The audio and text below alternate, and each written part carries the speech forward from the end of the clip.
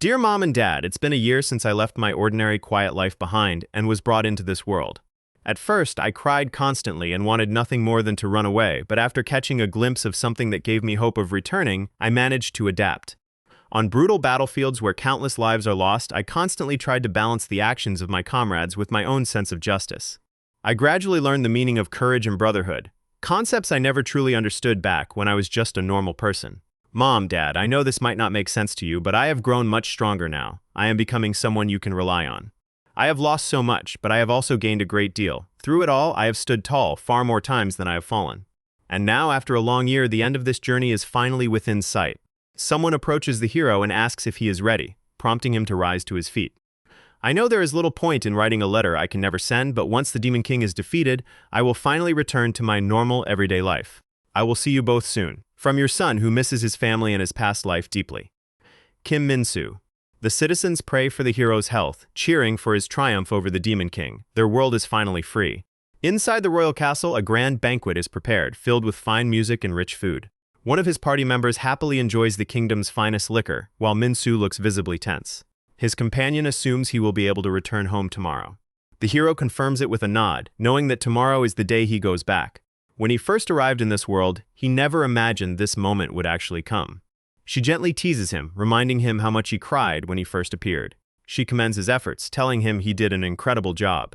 As Min-soo sets his glass down, she comforts him, telling him not to worry.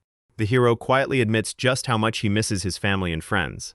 Uncle Man laughs, admitting he had no idea the two of them were so close. The elf teases that Surya must be feeling left out, causing the two of them to quickly pull apart in embarrassment. The monk asks if he has given any thought to remaining in this realm, and the fairy echoes the same question. After all, the hero does not necessarily have to leave. Surya speaks up, reminding everyone that they all know how deeply he has longed for his homeland. She insists they shouldn't try to hold him back like that. His companions concede that she is right, though they cannot hide their sorrow over his departure. Surya takes Min-soo by the hand. She promises they will all pray for a peaceful future for the hero who saved them all. They wish him a grand and blessed life. A life he truly deserves. 3 weeks later, Seoul. Surya, you were wrong. I may have saved another world, but I could not save my own. When I finally returned home, a stranger greeted me at the door. During the 8 months I was gone, I learned that my mother had passed away. She was killed in a hit-and-run while handing out missing person flyers, refusing to give up hope that I would come back. Driven mad by guilt over his inability to protect our family, my father took his own life shortly after. In the end, their tragic deaths became nothing more than a brief news headline, with my missing person report buried at the bottom of the page. The police simply dismissed me as a runaway teenager. Outraged, the teacher scolds him, asking how he dares to ask for his expulsion to be overturned. He tells him that if he truly wants to atone for what he did to his parents, he should study for his high school equivalency exam instead. He demands that he reform himself and try to live a proper life. I became an outcast, someone who no longer fit into the world of my peers. His old friend apologizes to him with an awkward expression. His mother strictly warned him not to associate with him anymore. Besides, he is no longer a student while his friends are preparing for their senior year. He asks him to understand his situation. No one was truly willing to lend a helping hand. I became nothing more than a disgraced child who was blamed for destroying his own family. His uncle furiously accuses him of driving his own parents to their deaths. He questions whether he even has a human heart. Where on earth was he all this time? He couldn't even make a single phone call, leaving his parents to suffer and die alone. His aunt tries to pull her husband back, though she agrees that a scoundrel like him deserves no sympathy. His cousin coldly tells him to leave. She warns him that if he wants to avoid further humiliation, he should walk away and never show his face again. He is the sole reason his entire family was ruined. We were just an ordinary family, leaving behind no inheritance or savings. It was not just money that I lacked.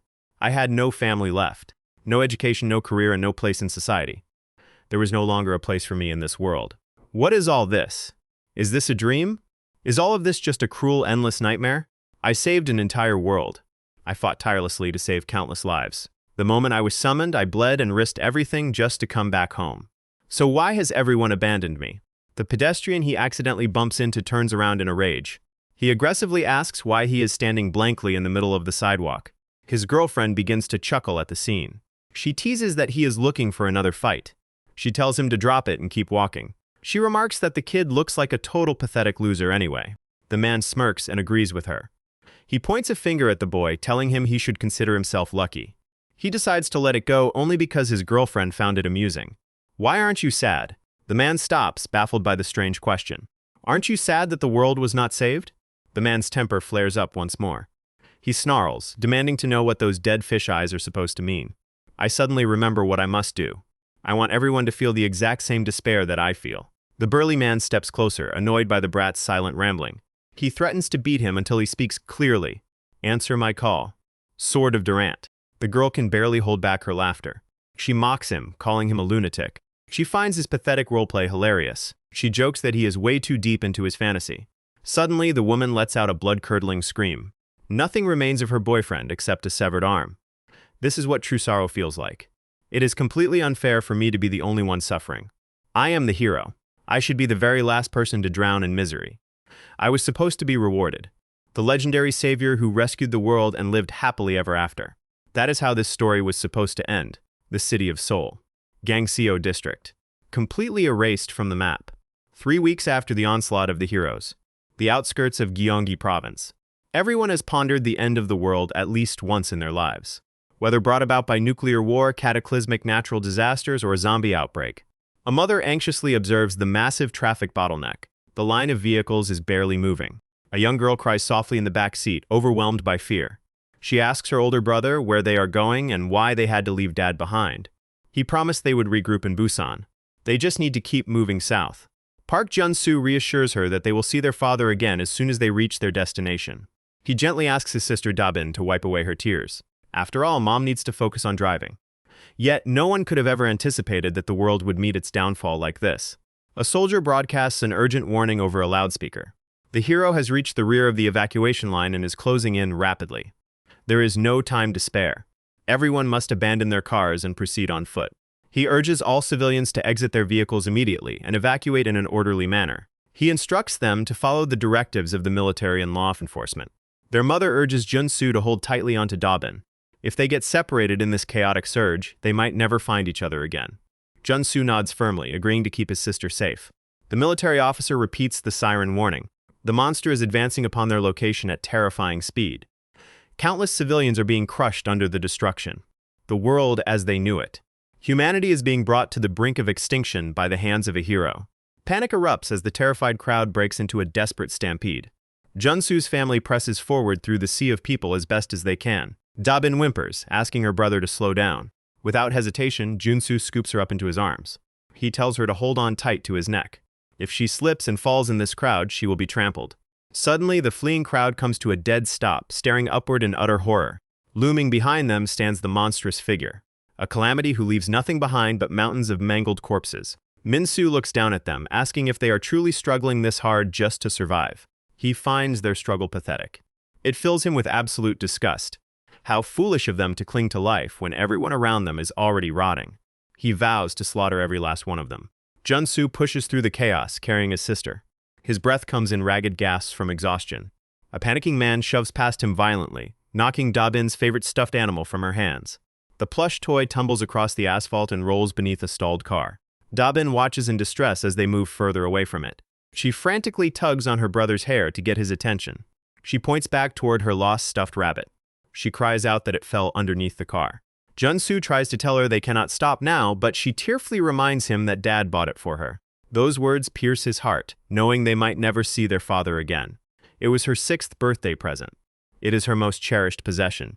He sets her down safely on the hood of a car and asks her to point out where it went. Da-bin reaches out her small hand, pointing directly at a nearby silver sedan. Jun-soo tells his sister to keep her eyes on mom and grandma. He promises to catch up to them the second he grabs the toy.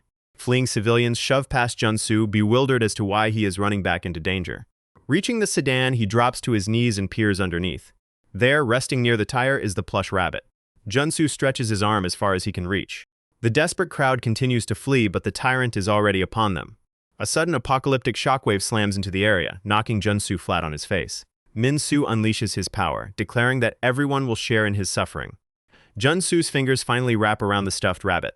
He struggles back to his feet, coughing violently against the suffocating plume of dust. He adjusts his broken glasses, only to be greeted by a sight of pure carnage. He stands frozen, unable to comprehend the nightmare before him. His heart hammers against his chest as panic takes hold. He frantically calls out for Da-bin and his mother. He screams for his grandmother, searching the pulverized wreck. Then his eyes fall upon the ground beneath his boots. Jun-soo denies the reality right in front of him. He frantically unearths the rubble searching for Da-bin, but nothing remains of his little sister. He breaks down, forced to realize that his entire family was crushed instantly. The sickening stench of iron and ash makes him retch violently. Min-soo slowly steps out from the dust behind him, and Jun-soo senses his terrifying presence. The tyrant smiles faintly, remarking that the boy has striking eyes. Jun-soo turns around, instantly recognizing the murderer. Min-soo continues in a hollow, indifferent tone. Those eyes belong to a hollow shell who has lost everything. They mirror his own gaze perfectly. Eyes utterly devoid of hope or dreams. Jun-soo demands an answer, his voice trembling with sheer rage. He screams, asking if he was the monster responsible for this massacre. Min-soo gives a cold, effortless nod. Jun-soo's mind snaps as he grabs a rusted steel pipe from the rubble. He curses the tyrant with every fiber of his soul. The boy hurls himself forward, desperate to tear the monster apart. Even as Min-soo effortlessly catches him by the throat and lifts him off the ground, Jun-soo roars that he will kill him. Min-soo stares at him with bored curiosity, wondering how a powerless insect plans to accomplish that. That was the day I lost everything to the hero of the sword. Yet he cannot allow a rogue monster to bring about the apocalypse in a world that belongs to him.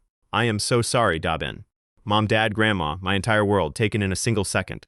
Suddenly, a gentle female voice begs a fallen warrior to wake up and regain control of himself. Her eyes light up with immense relief as he slowly opens his eyes. She praises God that the hero has finally returned to his senses. And just like that, I became a hero myself. I became the exact same monster I grew to despise. Within a year of the hero of the sword's initial massacre, the Korean government completely collapsed. Just like Min-soo, other individuals who had vanished around the same time returned from otherworldly realms as godlike heroes. The 9 heroes who conquered the nation carved up the territory among themselves, leaving Seoul entirely to Kim Min-soo. That is how this ruined world plunged into its current hell. Jeju Island, territory of the hero of the golem. A massive stone eye hovers in the heavens, while inside a ruined school gymnasium, dozens of refugees huddle together on the cold floor. They shiver uncontrollably from the freezing wind. One of the young girls mutters quietly that she wishes she were dead. Her companion scolds her, begging her not to say such horrible things lest she bring misfortune upon them. However, the girl with the death wish bitterly asks what point there even is to living in a hell like this. Her friend, on the verge of tears, desperately pleads with her to stop. She reminds her that they fled all the way to Jeju Island precisely because they wanted to survive. The girl buries her face in her hands, weeping softly. She cries out that surviving like livestock is not living at all. Suddenly, a colossal stone hand bursts through the entrance, announcing that it is time for slave labor. The stone construct booms repeatedly, commanding them to move if they value their lives. It begins callously tallying the survivors. Multiple stone hands herd the terrified crowd out into the open, chanting the exact same threat over and over. Outside, the refugees are forced to assemble into rigid lines, holding their hands forward. The women stand with hollow, lifeless eyes, shivering in the biting cold. At that moment, a figure approaches the platform. The giant stone hands interlock to form a staircase, allowing their ruler to ascend smoothly. The hero of the golem, Sun Woo-jung, manifests speakers and a microphone made entirely of solid earth. He arrogantly announces the start of another mandatory workday for his subjects. He declares today's schedule, ordering the women to gather rations in the fields. The men, meanwhile, will be assigned to heavy labor on his grand tower construction. He looks out at the miserable crowd and sneers, asking why they look so lifeless. A woman glares at him silently, cursing the trash who forced them into slavery. Woo-jung scoffs, telling them they should be down on their knees thanking him for his mercy. He reminds them that if they had fled into the domains of the vampire hero or the hero of faith, they would have been turned into blood livestock, religious fanatics, or human test subjects. The crowd remains dead silent, ignoring his speech, which deeply irritates the tyrant. He mutters to himself that he has clearly been far too lenient lately. Recognizing the subtle shift in his hand posture, several refugees pale in horror and immediately bolt for cover. The terrified girl speaks to Jaeon So-min, who quickly reaches out to cover her friend's eyes. Curse her terrible luck. Once again, she ends up as the sole survivor while those beside her are obliterated. Woo-jung coldly warns the remaining crowd to start moving before he decides to fire another volley. Shortly after, the surviving women are forced into the orchards to harvest fruit. So-min blows warm air onto her numb fingers to regain feeling. An elderly woman quietly approaches from behind and drops her own harvested fruit into So-min's basket. So-min looks up in surprise, unsure of what to say. The elderly woman speaks kindly, noting how young she is to be enduring such horrific suffering. She acknowledges how traumatized the poor girl must be after witnessing this morning's execution. The old woman gently suggests she take a quiet walk, as this fruit will fulfill her daily work quota. So-min hesitates, asking what will happen to the grandmother's own quota. The old woman chuckles warmly, replying that she has picked tangerines her entire life, so this work is second nature to her. So-min bows her head deeply, expressing her heartfelt gratitude. The grandmother warns her to stay low and keep an eye on the floating sentry in the sky. Taking the old woman's advice, the young girl slips away toward the coastline. Whenever the suffocating despair becomes too much to bear, looking out at the open ocean brings her a sense of peace. Perhaps that was the true reason she fled all the way to Jeju Island. It was the only escape that came to her mind. Here, hidden by the waves, she can finally let her tears flow freely. She weeps, overcome with guilt for not standing in front of her friend to shield her. She blames herself, believing her cursed luck brought death to those around her. She hates herself for standing frozen in fear while her friend was slaughtered. As she cries, rustling footsteps echo from the tree line nearby. A man wearing a tattered military uniform emerges from the shadows. He approaches So-min cautiously, asking if she has any food to spare. Within minutes, nothing is left of her fruit except peeled skins and empty wrappers. So-min apologizes, telling the soldier that was all the food she had on her. The soldier acknowledges the extreme risk of approaching her, but begs her to bring more provisions if possible. He reveals that surviving crew members are hiding aboard a concealed ship off the coast. He had only ventured ashore to forage for starving men. Terrified, she warns him that if the hero of the golem catches them, they will both be executed. Looking at his military insignia, a sudden flicker of hope ignites in her heart, and she asks if he and his men will fight the tyrant once they regain their strength. The soldier looks her dead in the eye and confirms that they will fight to their very last breath. He promises that once his crew recovers, they will launch a rebellion to reclaim Jeju Island. So-min glances anxiously up at the hovering stone eye. She calculates that if she uses the dense forest cover, she can steal more food and return before the sentry sweeps back over the area. She begs the soldier to free them from this nightmare, promising to risk her life to supply his men with food. As she prepares to move, So-min remembers her deceased friend Ha-jun.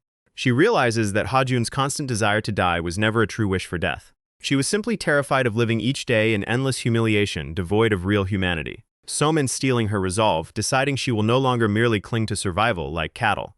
This time, she will stand up and rebel. Suddenly, Woo-jung's voice echoes from above, mocking the little rat for creeping around. So-min freezes in sheer horror, wondering how he spotted her when the massive eyeball had not rotated toward her sector. Woo-jung chuckles, amused that she foolishly believed there was only one sentry eye watching his island.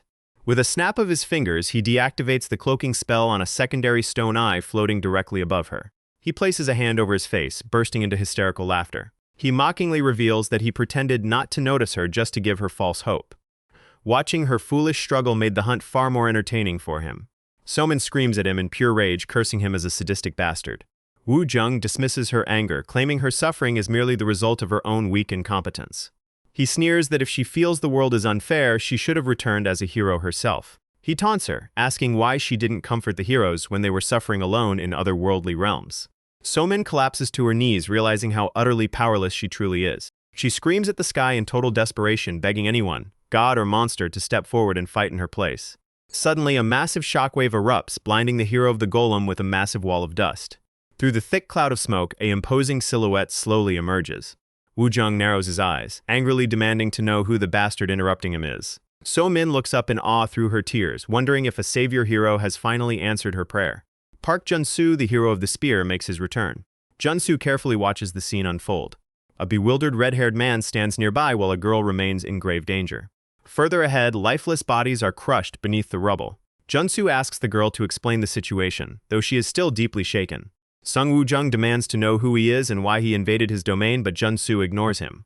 Jeon So-min notices that this newcomer does not belong to the hero of the sword's faction. Even the hero of the golem has no idea who he is. She realizes this is her only opportunity.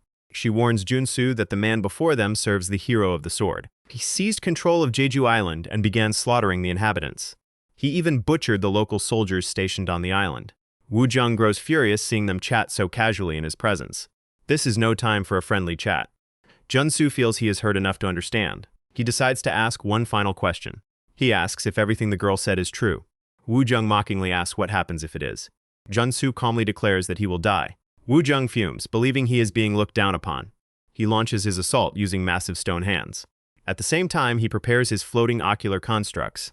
He plans to crush and incinerate Jun-soo with the constructs. Jun-soo lunges straight for Woo-jung, who frantically raises his arms to block. The massive limbs are sliced off, flying into the air. Woo-jung writhes in overwhelming pain. He curses Jun-soo with every breath. Jun-soo announces that his end has arrived. So-min watches in utter disbelief as he single-handedly overpowers the golem that wiped out an entire naval fleet. Jun-soo demands answers now. He asks if the hero of the sword is the warrior clad in white armor. Woo-jung screams that he has no idea. Jun-soo warns that for every non-answer, he will sever another body part. He asks once again, "Is the hero in white armor the hero of the sword?" Woo-jung desperately confirms it. Jun-soo then demands to know Kim Min-soo's current location. He sharply repeats the question. Woo-jung begs him to just end his life. Jun-soo notes that Woo-jung has abandoned his humanity. Even so, he promises a swift, painless decapitation if he answers. However, Woo-jung rasps that he was not speaking to Jun-soo. He was issuing orders to his golems. So-min gasps in horror as the attack suddenly redirects toward her. Woo-jung is lifted into the air by earthen giant hands. Severe blood loss rapidly drains his remaining strength. In his final moments, his mind flashes back to the past. A woman once warned him that if he failed to save her world, the Demon King would target his home next. She pleaded with him to save her world for the sake of his own. Woo-jung had only wanted a simple reward for his sacrifices. A sincere thank you and a warm welcome home. He had returned home just to see his father, to tell him that he had finally come back. He hoped to hear that he had done well. He desperately needed to hear those comforting words. Instead, his father demanded he get out of his sight immediately. He disowned him, refusing to acknowledge him as a son. Woo-jung was rejected wherever he went. Under the law, no support or shelter was granted to adults over 18. That was the cold reality of the system. While working odd jobs, employers discovered he was technically underage. They threatened to call the police unless he left without a word. They withheld his wages, dismissing him as a deceitful kid. That was when Woo-jung decided that since he saved this world, he had the right to destroy it. Breathing heavily, he proclaims that the world finally belongs to him. He refuses to accept death. Jun-soo tells him escape is impossible, as every rogue hero must die. Desperate, Woo-jung activates a defensive skill, Praying Flower. Jun-soo responds with a lethal counterattack. He infuses his spear with lightning element, electric javelin technique, divine lightning strike. And with that, the battle reaches its end. The hero of the golem who annihilated Jeju Island and the UN fleet falls. Meanwhile, in the otherworldly realm he abandoned, the woman directs the reconstruction effort. She feels they are finally repaying a fraction of their debt to the hero. They pray together for his well-being. They pray that he finds true happiness. The hero of the golem is dead. With his demise, the stone constructs controlling the stronghold collapse. For the first time since the catastrophic rampage, peace returns to the island. So-min unlocks the warehouse doors, freeing the trapped refugees. The survivors celebrate their survival and newfound freedom. High above, Jun-soo silently watches them from the shadows. He watches a reunited family embracing one another. The sight painfully reminds him of the life he lost. They still have a home to return to. Deep down, he envies them. Suddenly, a slight sound catches his attention. So-min calls out, identifying herself. She asks Jun-soo why he is lurking in the bushes. Everyone wants to praise the warrior who defeated the hero of the golem. She urges him to come down and meet them. He responds that a monster who kills monsters deserves no praise, only reigniting their terror. Besides, he has zero interest in public adoration. So-min realizes that he is genuinely kind. He would not consider their emotional scars otherwise. Jun-soo tells her she can believe whatever she likes. Regardless, their paths will not cross again. She asks him to answer one crucial question. She asks if he intends to hunt down every single hero. Jun-soo plainly confirms it. He vows to destroy Kim Min-soo and every ally standing by his side. She asks if he is driven solely by vengeance. He states there is no other purpose left for him. Hearing this, she offers to aid his cause. She begs him to let her exact her own revenge alongside him. Jun-soo looks at her skeptically and asks if she has lost her mind.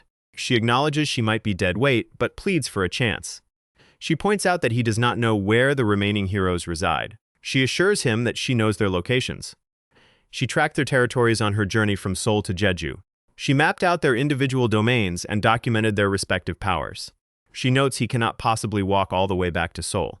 He will require constant food, supplies, and shelter. Securing transport and rations requires interacting with ordinary survivors. She promises to handle all logistics for him. She offers to become his official guide. Before deciding, Jun-soo asks her one thing. He demands to know her true motive. By staying behind, her safety on the island would be guaranteed. She could live out her life in comfort, far away from rogue heroes. She admits that she lacks combat strength. She pulls a cherished photograph from her pocket. Grief consumes her over the murder of her family. She vows to make those monsters pay. Her peaceful life was stolen from her in an instant. She harbors the exact same burning hatred as he does. The only thing she lacks is the power to strike back. Even if it is vicariously through him, she wants her vengeance. Meanwhile, the survivors revel in their long-awaited freedom. The two who made that freedom possible forge a new alliance. Jun-soo warns her that if she does not mind being used or discarded, she may follow. Without hesitation, she accepts. Sometime later, they take shelter inside a ruined building. Jun-soo quietly sharpens his spear in the dark. So-min sits down nearby to lay out their plans. She outlines a nearby threat who will be extremely troublesome to deal with. Alternatively, a weaker target resides much further away. Those are the primary targets available. Jun-soo chooses whichever target can be eliminated fastest. His direct approach remains unchanged. She anticipated he would pick the most immediate threat.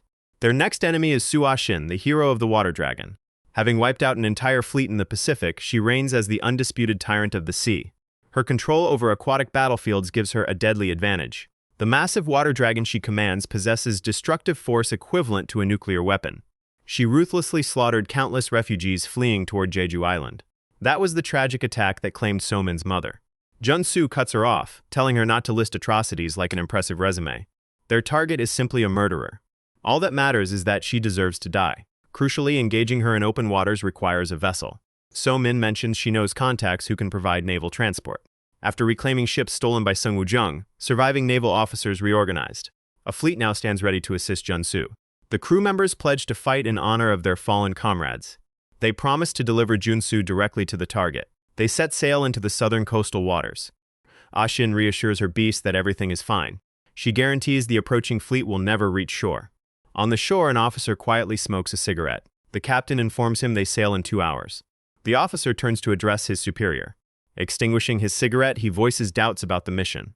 Uncertainty hangs heavily over the entire crew. They do not know if the warrior who slew Woo-jung is an ally or a foe, nor do they know if they can truly defeat the water dragon.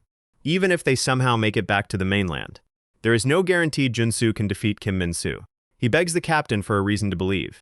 He questions why they should willingly dive back into that nightmare. The captain reminds him that Jun-soo undeniably eliminated Woo-jung. His sole drive is the complete eradication of rogue heroes. For them, that single fact must be enough. Over 30 young officers, young enough to be their sons, perished.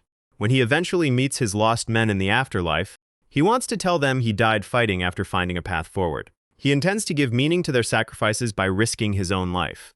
If the hero of the spear proves stronger than Kim Min-soo, their sacrifice will become the turning point for liberating their nation. The captain hopes his words convince him to re-enter the fray. 1 hour after departing into the southern sea, So-min sketches a crude diagram for Jun-soo. She apologizes for her drawing skills, explaining that this represents Ah-shin and her dragon. Jun-soo deadpans that their next enemies look like a giant worm and a stick figure. So-min yells at him not to mock her drawing. She already warned him that art is not her strong suit. Regardless, her point is that the rider and dragon function as a duo. That dual threat sets Soo-ah-shin apart from Woo-jung and the other heroes. Jun-soo infers that they are capable of coordinated dual-direction attacks. So-min clarifies that according to her observations, that is not entirely true. Ah-shin always stands atop the dragon's head, and the beast only acts on her explicit commands. In essence, the woman acts as the brain while the dragon serves as the raw muscle. Jun-soo asks how they typically engage targets during convoy attacks. The dragon unleashes elemental attacks or rams ships while Ah-shin blocks incoming fire. Jun-soo visualizes their dynamic as a spear and a shield. A seamless combination of offense and defense will prove tricky to breach. Before So-min can offer her suggestion, a blaring alarm cuts her off. The loudspeaker orders all crew members to battle stations. Jun-soo grabs a rushing sailor to demand an explanation. The sailor shouts that radar picked up unidentified contacts. Inside the control room, radar operators report nearly 400 blips. An overwhelming swarm of targets rapidly approaches the ship. Commands echo across the deck to brace for impact. Gunfire erupts, leaving dead aquatic creatures floating on the surface. So-min stares at the water in confusion. A school of mutated fish leaps out of the water, swarming the deck. She initially thinks the threat is minor. Jun-soo warns her that these creatures are fleeing in terror. The real monster driving them is right behind. Riding the waves, Soo-ah-shin recognizes the killer of the hero of the golem. She vows to blow the warship out of the water. The captain orders full evasive maneuvers immediately. Overriding him, Jun-soo roars to drop the anchor instantly. The helm officer panics, asking the captain if they should ignore the insane command. The captain chooses to place his complete trust in the hero. He shouts the order to drop the anchor. Ah-shin commands her dragon to obliterate them. Jun-soo immediately switches weapons. He summons the shield spear Ansel and activates its power. He orders everyone onto the deck if they wish to survive. A crewman gazes up at Jun-soo. He realizes Jun-soo cannot attack freely while shielding the ship. He urges the captain to order suppressive fire to create a distraction. The suggestion snaps the captain into action. He grabs the comms mic to broadcast across the ship. He commands all gunners to target the enemy riders and unleash everything. Ashin invokes the Shield of Atlas. The helm officer cries out as the barrier blocks their bullets, but the captain urges persistence. They already knew conventional firearms could not harm heroes. The sole objective is to divide the enemy's concentration. He shouts to maintain continuous fire and expend all remaining ammo. Every operable gun on board fires simultaneously. Jun-soo observes that the crew's effort is not in vain. Since Ashin raised her magical barrier, the dragon's breath attack has noticeably weakened. He realizes she is splitting her mana pool between defense and her mount. If they force her to deplete her energy, an opening will appear. Ashin notices Jun-soo pushing his position forward. She deduces he caught onto the dragon's reduced output. Unfazed, she decides to simply eliminate the mortals, forcing her to maintain the barrier. She calls upon the Spear of Atlas. She alters the projectile's flight path mid-air. Jun-soo tracks the weapon, swerving erratically across the sky. She bends the spear's trajectory to curve around Jun-soo. The helm officer screams for the captain to dodge. The magical spear pierces the command bridge, looping around from behind. With the dragon attacking head-on and the spear coming from behind, they are trapped. Ashin declares that the nameless hero's journey ends here. A brave sailor stands tall, shouting in defiance. He recalls his captain's pledge to prove to their fallen comrades that their sacrifices were not in vain. He physically intercepts the divine spear with his body, holding it until its magical momentum fades, shocking Ashin. Jun-soo watches the sailor's supreme sacrifice in silence. With his last breath, the man begs Jun-soo to make his sacrifice count. He impales himself further to lock the weapon in place before collapsing. His act of valor grants Jun-soo the opening he needs. Jun-soo holds profound gratitude for the fallen soldier. Channeling his elemental magic, he freezes the fallen crew to preserve them. He apologizes for being late, relieved only that the enemy did not flee. Exotic marine life swims around an ancient submerged palace. Sea creatures of all kinds glide through the deep water. This was where Su Ashin first arrived, Atlas, the realm of the water dragons. The aquatic inhabitants watched her bewildered expression. A noble figure noted it was her first time witnessing the underwater kingdom. He formally welcomed her to their realm. Seeing her calm demeanor, he assumed she had been briefed on her duties and how to return home. She admitted she was still processing the overwhelming reality. The ruler assured her she would adapt in time, presenting a gift. She wondered what he intended to bestow upon her. He extended a magnificent trident toward her. It was a sacred relic passed down through generations, entrusted only to the chosen hero of the water dragon. She grasped the trident, feeling its immense weight. He declared that wielding this weapon meant bearing the weight of their lives. He asked if she was truly prepared to carry that burden. Looking at the divine trident, she nodded firmly. In return, he pledged himself as her humble servant, vowing to protect her until the Demon King was vanquished. Now that legendary spear drips with the blood of human sailors, firmly in Jun-soo's grip. Ashin boils with rage seeing him hold her sacred weapon. She screams that it is no ordinary weapon for a brute like him to touch. She demands its immediate return. Jun-soo agrees to return it without hesitation. By driving it straight through her skull, Jun-soo shields against the dragon's breath before dismissing Ansel to prepare his counterattack. Frozen spear technique, glacial path. She watches in panic as ice rapidly encases her dragon mount. She kneels to press her hand against the beast's scales. She begs the dragon to stop channeling offensive magic. They must pour every drop of mana into full defense. The dragon obeys, halting its breath attack. Ashin frantically incants an ultimate defensive spell. Yayante Respita Tutiata. The Great Shield of Atlas. A 5-tiered absolute barrier that even the Demon King of Rodakti could not breach. She dares Jun-soo to try and break through if he can. 5th barrier shattered. 4th barrier shattered. 3rd barrier shattered. She finds it completely impossible. The 2nd barrier. The 1st barrier. She sighs with relief. She successfully blocked the attack. Now she can activate Blaze once more. But just as that thought crosses her mind, she notices the hero has vanished. Moments later, she hears a voice whisper right beside her to look this way. It turns out that ability was not used to block Blaze, but to carve a direct path to her. Cold sweat breaks out across the heroine's face. Jun-soo prepares his next attack. The blast catches her as well. She looks at her partner one last time. Reaching out to touch him, she confesses her love. They were deeply in love with each other.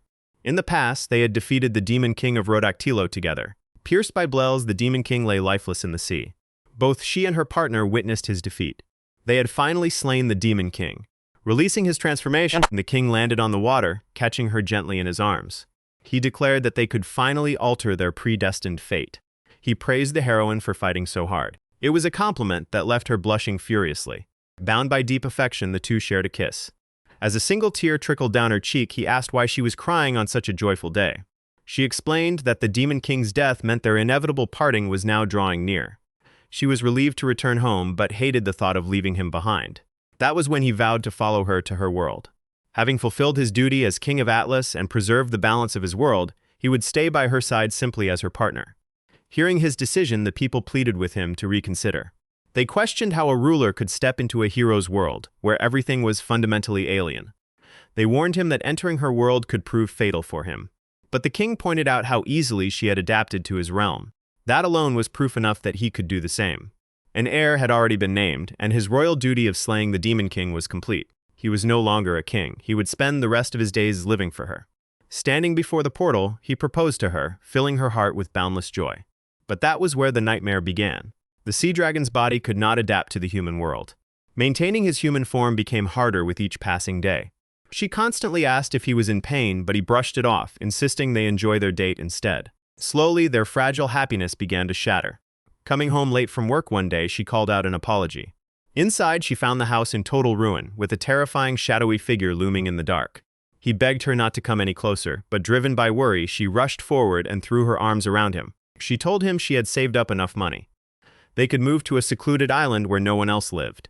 Without crowds of people around, his condition would not flare up as badly. They could build a quiet little house right on the shore. Moved by her devotion, he held his wife tight and agreed to start over together. She pleaded with him never to push her away again. Southern seaport of Yosu. The ship had already set sail, with her partner cloaked and hidden from view. They were almost at their destination. He just needed to hold on a little longer. He apologized to her, unable to endure the strain any longer. After the South Sea Ferry incident, the government branded them as terrorists alongside Kim Min-soo. Overnight, they were hunted as villains to be eradicated. The attacking fleet was completely annihilated. Every single enemy fell before their combined might. She did not care if the world labeled them villains. He had fought to protect her in this world. Now it was her turn to shield him. Though he could no longer speak, his thoughts echoed the same sentiment. He loved her deeply. Meanwhile, somewhere in Seoul, Min-soo sits deep in thought. Someone approaches him quietly. It is a young man he recognizes. He reports that both the hero of the golem and the hero of the water dragon have been slain by the newly returned hero. He shows him photos of the incident involving the returned hero and the heroine. This means the populace has found a new symbol of hope. It also means the endless nightmare brought upon this nation might finally be coming to an end. He urges Min-soo to take action. If Min-soo wants to maintain his dominance, he must fight to preserve his terrifying legacy. Min-soo says nothing and simply rises to his feet. A cold, silent response worthy of a true monster. The final conflict approaches once more. Multiple legendary spears stand on display. Each containment vessel is marked with a number.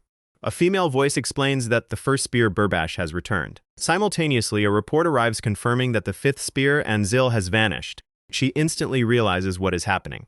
The knight notes that if the spear was summoned by the hero, his campaign of vengeance has officially begun. She commands the blacksmiths to be summoned immediately. Every available spear must be fully restored at once.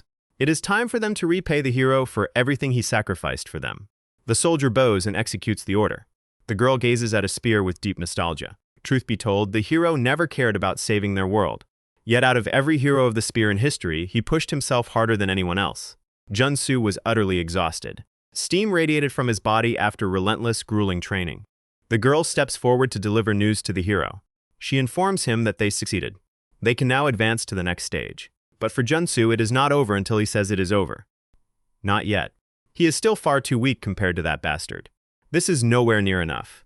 It was because of his weakness that Da-bin died. In total silence, he carried out his grueling duties without a second of hesitation or doubt. The party tank begs someone to pull the hero back, while the others warn him that he is pushing too deep into enemy territory. Waves of goblins swarm him, but Jun-soo anticipates every single strike. Before long, the goblin war chief appears, knocking the party back with a single crushing blow. The team falls completely at the mercy of the enemy. Staring at the monsters, Jun-soo sees only Min-soo's face. Pure hatred fuels his broken body to stand back up. He slaughters everything in his path, charging straight for the boss. His comrades watch in absolute awe. Jun-soo unleashes unbridled fury upon the unending horde of monsters charging at him. After annihilating every last enemy, he collapses to the ground to catch his breath. Suddenly, a faint voice echoes in his ears. It is Da-bin crying out for her brother to save her. His mother appears beside her, asking if Da-bin is all right. His mother assures him she will be fine and begs him to protect Da-bin. His grandmother appears as well, weeping in agony. Rather than a noble hero, he moved through the battlefield like an avenging demon. Seeing that he is still awake, the girl approaches him with deep concern. He is sitting silently, sharpening his spear. She pulls a small jar from her bag. She offers him a soothing salve, noticing his wounds are wrapped in crude bandages. Jun-soo unbinds the cloth, exposing deep bloody gashes. She asks why he keeps pushing himself so relentlessly, asking if he feels no pain or fatigue. She knows it is not her place, but she wonders what his family will think when they see his body covered in horrendous scars. Jun-soo coldly informs her that he has no family to return to because they are all dead. Surprised, she asks why he is in such a desperate hurry to reach the Demon King. She had assumed he was fighting so frantically just to go home. Jun-soo replies that there is someone back home he must personally kill. She finds it hard to believe anyone in his world could be stronger than him right now. Even if he seeks revenge, destroying his own body like this seems insane. Jun-soo cuts her off sharply. He explains that the bastard is absurdly powerful, meaning he must master every lethal technique imaginable. He will become stronger than him and tear him limb from limb. Once he neutralizes his movement, he will hang him beneath the scorching sun and slice his flesh into thin ribbons every day. Whenever the wounds heal, he will carve him up again and force-feed him his own skin to prolong his agony indefinitely. That is right. He will make him suffer for every innocent life he stole, as agonizingly slowly as possible. That would be fitting. He was completely twisted on the inside. Sometime later, his defeated rival concedes victory to the hero of the spear. Acknowledging Jun-soo's terrifying strength, the rival wonders how powerful the hero of the spear will become in 100 years. Jun-soo casually pours a high-grade potion over his fallen opponent. A party member gasps, recognizing it as a miracle elixir. Why would he waste such a precious item on the king of Munyo? The fallen king bursts into laughter as his strength rapidly regenerates. He realizes the hero of the spear has fallen into corruption, seeking the same darkness that drives the king of Munyo. Jun-soo demands that he stand up and fight him again. To grow even stronger, he needs to keep battling formidable foes. The king of Munyo never expected such insane obsession. After being beaten to the brink of death repeatedly, the king desperately begs Jun-soo to kill him. He pleads for mercy. Even the terrifying king of Munyo reaches out toward his own comrades, begging to be saved from this nightmare. The girl grabs Jun-soo from behind. She desperately begs him to stop. He is already more than strong enough. She begs him to stop destroying himself. Jun-soo glares back at her in irritation. She cries out that they will help him carry out his revenge in his world. So she begs him not to cross a line from which he can never return. She begs him to remain human. Back in the present. Inside the forge, blacksmiths work tirelessly to repair the spears. The girl thinks back to the hero. She prays that even after achieving his vengeance, he will not lose his humanity and turn into a monster. Jun-soo walks away from the bloody battlefield victorious. As he walks, a haunting phantom manifests to his left. A spectral projection of Min-soo asks if he truly believes anyone will cheer for a monster like him. He is no savior. He is not the hero of this story. He is nothing. But Jun-soo does not care in the slightest. He is more than content simply being Min-soo's executioner. Jun-soo strides toward the warship. Reaching the hull, he throws his weapons onto the deck and climbs aboard. So-min realizes that one hero has just slaughtered another. Perhaps this man truly possesses the power to slay every hero on Earth. Jun-soo asks if any survivors remain, and So-min shakes her head. She checked the main deck, gun turrets, captain bridge, and engine room, but everyone is dead. He expresses mild disappointment at the news. So-min feels lost. They cannot steer a massive warship without a crew. She asks Jun-soo if he has some magical ability to get them to shore. She remembers him conjuring a massive barrier earlier just to pave a path toward the hero of the water dragon. It felt as though he could accomplish anything. Jun-soo snorts, asking if she thinks a hero is some kind of magical problem solver like Doraemon. Since she claimed to be a guide, he expects her to figure out how to steer a vessel. Flustered, she nervously clarifies that being a guide does not mean she knows how to operate a military ship. Jun-soo finds her reaction absurd. He only brought her along because she seemed competent. She asks him to give her clear instructions before he walks off. He tells her to just rest for now. He doubts she understands, but fighting at full power drained his energy, and he needs time to recover. With that, Jun-soo walks away. She fumes at his arrogant attitude, though she inwardly admits she wishes she could be more useful. As night falls over the vessel, So-min uses a flashlight to search the cabins for anything useful. Rummaging through drawer after drawer, she ignores his advice to rest because she is not tired yet. She keeps dwelling on his comment about bringing her along for her competence, annoyance fueling her search. She determines that she must find the ship operation manual. She will find it and prove her worth to him. Minutes pass as she rummages through endless storage units until a faint sound suddenly freezes her in place. It is the heavy thud of footsteps echoing down the corridor. She wonders if someone else is lurking in the hallway. She assumed the hero had fallen asleep hours ago. Driven by curiosity, she peeks around the corner and gasps in shock. The hero is quietly carrying the corpses of the fallen soldiers. So-min remembers him saying he was going to rest, wondering why he is doing heavy labor in the dead of night. Jun-soo sets his spear aside and gently lays out the bodies of the dead sailors. He has already lined up several others before them. He carefully drapes cloth over them as a mark of respect. Adjusting a blanket, Jun-soo remembers that his own father had served in the Navy. His father was likely killed by a hero during the rampage, just like these men. He reaches for the final blanket. Before covering the fallen soldier's face, Jun-soo looks at him thoughtfully. He apologizes for being unable to return his body to his family and for giving him such a grim farewell. He apologizes for failing to protect them. Placing a spear atop the body, he whispers a prayer that in his next life he will be born into a world free of unnecessary sacrifice. Watching silently from behind the doorway, So-min is deeply moved. Touched by his hidden compassion, she softly whispers amen to his prayer. In a bleak world where life and death had lost all meaning, a young boy and girl paid solemn respects to the fallen. And as if that cruel world was watching, a sudden guest descended from the sky. Helicopter rotors thrum overhead as a crew surveys the deck from above. Operating under the call sign Brown Raven, an operative reports citing the hero of the revolt alongside a female civilian. At South Korea Reconstruction Government Headquarters, Division Leader Choi Jong-wook initiates the extraction protocol to secure the hero of the revolt. The command team radio Jong-wook, warning him to exercise extreme caution.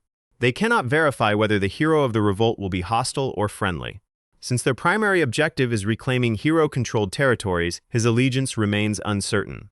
Jong-wook assures them he will handle the situation delicate and carefully. So-min looks up at the hovering helicopter nervously. Jun-soo asks if she used a radio to call for backup, but she quickly denies it.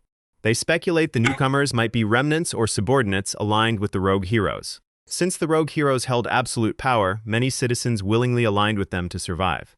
Jun-soo warns that they must remain on high alert. Inside the chopper, Jong-wook prepares for entry. He announces over the comms that Choi Jong-wook, division leader of the Hero Task Force under the South Korean Reconstruction Government, is lowering a rope ladder down to them. Jun-soo mutters the phrase Reconstruction Government under his breath. He asks So-min if she knows anything about this group, but she admits she has only heard rumors among survivors. Rumor has it that surviving military officers and government remnants formed an underground faction, waging guerrilla warfare against rogue heroes. Jun-soo realizes that if they came to recruit him for guerrilla operations, their arrival makes sense. He decides to board the chopper and assess the situation firsthand. The soldiers assist So-min onto the aircraft, and soon both she and Jun-soo are safely inside. The leader calmly requests that they take their seats. As soon as they comply, a soldier slams the side door shut. The pilot is immediately instructed to lift off and head out. So-min observes the commander with intense scrutiny. Seeing his crisp uniform and the heavily armed guards flanking him, she considers whether they truly belong to the legitimate Reconstruction Government, and if she can breathe a sigh of relief. Jun-soo skips the pleasantries and bluntly demands to know their destination. Jong-wook smirks at his directness. He firmly establishes that his team will be asking the questions here. He places a cigarette between his lips and strikes a light. With a casual flick of his wrist, he signals his men. The guards immediately produce heavy restraints, prompting So-min to yell at them to hold on. She argues that Jun-soo has already slain 2 rogue heroes and clearly stands on their side. She insists there is no need for force. She urges them to talk things out reasonably. Instead, both soldiers raise their assault rifles directly at them. Jong-wook coldly warns them not to move an inch. He reminds them that it takes less than a second to put a bullet through someone's skull. He sharply reminds her that there is no us here, only him and her. The Reconstruction Government possesses zero intelligence on Jun-soo and does not trust him in the slightest. He makes it clear that Jun-soo is being transported as a high-risk detainee. This is not a friendly ride. Jun-soo snorts at his arrogant threat. He mockingly asks how many seconds Jong-wook thinks it would take for him to decapitate both gunmen and hijack the helicopter. Furthermore, he questions if the commander truly believes standard firearms can harm a high-ranking hero. Panic grips So-min as she realizes that while guns might not hurt him, they will certainly kill her. Unfazed, Jong-wook asks how he feels about high-yield explosives. So-min pales in terror, but Jun-soo's expression remains completely unbothered. Jong-wook warns that if a bomb detonates inside this tight cabin, even a hero will suffer catastrophic damage. He notes that they are currently cruising at an altitude of over 600 meters. He doubts anyone could survive a drop from this height. Even if Jun-soo somehow survived the plunge, he questions whether he has enough stamina left to swim miles back to shore. Understanding their precarious position, So-min softly urges Jun-soo to hold back for now. These men are far too prepared for every contingency. Jong-wook offers them a piece of advice. He tells them to shut their mouths and comply with orders. Acting tough in a confined space will only end in disaster. He orders his men to bind them immediately. Time passes, and the helicopter enters the airspace above the city. The aircraft maneuvers over ruined skyscrapers before landing on a fortified rooftop helipad. The door slides open and Jong-wook steps out first. So-min is blindfolded and thoroughly bound, as is Jun-soo. Park Jun-soo, dubbed the hero of the revolt, arrives at the headquarters of the South Korean Restoration Government bound hand and foot. Base personnel congratulate Jong-wook on completing the high-risk capture. They express disbelief that he successfully brought in the hero known for hunting down other heroes. Jong-wook replies that this is merely the first phase of their plan. He orders the guards to escort the detainee directly to the interrogation room. He adds that he will join them shortly. As the guards haul the prisoners inside, Jong-wook steps aside to take a breather. He mutters to himself that time will tell whether capturing this wildcard will favor their faction or benefit the hero of the sword. High above, a stealth drone captures every detail of the operation. Tactical displays reveal a massive subterranean facility beneath the main building. Scanners detect immense energy readings and spatial anomalies coming from the lower levels. Deep inside an undisclosed surveillance room, someone monitors the entire city grid. The mystery figure sneers, boasting that they have finally located those filthy little rats. Surveillance cameras line the walls of the dimly lit underground hallway. Bound tightly, Jun-soo is marched forward through the corridor. He silently tests the tension of the handcuffs binding his wrists. He calculates that given his strength, shattering the metal cuffs will take less than a single second. Judging by the rhythmic footsteps around him, he counts 4 or 5 armed guards surrounding them. Neutralizing all 5 guards will take him no more than 3 seconds. Irritation begins to pulse through his veins. He seriously considers breaking free and slaughtering everyone right here. The soldiers demand to know what is wrong with him. They order him to keep moving. Jun-soo mentions that he only returned to Earth out of necessity, not out of fear. The guard barks an insult and orders him to step forward. They will only hear what he has to say inside the interrogation room. The guard rests his finger against the trigger. He is tense, ready to fire at the slightest movement. Jun-soo flexes his muscles, preparing to shatter his chains. However, So-min quickly stops him. She explains that the guards are simply terrified. She doubts they harbor any genuine malice. They claim to represent the Reconstruction government.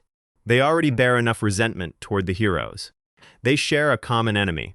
She suggests persuading them first so they can use them as allies. She begs Jun-soo to earn their trust.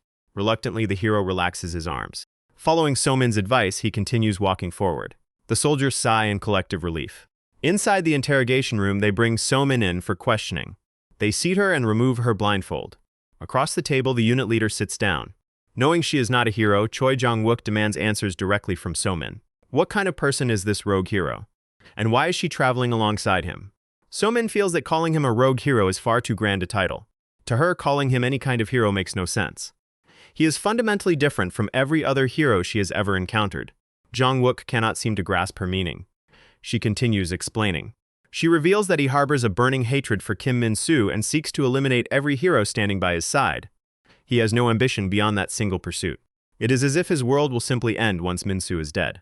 Jong-wook realizes that if her words are true, everything clicks into place. He must have returned a year after Min-soo because he was summoned to another world right as society collapsed. That explains why the rogue hero is heading north and systematically executing other heroes. Pure fury and vengeance. His motivations align surprisingly well with those of the Reconstruction government. Jong-wook nods in understanding. They share the exact same target. He then asks why she accompanies him and why he keeps her around. She explains that she offered to be his guide, driven by the loss of her own family to join his crusade. Though she admits she has been more of a burden than a help. The commander admits her story holds up. Encouraged by his response, she leans forward. She assumes the Reconstruction government was formed to wipe out the tyrant heroes. She feels a sudden rush of relief.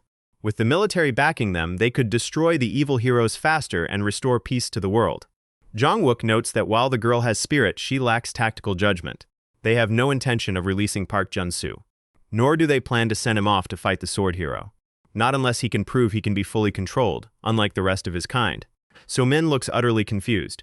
Jong-wook poses a series of pointed questions. If she trusts him so blindly, how well does she really know him?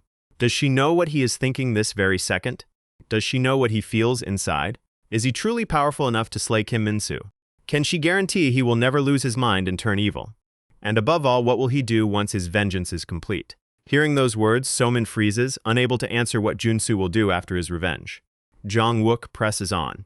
He acknowledges that Jun-soo could indeed become a beacon of hope for survivors. Rumors are already spreading about a hero who hunts down other heroes. However, backing an unpredictable monster poses too massive a risk. They cannot afford another catastrophe. It is far more logical to execute him while he is bound or lock him away forever. So-min realizes with horror that stopping Jun-soo from attacking the soldiers was a fatal mistake. 3 days later, Jun-soo is now the one sitting inside the interrogation room. Bound in the same chair So-min occupied, he reflects on her earlier words. She had urged him to remain calm, believing these people were just frightened and could be reasoned with.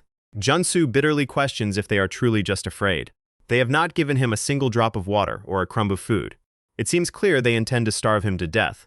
Not that starvation could ever kill him now that he has awakened his hero powers. Suddenly, a violent explosion shakes the room. Jun-soo instantly recognizes the heavy rattle of gunfire. As the shots die down, the door bursts open. Hands quickly unlock Jun-soo's cuffs and strip away his blindfold. So-min stands before him accompanied by an unfamiliar warrior. The intruder eyes Jun-soo, identifying him as the newly returned hero. Jun-soo stares back in confusion. The stranger steps forward to introduce himself. He introduces himself as Ho Jun-hui, the hero of the Iron Arm. He claims he is here to break Jun-soo out. Jun-soo glares cold intensity at So-min. She frantically explains that the government never intended to help them. They were plotting to execute them all along. That was when Jun-hui suddenly arrived to save them. Jun-hui remarks that politicians were scum even before the world collapsed.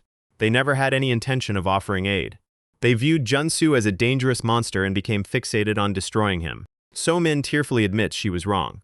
She is just relieved an allied hero arrived before they were killed. Jun-soo tells her to shut her mouth. He has had enough of her foolishness. So-min pleads with him to hold back. She begs to know why he is raising his weapon against their savior. He is the one who just rescued them. Jun-soo declares that this is where their partnership ends. He thought they shared the same resolve for vengeance. He foolishly placed his trust in her.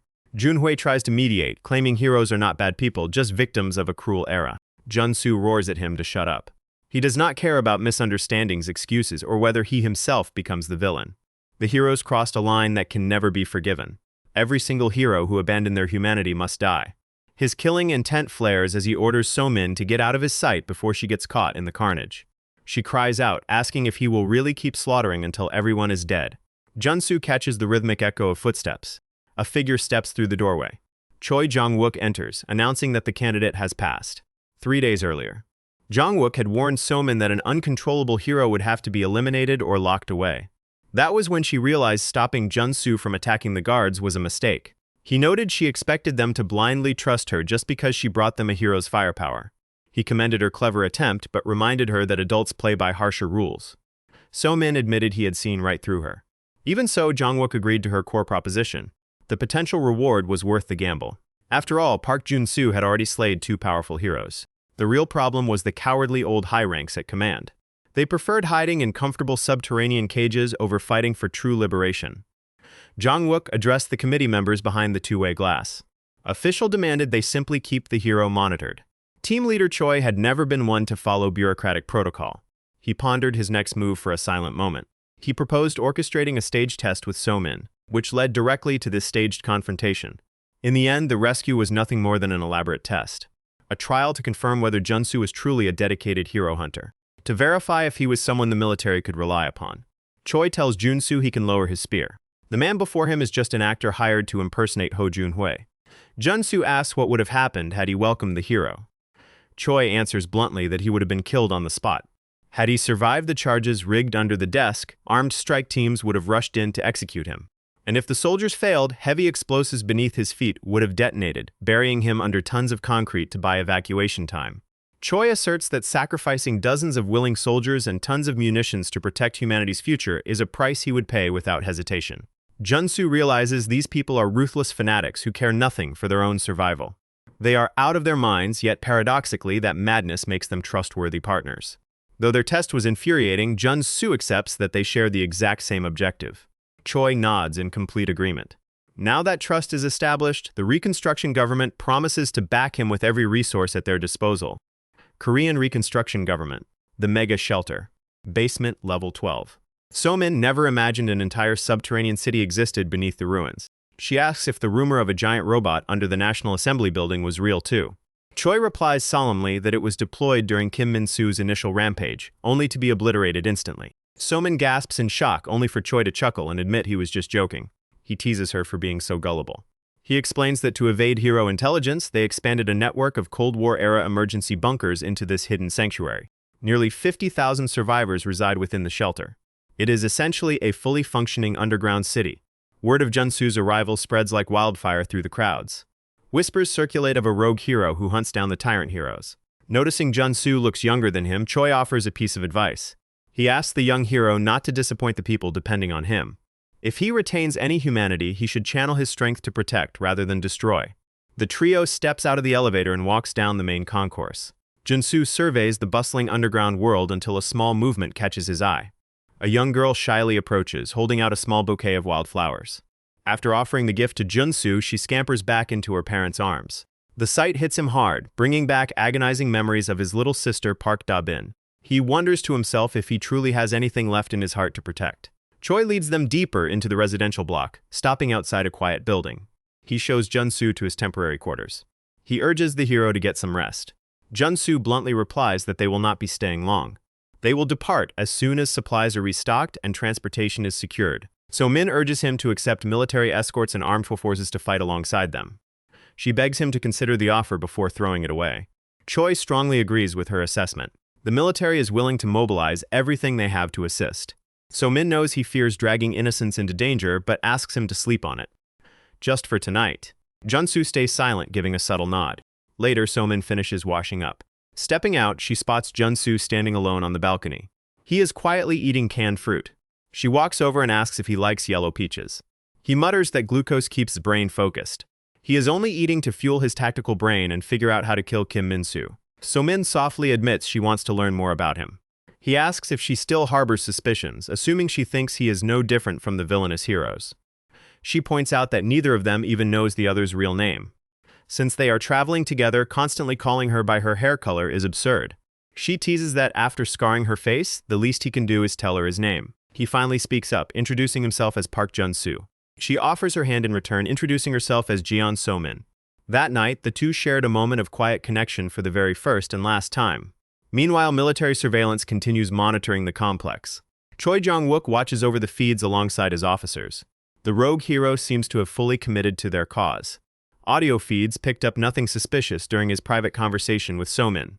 They can officially clear both of them of any hostile intent. That brings their total tally of allied heroes to 3. With the Golem and Water Dragon dead, 7 rogue heroes remain to be neutralized, including Kim Min-soo. 3 against 7 remains a desperate uphill battle. Yet if they can cut down just a few more, humanity might finally reclaim a peaceful life. A world of order, safety, and family could finally return. An officer chuckles that their efforts were not entirely in vain. Choi remarks that while it is too early to celebrate, everyone has performed admirably. For every civilian taking shelter underground, they must fight to the bitter end. The guardians of this underground haven shared words of hope for the first and last time, blind to the overwhelming terror descending upon them. Choi suddenly freezes, questioning an ominous grinding sound. He curses as the ceiling shatters. Above the falling debris stands Kim Min-soo, the hero of the sword. One of the invading heroes scoffs that the humans look like pathetic cockroaches. They marvel mockingly that humans managed to build a subterranean city. Among them steps Hong Hwan, the vampire hero. Another figure proclaims the humans will soon become devout followers. She asks her comrades to refrain from insulting their future flock. It is Baek Hana, the hero of faith. A girl beside her calls her utterly insane. She warns Hana never to unleash that repulsive mind control magic near her. Just looking at it makes her sick. It is Ma Jae-rin, the hero of magic. Another hero laughs, declaring everyone seems exceptionally lively today. The atmosphere is practically bursting with bloodlust. It is Ho Junhui, the hero of the Iron Arm. A man in uniform complains he died 7 times working through their defense grid. He grumbles that if they had any gratitude, they would thank him first. It is Sun Jun Lee, the hero of resurrection. Alongside him stands Jang Ji-sung, the hero of martial arts. A massive mech suit asks the sword hero for attack orders. It is Lee Garam, the hero of transformation. Jun Lee sneers, asking if orders are even necessary.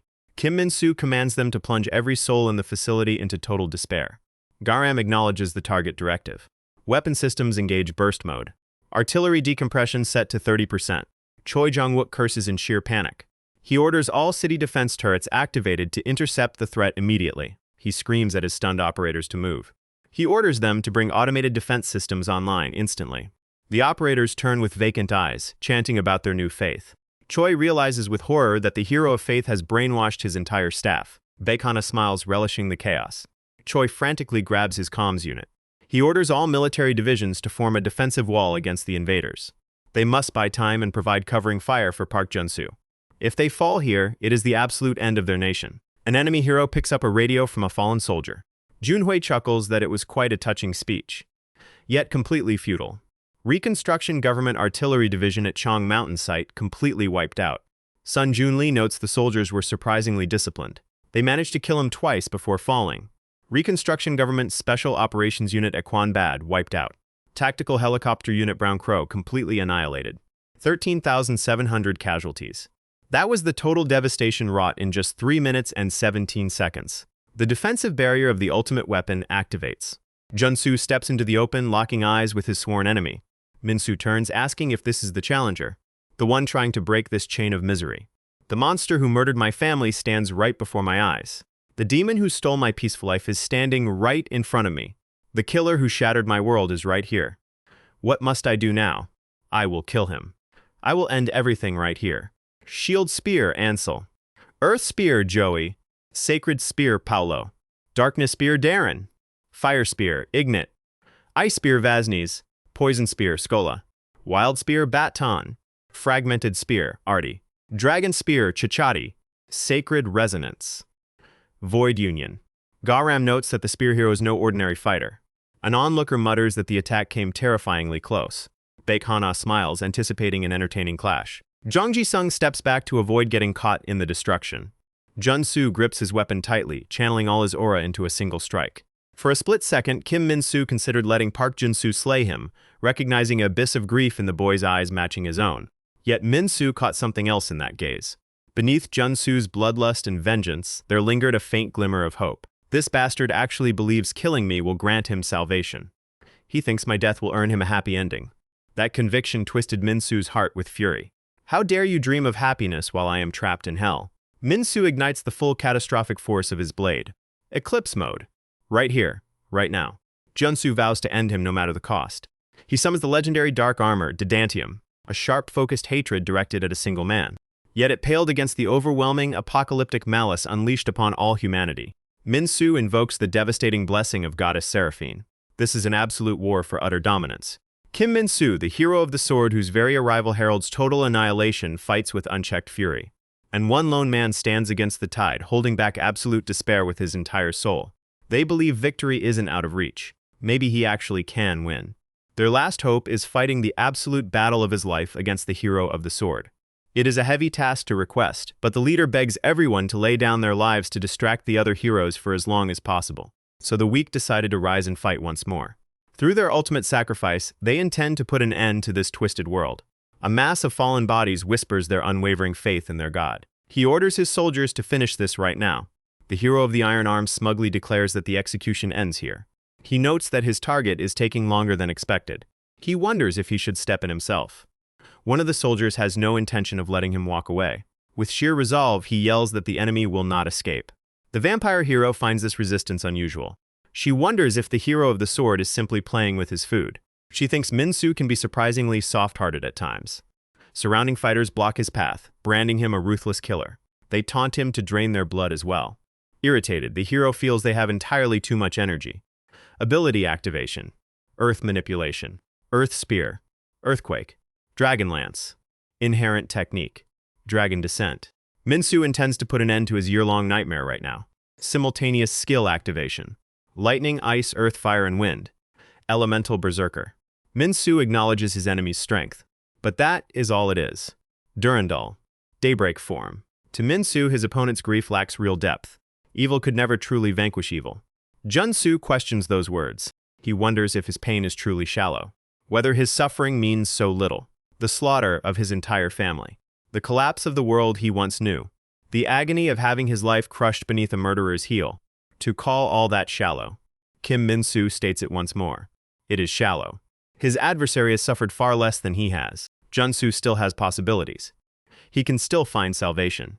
But as for Min-soo, he has nothing left at all. Jun-soo demands to know what harm these innocent people ever caused him. What harm he himself ever did. Min-soo answers that every single one of them was happier than he was. They all abandoned him. Not a single soul waited for his return. No one ever tried to understand his pain, or even tried to embrace him. Instead, they dared to raise Jun-soo as their beacon of hope, and tried to break the cycle of tragedy that Min-soo carved out. So Min admits that Min-soo speaks the truth. That warrior truly is their ultimate hope. Jun-soo softly calls out So-min's name. Min-soo snarls that their hope is entirely meaningless, just as futile as her own fragile hope. Does she genuinely think a simple firearm can harm him? She admits she harbors no naive illusions. Yet she knows that one day, if humanity continues to fight and defy them like this, eventually, she holds absolute faith that monsters like them will be brought down. Comms officers frantically try to reach the captain over the radio. They urgently demand to know if he is unharmed. They report that the hero of the spear has fallen back. They beg for immediate follow-up orders. Choi Jong-wook requests direct connection to all shelter broadcast speakers.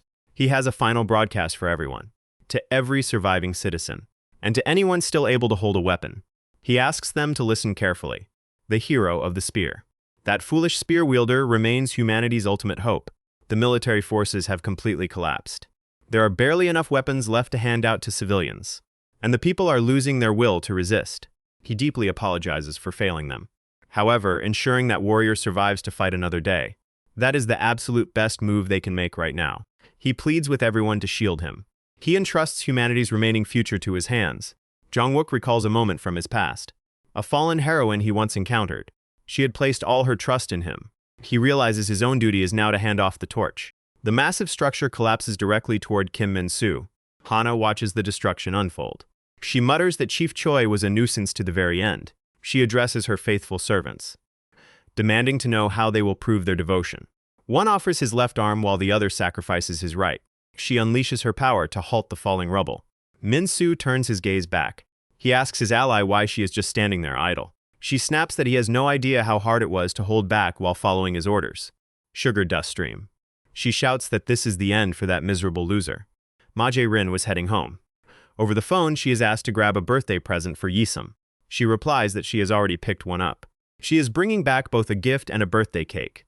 However, it turns out her mother bought a cake as well. They bicker over their previous agreement that Jae-rin would buy it. She ponders whether she can return it to the bakery, hoping she might exchange it for macarons instead. She hangs up as she approaches her stop. She checks the label on the box, when suddenly someone shouts a warning. Yet when her desperate desire to protect her family finally brought her back to Earth, she found her homeworld engulfed in flames and pure malice.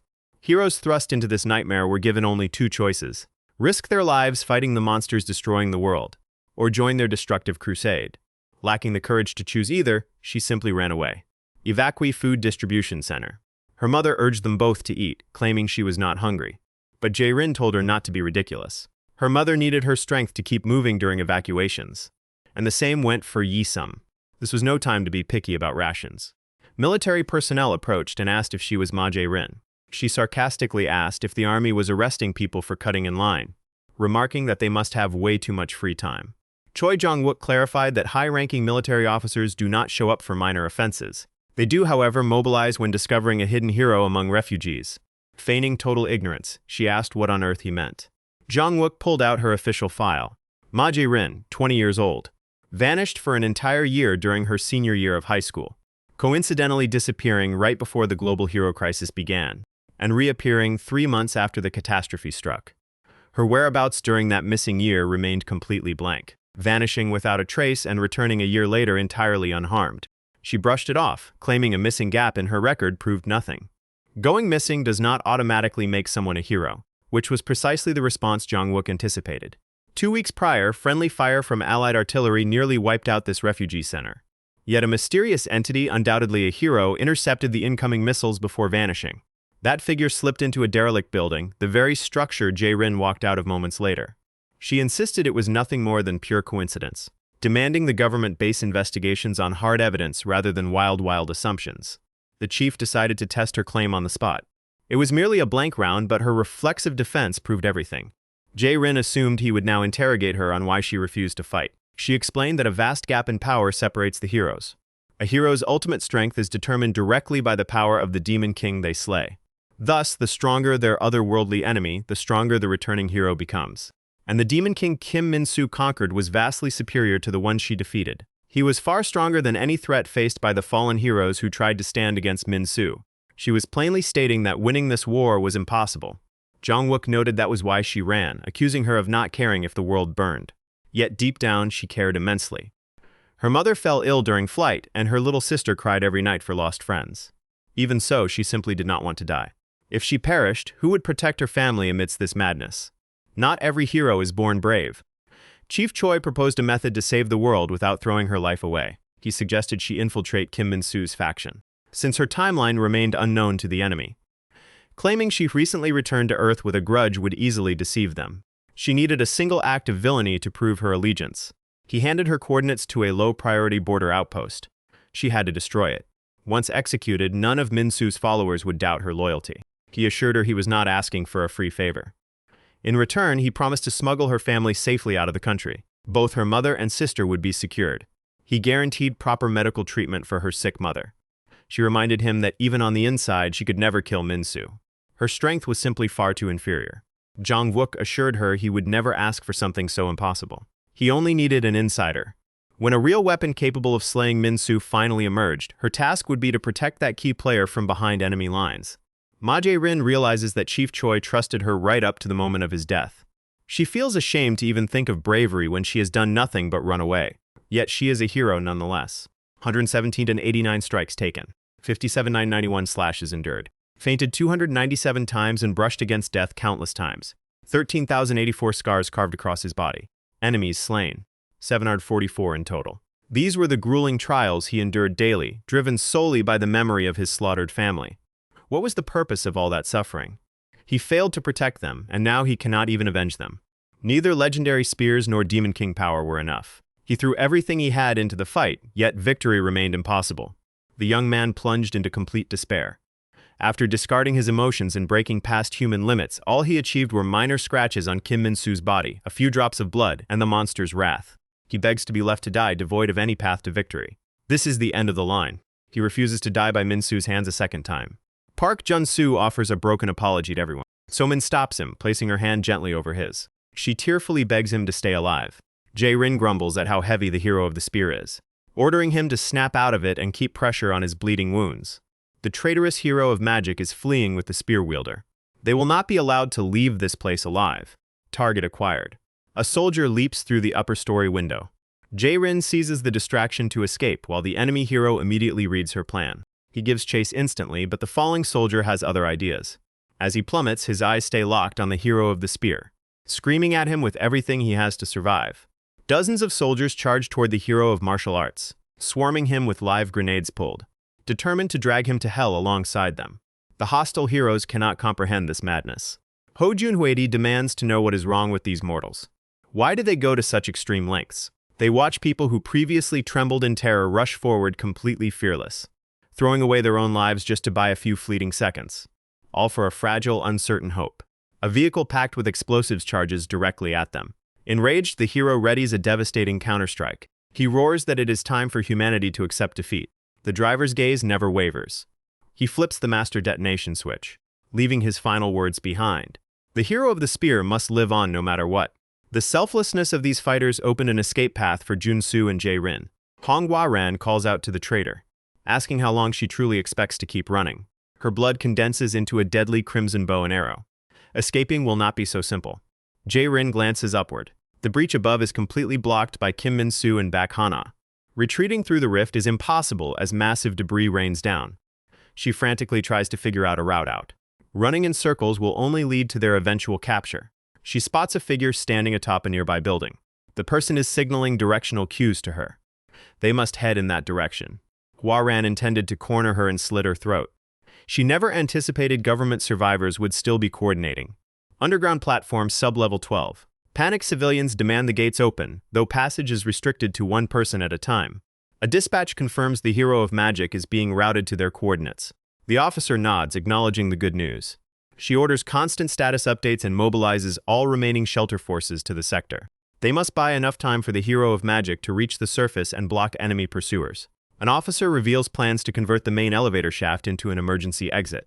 He expresses deep concern over the crowd's reaction. If asked to give up their escape for a sacrifice, panic could cause a total riot.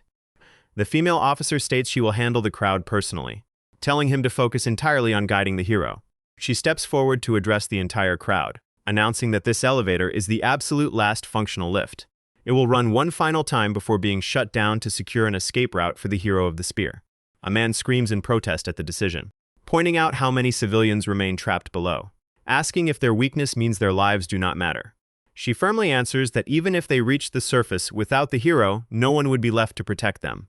Everyone present is destined to die, including herself. Yet their sacrifices can pave the way for a new beginning. By ensuring the hero of the spear survives, humanity's legacy endures. Today can mean something far greater than mere defeat against the hero of the sword. They can forge a true pathway toward hope for humanity. She begs them to stand and lay down their lives alongside the troops. The protesting man quietly yields his elevator spot to a young child. Moved by his action, every man steps out of the lift, giving up their seats for others. Moments later, the survivors fortify the perimeter for the final stand. They grip their weapons tightly as footsteps approach. Jae-rin gazes down at the brave civilians guarding the entrance, whispering a sorrowful apology to them all. The 3,000 souls remaining in the shelter successfully bought 5 precious minutes. A deserted island in Indonesia. Jae-rin struggles to catch her breath, urgently inspecting the critical condition of the hero of the spear. 50,000 human lives sacrificed to save a single man. A woman looks on with overwhelming relief that he made it. The White House, United States. Eastern Standard Time, 0347. All communication channels with the supported Korean Reconstruction government have gone dark.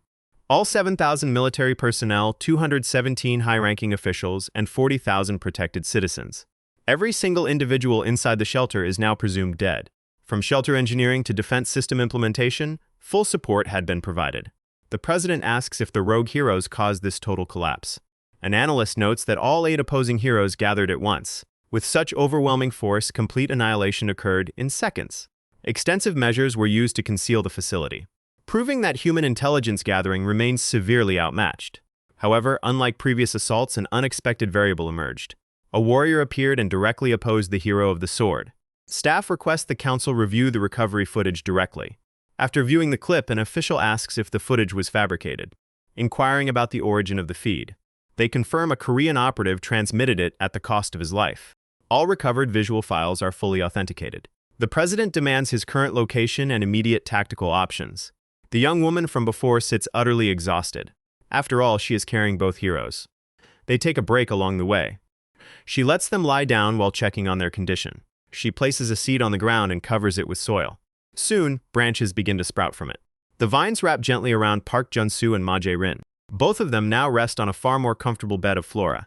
With both resting safely, it is time for the next step. The plants begin to glow with soft light. A soothing energy radiates forth, easing Jae-rin's pain. It gives Jun-soo enough strength to ask why they bother saving him. He lost to the hero of the sword. He failed to protect anyone. Why is he so weak? Once again, everyone died because of his weakness. Tears streaming down her face, the girl begs him not to talk like that. It is not that he failed them, it is that they chose to protect him. It is as if Jaeon So-min's spirit is right there with them. Jun-soo cannot comprehend what is happening. Another figure gently places a hand on her shoulder. The spirits of the other fallen heroes stand behind her. Intelligence suspects they are hiding in Indonesia. Regardless of where they hide, agents will pinpoint their location and report back. Given the situation, the president asks what they should do in the meantime. Over 5 million Korean refugees have already flooded into the United States. The total collapse of South Korea will hit mainstream news media shortly. When it breaks, mass hysteria will grip the public. Breaking news. South Korea has been completely destroyed. Not just citizens, but foreign nations that once felt safe from afar. Panic spreads as the world learns of an entire sovereign country falling. An emergency summit considers launching an all-out missile barrage immediately. World representatives refuse to watch their own homelands suffer the same fate. The defense official turns directly to the president. They must authorize a preemptive strike. This calls for immediate boots on the ground. Public backlash remains fierce, making direct deployment impossible. The official presses further. The nation of South Korea is gone. There is no longer a functioning government. They must assume the vast majority of its populace is dead. It is time to deploy their absolute last resort. Strike now while all the rogue heroes are gathered in one place. The ultimate orbital superweapon. The Hammer of God. The launch operator removes his headset after receiving the direct order. His team members exchange nervous glances. Target coordinates have been uploaded. It is an official launch authorization signed by the president. Inside the underground bunker, the remaining defense force was completely wiped out. Only a single government agent remains alive. Kim Min-soo steps into the room. Terrified, the agent aims his handgun at him. Min-soo admits he did not expect anyone to still be breathing. Desperately, the agent pulls the trigger, but the gun fails to fire. Min-soo tells him to walk out alive and spread the news that the hero of the spear is dead and all hope is gone. He wants the agent to tell the world to writhe in despair as their doom arrives. If he agrees to spread that message, he will let him leave unharmed. Through his tears, the agent asks Min-soo if he is actually afraid. It is a response Min-soo never anticipated. The agent mocks Kim Min-soo, saying he is terrified that the hero he fought might return from the dead. He warns Min-soo that humanity will keep holding on to hope no matter what. He is relieved to realize Min-soo is not the god he claims to be. He is just a pathetic human who will eventually die like anyone else. Son Jun-lee apologizes for interrupting his moment. Jun-lee reports that the bunker cleanup is finished and the other heroes are waiting. Baek Ha-na remarks that he should not hold back on their account. He can vent his rage as much as he pleases. Ho Jun-hui adds that the foolish agent brought this wrath upon himself. Min-soo snaps, telling them not to pretend they understand his burden when they know nothing. Jun-lee admits he wishes this loop were over, anxious about what comes next. They have completely wiped out the government strategy center. The surviving population has dropped drastically. He is genuinely curious about how history will unfold from this point. All of this carnage simply to eradicate the hero of the spear. Min-soo notes that people still cling to Jun-soo, unaware that his mere existence threatens the realm Min-soo built. Jun-lee realizes Min-soo is ready to burn the entire world down just to eliminate him. The US president addresses the globe, announcing that their longtime ally, the South Korean government, has fallen to the rogue heroes. To honor their alliance, they have resolved to wipe out this terrorist group masquerading as heroes. They pledge to secure world peace through total military force, sparing no more families from grief. To accomplish this, they will deploy extreme measures. They will unleash weapons sealed away for over half a century. Orbital nuclear strikes. He asks international allies and displaced Korean refugees to understand the necessity of this grim choice. Jun-soo remarks that the leader has completely lost his mind. Lee Garam warns that warheads are already locked onto their position. Impact will occur in less than 2 minutes. Jang Ji-sung points out that destroying them at close range still means lethal radiation exposure. Hong Kwa-ran assumed they controlled Korean airspace, never anticipating satellite-launched nuclear warheads. Garam admits the Allied military went to extreme lengths to bypass his high-tech intelligence network. Jun-hui laughs, asking why any of them should be afraid. They hold the ultimate reset switch right beside them. They will leave the reset entirely to Son Jun-lee. Even so, Jun-lee wants an answer from Min-soo before pulling the trigger on regression. What does Kim Min-soo plan to do next?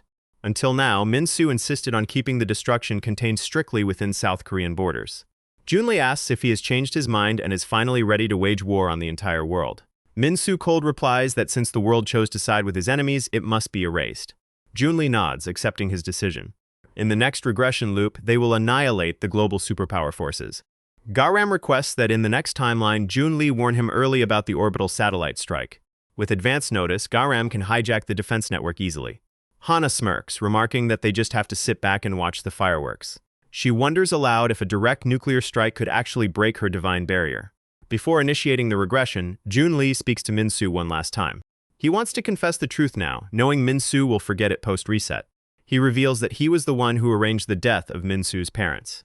Enraged, Min-soo demands to know what he just said. The timeline resets and Jun-lee opens his eyes in the past. He has returned to the moment right after transmitting the security footage to the US government. Now he has to draft another detailed email in English. He finds the tedious administrative work deeply annoying. He asks the hostage official to write the message for him. The official was already forced to grant access to his secure government account. It would be far more convenient if he typed out the English prose as well. Inside the command bunker, an operator confirms the key for the Hammer of God is engaged. His secondary officer confirms dual key validation. They turn their launch keys simultaneously. The orbital weapon safety interlocks are disarmed. The Hammer of God system is primed for immediate launch. They await final executive authorization from headquarters. The operator asks his commander if the satellite platform has ever been deployed off the record.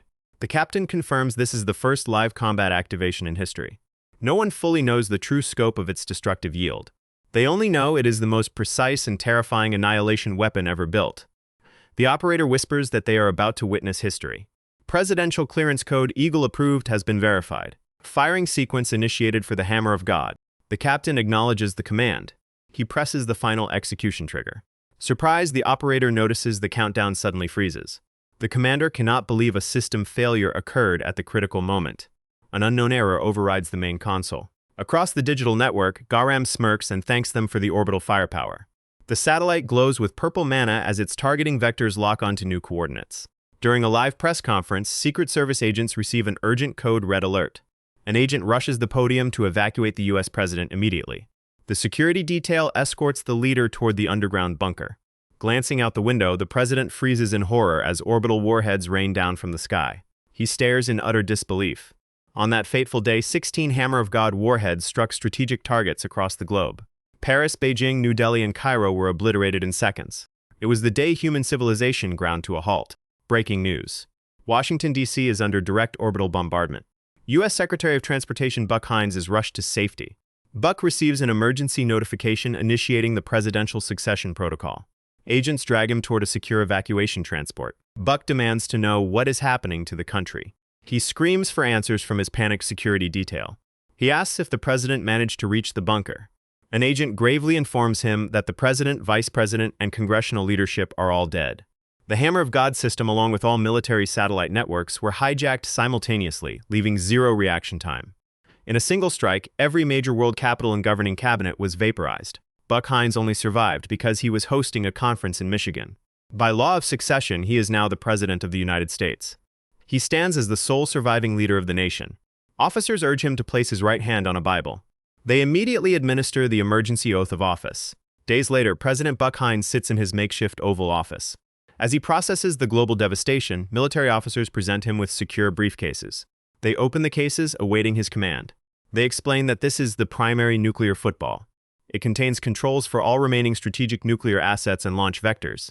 Buck realizes the second briefcase contains the direct hotlines to ancient heroes. Buck asks why they would maintain a contact line to rogue entities responsible for the nuclear devastation. Why would the US government have a dedicated channel to such a force? Officers explain that this hero first emerged a century ago in Europe, single-handedly ending both world wars. Throughout the 20th century, she built America into a global superpower and technological titan. This line connects directly to the hero of Reconstruction residing within the United States. Every century, a hero is summoned into the world through cosmic selection. Mary Stevenson awoke after her death in the otherworldly realm. An automaton construct approached her. The machine knelt down and welcomed the hero of Reconstruction. The handful of heroes who defeat the Demon King return to reshape the human world. Some become legendary figures woven into ancient mythology. Others become mighty emperors who restore order to chaotic eras. And some act as pioneers of scientific advancement, quietly guiding human progress. That is the core theory formulated by Sun Jun Lee. Hong Hua Ran asks him to hold on. This implies ancient heroes exist outside of South Korea as well. When viewed through that lens, all global myths and legends connect seamlessly. Ho Jun-choi dismisses the idea, claiming it does not change their mission anyway. Even heroes are not immortal beings. Eventually, old age claims them all. Baek Han-ah counters his claim. Certain heroes possess lifespans exceeding centuries. And if they transcend human limitations like the hero of Reconstruction, they could easily survive into the modern age. Non-human heroes could very well still walk the earth. That is precisely why Jun Lee developed his hypothesis. Silicon Valley, California, United States. Einstein, Tesla, von Neumann, and the founders of Silicon Valley. Every single one of those figures was Mary Stevenson. Mary calmly confirms the truth. Those famous historical figures were merely her alter egos. She assumes President Buck came seeking a way to eliminate the Korean heroes who launched the nuclear strikes. She knows he desperately needs her advanced technology. Buck admits he was skeptical when he first sought her out. Given her track record of revolutionary innovations, he realizes she truly holds the key to salvation. The previous president refused to rely on a non-human entity. He insisted that humanity should shape its own destiny through human hands. Mary admits she respected that idealistic philosophy. However, since President Buck formally requested her intervention, she will not disappoint him. Buck asks out of genuine curiosity. He wants to know why she is willing to save this nation, why she chooses protection over the destructive path of the Korean heroes. She replies simply that this country embraced her when she needed a home. That reason alone is more than enough for her. The hero of Reconstruction. Mary Stevenson. Vatican City State. Deep underground vaults. A cardinal nervously addresses the Pope. He asks permission to inquire about the true contents of the sealed sarcophagus. He had always assumed it was merely a holy relic. The Pope recalls the 14th century missionary who performed documented miracles. Inside slumbers the ancient hero of faith who once stood as humanity's defender. The hero of faith. Damien Arcadius. Sakha Republic. Russia. Oymyakon. Military officers ask if the old man is war veteran Ivan Pushkin. The old warrior quietly nods. They salute the unsung hero whose legendary deeds were erased from public history. They tell him his motherland and fellow countrymen urgently need his power. The hero of glaciations. Ivan Pushkin. Ancient heroes from past eras take center stage once again. As orbital destruction struck global capitals, world governments lost their primary deterrent against rogue heroes. In the nuclear fallout, nations crumbled into chaos under toxic radiation. Plans for an international defense alliance shattered, leaving rogue heroes free to roam as harbingers of doom. Sky over the west coast of the United States. Continental destruction mode decompressed to 70%. Suez Canal, Egyptian airspace. A colossal construct summoned from the blood of 200,000 victims looms over the canal. Alfred, god of iron and blood. Unbound by human laws, the dark heroes scatter to fulfill their ambitions. Skies over the Mediterranean Sea, southern Italy. Baikhana chants a solemn hallelujah. Yet every hero carries their own unspoken sorrow. Pyongyang Defense Line, Democratic People's Republic of Korea. Officers report to the supreme leader that Kim Min-soo has crossed the border. The leader curses as the entire frontline defense falls in seconds. He demands to know how the monster walked untouched through a dense minefield. The officer trembles, reminding him that Min-soo is not human. Without defensive magic or strategy, he simply stepped forward through exploding artillery. The supreme leader commands continuous heavy bombardment. Neither Russia nor China will abandon them after serving as a buffer state for decades. Reports indicate an ancient Russian hero has also awakened. Until reinforcements handle the hero of the sword, they will throw infantry units and tank divisions at him. They will even detonate their prized nuclear arsenal on their own land. They must stall Min-soo's march by any means necessary. Watching the smoke, a North Korean soldier wonders if the monster survived. Even a demon could not withstand that level of firepower. Taking a direct carpet bombing completely out in the open. Blessing of Goddess Seraphim. The commander orders immediate reload for a second salvo. Silent dawn breaks over the wasteland. Southern Pyongyang region totally destroyed. Kim Min-soo marched onward without pause. He annihilated everything in his path. He kept walking. He destroyed once more. And he continued his relentless march. He repeated the cycle endlessly, until the only warrior capable of halting his advance appeared. The old veteran confirms Min-soo's identity, the calamity who cast the world back into living hell. Hero of glaciations Ivan Pushkin. February 1943. Nazi High Command Assembly Hall. A general examines the war map with growing dread. An officer rushes in with critical intelligence from the Eastern Front. The commander asks if Stalingrad has finally fallen. The officer reports total defeat. The entire Panzer Division was wiped out. The Nazi leader flies into a fury over the news. The 6th Infantry and 17th Elite Divisions, along with both the 1st and 4th Panzer Armies. They were supported by Jonas, the hero of the golem, and Siegfried, the hero of the sword, was deployed as well. Germany's absolute military might was committed to that single front. He demands to know what force on earth could annihilate an invincible army. Siegfried asks Pushkin why he fights so fiercely when he harbors no ambition for power. The hero of glaciations replies that he does have one desire: to end the war and ensure his comrades return home safely to their families. Nothing more. Siegfried realizes the Russian warrior seeks no global conquest. His goal is remarkably simple. The old man simply fought for a world free of war. Min-soo asks if Pushkin is another hero standing in his way. Ivan Pushkin asks if Min-soo truly believed an ordinary human would challenge a monster like him alone. Pushkin asks him to hold his blade for a moment. He wants to ask a single question before they clash. Min-soo warns him to speak quickly before he cuts him down. Pushkin presents his question. He asks why Min-soo is so determined to spread misery and burn the world to ash. Min-soo coldly answers that he no longer even knows why. Pushkin sighs, having believed there was some grand reason behind the slaughter. In the end, there was none at all. A land tortoise, an ice familiar. Min-soo notes that it is a form of summoning. Mages are truly a nuisance. Yet Ivan claims he has barely even begun. Permafrost, just as expected from a hero. Without even a single flinch. Even amidst a bitter chill that would prove fatal to any ordinary person. However, as long as he remains exposed to this freezing temperature, he cannot unleash his full power. Most of his energy will be consumed just trying to continuously mend his frozen body. Ivan intends to finish him off before he adapts to the sub-zero energy. His legs are entombed in ice. And now his hands follow suit. Ivan declares that Min-soo has learned nothing at all. He then chants another invocation from his lips. A black bear, an ice familiar. Against any other opponent, he would have halted his assault to check for a pulse. But Ivan has no intention of granting the brat a single opening. A flock of seagulls, ice familiars. Avian barrage. The hero of the sword truly lives up to his legendary title. The old man proves to be a formidable obstacle in Min-soo's path. So he will simply kill him. A mage will always hold the upper hand in combat against a swordsman. They possess superior range, striking from vast distances with absolute dominance. Furthermore, their offensive arsenal is limitless, making it nearly impossible for an opponent to decipher their attack patterns. Yet Kim Min-soo had already seen through this strategy. he had previously faced and slain the hero of magic. Min-soo relied on his extraordinary defense, intentionally exposing a vulnerability to invite an assault. He feigned inferior reach and speed, tricking his adversary into a false sense of security. The arrogant magic wielder believed he could reduce his target to mere ash. The moment the enemy let his guard down, Min-soo unleashed an explosive surge of speed and decapitated him. Standing over Ivan Pushkin, that decisive strike should have sealed his victory. Yet Kim Min-soo felt something was terribly wrong. It felt as though he was overlooking something crucial. A nagging sensation warned him that a vital detail had eluded his focus.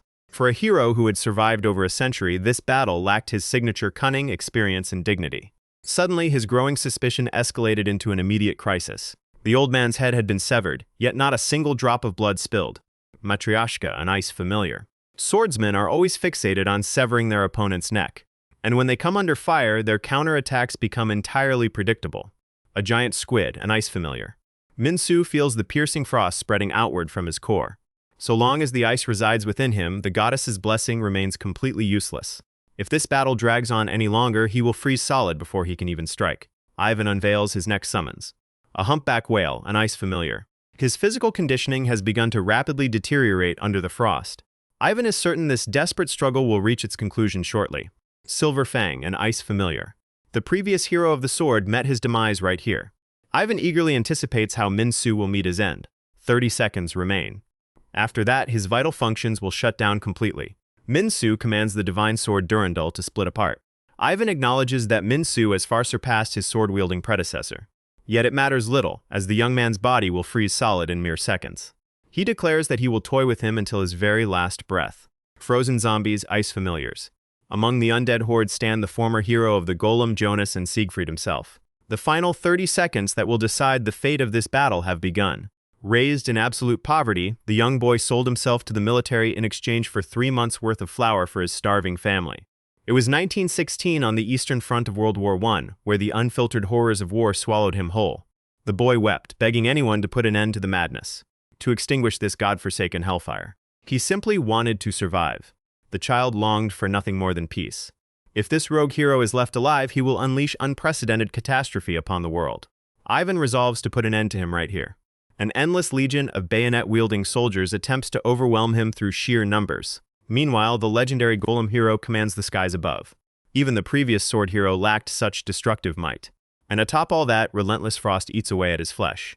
Kim Min-soo felt trapped on a chessboard where he was hopelessly outmatched. The old veteran realizes Min-soo will never be satisfied until everything is destroyed. The fallen hero is obsessed with forcing the world to share in his suffering. The crushing despair of sacrificing everything to return home only to discover nothing remains. It was that agony Kim Min-soo desperately wanted the world to understand. He sought to unleash all the rage and sorrow festering within his soul. He is transformed into an absolute monster. The old man vows to cool his blazing hatred. Absolute zero. He truly is getting too old for this. Even so, he has successfully averted a catastrophic war. And that is enough for him. The old man quietly asks for forgiveness. Suddenly, Kim Min-soo's allies appear. They gaze upon their frozen leader. The old wizard cannot believe his eyes. Even trapped in ice, Min-soo beholds them all. An even greater wave of despair arrives unannounced. The followers of the hero of faith levitate in her wake. They observe the devastation unfolding below. Fighter jets zoom in to intercept them. Pilots report target acquisition and prepare to engage. The command is given to open fire. They launch deadly missiles toward a group of unarmed women. They truly inhabit a cruel world. A few followers speak softly to their beloved heroine. They long to witness a beautiful miracle, and Baek Hana graciously grants their wish. What else could one call the divine act performed by the hero of faith? Military reports confirm the target remains completely unscathed. They immediately request additional missile strikes. Hana is now joined by 4 more followers. She transmutates incoming missiles into delicate flowers. To the jet pilots, the sight defies all logic. Command authorizes another salvo of missiles. The squadron assumes formation and drops altitude. Receiving no response, the lead pilot demands radio confirmation. He orders them to fire immediately. Suddenly, flower petals materialize inside the cockpit.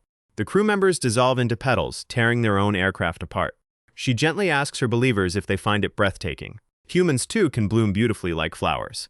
If this is not a miracle, what word could possibly describe such a spectacle? Must all miracles be inherently good? Does the definition of a miracle demand that its nature be strictly benevolent? All air and naval forces have been fully mobilized. Yet in the initial wave, they appear to have been utterly wiped out. They stand entirely powerless. How can mere mortals stand against divine miracles? A voice intervenes, declaring that this is no true miracle. He steps forward to show them the truth. What a genuine miracle truly looks like. Saint Damien Arcadius, the ancient hero of faith. They demand to know who the young boy is and how he arrived. He did not expect them to remember him, but he prays they believe in his victory. Damien Arcadius, the saint who first appeared as a young child during the Black Death. A tiny miracle who loved humanity so deeply that he absorbed the entire plague into himself. Every town he visited overflowed with milk and honey for abandoned orphans. The officer glances down and spots glowing footprints left behind by the boy. A holy halo radiates brilliant light. He spreads his wings, taking a protective stance in front of them. Hana acknowledges his existence, a fellow hero of faith. She greets him warmly, but Damien ignores her and gazes at the believers. He points out that the people surrounding her are terrified. He pities their suffering. Hana herself appears visibly shaken. She screams that he understands nothing. Fallen angel, mere Daniel. Her mother was deeply devout, loudly proclaiming her faith in church. They were all flock, placing absolute trust in the Lord. Hana believes that is why she became religious herself. Watching her mother, she began copying her every action. She prayed for her mother to be happy. That is why she loved the house of prayer, even as classmates mocked it as a cult. Classmates scrawled cruel words across her desk, deeply hurting her. She weakly tried to scrub the insults away. Because her mother never cried inside the church, Hana found the strength to smile. Or so she believed, until that fateful day arrived. The pastor addressed her mother. He invited her to a late-night prayer service. Later, the young girl overheard unsettling noises from her mother, sounds she could not comprehend at the time. Her mother then told Hana that the pastor wanted her to join as well. Returning to the present moment, Hana screams that Damien knows nothing of her pain. The ancient hero of faith summons a holy guardian from the heavens. Throne Angel Titaniel. The clergy watch the confrontation unfold, some frozen in shock while others pray frantically. A cardinal nervously approaches the Pope. He admits that despite his duty, doubts plague his mind. The Pope asks if he fears what will happen should Saint Damien fall. The cardinal acknowledges Damien as humanity's last hope, but worries over the possibility of defeat. The Pope firmly declares that failure is impossible. The false hero's strength relies merely on millions of terrified followers. In contrast, Saint Damien wields the unified faith of 1.1 billion believers. Churches worldwide have instructed their congregations to channel their prayers to him. He urges the cardinal to cast aside doubt and pray alongside him. Hana realizes the vast power gap stems directly from their total number of worshippers. Damien declares that it is now his turn to strike. He summons the celestial entity that splits the heavens. The divine servant that tears the earth descends. Cherub Samatiel. The angel raises a horn and sounds a deafening blast. Damien brands her a false prophet, challenging her to withstand his holy power. The overwhelming volume of faith behind him is simply too immense. The sheer gap in output between their identical skills is monumental. Hana knows she must cut through his defenses and take his head. Only one desperate option remains. Damien remarks to the fearmonger that she took far too long to act. Hana deforms her servant's body, reshaping it into a massive blade.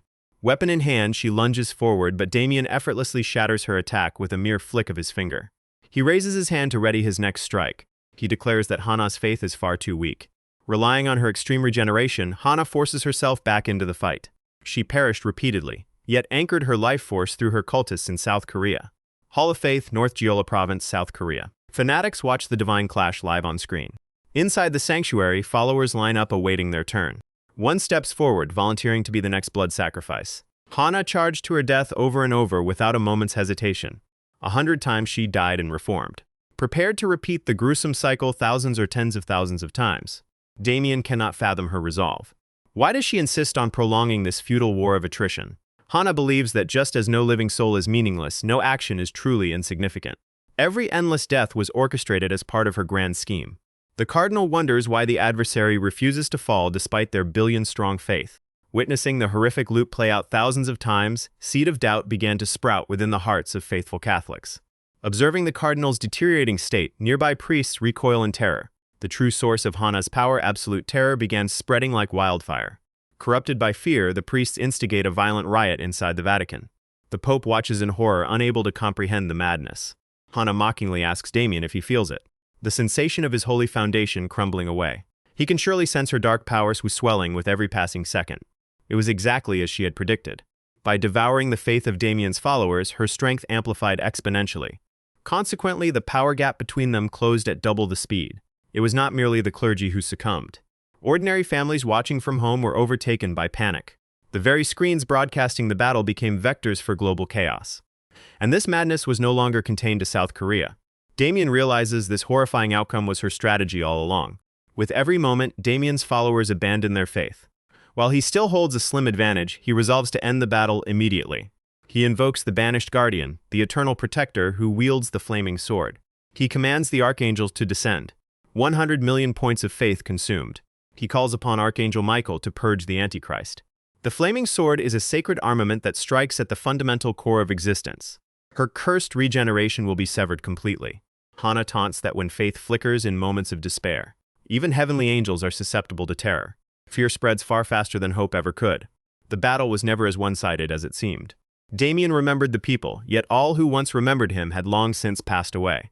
The world rejected Hana, yet the dread born of her atrocities had already infested their hearts. She cultivated that seed of fear, allowing it to ignite into a catastrophic weapon for the final climax. Realizing the threat, the Vatican broadcast the duel worldwide, intending to channel global Catholic prayer to Damien. However, that move proved to be a fatal miscalculation. The corrupted cardinals lunged at the Pope. He screamed to cut the broadcast, but they had to subdue the maddened clergy first. Aid reported they could not access the broadcast station, and severing the feed abruptly would trigger even greater global panic. The pontiff stood helpless, at a complete loss for a solution. Those holding fast to faith in St. Damien were vastly outnumbered by the terrified masses. Hana gloats over how masterfully she feigned weakness and fear, exposing the ancient hero of faith as pathetically fragile. The believers who once trusted Damien were consumed by paralyzing horror. He wonders where everything went wrong, whether he had remained asleep for far too long. He had forgotten his true purpose. And that fatal oversight brought about St. Damien's downfall. Moments later, Damien finds himself coughing violently. A nun and a small group of orphans were praying before his statue. Turning toward the noise, a young girl points out that the real saint has appeared. Damien looks up, bewildered as to how he survived the fatal blow, wondering if he has stepped into the realm of the afterlife. Gazing further, he realizes he is standing inside an orphanage bearing his name. Lowering his eyes, he meets the astonished gazes of innocent children. Understanding finally dawns upon him. There are still children in this world who have not forgotten him.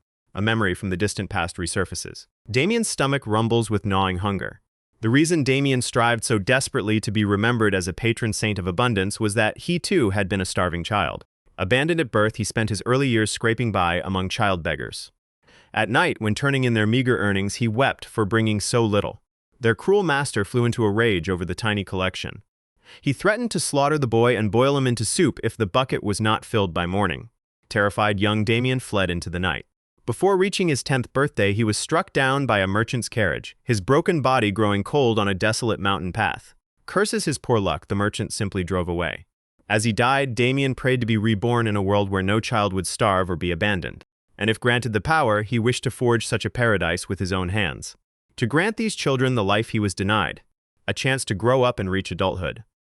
Looking into their innocent eyes, Damien remembers everything. He recalls why he fought to protect them, realized that pure souls still hold him in their hearts. Damien rises and asks if they would lend him their faith just this once, to which the children joyfully agree. The forgotten saint has reclaimed his true purpose.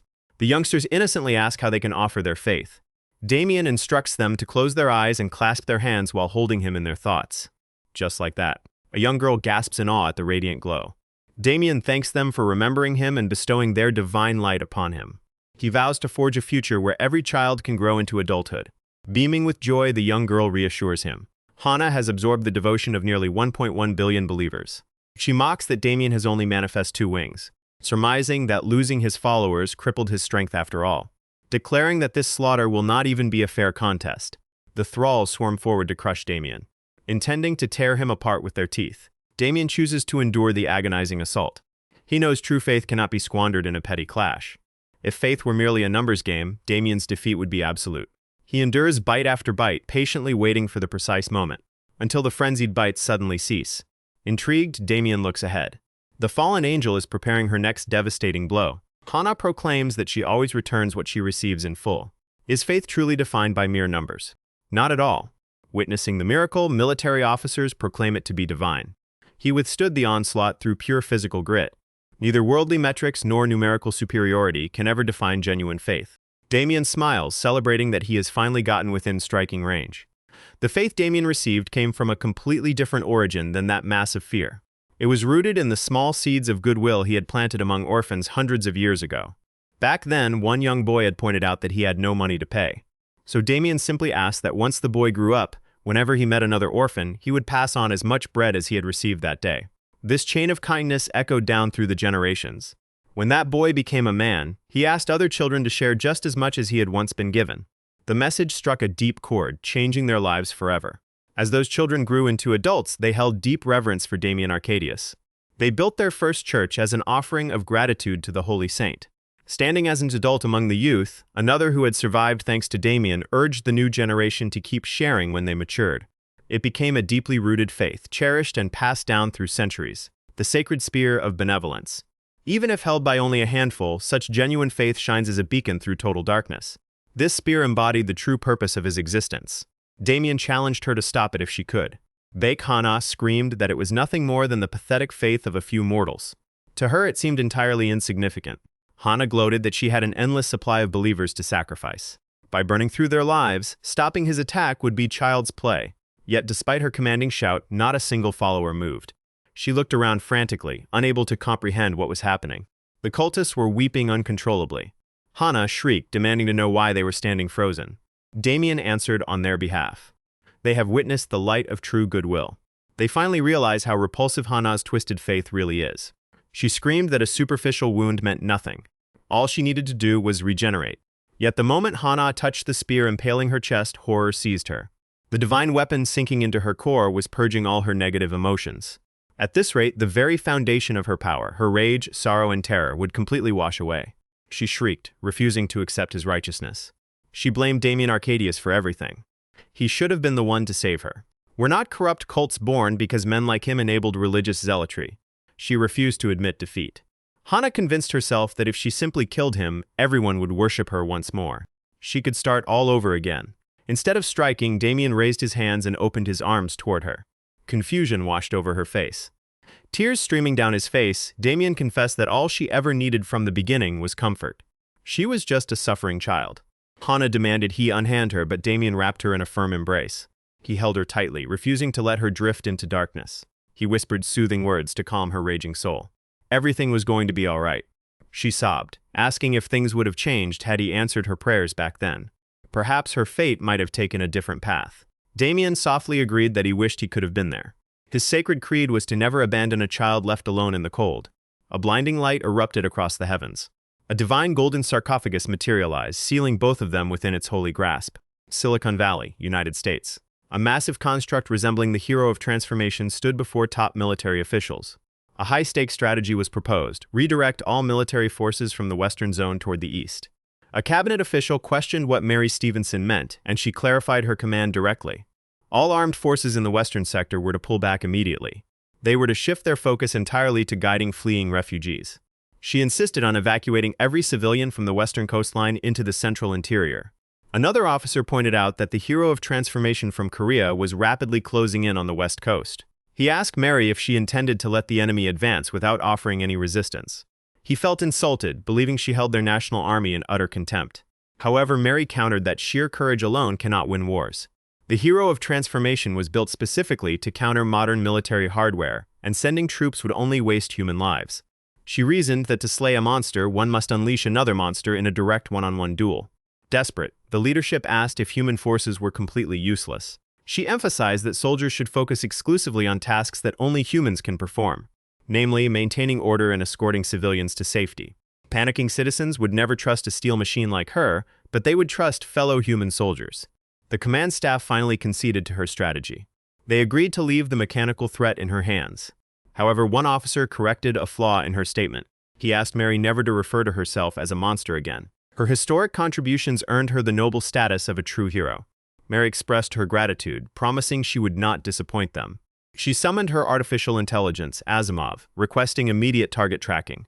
Asimov reported that the intruder had passed the Channel Islands, heading straight for Los Angeles. Given the lack of active weapons manufacturing, collateral damage would remain minimal until the target reached the mainland. Hearing this, Mary realized she had to intercept him immediately. She ordered Asimov to initiate the Silicon Valley deployment sequence. They had to reach Los Angeles before the enemy made landfall. Los Angeles airspace, high above the metropolitan skies. Reconnaissance drones swarmed the area. They were deployed by Lee Garam, the hero of transformation. Garam expressed deep disappointment. He couldn't detect a single living target in the city streets below. He wondered if the military had already completed an evacuation. Not that it mattered to him, he intended to slice the entire North American continent in half regardless. When Mary Stephenson arrived, Garam stared, wondering if she was merely a synthetic robot. He noted that her engineering far surpassed anything from modern Earth. He deduced she must be the previous generation hero mentioned by Sun Jun Lee. Mary stated she knew he had slaughtered millions by hijacking the orbital weapon system, and he had crossed the ocean to cause even more destruction. Garam admitted he could not logically comprehend her motives. He bluntly asked what she truly sought to accomplish. He wondered what answer she expected from a killer. Did she seriously expect him to express remorse on the spot? Mary confirmed that was exactly what she hoped for. She pleaded with him to repent for his atrocities. Though he had slain millions, she believed a path to redemption still remained. She urged him to use his advanced alien technology to rebuild the world and preserve human life. Garam pondered her words for a brief second. He concluded that Mary's cybernetic reconstruction must have malfunctioned. Her plea completely defied cold logical reasoning. Mary reminded him that at their core they were both once human, and human beings were inherently emotional and illogical. She offered him one final ultimatum to surrender and cease his rampage. Garam scoffed, stating her naive proposition baffled him. He declared that mercy and choices were granted only by the strong to the weak. He pointed out that her mechanical body relied on century-old design principles. He mocked the idea that an antique relic could stand against a modern hero. Realizing words were pointless, he prepared to strike. He ordered his system to prime 70% of his micro-quantum payload. Garam sneered, telling the Metal Hulk to blame this twisted world for her demise. Yet Mary neutralized his quantum explosive blast effortlessly.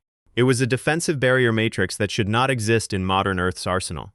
Mary revealed that during the centuries since her return, she had not been idle. She had fused otherworldly tech with terrestrial science, branching into entirely new domains. She developed these innovations alongside the very humans Garam despised. She had constructed this ultimate defense specifically to halt the calamitous hero foretold to arrive a century later. Asimov announced the deactivation of Silicon Valley's active cloak. A massive city-sized superweapon emerged for the ultimate battle of heroes. The true form of Silicon Valley stood revealed. 100 years of preparation built solely to protect future generations. 100 years crafted through the brilliant minds and noble sacrifices of countless people. Mary demanded Garam show proper respect as he faced humanity's collective legacy. Decades ago, it began alongside the nuclear research projects of World War II. The hero of Reconstruction had collaborated with brilliant minds, seeing the limitless potential of mankind. After that era, she gathered the greatest minds of the Western world once more. She addressed the scholars, doctors, and pioneers of innovation. They had brought the global conflict to an end with their intellect. Many expected their next reunion would take place inside academic lecture halls. Yet they had witnessed the terrifying price of failing to prepare for future threats. They had to build a deterrent against the rogue heroes expected in the 21st century. One scientist raised his hand, asking her to pause. He asked Mary why she was certain the next generation of heroes would turn evil like the ones before. He questioned if she possessed concrete proof. Mary confessed that she had no proof at all. Because of that, she urged them to pray that the weapon they forged would never need to be unveiled. Thus, the Silicon Valley Project was born in the shadows of the Manhattan Project. It began with drafting structural blueprints for an underground complex. What followed was subterranean construction and the integration of futuristic technology. United States Strategic Command Operations Center. Officers informed Mary that the 10-mile perimeter around Los Angeles was completely cleared. With zero risk of civilian casualties, she was free to unleash her full arsenal against the intruder. Mary commended all personnel for fulfilling their duty. Now she would demonstrate maximum power. Synchronization hit 100%. Asimov confirmed full tactical control was passed to her. Mary issued the primary command to engage in combat. The main missile hatches opened. She launched 12 Leo Slizart-class heavy warheads. Garam sneered as he analyzed the incoming barrage. He challenged humanity to prove that century-old tech could surpass his advanced weaponry. His plasma shields flared to 70% capacity. System decompression underway. Mary ordered the immediate activation of the Niels Bohr defense grid. Drone swarm damage reached 27%. The defensive pulse successfully repelled the onslaught. The enemy's main heavy batteries were temporarily neutralized. Mary ordered the Oppenheimer-class main cannons to charge. Garam planned to fire continuous laser streams the moment her defense grid flickered. Gigantic artillery platforms rose from beneath the city streets. Oppenheimer main cannon locked on target. Fire. It was a fortress forged from a century of human brilliance. Garam begrudgingly admitted the firepower was impressive. His combat algorithms calculated a victory probability of 30% in a protracted war. He recalibrated the math for a direct frontal assault. The probability shot up to 83%. He had no reason to hesitate. He initiated an immediate tactical mode shift. Decompressing core modules. Reconfiguring to strike jet mode. System transition 30% complete. The fluidity of his mechanical morphing was staggering. Mary marveled that such terrifying engineering had been mastered in another realm a century ago. He was closing in at breakneck speeds. Mary ordered maximum power diverted into the forward shields. If he breached the outer perimeter, the fortress mechanics would be compromised. Garam declared it was time for Ho Junhui to act. The hero of the Iron Arm roared as he joined the fray. Mary recognized him from intelligence briefings provided by government forces. Junhui grabbed the energy barrier with his bare hands, tearing and distorting the barrier matrix. Panicked, Mary demanded extra energy routed to the shield drones. Asimov warned that power conduits had reached absolute capacity. Attempting further energy transfers would cause the drone network to explode. Junhui exerted monstrous brute strength, finally ripping a gaping hole in the energy shield. Garam seized the split-second opening to breach the perimeter. The hostile heroes successfully invaded the fortress city. To Garam, human intelligence was merely a pathetic joke before overwhelming hero strength. Decompressing weapon systems. Engaging burst cannon at 20% power. He declared Mary was doomed because she foolishly allied herself with weak, fragile humans. The year 1908. England. London. Inside the Chelsea textile factory, a short supervisor gestured for a distinguished guest to follow him. Normally, they would have brought in municipal engineers to fix the breakdown. However, due to cascading mechanical failures, the floor was in utter chaos. Mr. Stevenson told him not to worry, mentioning his vast investments in mechanical research. He was there to personally inspect the machinery out of goodwill. Adopting a serious tone, Mr. Stevenson asked which specific machines had failed. The manager reported Units 3-1731 and the main workshop drive shaft. Stepping aside, the manager led Mr. Stevenson down the main aisle. Before they reached the line, a worker announced the drive shaft was already fixed. A young worker girl named Mary had repaired it earlier that morning. The manager scoffed and insulted her. He berated her nerve for touching delicate, expensive machinery without permission. An impoverished girl like her could never afford to replace a ruined engine, no matter how many lifetimes she worked in the factory. Mr. Stevenson raised a hand, telling the owner to hold his tongue. Inspecting the disassembled engine, Stevenson confirmed the girl had repaired it flawlessly. He expressed such desire to speak with the young girl directly. Moments later, he found her nodding off from sheer exhaustion. The gentleman offered her a warm cup of tea, gently waking her. He praised her clever repair, though noting efficiency had dropped slightly. Still, it was extraordinary that she performed such complex work with zero formal training. She had done it using scrap materials scattered around the factory floor. He asked if she had been studying at night school. Mary revealed she had 6 older brothers and 3 younger siblings. Every penny she earned went directly towards supporting her family. Hearing she had no formal schooling, Stevenson realized she was a natural genius like himself. Mary thanked him shyly, burdened by a deep sense of social inadequacy. Stevenson brushed her doubts aside entirely. He promised to pay her exponentially more than this sweatshop ever could. He offered her a position in his personal workshop among London's elite engineers. He vowed to teach her what it meant to be a true mechanical engineer. Taking that chance, Mary researched alongside him at the Stevenson workshop until his tragic death in an accident. In his final moments, he spoke of great scientists whose names lived on through their monumental achievements. He confessed that she was his greatest achievement. His research facility had drained his entire fortune. The tragic fire had destroyed all the brilliant designs he meant to leave behind for her. He admitted it was selfish, but offered her one final gift. He asked her to inherit his name as her own. On that day, she cast aside her old surname. From then on, she lived as Mary Stevenson. She learned how human beings leave immortal legacies behind. She labored at the factory by day and poured her heart into Stevenson's research by night. She chased that intellectual legacy until she collapsed and died of exhaustion. Upon returning as a hero, her proudest achievement was standing in history alongside fellow scientific geniuses. Now she watched that precious legacy burn to ashes once again. The heavy missile platforms lay obliterated. The Niels Bohr defense grid was completely shattered. All 3 Oppenheimer cannons were reduced to scrap. The grand mark she and her scientific comrades carved into history was fading away. Yet these engineering feats proved that despite being steel and circuits instead of flesh, she was as human as her colleagues. Her life's work was being dismantled right before her eyes. Rogue heroes, stripped of all empathy, were erasing every trace of humanity she and her friends built. The sight disgusted her to her very core. Though she lacked a natural human body, those monsters possessed far less humanity than she ever did. Those bastards sought to annihilate the entire civilization forged by human dedication. Mary resolved to stop them even if it cost her life. She ordered Asimov to disengage Silicon Valley's flight path and initialize her personal combat armor protocol. Asimov confirmed battle protocol authorization and switched the city fortress to autopilot. The desperate battle to protect mankind commenced. The realm of reconstruction. A hero had to abandon their human flesh to survive there. Cybernetic conversion began at the fingertips. Next came arming the torso to maximize firepower. Then heavy mechanical legs were installed to stabilize recoil.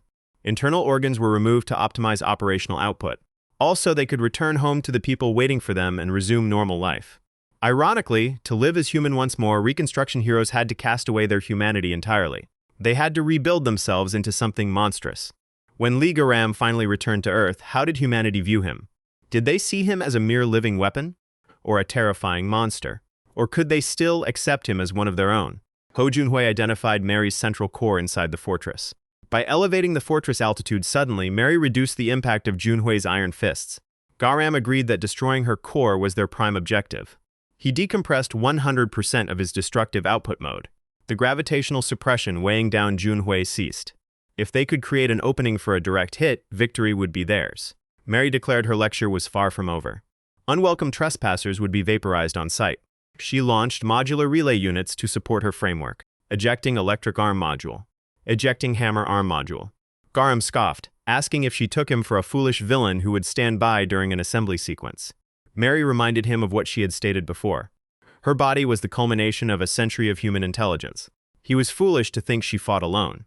Humans were made of flesh, blood, and bone. Ironically, the Guardians fighting for human survival were encased in hardened steel instead of soft skin. Oil and high-voltage electricity surged through their veins instead of blood. Mary triggered the remote detonation of the detached hammer arm. Reinforced steel chassis served as their skeletons. They were beings who were no longer human. Mary authorized the photon laser array initiation. Warning: temporary drop in output firepower detected. Primary engine offline. Garam screamed out, demanding to know why. Why an ancient hero would throw her life away for weak humans. She was just a machine monster like him. She too had been cast out by the world. Both are superior. Garam exclaims that he hates them, and he hates her too. It could have changed the world 100 years ago. He could have become the god of a new world, elevating heroes to a status of absolute reverence. Then they never would have treated her like a monster, or pushed her to this point. He wants to know why she went into hiding. Why she was content living peacefully among humans until they returned. Mary simply replies that it is because they are human. She is no god. She never wanted to be a monster, a weapon, a hero, or a machine.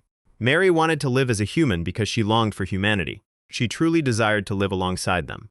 Rejection was inevitable. Some people were bound to be repulsed by a body forged of steel. She never expected everyone to understand her from the start. This agony and crisis of identity belonged to her alone.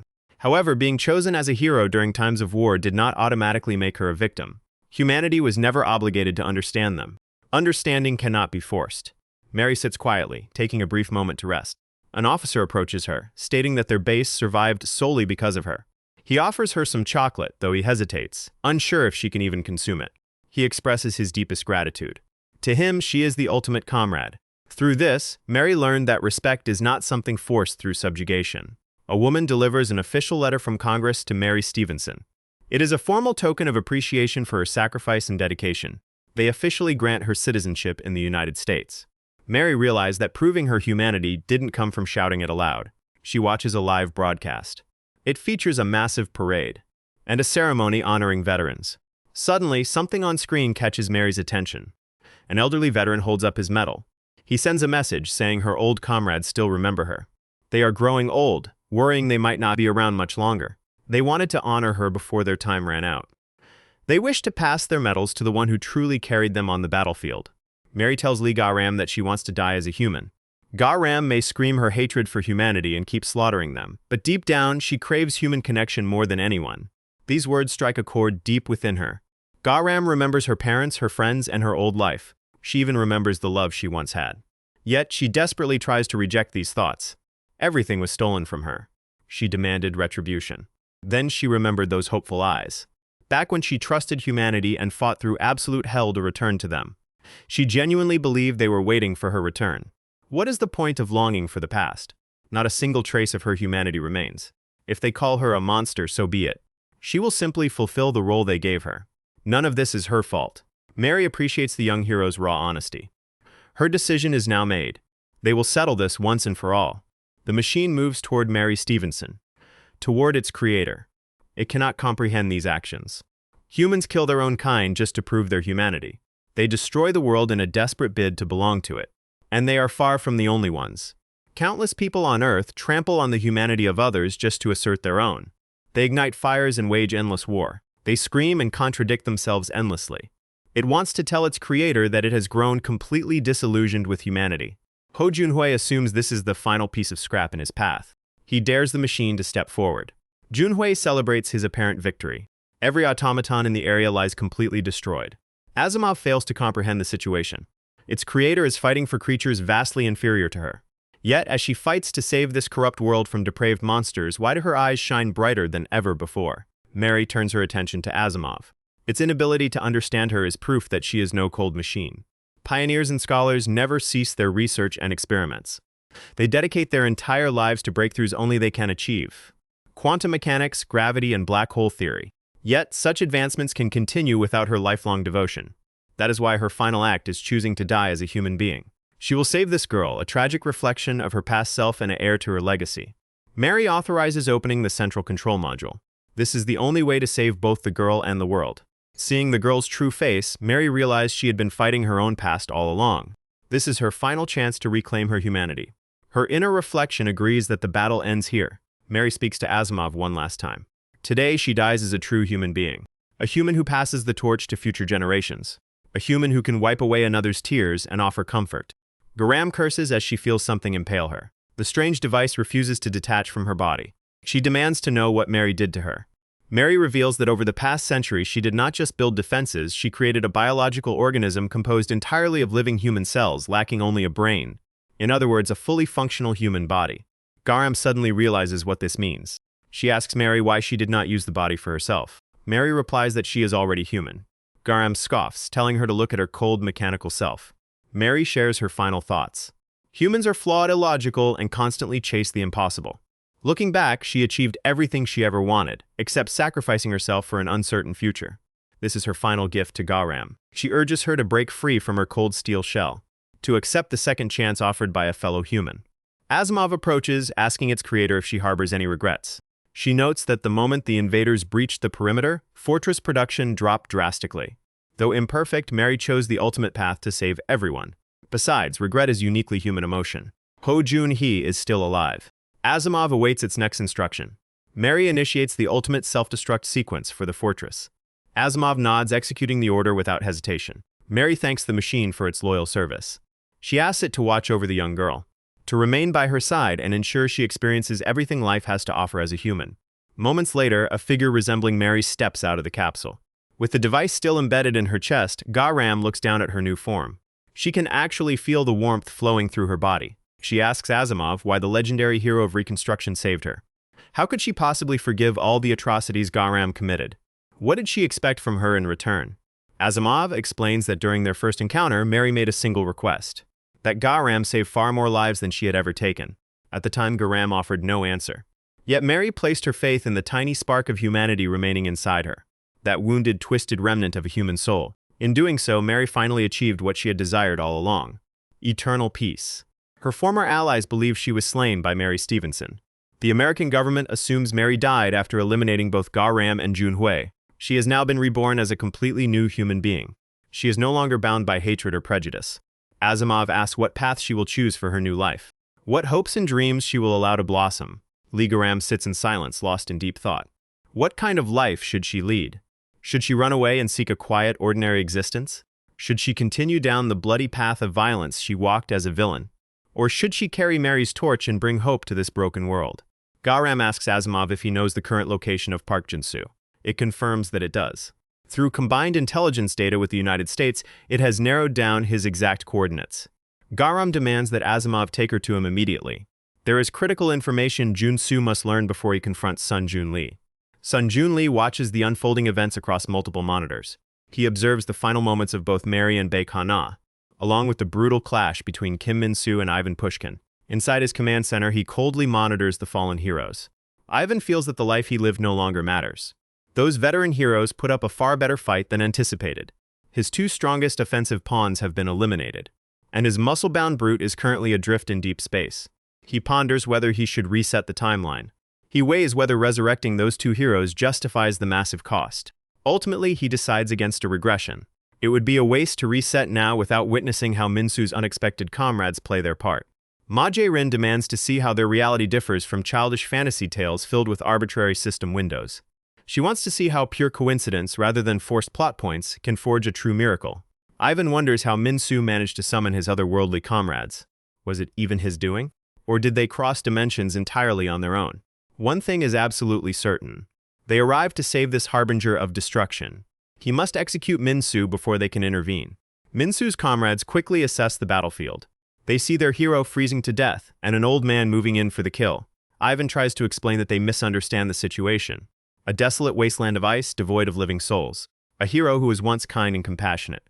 And an old veteran bearing a murderous aura. Regardless of what they think, Ivan warns that this monster is no longer the hero they once knew. They immediately draw their own conclusions. The elf decides she has seen enough. Surya steps forward, determined to heal her beloved hero. She begs the party to buy her enough time to cast her healing magic. In their eyes, Ivan Pushkin is the tyrannical demon king of Kim Min-soo's world. He is an adversary powerful enough to bring their champion to his knees. Uncle Man worries how long they can hold off such a force. They intend to repay their debt to the hero who saved their realm. If it is within their power, they will save his homeworld as well. The elf commands the party to strike immediately. It is a tragic comedy of errors. She knows not if the spell will hold once she returns to her world, but she refuses to leave his side in his final moments. She casts Theory, a soul-bound spell linking the caster's life force directly to the target. She prays he finds true happiness upon his return, hoping they will reunite when his journey ends. Charging forward, the fairy declares they will melt the ice first. Fire Spirit Ignite. The spell fails to make a scratch. Surya prays to Seraphine to grant her divine sight to perceive mana flow. This is no ordinary ice. Endless layers of ancient sealing circles are woven into the frost. She takes it upon herself to shatter the magical seals. She orders the fairy to support the frontline vanguard. Ivan lacks the mana and stamina to summon his massive army of frozen undead. He has no choice but to eliminate them individually with large-scale elemental strikes. Glacial Summoning, Seagull Colony. Uncle Man steps up to activate the power of the Stone Mountain Lord. He will erect an absolute impenetrable barrier. The old dwarf arrived just in time. He warns that since this monster defeated their hero, they cannot afford to lower their guard. Ivan recognizes their flawless coordination, realizing they are the legendary hero of the sword's original party. They will not fall easily. The elf apologizes to her comrades. It took time for her to adapt to the mana currents of this foreign world. She unleashes Torrential Descent, Rain of Steel. Ivan demands to know why they stand in the way of destroying a calamity. Glacial Summoning, Land Tortoise. He forces himself to remain composed. Their massive, wide-scale attacks might actually work in his favor. He can drag out the battle until their mana reserves are completely depleted. Currently, no long-range snipers are covering their backline. This is his prime opportunity to pick them off one by one. The warrior shouts that he has successfully pinned the Demon King. Ivan summons the Land Tortoise once more. Unfortunately, he miscalculated the enemy's raw physical force. Min-soo may have sliced the Demon King with his blade, but it was this warrior's devastating fist that shattered its impenetrable shell. The old man underestimated him, and now he will exact vengeance for his hero. Suddenly, the warrior pauses, wondering what is happening. He finds himself completely paralyzed, unable to move a single muscle. Uncle Man experiences the exact same phenomenon. It feels as though time itself has ground to a total halt. The fairy spots a figure approaching while Safria tries to identify the newcomer. The newcomer remarks to her final hero that time and tide truly wait for no man. Ivan recognizes her immediately, calling out the Snow Witch, goddess of the frozen realm. His prime years are long gone. Nothing remains except a frail, decaying vessel. It is a pathetic sight. Ivan heard her refer to him as her final hero. This generation's champion fell before the Glacial Demon King. Everything in the witch's realm has ceased to exist, leaving Ivan as the sole survivor. So she only appears before him now, at the absolute end of all things. Now that no world remains to entertain her, she arrived merely to witness his death. Ivan Pushkin stands on the brink of death, yet his eyes blaze with fierce determination. She asks if there is anything left he desires. If he wishes to crush the enemies standing before him, Ivan begs for the power to protect his homeworld. She asks what price he is willing to pay in exchange. He offers his life, his soul, or anything she demands. She can take everything he has as long as his world remains safe. If he can prevent catastrophe and stop this nightmare war, he will surrender anything. Since he is already dying, she has no use for his life, nor does she claim souls. Yet, there is still one thing she desires from him. The memories of the hero of glaciations. She demands the epic story of his life. Ivan readily accepts the terms. He never wanted to be a hero in the first place. His sole motivation was to see a world where people love one another instead of waging war. She observes that though he is now old and wrinkled, his resolve remains noble and sublime. He truly is the ultimate hero. Ivan thinks the life he's lived doesn't matter anymore. He will become a pure instrument of war to fulfill his duty. The warrior catches his breath as time resumes. He has no idea what just occurred. He calls out to check if the others are unharmed.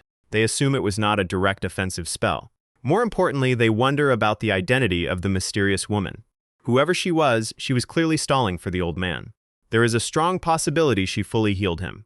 The warrior charges forward to inspect what she did. He intends to finish off the old man once and for all. Uncle Man screams at him to hold defensive formation. Their sole objective is buying enough time for Kim Min-soo to recover. Seeing him fall back, Uncle Man scolds him for being so reckless. He explicitly ordered him to stand ground.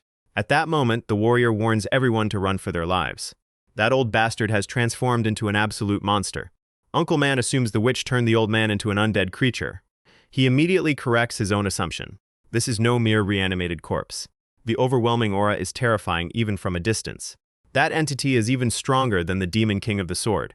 It is an abomination that defies all logic. The warrior screams at them to retreat immediately. He claims he can buy them 10 minutes at most. They cannot defeat a calamity of this scale without Min-soo's power. All Uncle Man can do is erect an impenetrable wall to protect Surya. The best strategy is guarding Min-soo until his recovery is complete. He announces that he needs just 1 minute to raise the barrier. He instructs the warrior to hold off the beast until the barrier rises, then fall back east. Limitless circle.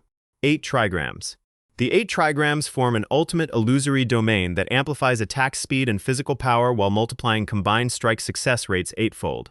Simultaneously, it slashes energy and mana consumption down to 1/8 of its normal cost. The catch is that he cannot move an inch from his stance. Now he has a fighting chance.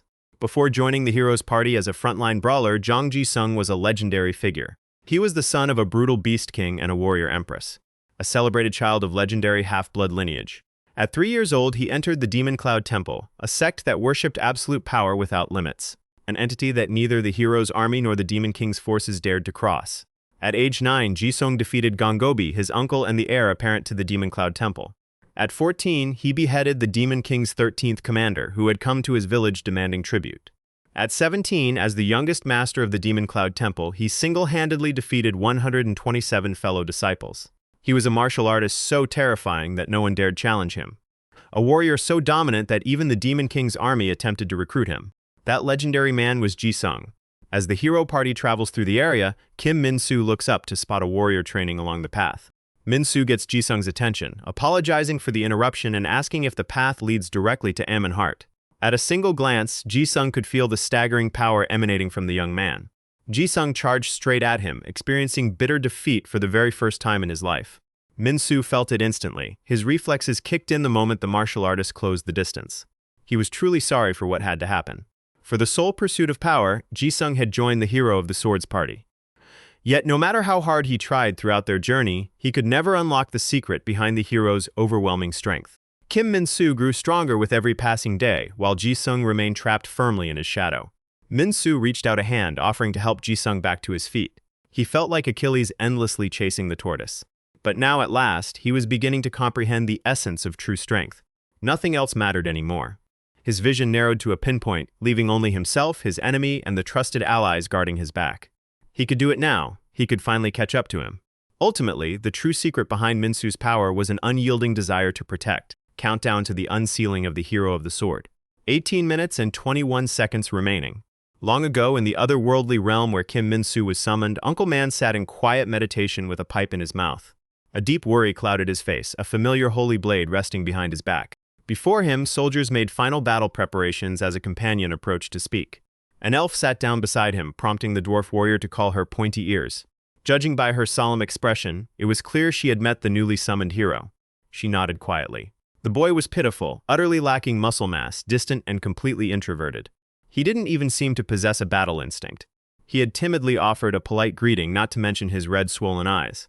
It was obvious he had spent 4 straight days weeping since arriving here. Even with the divine sword Uncle Man brought him, she doubted the boy could slay a simple slime. She openly wondered if their world was doomed. From what she had heard, summoned warriors of previous generations were never this pitiful. The dwarf admitted that under such circumstances, anyone would reconsider joining the hero's party. Yet despite his fragile frame, that frail boy spoke with absolute sincerity about wanting to save a world that wasn't even his own. He pledged to give everything in his power to aid their cause. He wanted to fulfill the duty thrust upon him and finally return to his world. He asked Pointy Ears if she would lay down her life to save a world that had absolutely nothing to do with her. The elf shook her head, doubting anyone could do such a thing. Throwing away your life to save a foreign world is no easy burden to accept. The dwarf felt the exact same way, and he had spent his entire life on the battlefield. Fighting to defend your homeland is one thing, but if you had to leave your family behind and were asked to die in a foreign land, no one would do it willingly. Yet that frail boy possessed the determination needed to see things through. That resolve alone made him truly worthy of being the hero.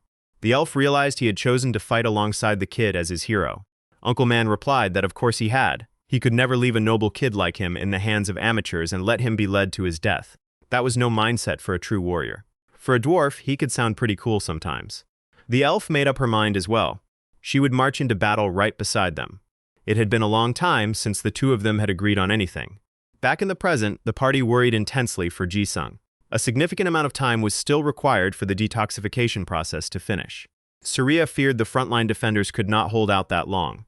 Uncle Man bellowed at them, calling them fools.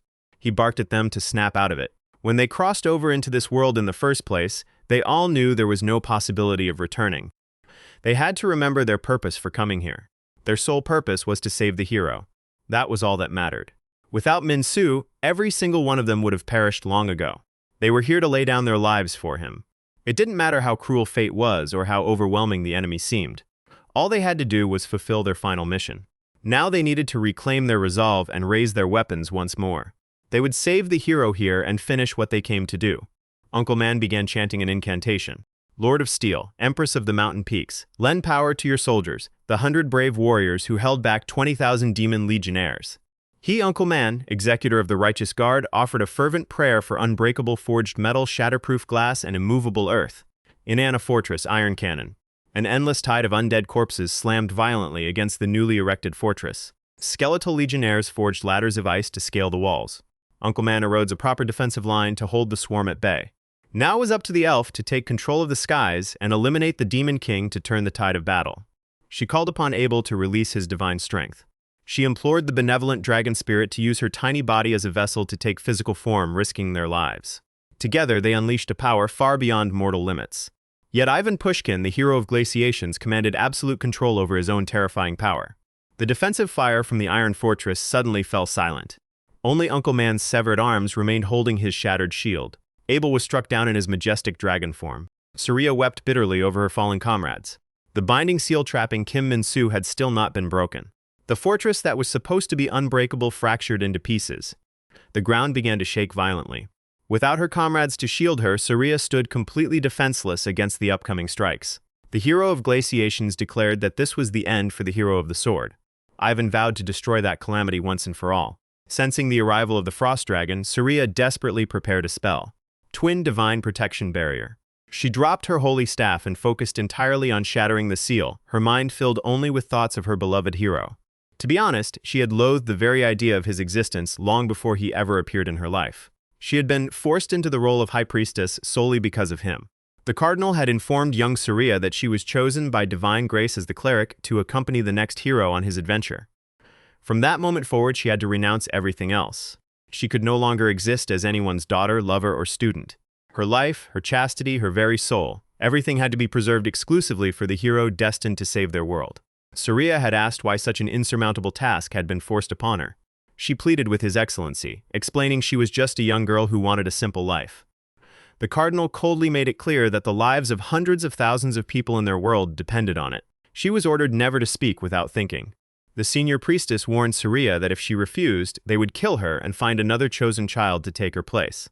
All she had to do was say she would do it. It was the only way to ensure they would be forgiven. His Excellency then demanded to know if she would accept the holy mandate, and she nodded silently through her tears. The world believes a cleric exists solely to serve God. At least, that is what most people believe. But there is another person a cleric must truly serve. The maidens who came before her were tasked with comforting homesick heroes summoned from foreign worlds. Her true task was to make the hero grow attached to their world, feigning romantic affection or even offering her body if necessary. That is why, long before Kim Min-soo ever arrived, She had been ordered to act as though she had fallen deeply in love with him. Surya felt immense pity for the tragic priestesses who preceded her. She was not allowed to eat what she wanted. She was forced to study dull scriptures she had zero interest in and learn to accept her miserable fate in absolute silence. She had never asked for any of this. She never wanted to be a priestess. She cursed the hero's existence. She hated him with every fiber of her being. But he was completely different from what she expected. He never succumbed to her forced advance. And he never forced her to do anything against her will. Min-soo had comforted her, insisting it was not her fault that they couldn't save the mage. He blamed only his own lack of strength. He vowed never to lose another comrade from that moment on. He promised to give everything he had to make sure of it. The hero had saved her world, simply because she was there to support him. So this time they would be the ones to save him. At last, the magic seal cracked, and the heavy binding chains shattered from Min-soo's body. As the horde of skeletons breached the barrier, Surya harbored one last truth she had always wanted to tell him: that she truly loved him. Kim Min-soo stared in utter horror at Surya's lifeless body. Overwhelmed by crushing despair, he stumbled blindly toward her. Through a blur of tears, he clutched a scrap of her blood-stained cloth. His breath came in violent gasps. The fairy and the elf lay dead side by side, while nothing remained of Uncle Man save for his severed arms. Min-soo thought back to his parents. He whispered to them that he had lived through a horrific nightmare. In this nightmare, he was dragged away to an unfamiliar alien world, and to return home to his family, he was forced to hunt down that world's demon king. So he endured a grueling year-long journey through hell, and he succeeded in saving that world. But when he finally returned to his own, both of his parents were already dead. His friends, his relatives, all of society rejected him. No one accepted him. Calling the agony heartbreaking was an understatement, and calling it hopeless failed to capture the void. It was pure, unadulterated torment. It felt as if he were biting and tearing apart his own flesh with his teeth. He felt so utterly helpless, so miserable, so completely broken. So he lashed out, swinging the holy sword in his hand with all his remaining strength. All he had done was briefly express the unbearable rage repressed in his heart. But on that day, he turned the entire world into his enemy. And he cut down the people who came demanding he take responsibility for his actions. He slaughtered the people who had been living happy, carefree lives. And even the righteous defenders who came to stop his rampage fell. He killed every single one of them. He was drowning in endless grief. And destroying the happiness of others was the only way to briefly forget that he was the single most miserable person in this world. He knew it was monstrous of him. He knew he was broken too. But what else was he supposed to do? He was just an ordinary teenage boy, living a normal life. All he ever wanted was to be happy. All he desired was for someone to acknowledge his sorrow. Yet in this twisted nightmare, he had transformed into a total monster. Ivan Pushkin wanted the hero of the sword to crush under the weight of his atrocious sins.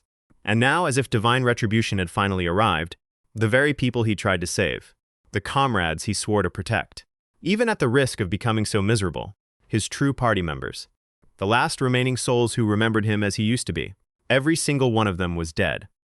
This had to be a delusion. It was impossible for this much tragedy to fall upon just one person. Ivan observed that Min-soo was in absolute agony. That agonizing pain was identical to what those who lost everything dear to them suffered because of him. There was no way this was real. Min-soo begged his dead friends to answer him. Yet cold reality proved this was no nightmare. Now Ivan stepped forward, preparing to execute him once and for all. My chest hurts so much. It feels like my soul is about to burst from the agony. Somebody save me. Sun Jun-lee hummed a cheerful tune to himself. He seemed to be in an exceptionally good mood. He even carried a bag of fresh popcorn. Such was the eerie composure of the hero of regression. Checking his smartphone, Jun-lee stepped into the break room. Still humming softly, he set the popcorn inside the microwave. As the minutes passed, the bag expanded inside the oven, until finally the snack was ready. Ivan Pushkin had not expected this reaction. Kim Min-soo was supposed to be on the verge of death. What sorcery was this? Both broken fragments of the divine sword began to resonate with violent power. Min-soo muttered that everything was over. He had lost every single thing he cherished. This was the absolute end. Ivan figured the hero of the sword had finally lost his mind. What senseless gibberish was he muttering? He supposed it made no difference. He would crush him in a single devastating strike. Glacial sphere of human skeletons. Min-soo wondered just how cruel this world could be to a single human being. The undead swarm clung to the hero, devouring his body bit by bit. Min-soo could no longer endure this miserable world. He didn't believe anyone could be more unhappy than he was. The only solution left was to kill them all. Either way, no one was left for him. He was destined to remain completely alone, so every single one of them could burn. a world plunged into the void, devoid of heroes or demon lords, and therefore the singular world from which champions were summoned to fight for other realms. On that catastrophic day in that world, a true demon king was born. Answer my call. Sword of Durant. The glacial sphere of skeletons vanished into thin air in an instant. Min-soo raised a single finger, tracing runic symbols in midair to slice the frost dragon completely in half. Ivan Pushkin watched in horror at the unrivaled godlike power. Impossible. All heroes were bound by the absolute laws governing every world. From the moment they defeated their respective demon king, their growth halted permanently. Yet Kim Min-soo, like Ivan himself, had abandoned the path of heroism entirely. He had transcended into an even greater calamity. This confrontation could no longer even be called a war. Embracing the atrocities he committed, Min-soo had become the walking apocalypse. Ghostly ice spear Marsana. Phantom glacial armament velas. Only Min-soo's death would save what remained of the world. His execution hour had arrived. Min-soo stated flatly that salvation never existed in this realm. There was never any hope to begin with. Meanwhile, in a hidden location, someone wept tears of pure ecstasy. He had finally achieved the impossible outcome. After 374,581 regressions across more than 150,000 years, he finally succeeded. Ivan Pushkin, the hero of glaciations, was dead. Not a single champion of the previous generation remained alive.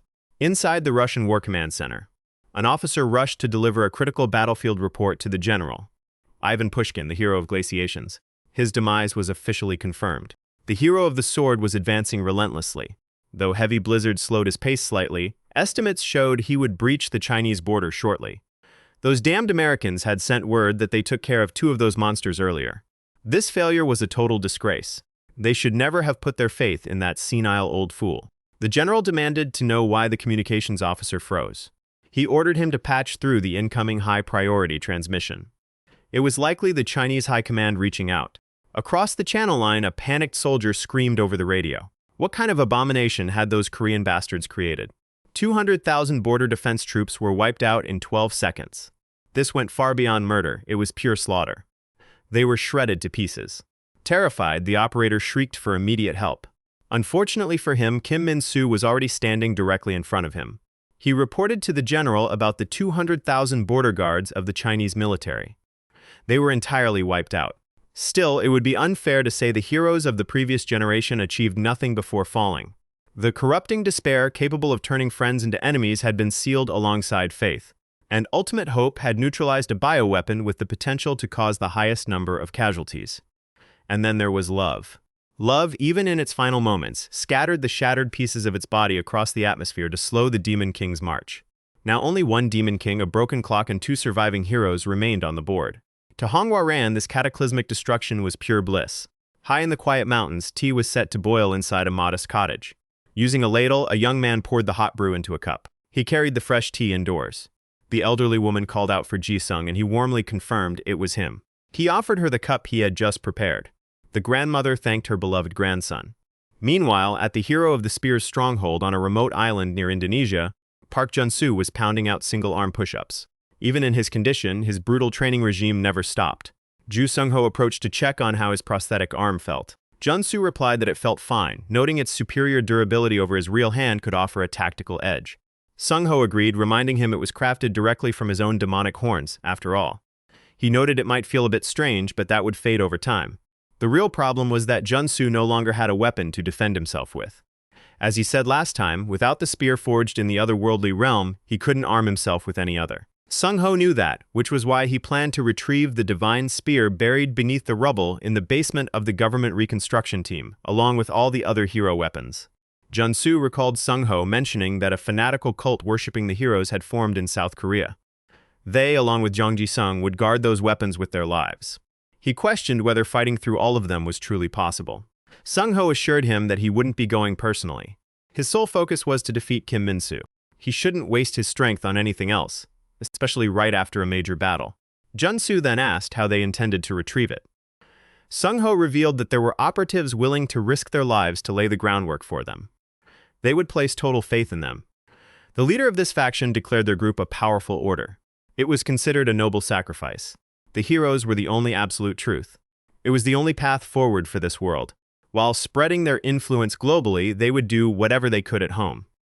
If they obeyed like this, the heroes would accept them as citizens of the new world. Unbeknownst to them, agents from Yi Jian's strategy team were monitoring the secret meeting, aiming their rifles directly at the representative of this conspiracy. They are absolute traitors. Yi Jian, team leader of the restoration government. The sniper asks if she should pull the trigger. She is cleared to fire. The green hero has given them the green light. She can blow his head off. Operation Relic Recovery has officially begun. The fanatical cultists are paralyzed by the sudden execution. Terrified of being next, they scatter and flee the scene. The sniper confirms the target's head has been blown off. Her commander can see it clearly. There is no need to report every bloody detail. That is definitely not ketchup splattered across the wall. All units are notified that the operation to retrieve the relics has officially begun. They will crush the traitors. No mercy will be shown to a single one. 5 hours earlier, inside the central headquarters of the restoration government, she greets her fellow former government officials. She remembers meeting most of them back in the old days. Her name is Yi Jian, former head of the NICE counterterrorism team and chief strategist against rogue heroes. Now she serves as the lead strategist for the government struggling to rebuild a ruined nation. She thanks them all for gathering today. A military commander barks that they can skip the pleasantries. This is not a policy seminar. She has assembled the entire remaining police and military force left in South Korea. He demands she stop wasting their time and cut straight to the point. Jian had hoped to lighten the mood a bit, knowing most of them will likely die very soon. Seeing as no one here has a sense of humor, she dives right into the briefing. Operation Relic Recovery. As everyone knows, intense battles were fought against the terrorists trying to tear South Korea apart. And in those battles, allied heroes fought alongside humanity. The mission is to secure the divine weapons left behind, including the spear Park Jun-soo abandoned when he fled. Hearing it framed like that makes the soldiers scoff in disbelief. Why in the world did that bastard leave his own weapon behind? Regardless, most of these relics are heavily guarded by terrorist cultists and the remaining rogue heroes in South Korea. In 5 hours, they will commit every ounce of their remaining military power to reclaim these weapons. By committing everything, she means sending every single soldier into a suicide mission. Their entire force consists of barely 100 intelligence agents and under 1,000 regulars. At best, only about 300 armed citizens are willing to join the fight. The officer views her calm demeanor as insufferable arrogance. He asks if she thinks they are hesitating just to save their own skins. He is more than ready to die on the front line. In truth, he feels overwhelming guilt toward his fallen comrades for surviving this long. His only concern is who will actually wield these relics after they lay down their lives to retrieve them. And will those weapons even be enough to eliminate the remaining heroes? Jian reveals the intended wielder is Jun-soo. He is the absolute strongest power fighting on their side. He will wipe out those monster heroes. And frankly, he is the only realistic option humanity has left. They have no choice but to bet everything on him. She urges them to place their trust in him and secure those divine armaments. As useless adults forcing a young boy into battle, the absolute least they can do is bleed to supply him with the weapons he needs. Gangnam, Seoul. The operative confirms he has arrived at the correct target location. He has found it. Despite brutal resistance from cultist factions, coordinated military strikes begin simultaneously across the country. Mega Shelter B-12, under Restoration Government Command. Soldiers move stealthily through the ruined cityscape in tactical camouflage. The point man peeks around the corner to scout the area. Squad reporting in from Sector B-12. They have located the Spear Hero's divine weapon. The retrieval seems like a major success, costing only 500 casualties. Chongwon, North Gyeongsang Province. A massive industrial magnet lowers toward the target relic. 4 heavy transport helicopters synchronize to lift the colossal shield. The cables are secured, and the air team gives the all-clear. The helicopters begin their slow ascent. Radio comms confirm the shield is safely secured. They prepare to pull out immediately. Suddenly, one of the transport choppers detonates in midair. Jong Ji-sung smashes into another cockpit, catching the pilot completely off guard. The remaining pilot turns back in horror to see what caused the explosion. No one had detected his approach until it was already too late. The operation was smooth until Ji-sung made his move. Barely 15 minutes into the operation, the self-proclaimed Lords of the Wasteland launch a violent counteroffensive. The lifeless body of the cultist lies on the ground with a hole through his skull. Suddenly, blood flows backward into his forehead as the corpse stands upright. The guarding soldier immediately recognizes the horrifying phenomenon. He had heard stories about Hong Hua-ran granting her vampiric blood, but seeing it resurrected in person is revolting. The resurrected zealot calls it pure blasphemy to disrespect the divine gift of the heroes. He asks how long he was out cold. The soldier replies it was not long, warning that enemy attacks are erupting nationwide. Government forces are sweeping the ruins to recover the weapons of the fallen heroes. The military ambushed them when they least expected an assault. Though, considering he was sniped straight through the head, it was hardly a fair ambush. Still, They always knew a desperate military push was bound to happen eventually. The martial arts hero has already moved to secure the shield's position. The old zealot inquires about Sun Jun Lee. Has the regression hero made any moves yet? A lone figure watches silently from the rooftop of a skyscraper. The soldier admits they have been completely unable to reach him. Reports suggest he is currently monitoring events near Shelter B-12.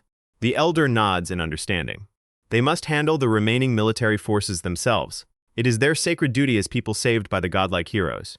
The agents who laid the ambush sprint down the fire escape to escape. Jian receives a grim update confirming the retrieval of the shield has failed. The frantic radio message repeats. They failed to secure Ju Sunhwa's shield.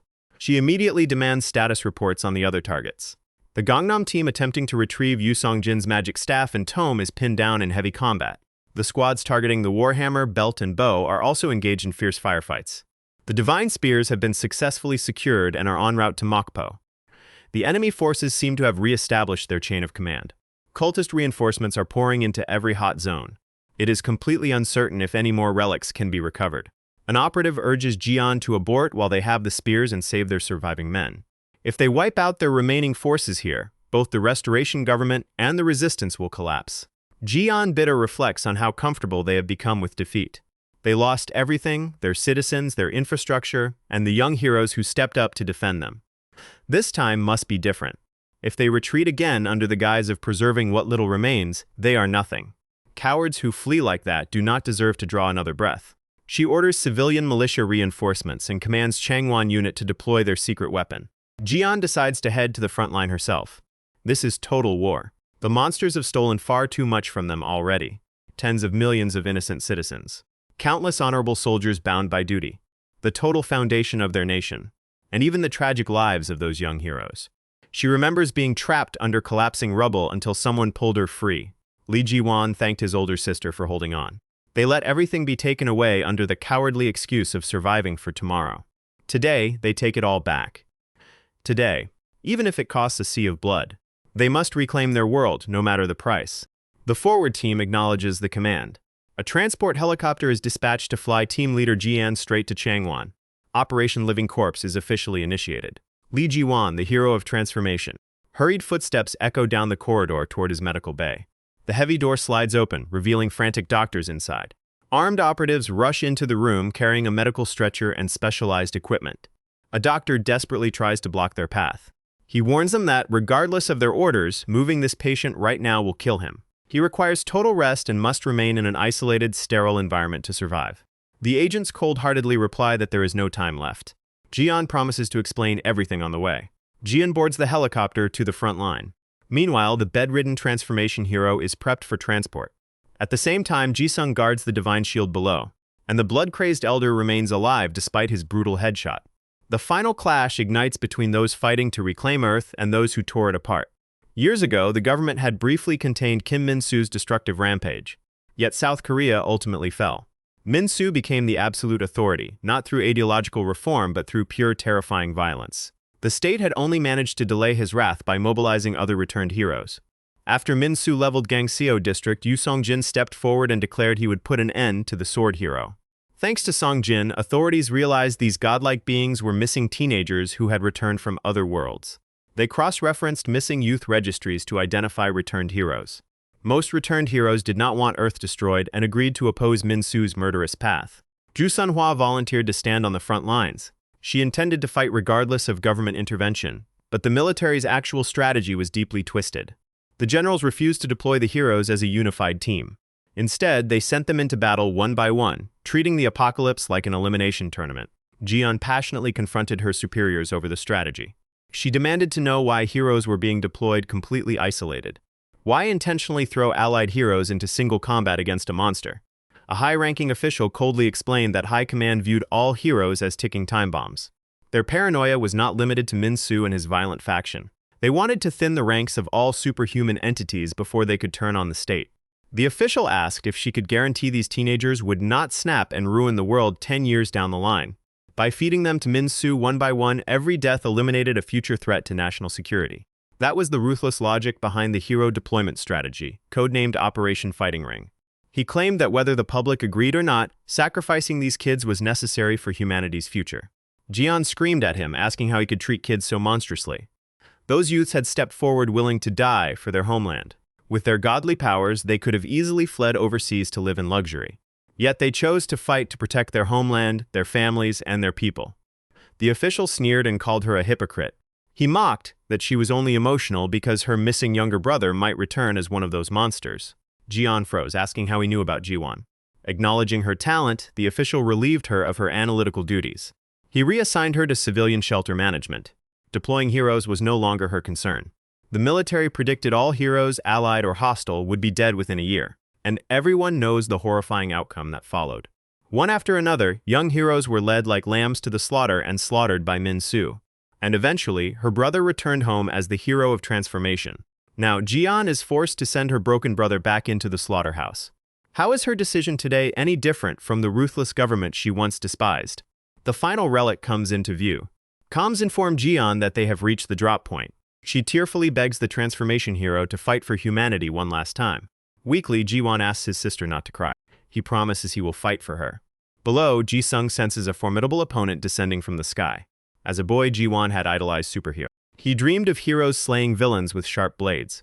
He loved the Sword Rangers. One day he ran outside wearing a plastic hero mask swinging a toy sword.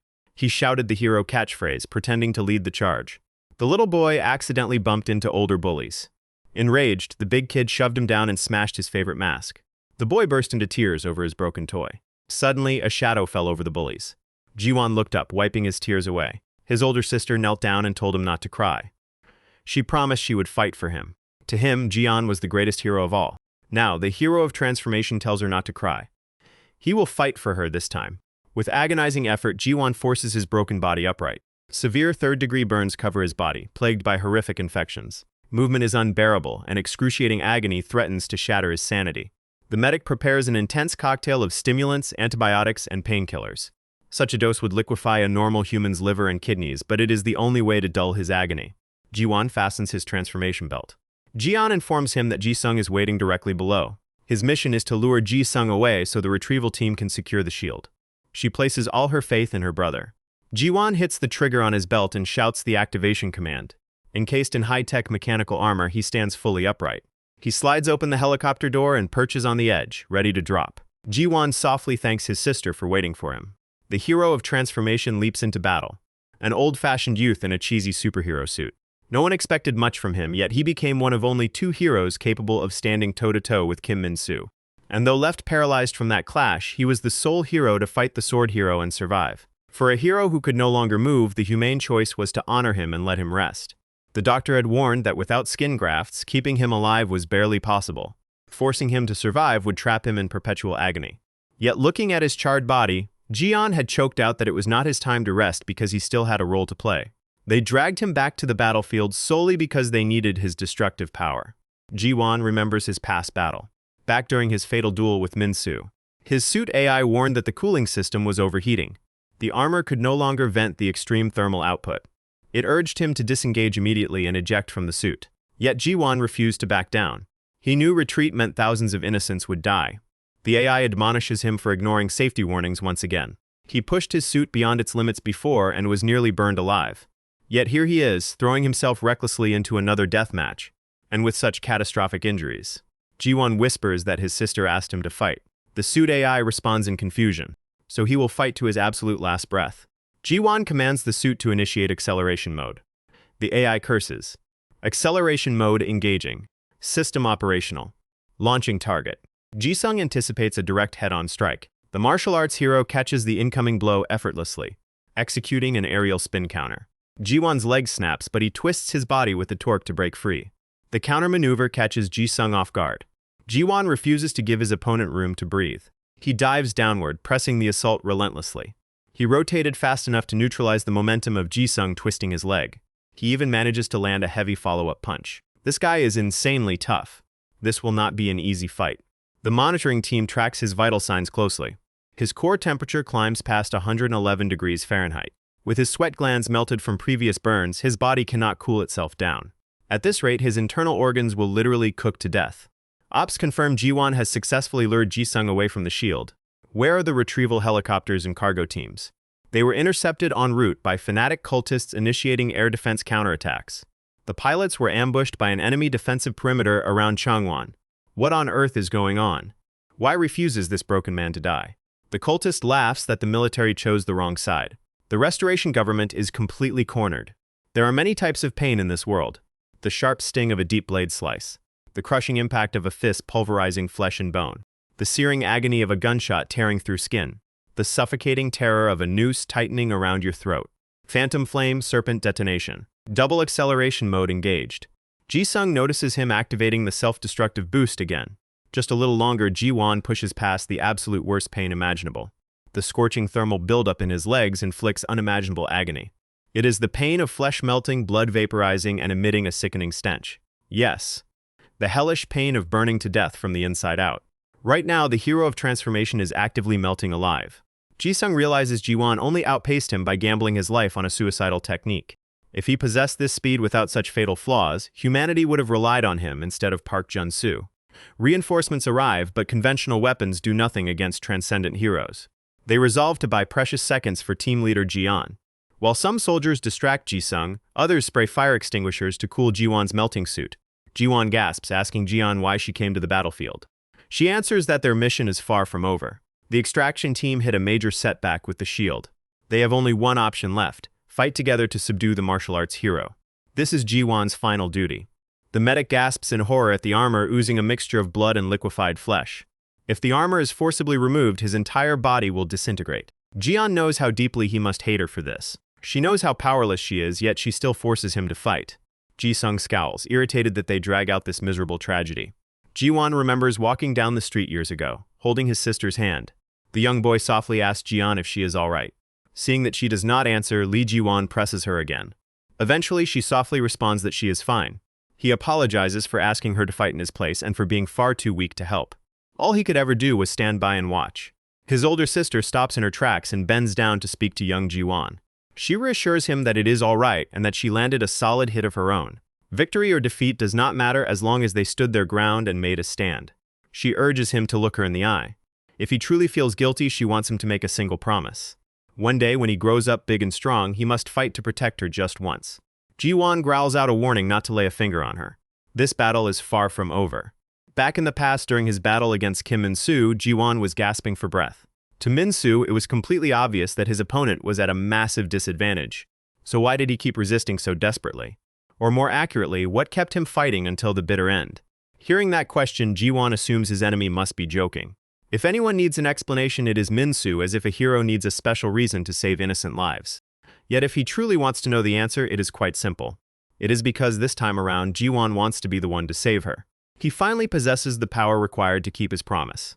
Ji-won reminisces about something he once shared with his sister. Back when he was in that otherworldly realm, the Red Ranger told him a secret. The only reason heroes wore silly masks and colorful suits was because they feared their loved ones finding out who they really were. Jung Ji-sung marvels at how Ji-won has one foot in the grave yet casually chats away right in front of his deadly opponent. Ji-won keeps speaking toward Yi Ji-on. Once heroes lose everyone they cherish, there is no longer any reason to wear a mask. That is why he chooses to keep wearing this suit to the end. If given the choice between discarding his armor to survive alone or keeping it on to soar one last time, he will always choose to fly. The hero of martial arts grows furious at being mocked so brazenly. He activates his Chakma Vitality Drain technique. Even taking a single breath seems like an overwhelming chore for the battered hero. Ji-sung offers to grant him an easy death by draining whatever life force remains. The suit AI notes that despite the solemn atmosphere, it simply cannot stay quiet any longer. Are you serious right now? Do you honestly think he has any remaining life force left to drain? Biologically speaking, this man passed the threshold of clinical death long ago. He is like the crushed bottom of a juice box that you desperately try to suck through a straw. That is literally the exact state his body is currently in. Ji-won calmly asks how much combat time he has remaining. Does knowing that even matter at this point, partner? Let us at least take that bastard down into hell with us. Triple overdrive speed engaged. Ji-sung unleashes the full inner power of his martial innate energy. Ji-sung did not want to resort to this final measure, but he is left with no choice. He curses Ji-won as nothing more than a repulsive moving corpse. Target lock acquired. Engage. A spectral serpent manifests along Ji-sung's forearm. The energy serpent splits apart into dozens of deadly vipers. Though caught off guard, Ji-won manages to repel every single strike.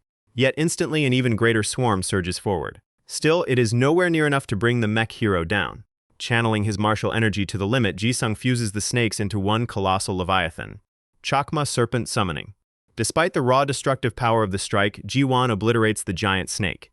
However, Ji-sung's assault sequence is far from finished. A high-density energy projectile fires out and narrowly misses its target. The blast curves mid-air, snaring Ji-won directly while airborne. The lethal strike connects, yet the armor stops it just before it completely impales him. Both combatants close the distance instantly, trading a violent flurry of blows. Ji-won's power suit overheats to a critical point, igniting his armored fist in flames. Even so, he refuses to stop. Not yet. If his arm breaks, he will strike with his leg. Not just yet. Never give up. Chakma Hellfire. Spectral Blast. Ji-sung screams out in rage, demanding that his opponent finally drop dead. He is practically a walking corpse anyway. Amidst the scorching inferno, a piercing scream of agony echoes.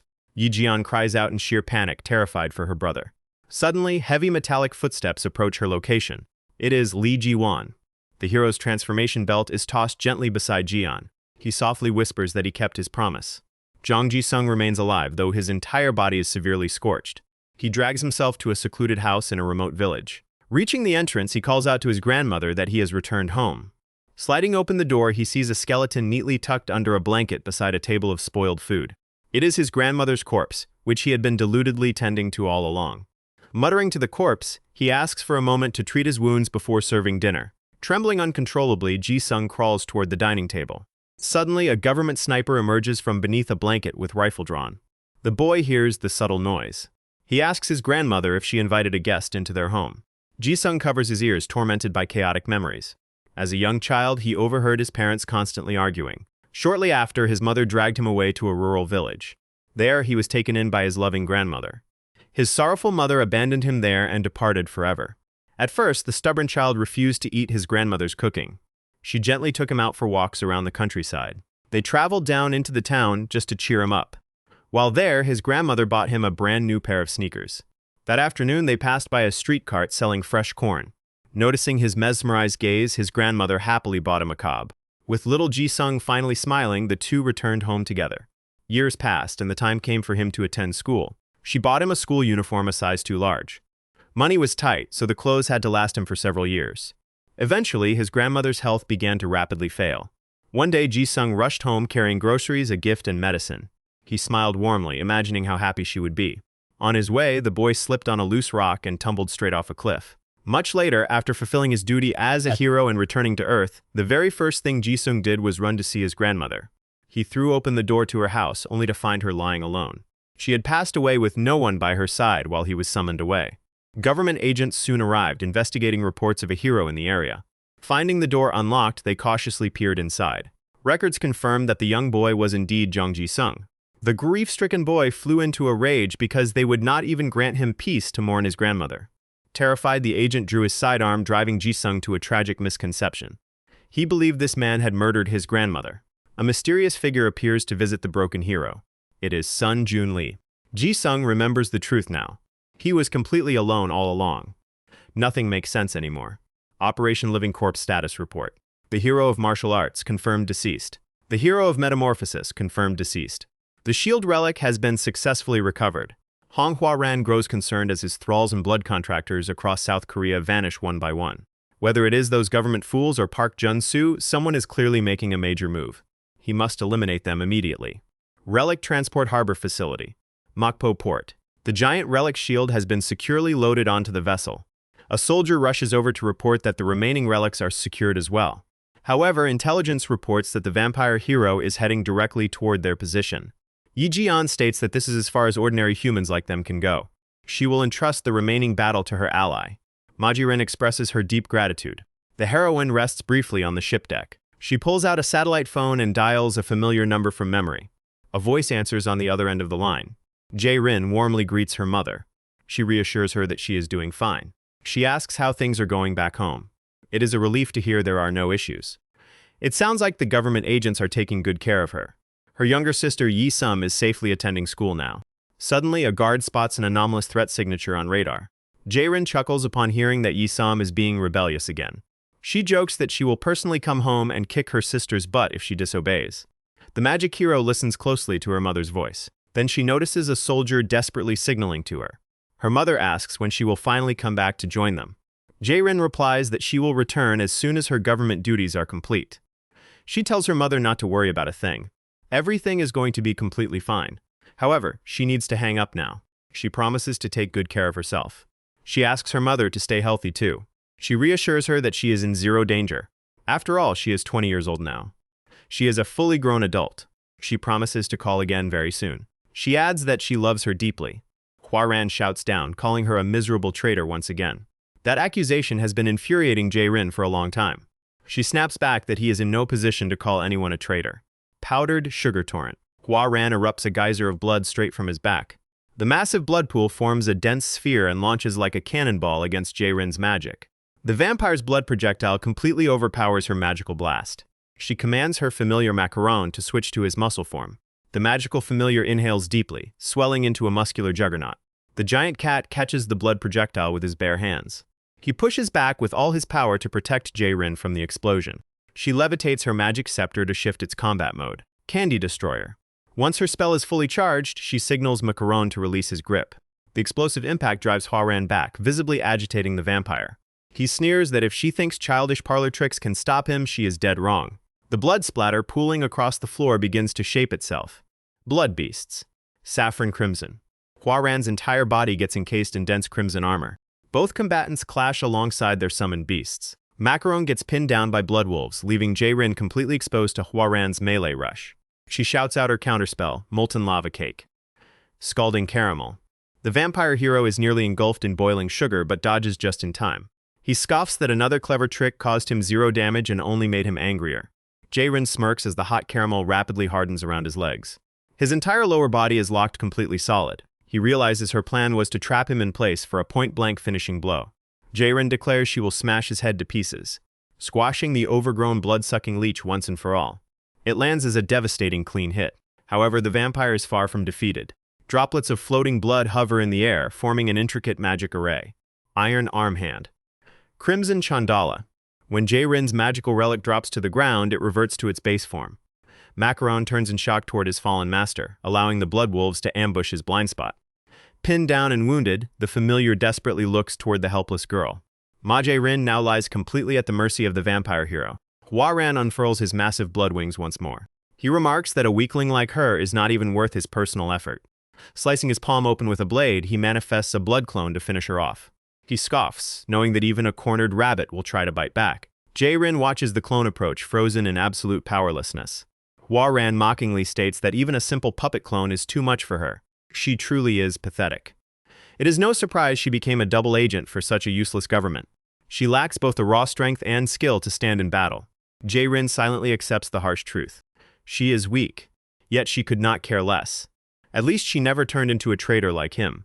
Her defiance strikes a nerve with Hwa-ran once again. She keeps repeating that painful word. He snarls at Jae-rin, claiming he never betrayed anyone.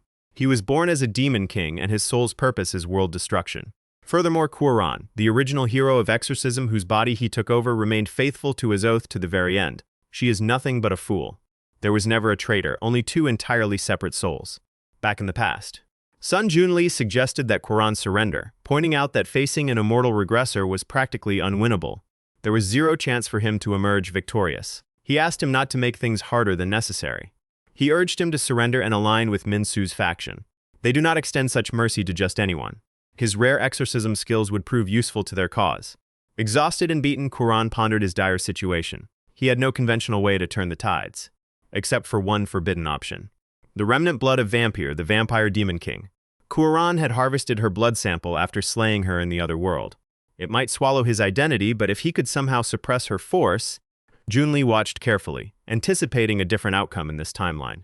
Hwa-ran collapsed, overcome by excruciating agony as the demonic blood invaded his body. Junli stood fascinated, eager to witness what monster would be born. Lee Ga-ram found the transformation deeply unsettling. He was not attempting suicide. He was undergoing a complete physical metamorphosis. The energy radiating off him felt purely sinister. If he was to be eliminated, right now was the only window. Though his body remained whole, his physical appearance changed entirely. Ga-ram wondered if the man had triggered some bizarre awakening. The altered exorcist calmly announced his total surrender. He claimed to have 0 interest in fighting them. Junli warned Ga-ram that both his power level and aura had completely shifted. The creature standing before them was a different entity entirely. The vampire asked Garam to stop pointing heavy weaponry at him. He formally introduced himself as Honghua Ran, the resurrected vampire demon king.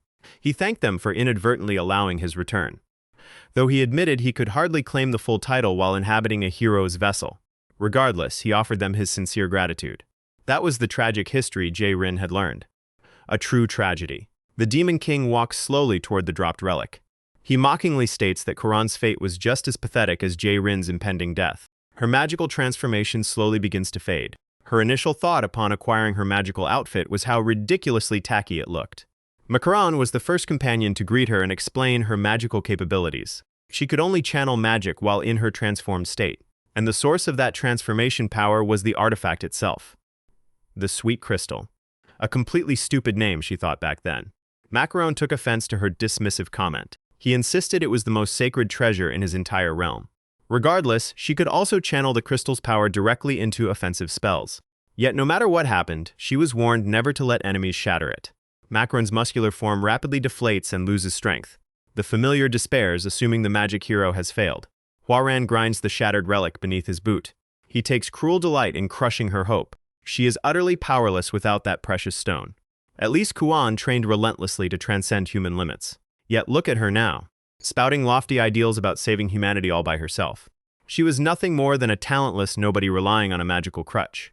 He hurls insults to completely shatter her spirit. Yet Jae-rin cannot simply brush those words aside, because deep down she knows he is right. She wonders if she has ever saved a single soul through her own power. She failed back then. And she failed that time too. The government agent assured her there was nothing to fear. They promised her family would be safely protected. She saved no one on that day either, nor on any occasion after. A useless hero who posed no threat to anyone. A hero clad in childish costumes with ridiculous abilities. A hero whose weak points and power sources were glaringly obvious.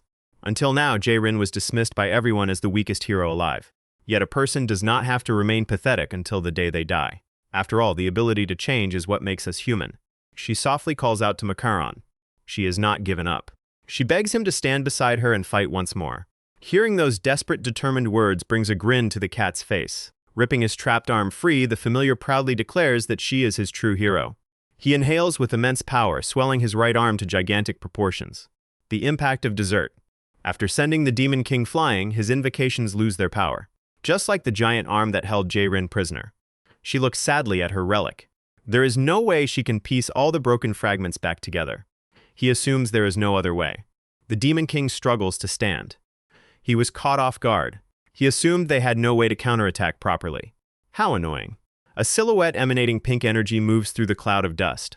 Huaran thinks his eyes are playing tricks on him. When he opens his eyes again, he sees something that should be impossible. She partially regained her power, which now emanates from her fists. She impaled her own body with the sharp fragments. Jae-rin asks what he called her earlier. A pathetic nobody who relies entirely on a powerful weapon. With great difficulty, the Demon King rises. She repeats her earlier words. That is just how it is. He will show this pesky mosquito what true willpower looks like. Once the jewel, the true source of her power, was shattered. The balance of power between them should have completely shifted in his favor. Or at least, that is how it ought to have been. Willpower is nothing more than a delusion created by the weak. He tries to pull away from her. Those fragments are merely jammed into her hands.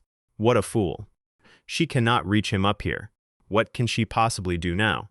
It is a futile attempt to bridge the gap between the weak and the truly powerful. What does she think she is doing? She is going to drag him back down to earth, obviously. A massive arm snatches his right leg out of the air. Together, they pull with all their strength to slam him down. Or at least, that was the plan. The Demon King screams in sheer frustration. They are driving him insane. Why are they resisting so stubbornly? How can they even continue to fight back? Jae-rin replies that he would not understand in a million years, because he has nothing left to protect. A rushing stream of powered dust. Jae-rin crash lands. She barely manages to stay on her feet. The catastrophic toll of force-feeding herself the relic takes hold, because the raw power of the crystal is coursing directly through her veins. Her body is beginning to break down from the inside out. She prays that the strike was enough to finish him off. A tiny vial slips down from his sleeve. The single drop of blood inside begins to levitate. If he had not drained his energy back in Egypt, he could have erased her with a simple flick of his wrist. How utterly infuriating. She is like a mosquito buzzing in his ear while he tries to sleep. Like a sharp paper cut while turning the pages of a book. or like sinking teeth into a fresh victim's neck, only to find their blood is tainted. The little girl should feel honored. He had been saving this trump card to annihilate all other heroes, including Kim Min-soo, the concentrated blood of 1,000,000 souls. The sudden torrent of crimson is staggering. The Demon King declares that she brought this catastrophe upon herself. The burden of their destruction rests solely on her. The floating spheres of blood around him reshape into thousands of deadly arrows targeting her. An inescapable storm of iron-hard blood spikes. It is now or never. She has no time to worry about her failing body. If she fails to block this attack, everyone dies. Not just her, but everyone fighting to defend this sacred relic. She just needs to hold out a little longer. She never expected to hit her physical limit so soon. The construct asks in panic if she can hold on. The crimson spikes hurtle forward at blinding speed. Jae-rin is on the verge of losing consciousness. This is the end. It really seems like it. The heroine closes her eyes, accepting her inevitable death. Suddenly, someone catches her before she hits the ground. He tells her that she is not allowed to die just yet. She still has a part to play. In a faint, barely audible voice, she asks why he is here. He admits she must be deeply confused. He will explain everything later, but first, they need to dodge the incoming barrage. Sun Junli grabs Jae-rin to pull her out of harm's way. He effortlessly dodges the initial projectile. He has already completely memorized the attack pattern. The Demon King demands to know his true motive. Why stay hidden all this time only to show up right now? And why go out of his way to keep that girl alive? None of this makes any sense. What exactly is his grand scheme? Junli explains that his original plan was to turn him into a true Demon King, rather than the half-baked fraud he is right now. Unfortunately for him, Kim Min-soo has already fully evolved into the true Demon King. This sudden revelation catches Hwa-ran completely off guard. In other words, he is no longer of any use. So now it is time for him to make his exit. Sword of the Beginning plus 99. Hwa-ran boils with rage at being dismissed as useless. He can speak for himself. The potential usefulness he saw in the hero of regression is the only reason he has not killed him yet. He will make him pay dearly for his insolence. Is that so? Does he truly believe that after mapping every single temporal timeline, Junli would ever allow a future where he wins? Has all that stolen blood rotted his brain? He was holding back just to make sure the timeline stayed stable. Even so, it only took 98 regressions to completely break him. His combat patterns are laughably predictable. The original owner of that stolen body managed to kill Junli far more times. That body's original master easily killed him over 100 times. Hwa-ran demands to know the reason why. Did he not want to watch the world burn? Is that not why he gathered all the fallen evil heroes together? Sun Junli scoffs, answering that of course he did not. He simply stood back and let them lay waste to the world, because he needed to cultivate the immense dark karma required to birth a Demon King. And he united them in the first place to prevent any of them from dying before a Demon King could be forged. If the heroic forces had united earlier, Junli would have died before completing his goal. Though he notes that report is clearly flawed given that she is standing right in front of them. Is world domination his end goal? Hearing such a childish idea makes Junli burst out laughing. He understands why a monster would assume that. His true objective has always been to save his world. Trembling in terror, Hwa-ran begs him to listen. If he dies, the host body dies with him. He will be murdering the original hero as well. Sun Junli addresses the soul of the exorcist within. If he can still hear him from deep inside, he wants him to listen closely. He is truly sorry for this. This was the only path forward. Together, they made an incredible hero. Hong Hwa-ran's severed head rolls across the floor, stopping right behind Junli. His dying eyes reflect a faint flicker of remorse. Jae-rin approaches slowly from behind. He assumes she heard the entire conversation, which means there is no need for further explanation. The heroine raises her guard immediately. It seems he is nothing more than a deranged lunatic. Sun Junli mentions that once everything is over, she will finally understand. He has no intention of fighting her. He proposes that they head toward the location of the rebel hero. They must deliver the sacred relic. Meanwhile, in outer space, Ho Junhui drifts alongside floating cosmic debris. He was asleep until a bright flash caught his attention. It is a strategic American space station. Not long after, Junhui breaches the outer hull to enter. A mechanism near one of the ship's airlocks is engaged. The sequence is being override programmed by an astronaut. Terrified out of his mind, the crewmate informs Junhui that it is done. He should now be able to use the escape pod to return to Earth. He desperately begs for his life. However, villains are only allowed to live as long as they are useful. He does not negotiate with terrorists. A warrior of justice will always forge a path. The waters off northeastern Indonesia. Ligaram is transported across the sea by Asimov. An army of coastal soldiers readies themselves for a potential threat. The squad leader steps forward to intercept her. He and his men train their weapons directly on the young girl. He demands she state her identity and allegiance immediately. This is a military outpost under the jurisdiction of the South Korean Reconstruction Government. Asimov announces that this is Mary Stevenson of the United States, the mastermind who defeated this generation's hero of transformation. To assist the Korean government and resolve the hero crisis, Garam quickly cuts off the AI system. The person Asimov is describing is not who she truly is. Asimov warns that if humanity discovers she was once their enemy, they will never trust her. They might even imprison and execute her on the spot. If that happens, Mary Stevenson's ultimate sacrifice will be in vain, destroying humanity's last hope of winning this war. Garam states that true atonement cannot begin with a lie, believing no human would execute another so blindly. She believes that is exactly what the legendary Mary Stevenson would have said. She asks Asimov to lower her to the ground. She wants to confront her guilt head-on. She introduces herself to the soldiers as Lee Garam. Though she stands in a new body, until recently she was the hero of transformation, the very monster who scorched Korea to ash. That cannot be possible. How could a tiny girl like her be the monster dropping atomic warheads across the planet? She confirms that it is the absolute truth. She inherited this human vessel following her battle with the previous hero of transformation. As government operatives, they must already know that the fallen heroes, regardless of their form, were ultimately just children. The squad leader remembers the classified files. He grits his teeth, coming to terms with the horrifying reality. He marches up to her and presses his sidearm directly against her forehead. Asimov moves to intervene, but Garam raises a hand to hold the machine back. The officer screams in rage, asking what a mass murderer like her is doing here. Has she finally grown tired of slaughtering innocent people? Or is she here to snuff out the last remaining flicker of hope they have left? She seeks Park Jun-soo, the hero of the spear, known to the military as the rebel hero. She is here to teach him how to defeat Kim Min-soo. The officer pulls a smartphone from his back pocket. He has 380 contacts saved on his phone. His family, friends, bosses, comrades, mentors, neighbors, and local shopkeepers. He asks if she can guess how many of them still answer his calls. After the devastation her rampage caused, only 3 out of 380 remain alive, 1 superior and 2 squad mates. His entire family, his friends, his entire life. Those monstrous heroes ripped everything away from him. So why on earth shouldn't he pull the trigger and end her right here and now? He warns his men that she might be an assassin targeting the hero of the spear. They will detain her, strip her of all weapons, and secure the perimeter. And then they will summon Park Jun-soo. They will instruct him to arrive fully armed and battle-ready. Finally, the officer warns her not to get the wrong idea. Once this battle is over, he will execute her himself. That is completely fine with Garam. She may not fully comprehend every atrocity committed, but she understands the sheer gravity of her sins. Once Kim Min-soo is dealt with, he is free to execute her however he sees fit. Garam waits quietly inside a holding cell until the hero arrives. Park Jun-soo enters, having heard that the hero of transformation came seeking him out. Garam confirms that he is indeed the hero of the spear. She notices that he managed to regenerate his severed arm. Hearing her speak so casually infuriates Ju Sung-ho. Sung-ho clenches his fists to hold himself back from striking her. Jun-soo warns him not to waste energy on her unless he intends to kill her. Right now, Kim Min-soo is likely slaughtering thousands across the mainland. Sung-ho snaps back, telling Jun-soo to mind his own business. He refuses to stare into the face of a murderer a second longer than necessary. Garam asks if they truly understand the current tactical situation. Sung-ho reveals they know Kim Min-soo is currently advancing north. Allied intelligence confirms that the hero of faith, the hero of the iron arm, and the hero of transformation are all dead. Although he assumes that might not be entirely true since she's still alive. They also know Lee Ji-won fought to the death against Jang Ji-sung. Park Jun-soo cuts in, stating they do not owe her any answers. Did it never cross their minds that she could be an enemy spy?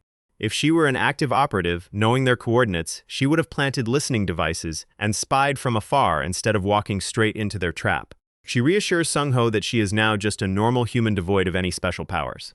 Garam reveals that Kim Min-soo has transcended his heroic status to become a full-fledged demon king, and the elder generation capable of stopping him has been wiped out. Jun-soo is stunned to learn that the murderer who played hero has actually turned into a demon king. Yet Sung-ho finds it fitting, reasoning that a hero who slaughters the world he was sworn to protect is nothing less than a demon king. It is no surprise that his monstrous acts corrupted him into a demon king. Garam adds that Sun Jun-lee had been manipulating events behind the scenes specifically to trigger this transformation. In a flashback conversation, Garam mentions she has a question for Sun Jun-lee. Jun-lee acts touched that she even bothers addressing him formally. He warmly invites her to ask whatever is on her mind. She explains that she lashed out in rage because the world abandoned her, pushing her to unleash an overwhelming, unnatural power. But what about him? Why is he working alongside these monsters? His response is simply that he wishes to observe. He does not just want to watch the world burn, he wants to witness what each of them becomes at the very end. She has no idea what he means, finding his thought process completely incomprehensible. He simply smiles and adds that when everything reaches its conclusion, she will understand. Jun-soo realizes that the bastard's ultimate goal was to corrupt all of them into demon kings. But for what purpose? The heavy door holding Garam is unlatched and swung open. Guards inform Jun-soo that the vessel carrying the sacred relic has returned. Only, the uninvited guest greets everyone on board. The core force standing against the rogue heroes. He warns them not to even think about approaching or attempting to disable him. He is here strictly to negotiate. If they attack him, he will simply regress and sink this entire warship along with the relic. Jun-soo recognizes him as one of the rogue heroes who breached the shelter. The hero of regression. Sung-ho has already warned everyone about his terrifying ability. He is functionally immune to every form of offensive attack. Even if someone landed a fatal blow, he would instantly rewind time and evade the strike. Garam steps forward, proposing that she speak with him. She understands the hero of regression far better than anyone else present. After all, they once stood as allies on the same faction. Sung-ho agrees and orders her restraints unlocked. Sun Junli looks at her, failing to recognize her new appearance. He senses that she is far from an ordinary civilian, judging by how naturally she stands alongside those heroes. She introduces herself as Lee Garam, the hero of transformation. Her original body was destroyed alongside the previous generation's hero of transformation. Her current body is a prosthetic suit she engineered herself. Junli demands that she prove her claim. Garam recalls that June 17th was the exact day he first approached her. He was carrying the lifeless bodies of his parents, who were caught in a brutal crossfire. The other hero takes in the utter ruin she left in her wake. He hopes she feels better after venting her rage. Now that her death has been publicly confirmed, he asks that she hear him out. He has no desire to make an enemy out of her. He asks for a moment to formally introduce himself. His name is Sun Jun Lee. He is a hero who suffered the exact same fate as her.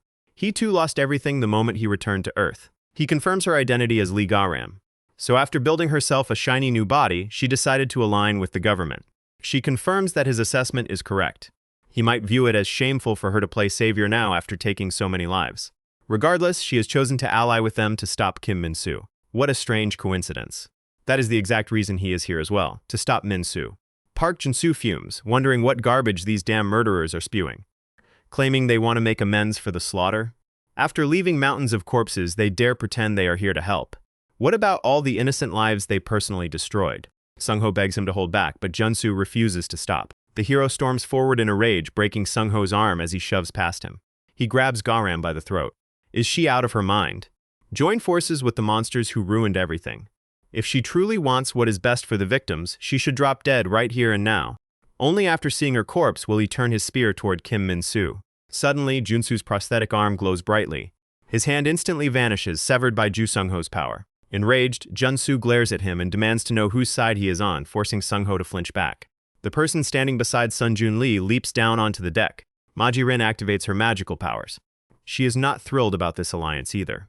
How do they expect to fight a monster like Kim Min-soo without help? Jun Lee's regression ability is practically a cheat code. She does not know why he suddenly decided to assist them, but if they turn him into an enemy, victory is impossible. Jun-soo exclaims that she is exactly the same. He stood by and did nothing. He just watched without lifting a finger.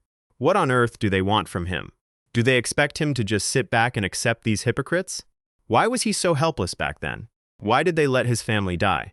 Looking at the hero of resurrection, Sun Jun Lee, he gritted his teeth. Damn it, they are all so ridiculously weak. He just wanted to return to a peaceful, normal life. He thought about how many lives he had shattered. Yet he truly had no other choice. He orders the fallen hero to stop crying and get back up. It was the only path to stop the world from grinding to a complete halt. Right now, he is the only one who can stop the hero of the sword, Kim Min-soo, now the Demon King. However, he cannot defeat him simply as a rogue warrior or the hero of the spear. He must rise above all others and become the true hero of heroes. Jun Lee vows to forge him into an unstoppable weapon. If he refuses the offer, he will execute him on the spot. Deep inside his heart, he begged for forgiveness. 0 resurrections. Kim Min-soo and he were once trusted brothers in arms. Together, they fought shoulder to shoulder against the rogue heroes. Jun-soo struggles to hold his ground in battle. Min-soo smirks, telling him that if he has time to complain, he should focus on keeping up. He is far too slow. Jun-soo snaps back, telling him to shut his mouth. He hasn't even shown his true power yet. No, every single one of them was a comrade in arms. They were all true heroes. Ju Sung-ho shouts that the backup has finally arrived. They will protect everyone together. With grins on their faces, both of them tease that he is late. A 1 at 11 resurrections. At last, they defeated Sung Woo-jung, who had blockaded Jeju Island and led a massive rebellion. The fallen tyrant asks them if they have any idea what it feels like to lose everything. He just wanted to be left alone. Ju Sunhwa takes care of the remaining golems. Now it is Kim Min-soo's turn. If he is that exhausted, he should finally rest. The brutal year-long hero war has finally come to an end. Choi Jong-wook calls everyone over for a photo. Why are they acting so shy all of a sudden? They survived a war side by side.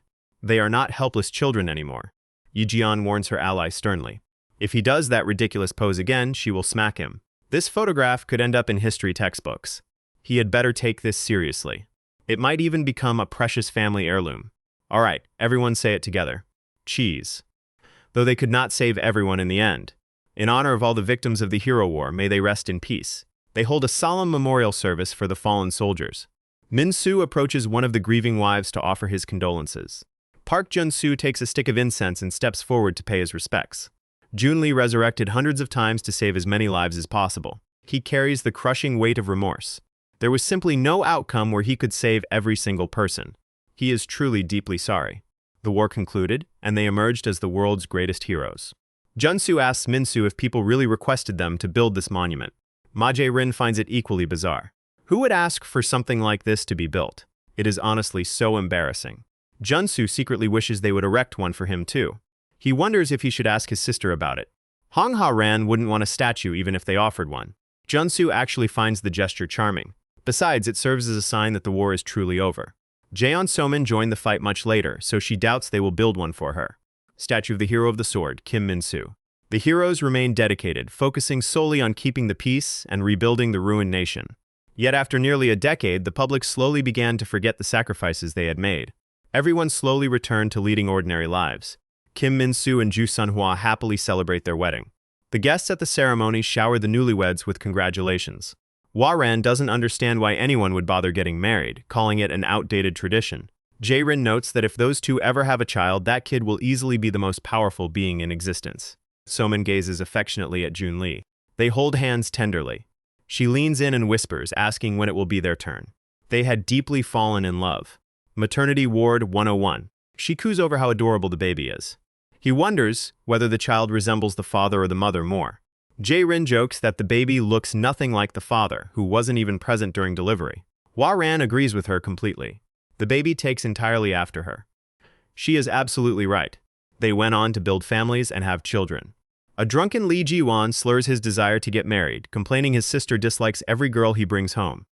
Jun-lee reassures him that she will understand him eventually. There is no reason to get so upset about it. He will probably be married before he even realizes it. Ji-won grumbles that Jun-lee doesn't understand his frustration. After all, Jun-lee got married last year. Now Ji-won is the only hero left single. Jun-lee offers to set him up with a nice girl, suggesting they wrap up drinking for the night. If Yi Ji-yeon finds out how much he drank, she will kick his ass. Ji-won sighs, thinking things were so much simpler back then. Back when all they had to worry about was saving lives. Sometimes they would look back and reminisce about the old days. Jun-lee and Min-soo's families would gather often to share warm meals. The daughter he had with Somin graduated high school on the 30th anniversary of the Hero War's end. Their immense sacrifices will never be forgotten. And just like that, they grew old together. He lived such a complete life that he had zero desire to turn back time. He had no lingering regrets. Somin felt the exact same way.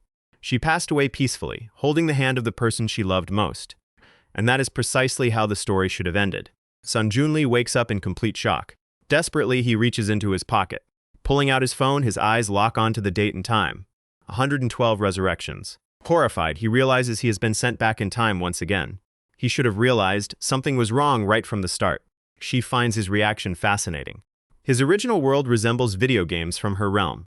She seems completely unfamiliar with the concept. Jun-lee explains that this concept is extremely common back home. Status windows, inventories, and a protagonist blessed with game-breaking abilities. In his world, hundreds of stories like this are produced every year. So he is intimately familiar with how it works. Unique S-rank skill, infinite regression. An S-rank skill that allows the user upon death to rewind time with memories fully intact to the triggering event, an ability that completely bends the laws of causality.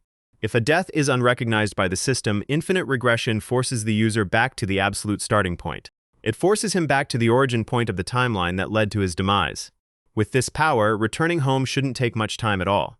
He can return home early while they get rid of their world's demon king. It will kill two birds with one stone. However, keep in mind this skill cannot resurrect you if killed directly by the Demon King, which means you possess only one single chance to defeat him. Having provided all perks and guidance, she begs the hero to save her world.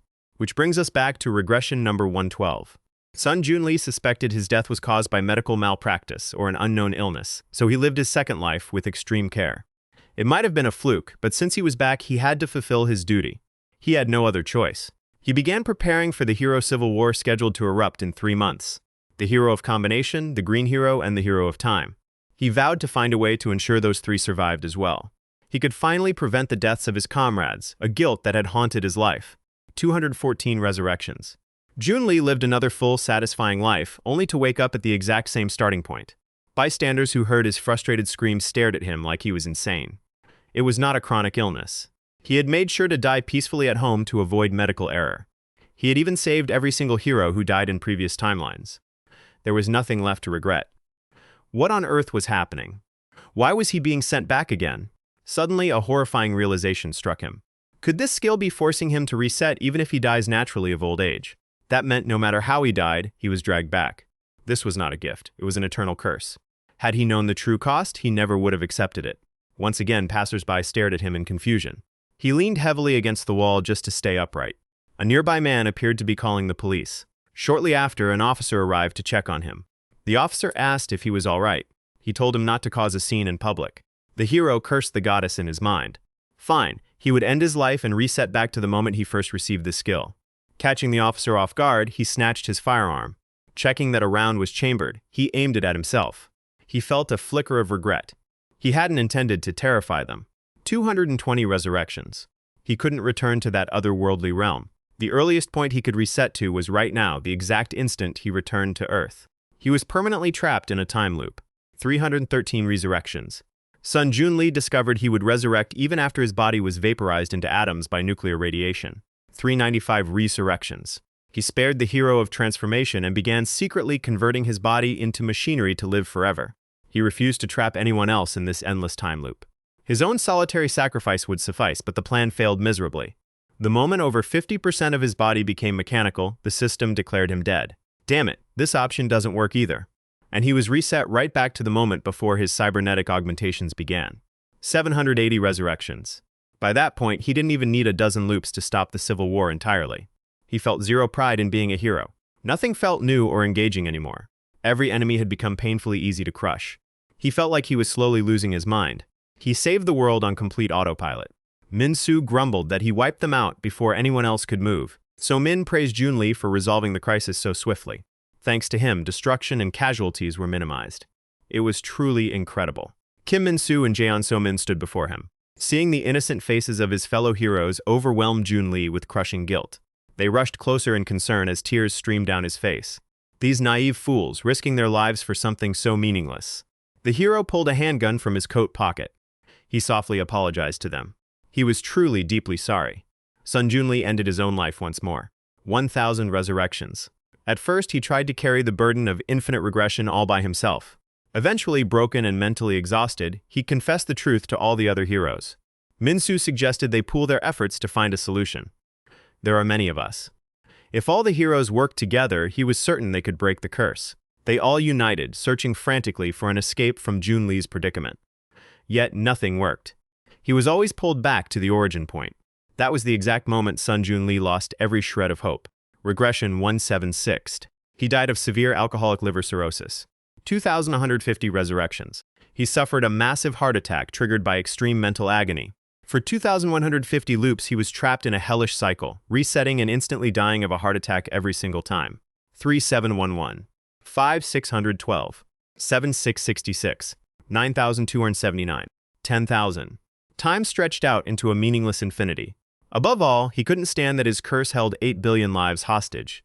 Someone might argue that timeline possibilities branch endlessly like a tree, and his vision was just one branch. Did they think he was Dr. Strange? That instead of wishing for a new future, he should just accept the present. This was not a movie or a story. This was his cold, brutal reality. It shared nothing with fiction about time travel or resurrection. No. No. Every potential future branching from his regression was being erased. He doubted an alternate self could ever find a way to sever this skill. Time and time again, he crushed those futures before they could form. Damn it. What was he supposed to do? Returning to the other world was impossible, dragging reality back to this single fixed point repeatedly. What did the universe want from him? 1,348 resurrections. He completely abandoned being a savior. He hoped that by turning villainous, someone like Kim Min-soo could permanently kill him. 14,611 resurrections. He endured every ultimate attack from the government-backed heroes. Yet not even Min-soo could bypass his regression ability. Time began slipping past him without him noticing. At 6 p.m., the government officially announced the conclusion of the hero crisis. A public victory paid for with the blood of countless fallen heroes. It marked the first step back toward world stability. Jun Lee already knew the truth. Nobody could ever defeat Kim Min-soo. To stand a chance, you would need a true demon king. At rock bottom, his despair was so profound he couldn't even shed a single tear. Then he recalled the exact warning given by the goddess. This ability cannot revive you if you are slain by a demon king, meaning you get only one single chance to be killed by one. A terrifying plan began taking shape in his mind. Only a hero can slay a demon king, and only a demon king can permanently kill this hero. If this held true universally, then any demon king could break his immortality, not just his own. There was no time left for hesitation. By now, he had regressed tens of thousands of painful times. He had to forge a demon king before losing his mind completely. 14,612 resurrections. He carefully calculated the conditions needed. To birth a demon king required massive destruction, negative karma, and a powerful hero. He chose to exploit the rogue heroes for his agenda. He would act as their right hand, keeping them alive as long as possible. Once one fully awakened as a demon king, he would let them execute him. 17,903 resurrections. Yet a fatal flaw ruined his grand design. Whenever rogue heroes spread chaos and accumulated evil karma, righteous defenders appeared without fail. His cherished friends, former comrades, and the woman he loved. Not them again. 2,102 resurrections. He realized creating a demon king unnoticed was impossible with them around. 23,289 resurrections. He began systematically executing his former brothers in arms, exploiting their precise weaknesses like cooling system failures. Without thinning their ranks, corrupted candidates were slain before fully transforming. 25,000 to 38. He murdered his own wife, convinced it was all for the greater good. Or rather, the woman destined to become his wife. He couldn't even make sense of his own thoughts anymore. Regardless, he slaughtered her. 119,930 resurrections. He pushed a candidate to the absolute threshold of Demon King Ascension. Jun Lee begged Kim Min-soo to hold his blade. Min-soo declared punishment was due for slaughtering their former comrades. He accepted punishment, but pleaded for just a moment more for the transformation. He begged him on his knees not to strike him down yet. Jun Lee pleaded like his life depended on it, as all his suffering hinged on this instant. Yet once again, his plan crashed into failure. No matter how he tried to cultivate a demon king, Kim Min-soo would always slay them. He concluded that Kim Min-soo had to be eliminated first. 161,3 resurrections. No matter how many times he resurrected and anticipated every outcome, the gap in power between him and Kim Min-soo was simply too vast. He could never win against him. And if he failed to win, the emerging demon king would slay him outright. As he endured endless deaths at Kim Min-soo's hands with his consciousness fading, a single thought took hold. If he could not defeat Min-soo, he would force him to become the demon king. Yet could such a sin ever truly be forgiven? It was the only option left to him. What corrupted him was not a tragic past, a fatal flaw, or a craving for power, but the weight of infinite time. Once he committed to forging Kim Min-soo into a demon king, a strange peace settled over him despite knowing his actions were irredeemable. Kim Min-soo would return to this world in 3.5 months. Son Jun Lee believed that this time he might finally find death. He had a good feeling about it. Holding a singular goal left no room for idle thoughts. A heroic young man saves a middle-aged man from jumping off a rooftop. He made a mistake and arrived a moment too late. No matter, he can simply reset and try again. With a purpose set, even hundreds of thousands of failed loops felt meaningless. He personally orchestrated the death of Kim Min-soo's parents. He regretted it deeply, but it was a necessary sacrifice. Surely she would understand, right? He was certain Mrs. Kim would have understood. He systematically cut off all of Min-soo's friends. He casually asked a neighbor if she knew that boy, Kim Min-soo, who was friends with her son. Rumor had it he ran away from home and was causing all kinds of trouble. He bribed Kim Min-soo's teacher. It looks like you dropped this in the hallway. This must be yours. He spread vicious rumors about Min-soo. Jun Lee walked into the police station feigning desperation. He claimed a group of runaway teens beat him up and stole his wallet. They looked like delinquents who had fled home. He ensured the world would offer Kim Min-soo not a shred of sympathy. He eliminated any allies Min-soo might have gained. He engineered the dismissal of anyone truly competent. By doing so, he guaranteed no strategist remained to stop heroes from rushing in one by one to fight in isolated duels. Every timeline where Kim Min-soo felt remorse or chose to end his own life was systematically erased. After 370,000 loops, Jun Lee forged the ultimate living weapon. A warrior theoretically capable of killing the Demon King once and for all. All that remained was his final push. Jun Lee would forge him into an unstoppable force. Should the boy reject his proposition, Jun Lee would simply kill him. And once Jun Lee died, time would finally move forward again. He possessed all the necessary pieces.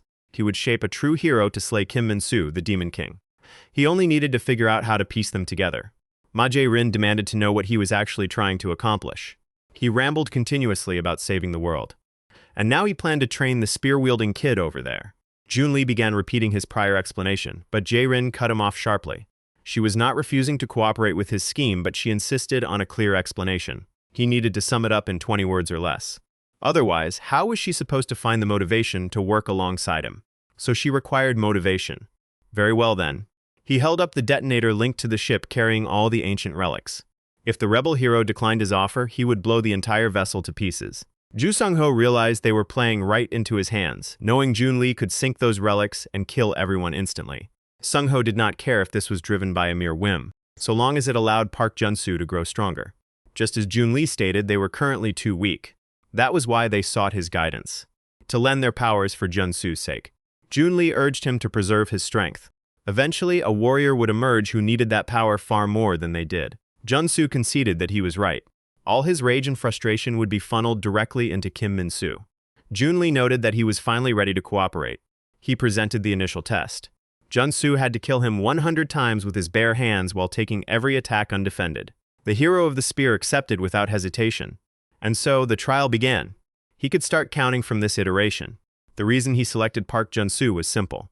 He had not yet reached his full potential as a hero. He lacked the proper mindset and refined drive. His tenure as a hero had been relatively brief. Yet despite those shortcomings, his raw combat attributes dwarfed nearly every other hero, save for the hero of the sword. Among all surviving heroes, Jun-soo held the highest ceiling. Jun Lee recognized his attack pattern from past loops. Jun-soo would dodge diagonally before executing a rising strike.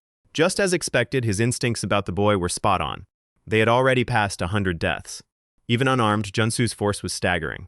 He possessed enough raw power to rip a man's head off with his bare hands. Thus, the grueling initial trial officially commenced. He ordered Jun-soo to kill him 100 times barehanded without dodging a single blow. A few hundred more repetitions would minimize any flaw Kim Min-soo could exploit. Sun Jun-lee only brought the first phase to an end after 1,000 deaths. That concludes the first trial. It might feel like the first round to Jun-soo, but he could trust his word. They had executed it over 1,100 times. He then broke down the fundamental weaknesses of Park Jun-soo's combat technique. He moved with terrifying speed and possessed lethal mastery in single combat. Aside from leaning his torso forward and a slight stiffness in rotation, his mechanics were nearly flawless. Jun-soo noted every critique on paper to review later. Without that divine sword, Jun-soo might have had a solid chance at taking down Kim Min-soo before he fully transformed into a Demon King. However, his target was no longer human. Standard duel mechanics had a hard cap on how much damage they could inflict against such a monster. Jun-soo asked about the technique Kim Min-soo unleashed earlier. How could someone project such destructive force without any visible telegraph? Jun Lee admitted he did not fully grasp the underlying activation principle. He had yet to encounter Kim Min-soo in his fully realized Demon King state, so his claim that he would make Jun-soo strong enough to win was mere bravado. Not in the slightest.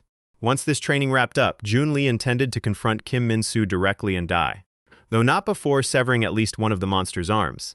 He planned to broadcast the battle live, allowing Jun-soo to observe in real time and decipher the mechanism behind Min-soo's power. Simple enough, right? Jun Lee spoke of dying, but was he not functionally immortal? He revealed that as one of the fundamental rules of his regression. His authority failed to trigger when killed by a Demon King. Either way, it was time to move on to the next trial. Jun Lee asked Lee Ga-ram if she had any heavy artillery they could deploy. If not, he needed her to construct something suitable. She possessed the advanced AI left behind by the previous hero of transformation along with various heavy weapon systems. He offered to feed her his recorded combat footage of Kim Min-soo. Could she build an automated weapon to replicate Min-soo's combat habits for Jun-soo's training? He insisted that no safety limiters be installed.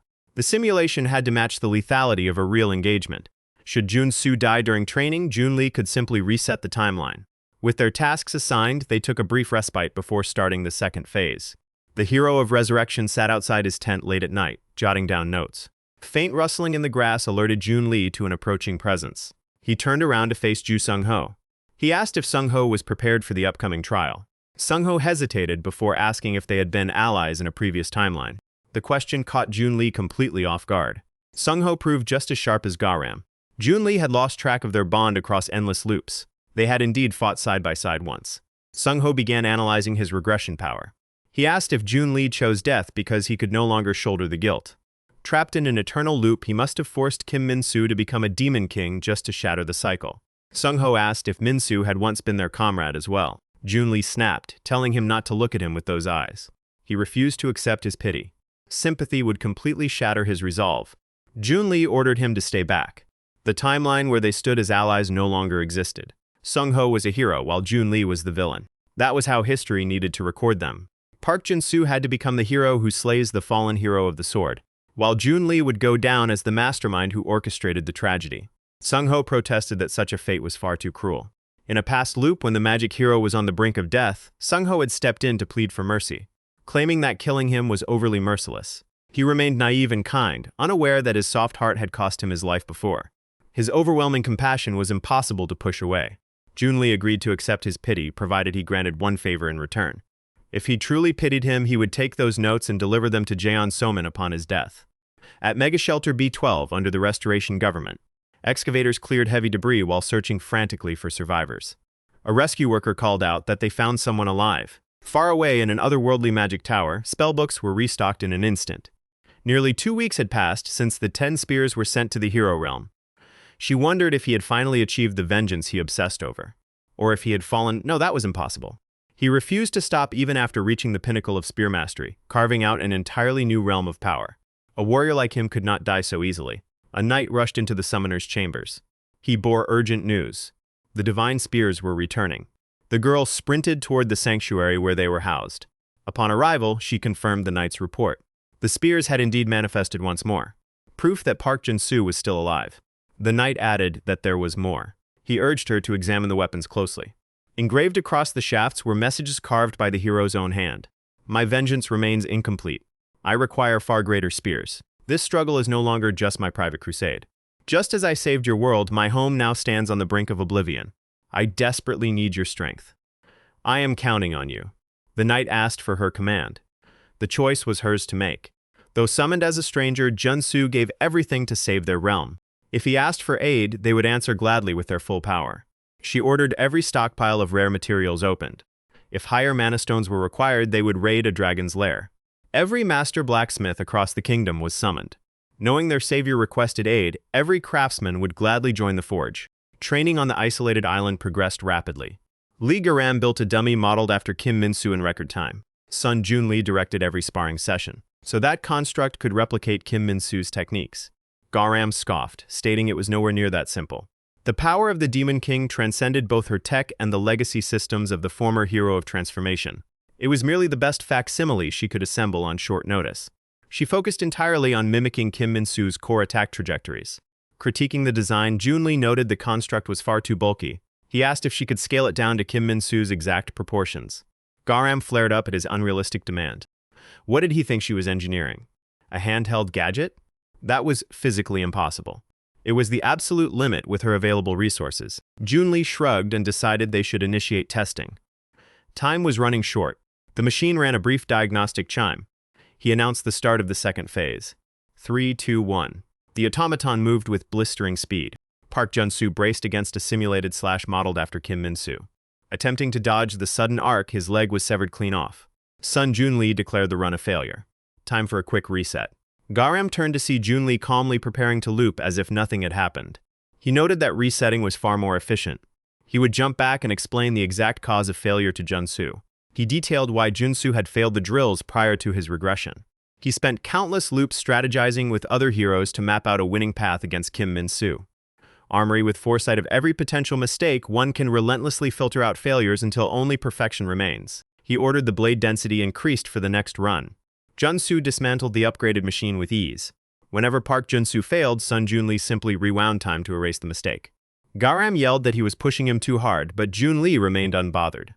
He could always reset. Regardless of how many attempts it took, it would not approach 370,000 runs. Jun-soo crushed the combat unit without breaking a sweat. Jun-lee anticipated rapid growth under this regimen, expecting him to become a major threat. Yet the boy's growth vastly exceeded his projections. Whether driven by his recent return or his consuming goal, Jun-soo absorbed every lesson like a sponge. Garam asked what his next move was. She had exhausted her options for building harder sparring targets. That presented a distinct obstacle. Shattering machinery was fundamentally different from fighting a living opponent. If only a suitable living opponent existed for Park Jun-soo to test his power against before facing Kim Min-soo. San Francisco, United States. A woman was the first to notice the sky, pointing upward to draw the crowd's attention. A metallic object plummeted through the atmosphere enveloped in flames. Panicked crowds scattered as emergency calls flooded the lines. A solitary figure stepped out of the impact pod. Ho Jun-hui, the hero of the Iron Arm, declared everyone present guilty. Bystanders recognized him as one of the rogue heroes from South Korea. They had seen his face plastered all over the news. They assumed he was dead. To Jun-hui's twisted sense of justice, every single civilian was guilty. It was time to purge the world. He announced he would bring swift judgment upon them all. News of his sudden arrival reached Sun Jun-lee, bringing a smirk to his face. He had landed at the exact moment predicted from prior loops. He would serve as the ideal live sparring opponent.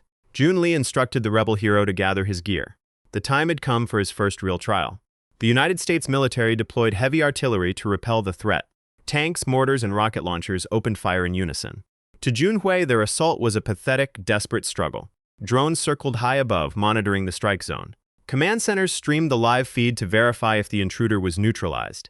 Their target appeared to be nothing more than a human with augmented strength and durability. With civilians cleared out, command ordered relentless bombardment to incinerate him. Silence hung over the cratered zone, though it lasted only a brief moment. Jun-hui roared that mortal weapons could never break him. He claimed divine protection in the name of absolute justice. Killing him proved virtually impossible. Even the hero of transformation and her allies had shown vulnerability under fire. They sustained visible damage when concentrated firepower struck them. Yet this monster completely defied logic. The military felt like plastic toy soldiers attempting to harm a giant. This marked their 37th heavy barrage. And once again, he stood unscathed in the center of the blast. White phosphorus, chemical gas, thermobarics, hypersonic strikes. They had thrown everything at him. Was there any weapon left untried?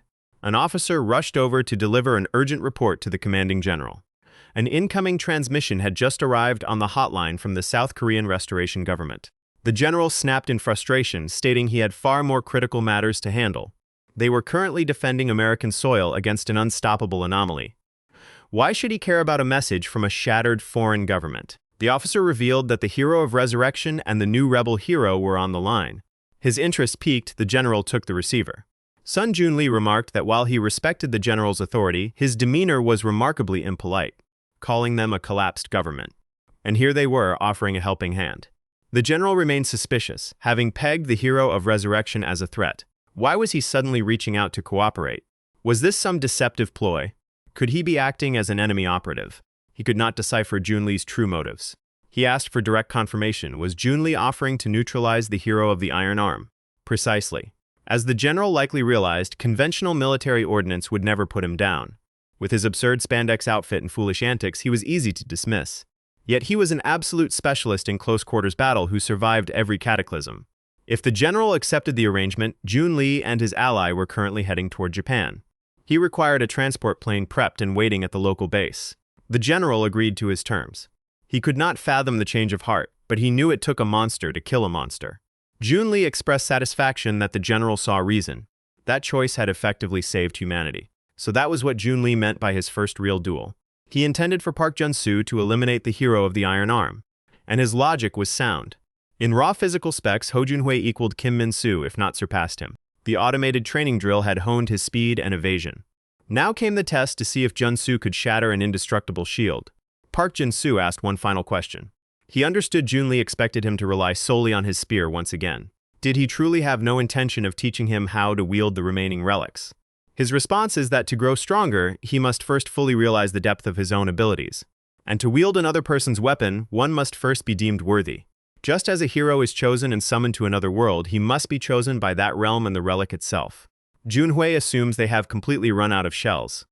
Or perhaps they all simply fled. The general reports there is only 1 minute remaining until the hero deploys. They deploy flares to illuminate the darkened battlefield. The hero of the Iron Arm watches the helicopter approach. A rope ladder drops down for a fighter to descend. It is Park Jun-soo, the hero of the spear. Jun-hui recognizes him immediately as the pathetic fool from the shelter. If memory serves, he failed to save even a single soul. He grows even more confident in his chances of victory. Jun-soo had always failed at protecting others because saving people was never his gift. However, killing is something he excels at. This battlefield will be his grave. Now begins the third trial. A booming laugh, a flamboyant outfit, and fists forged like pure iron. This is Jun-hui, a man of unyielding, stubborn will. The hero of the Iron Arm would have been the ultimate savior were it not for his twisted view of justice. To him, absolute force is what creates a fair world, which makes his relentless power so terrifying. Jun-soo charges directly at Jun-hui, who recklessly hurls himself forward to bridge the distance instantly. He makes no effort to dodge, knowing a wooden toothpick cannot pierce solid rock. His true defense stems from his colossal, overwhelming mass. That means Jun-soo must choke off his oxygen supply directly. Jun-hui is suddenly caught in a vice-like headlock. Using raw physical strength, the hero of the spear yanks him backward. Suddenly, the hero of the Iron Arm comes to a complete halt. Did he truly believe he could suffocate a monster like him? A mere child cannot crush a boulder with a hug. Sun Jun-lee watches the duel with intense concentration. Bringing Jun-soo here was indeed the right tactical choice. Though he is making tactical blunders, this brutal clash will force him to adapt on the fly. Now Jun-lee eagerly wonders what strategy the spearman will attempt next. That chokehold failed, but Jun-soo successfully slipped right into his blind spot. He must capitalize on this fleeting opening immediately. Jun-soo tightens his grip around his neck and raises his spear. He triggers an instant weapon swap. Short spear, field game. Jun-hui gets stabbed repeatedly, relentlessly, over and over. He bleeds slightly, but the minor cuts only serve to irritate him. Jun-soo questions if these shallow strikes are doing any real damage. He notices his opponent crouching low. He views him as nothing more than a persistent pest. He resolves to flatten him into dust. The incoming pressure is staggering. Before collapsing, Jun-soo executes another weapon swap. He blocks the crushing blow in time with his newly summoned defense. Shield bash of An-sil. Yet another weapon swap. Sacred resonance. Void union. The general gasps at the sheer magnitude of the firepower. Does he intend to disintegrate that monster on the spot? Jun-hui is pushed backward by the explosive blast. Yet he gathers enough brute force to shatter the energy beam. The hero of the spear swoops down to counterattack. He leaps toward his enemy and initiates another weapon cycle. Every single spear returns with its blade shattered. This adversary far outmatches any opponent the hero has confronted before. The summoner demands the new spear be assigned to the primary weapon slot. The knight realizes she means that legendary weapon, Iron Pike. Jukdo. Since ancient times, humanity has constantly evolved its weaponry for war. From bare fists to crude clubs. From wooden clubs to steel swords. And from swords to reaching spears. Yet the undisputed apex of melee weaponry is the heavy pike, Jukdo, a specialized spear forged strictly for devastating thrust charges. Charge is the command phrase to unleash its full power. Jun-soo activates the command. Jukdo. Charge. Jun-hui and Jun-lee watch in utter shock as the weapon awakens. A phantom steed manifests directly from the spear skill. That is practically a cheat code. As a spearman, his attack reach is already extraordinary. This arming mount grants him unprecedented battlefield speed. It seems the artisans of the spear realm crafted a masterpiece tailored specifically to maximize Park Jun-soo's combat strengths. This weapon completely resolves his mobility defect. Furthermore, his kinetic force, once scattered, now condenses sharply onto the tip of the pike. He wants him to unleash the absolute limit of his destructive potential. A completely unknown weapon. It aligns with his instinctual style, yet he has never seen or handled a relic like this before. Can he truly bring down this monster using it? No, if this choice were fatal, the hero of regression would have reset the timeline to warn him against equipping it. Which means Jun-lee wants him to charge forward with this pike regardless of the risk. It also signals that this weapon might hold the key to slaying Kim Min-soo. Jun-hui scoffs, mocking him for switching from toy spears to riding a fake pony like a third-rate clown. What absurd stunt will he try next? Perhaps he will pull out candy like that pink-haired girl. He orders him to stop playing games and accept his execution. Jun-soo readies himself for a direct collision. Charge. Both warriors rocket toward each other at extreme velocity. Jun-soo locks his pike forward as Jun-hui cocks back his massive right fist. The resulting shockwave rocks the overhead helicopters, sending their rotors into violent instability. Sun Jun-lee sways with the turbulence, his eyes glued to the live feed in high anticipation. What will the outcome be? Will he pierce through or be crushed by his enemy? The primary weapon slot glows empty. The summoner and the twin knights hold their breath, awaiting the aftermath. One knight questions if binding an untested spear was truly wise. He is testing an unmastered weapon for the very first time in live combat. She remains steadfast in her belief that he will prevail. As long as he drives sufficient force into the initial strike, Jakto will handle the rest.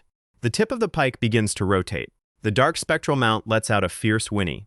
The spear shaft spins with terrifying violent vibration. If Junhui allows that rotation to build speed, it will bore through him like an industrial drill. He immediately throws out his left iron arm. He clamps onto the shaft to bypass the spinning tip while cocking his right fist to obliterate him. With this grip, his little toy will spin no more. That was his plan, but the rotational torque far exceeds his expectations. The spectral steed leaps forward, converting momentum into devastating penetration power. Junhui loses his balance as the drill-like pike locks straight onto his chest. The point slams home, dragging him backward through the dirt as the tip burrows deeper into his core. Moments later, the dust clears to reveal the gruesome outcome. Junhui stands with his left arm shattered and his chest completely impaled. Standing at death's door, he feels the ghost of a young girl standing beside him. She whispers, asking if this is really where he falls. She reminds him of his promise to slaughter everyone, including himself. Gasping for breath, the hero mutters that a champion of justice always keeps his word. 3 years ago, in a quiet high school classroom, a lonely boy named Ho Junhui quietly indulged in his favorite hobby. To him, this issue of Justice Man was nothing short of brilliant. Suddenly, a foot kicks his desk hard from behind. The bully barks at the nerdy fat pig to stop reading garbage comics in class. He claims he can no longer stomach the stench of his greasy body. It is even worse watching his disgusting smile while he reads superhero stories. Junhui stammers an apology, mentioning it is break time, but the bully does not care. He warns him not to talk back, claiming his mouth smells like pig slop every time he speaks. He decides he has no choice but to teach him another lesson. He repeats himself louder, declaring it is discipline time. He orders him to strip naked so they can play Animal Farm. As the torment unfolds, some classmates snicker, while others turn away indifferently. Watching Junhui crawl in utter humiliation, the bully demands more. He demands to hear proper piggy squeals. He screams at the pig to squeal. And so the broken boy obeys. Even the students who pretended not to care burst into laughter. Every single person mocked his misery. He swore that one day he would slaughter them all. Every bully who laid a hand on him. And every coward who sat by and laughed. The bruised boy limps home alone. Every sunrise brings a new living nightmare. He desperately needed a savior. A true hero like Justice Man. An imaginary superhero appears, noting how badly beaten he looks, asking if he requires a champion to punish those wicked villains. Yet it was only a pathetic hallucination manifested on his lonely walk home. Heroes are nothing but a lie. Suddenly, a quiet girl from his school runs up, holding a comic book. She calls out for Junhui to wait, pointing out that he dropped his book.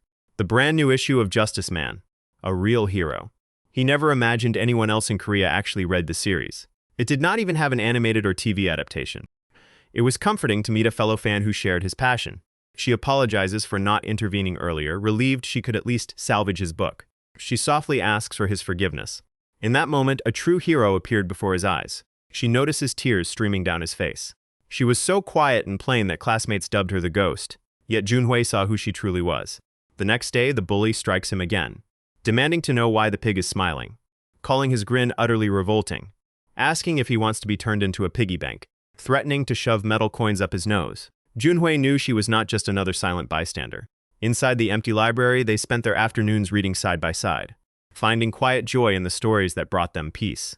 Junhui threw his arms wide, striking dramatic hero poses, bringing a bright, genuine smile to her face. She possessed a gentle warmth that soothed his bruised soul. She constantly apologized for her inability to stop his beatings. She offered him a simple bandage for his fresh wounds. Her quiet compassion was the sole anchor allowing him to survive daily cruelty. Until one fateful day. The bullies beat Junhui as usual, and he silently took every blow. Yet no human spirit can endure endless torture without breaking. Unable to watch her friend suffer, the girl crumpled the page in her hands. She could no longer stomach the injustice. She stood up and directly confronted the tormentors, asking them directly if they had no shame going this far. Junhui trembled, terrified of what the psychopath would do to her. Her brave intervention backfired catastrophically. He desperately wished she had remained silent. The bully sneered, assuming she was dating the fat pig. Under torrential rain, the gang dragged them both to an abandoned construction site. They were shoved into the center of a circle formed by cheering classmates. The ringleader mocked them, calling them a cute couple, claiming he went out of his way to prepare a cozy nest for the lovebirds. He ordered them to strip and perform on command. Junhui panicked, begging him to stop, pleading that, if he needed a punching bag, beating him alone should be enough. The bully simply barked the order again. A terrifying realization loomed before the terrified boy. He stepped forward, summoning his ideal of justice, remembering the righteous heroes who stood against evil. The boy cried out that this cruelty was not justice. Justice would prevail. The watching students burst into wild laughter at his outburst, mocking him for retreating into childish fantasies, calling his desperate stand pathetic. Junhui begged his comic hero to descend and save them. Just this one time. The bully silenced him with a brutal slap across the face, laughing that justice was a joke, mocking how completely detached from reality he was, blaming his delusion on reading stupid comic books all day. He grabbed the boy, forcing him to listen closely. Might makes right. He asked if he knew what real stupidity was. It was weak fools like his pathetic girlfriend daring to defy those stronger than them. He had obsessively loved comic books because in fiction, righteousness always triumphed. Yet under a rain of merciless fists, he realized comic book heroes never taught him the truth of this world. They simply beat down villains weaker than themselves. Ironically, the vicious bully beating him bloody was the one who revealed absolute reality.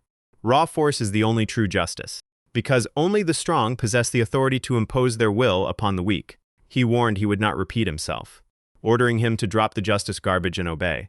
Either he strips the girl himself, or gets beaten into a corpse right here.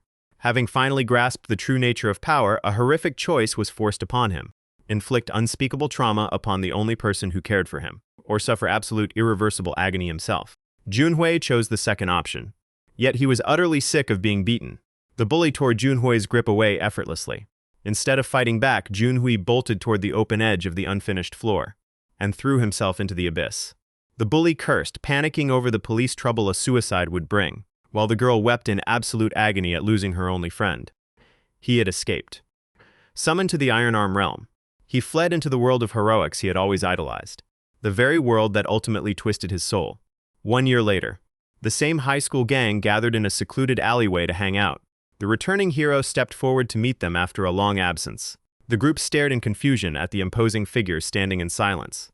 A bald student asked what his deal was, muttering about his bizarre outfit, asking if he was some freak cosplayer. The lead bully narrowed his eyes, studying the face. He suddenly laughed, recognizing Ho Junhui. It was the fat bastard from their school, astonished to see him still breathing, admitting he was certain the leap had killed him back then, mockingly asking if he knew how stressed the police investigation made him, asking if he had been hiding away working out all year. He scoffed, asking what this pathetic attempt was. Some laughable revenge of the nerd's fantasy. He smirked, stating he was sorry to shatter his dream, noting the only thing that changed was he smelled slightly less like pig slop. The bully grew irritated at his cold glare, warning him that he hated his arrogant attitude. He snapped that looking down on him with disgust was a mistake, reminding him he was still trash, declaring it was time for another brutal lesson. Time to play Animal Farm. Instantly, the bully shrieked in agonizing pain as blood sprayed everywhere. Junhui repeated the command coldly. Animal Farm. The bully screamed uncontrollably upon realizing both his legs had been torn off. Junhui loomed over him. Animal Farm. He crushed his torso beneath his iron foot. Now it was time for the pig to squeal. The bald student turned and ran for his life in absolute terror. Junhui declared that all human pigs must squeal before true power. They scrambled frantically to scale the alley walls. It was a breathtakingly satisfying sight for a true arbiter of justice. Indeed, strength alone was justice. The hero of the Iron Arm paraded down the main avenue, carrying the severed heads of his bullies. Citizens screamed and scattered in horror. Police forces established a blockade to halt his advance. Dozens of armed officers aimed their handguns at him. Yet their trembling hands betrayed their utter terror. Junhui shouted that their oath was to protect and serve, that their duty was to uphold true authority. From this moment forth, he alone was justice. He warned that if they fired a single shot, he would slaughter them. He gave them one final command not to shoot. July 3, 2021. Upon returning to Earth, the hero of the Iron Arm launched his catastrophic rampage. On that dark day, his unrestrained brutality plunged the entire city into bloody chaos. After executing his former bullies, he indiscriminately slaughtered police officers, armed soldiers, and fleeing civilians alike. Petty emotion or blind fury did not drive his actions. He simply wished to flex the absolute authority of his absolute justice. Those wretched bullies and every fool who dared oppose him were completely eradicated, along with every helpless bystander who fell into despair before the living avatar of justice. Without a doubt, a quiet town is best. No one gets hurt here. At long last, he feels no shame in seeing her again. He even prepared a gift for her. Junhui demands to know what is wrong with her. He orders the doctor to answer him. The doctor hesitates, not knowing how to respond. This girl has been in the intensive care unit for the past year. The hero asks why. What happened to her? The doctor reveals that a year ago, her classmates committed something horrific and pushed her off a building. Those bastards did this to her. I should not have killed them so quickly. He asks if she is conscious. He asks if he can speak with her. The doctor replies that she wakes up occasionally, so if he waits a bit, he might get the chance. The hero wants to speak with her alone, so he orders the doctor out. The doctor obeys and hastily leaves. Shortly after, the girl opens her eyes. She asks him who he is. After all this time, she does not recognize him. Ho Jun-hui chuckles. He sees that the young girl is awake. He is the hero of the Iron Arm. He claims to be the hero of justice she has been waiting for. He tells her she can cheer up now. He brought a present for her. He only brought the heads of those two bastards, but he killed them all, so no one will ever intimidate or hurt her again. And that is not all. The bystanders who stood by and did nothing. The law enforcement officers who were worse than useless. Damn it, the entire city has been destroyed. She wonders if she is dreaming. Even if it is a dream, it certainly feels good to hear. The hero grasps her hand to confirm that this is reality. He makes a promise to her. He will use his power to bring down the hammer of justice on anyone she desires. Hearing this gives her a glimmer of hope. She then speaks the name of Ho Jun-hui. She wants him punished. That son of a bitch who fled and left her to rot in hell alone. She did not run away. She fought beside him, yet he abandoned her, and she hates him so deeply. After uttering those words, the girl loses consciousness once more. The hero accepts her plea. The perpetrators, the bystanders, the hypocrites, and the sinners. Once every last one of them is brought to justice, he will end his own life. It looks like he took a heavy blow. The voice inside suggests making a break for it. There might be a chance to flee while the opponent still believes he is dead. Fleeing was always his specialty. On that day and every day after, all he ever did was run. He cannot bear for her to look at him like that. He cannot stand the resentment burning in her eyes. This time, he will not run away. Park Jun-soo hears the shifting of debris as he turns around. He sees Jun-hui standing back up. How can he even remain standing in that condition? He refuses to die at someone else's hands. Saying that, he plunges his hand deep into the gaping wound in his chest. Embedded inside is an otherworldly device. Upon crushing it, a surge of electrifying energy engulfs his body. He declares that he must deliver justice to one last person before surrendering himself to judgment. It is hyper-regeneration. This was nowhere in the intelligence provided by the hero of resurrection. Jun-hui vows that he will not die yet. Not until his mission is complete. It was engineered deep within the Iron Arm laboratory. Serum 008. This is the core capsule embedded within his body. It represents the absolute pinnacle of all research developed by the laboratory. Compared to previous threats, the Demon King exists on a completely different plane. He is an absolute plague upon this world. If this ensures his permanent destruction, then any sacrifice is worth the cost. Jun-hui remarks that the capsule looks remarkably fragile. What if it shakes loose and shatters in the heat of battle? What happens then? The scientist assures him there is nothing to fear. Unless his physical body, which is harder than diamond, is somehow completely pulverized. Such an outcome is impossible. However, if the serum capsule ever ruptures, it will immediately flood his entire bloodstream. For a brief fleeting moment, right before total madness and system overload claim him, he will gain the powers of every superhero. His energy output has completely transformed. Sun Jun-lee never mentioned that this man possessed such overwhelming power. His speed and destructive force are staggering. Jun-soo quickly regains his stance. Moments later, Ho Jun-hui prepares his next assault. It is obvious the hero of the spear will struggle to counterattack. He moves far faster than the speed of sound. He slams into the ground to release Jun-soo. Digging his heels into the earth to break, he hurls Jun-soo forward, leaving him completely exposed. He then clenches his fist tightly and focuses his breathing. He has his target locked in sight. In a flash, he closes the distance and lands a devastating strike. Jaerin gathers a concentrated orb of magic. Sun Jun-lee continues to analyze the battle from afar. This is the ultimate secret weapon of the hero of the Iron Arm. A final resort that guarantees mutual destruction. The hero of the spear had no idea such a power existed. He was rendered completely defenseless. Even Jun-lee was only able to neutralize the capsule during their 8th timeline battle. Before that regression, even he could not find a way to counter that state. He decides it is time to bring it out. The transformation belt of the hero of metamorphosis. Jun-lee marvels at what Lee Garam managed to achieve. Nothing less could be expected from the former hero of transformation. It appears she managed to fully repair the unit. Garam explains that she restored the cooling system circuits and performed minor repairs on the chassis. Yet the belt remains dormant. Perhaps its ego shut down entirely, broken by the death of its original master. That is why simple mechanical repairs were not enough. To reawaken a sentient ego weapon capable of independent thought, Junli knows he must stage a dramatic catalyst for it to witness. He carries the belt directly into the battle against the hero of the Iron Arm. Ho Junhui is showing extreme physical strain and severe internal trauma. He vomits blue, tainted blood. The volatile chemicals are dissolving his internal organs, but he ignores the agony. He must reach the city and slaughter every villain in sight. Junhui hears debris shifting from the collapsed structure. Park Jun-soo managed to deploy his barrier just in time. Sun Junli raises the transformation belt into the air. He forces the sentient relic to witness the scene. The belt is likely familiar with the hero of the Iron Arm from past encounters. However, it has never met this warrior before, the so-called hero of the spear. He is the final surviving savior of the world Lee Ji-won died trying to protect. Just like Ji-won, he is the only hero to face Kim Min-soo and live. He stands as the sole warrior capable of standing against Kim Min-soo. Even after losing everything he held dear, he refuses to give up. At this rate, he will be slain before he even gets the chance to challenge Min-soo. Now Lee Ji-won's weapon must make its choice. It can remain paralyzed by grief over its fallen master. It can watch this world crumble into ash and dust. Or it can accept this warrior as its new master. The reason I am willing to fight once more is not out of pity for that kid, nor is it because I am blind to your calculated game. It is certainly not because I give a damn about the fate of your world. However, one thing remains absolute: this is the world my partner laid down his life to protect. Therefore, it matters to me as well. That is why I will fight. Kim Min-soo takes another massive direct hit, yet he remains standing without breaking. A spear attached to the transformation belt comes crashing down from above. Ho Junhui glances at it and backs off, suspecting an ambush. Kim Min-soo recognizes the relic, though he does not immediately strike. Both combatants stall, unsure of what this intervention means. Sun Junli announces that he has sent a gift. He hopes the hero puts it to good use.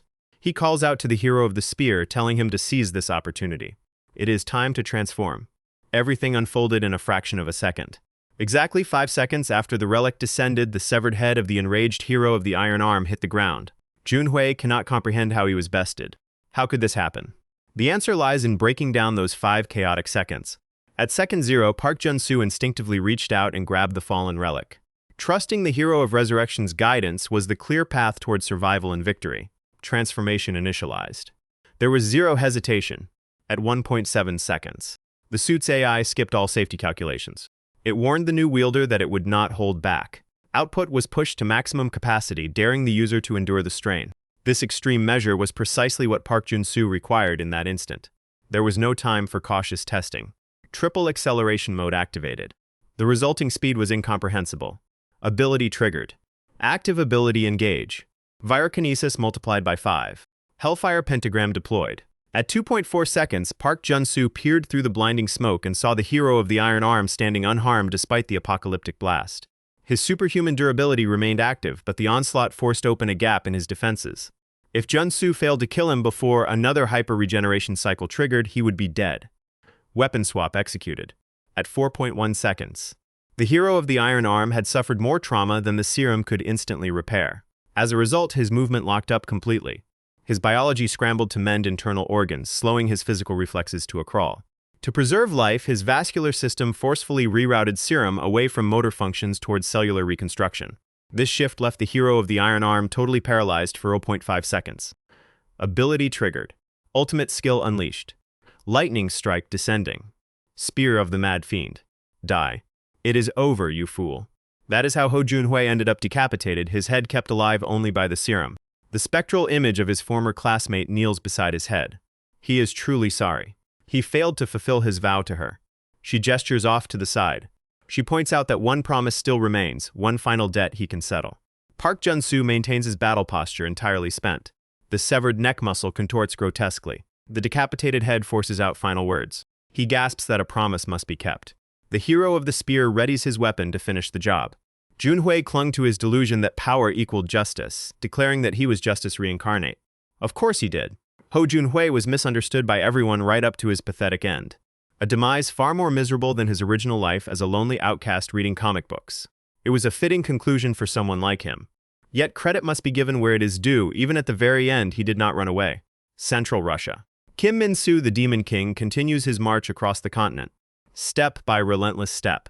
Every land he touches is choked with acrid smoke and the unbearable stench of rotting corpses and blood. A small reconnaissance plane sweeps across the devastated wasteland. It searches the apocalyptic terrain for Kim Min-soo. The pilot confirms visual contact and relays coordinates back to the National Defense Management Center in Moscow. This is no longer warfare, yet the sheer malice behind the destruction is far too targeted to be called a natural calamity.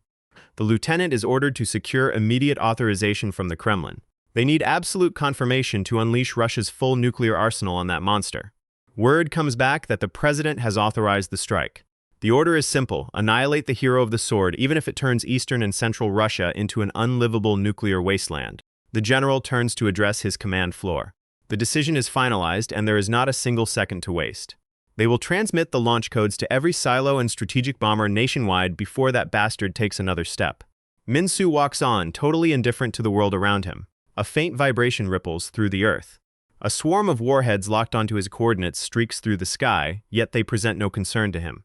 As the warheads close within meters, Kim Min-soo flares his Demon King eyes. With his demonic aura flared, he stands ready to obliterate whatever comes. Fighter jets and heavy bombers scramble into the upper atmosphere.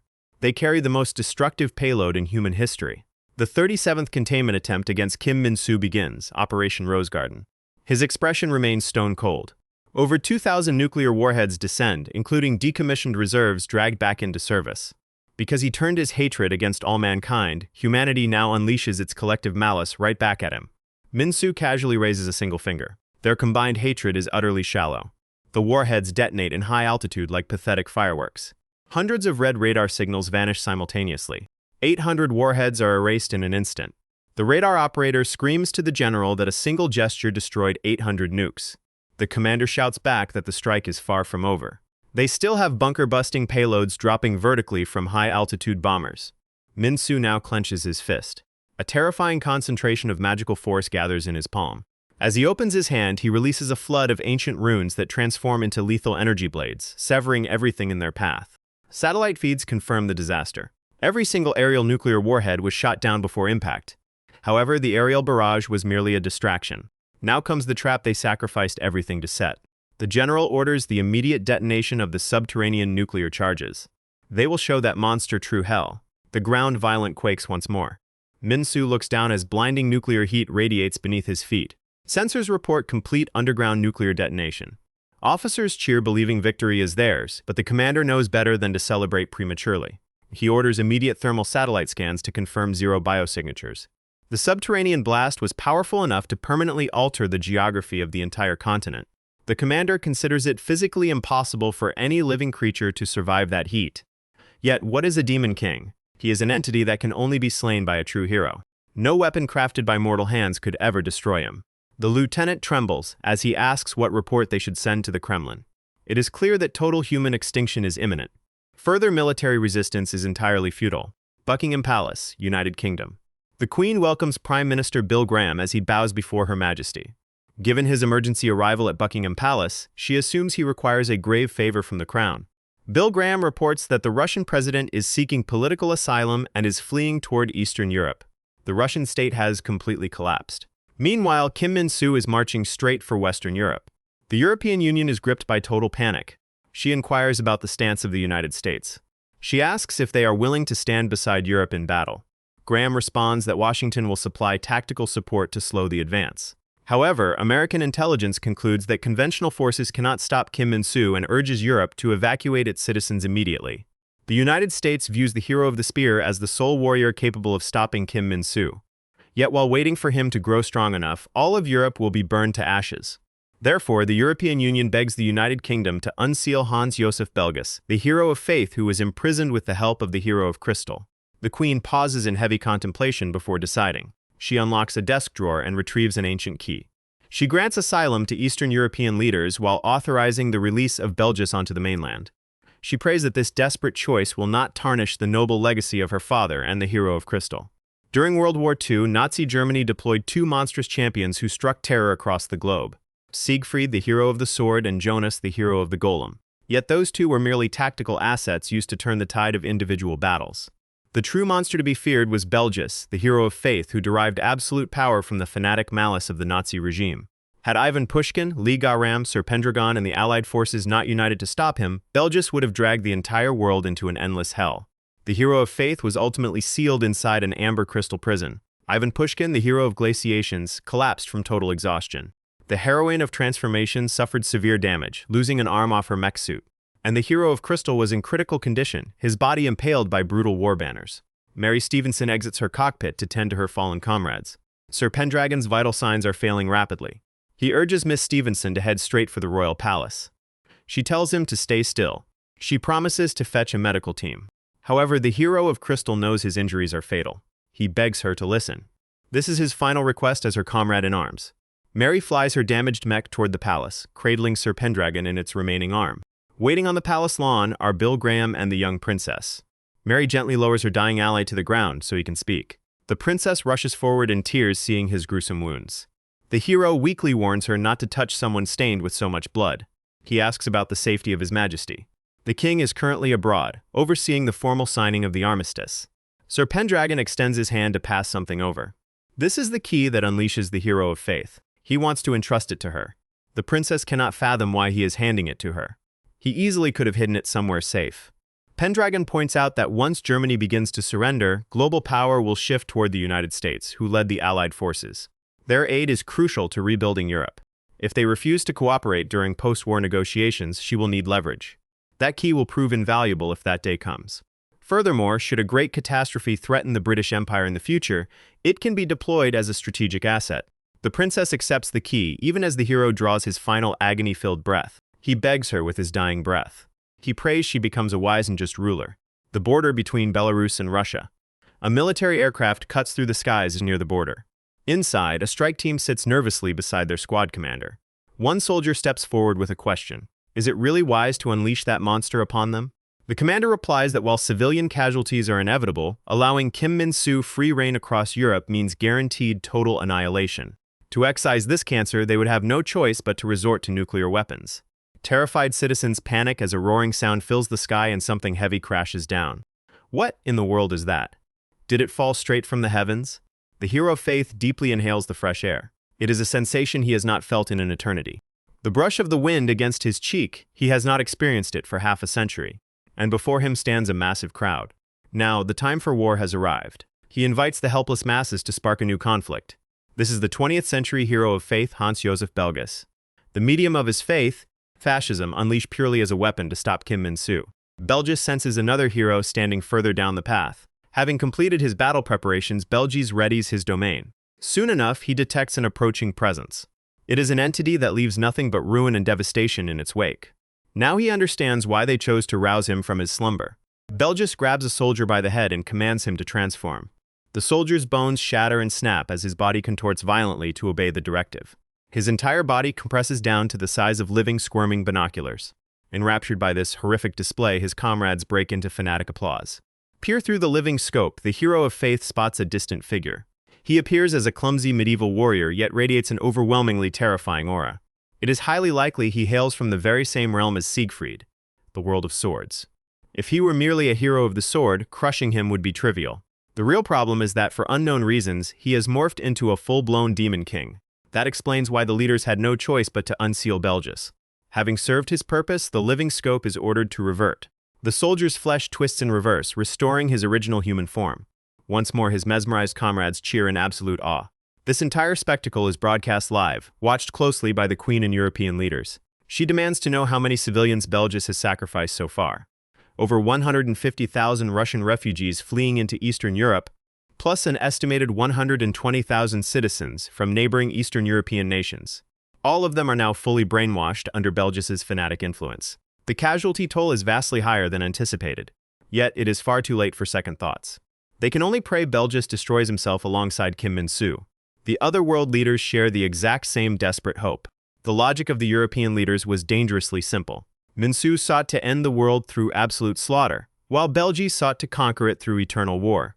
Two ruthless apex predators could never peacefully coexist. One craved total annihilation, the other absolute dominion. The moment their paths crossed, a horrific, bloody clash was bound to erupt. Ideally, Belges would slay Min-soo, only to perish from his own wounds shortly after. Even if Belges failed, he would at least slow the Demon King down and severely weaken him. This was the last frantic gamble for Europe, having realized that even nuclear strikes were useless against Min-soo. Belges chuckles, knowing those arrogant fools are counting on that exact outcome.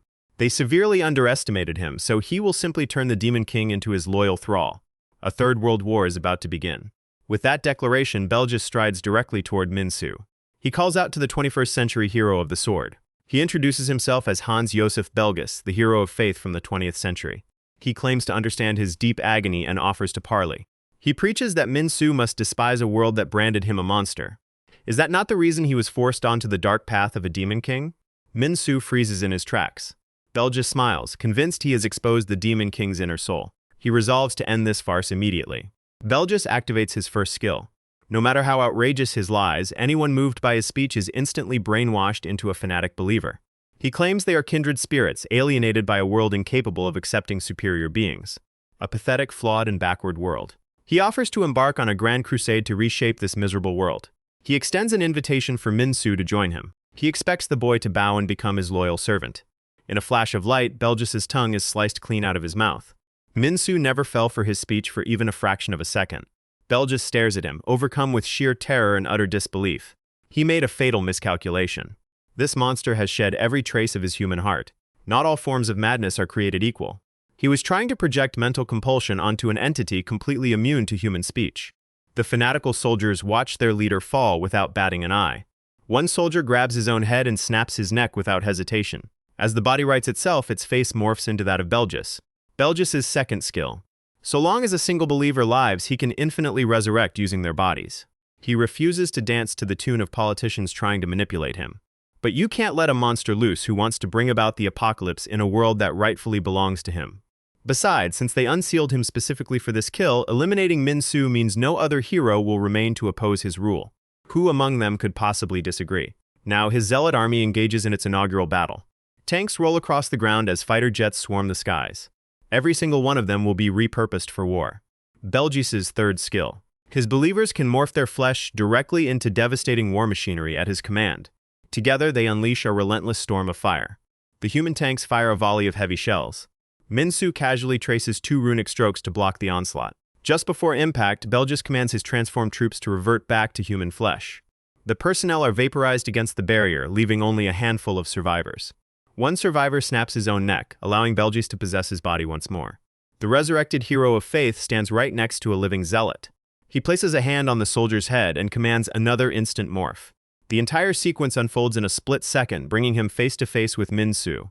A tiny slice appears across Min-soo's cheek.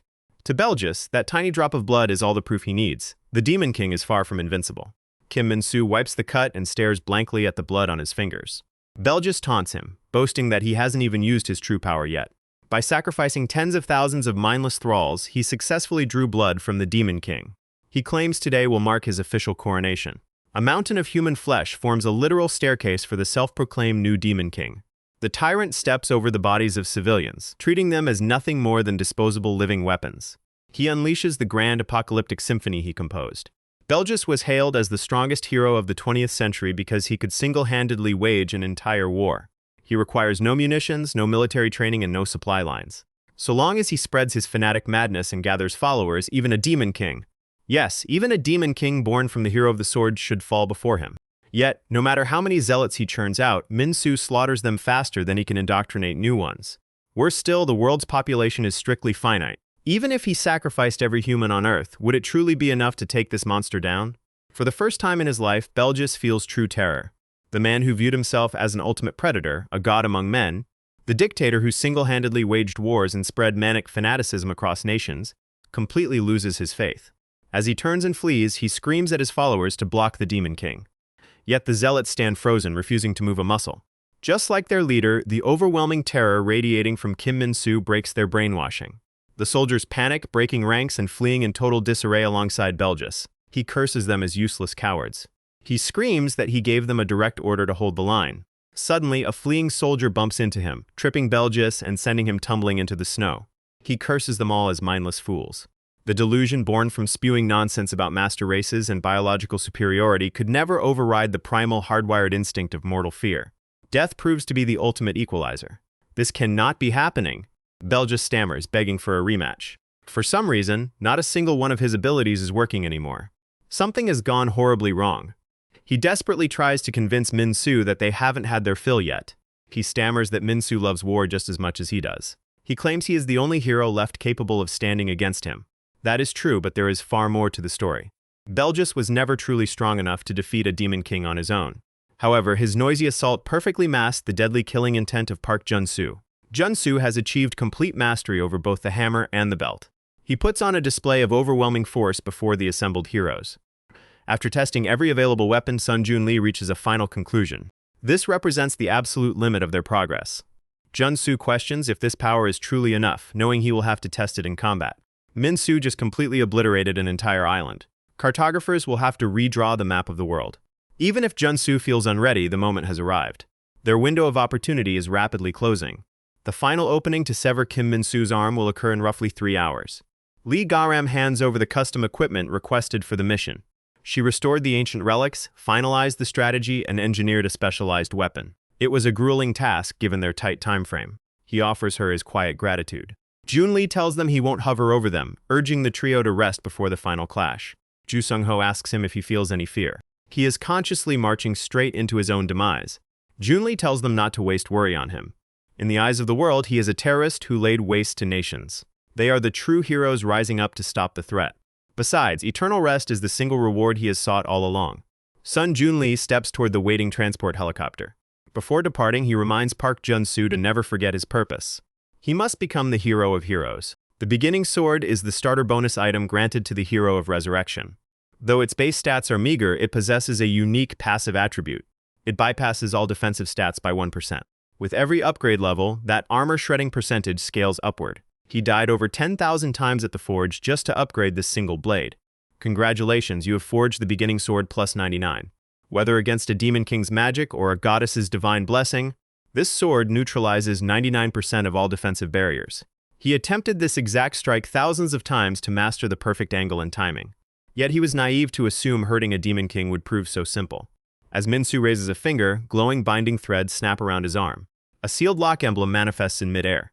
Great Demon King level 87, master of the 37th floor. Sun Jun-lee catches the flash of surprise on Min-soo's face.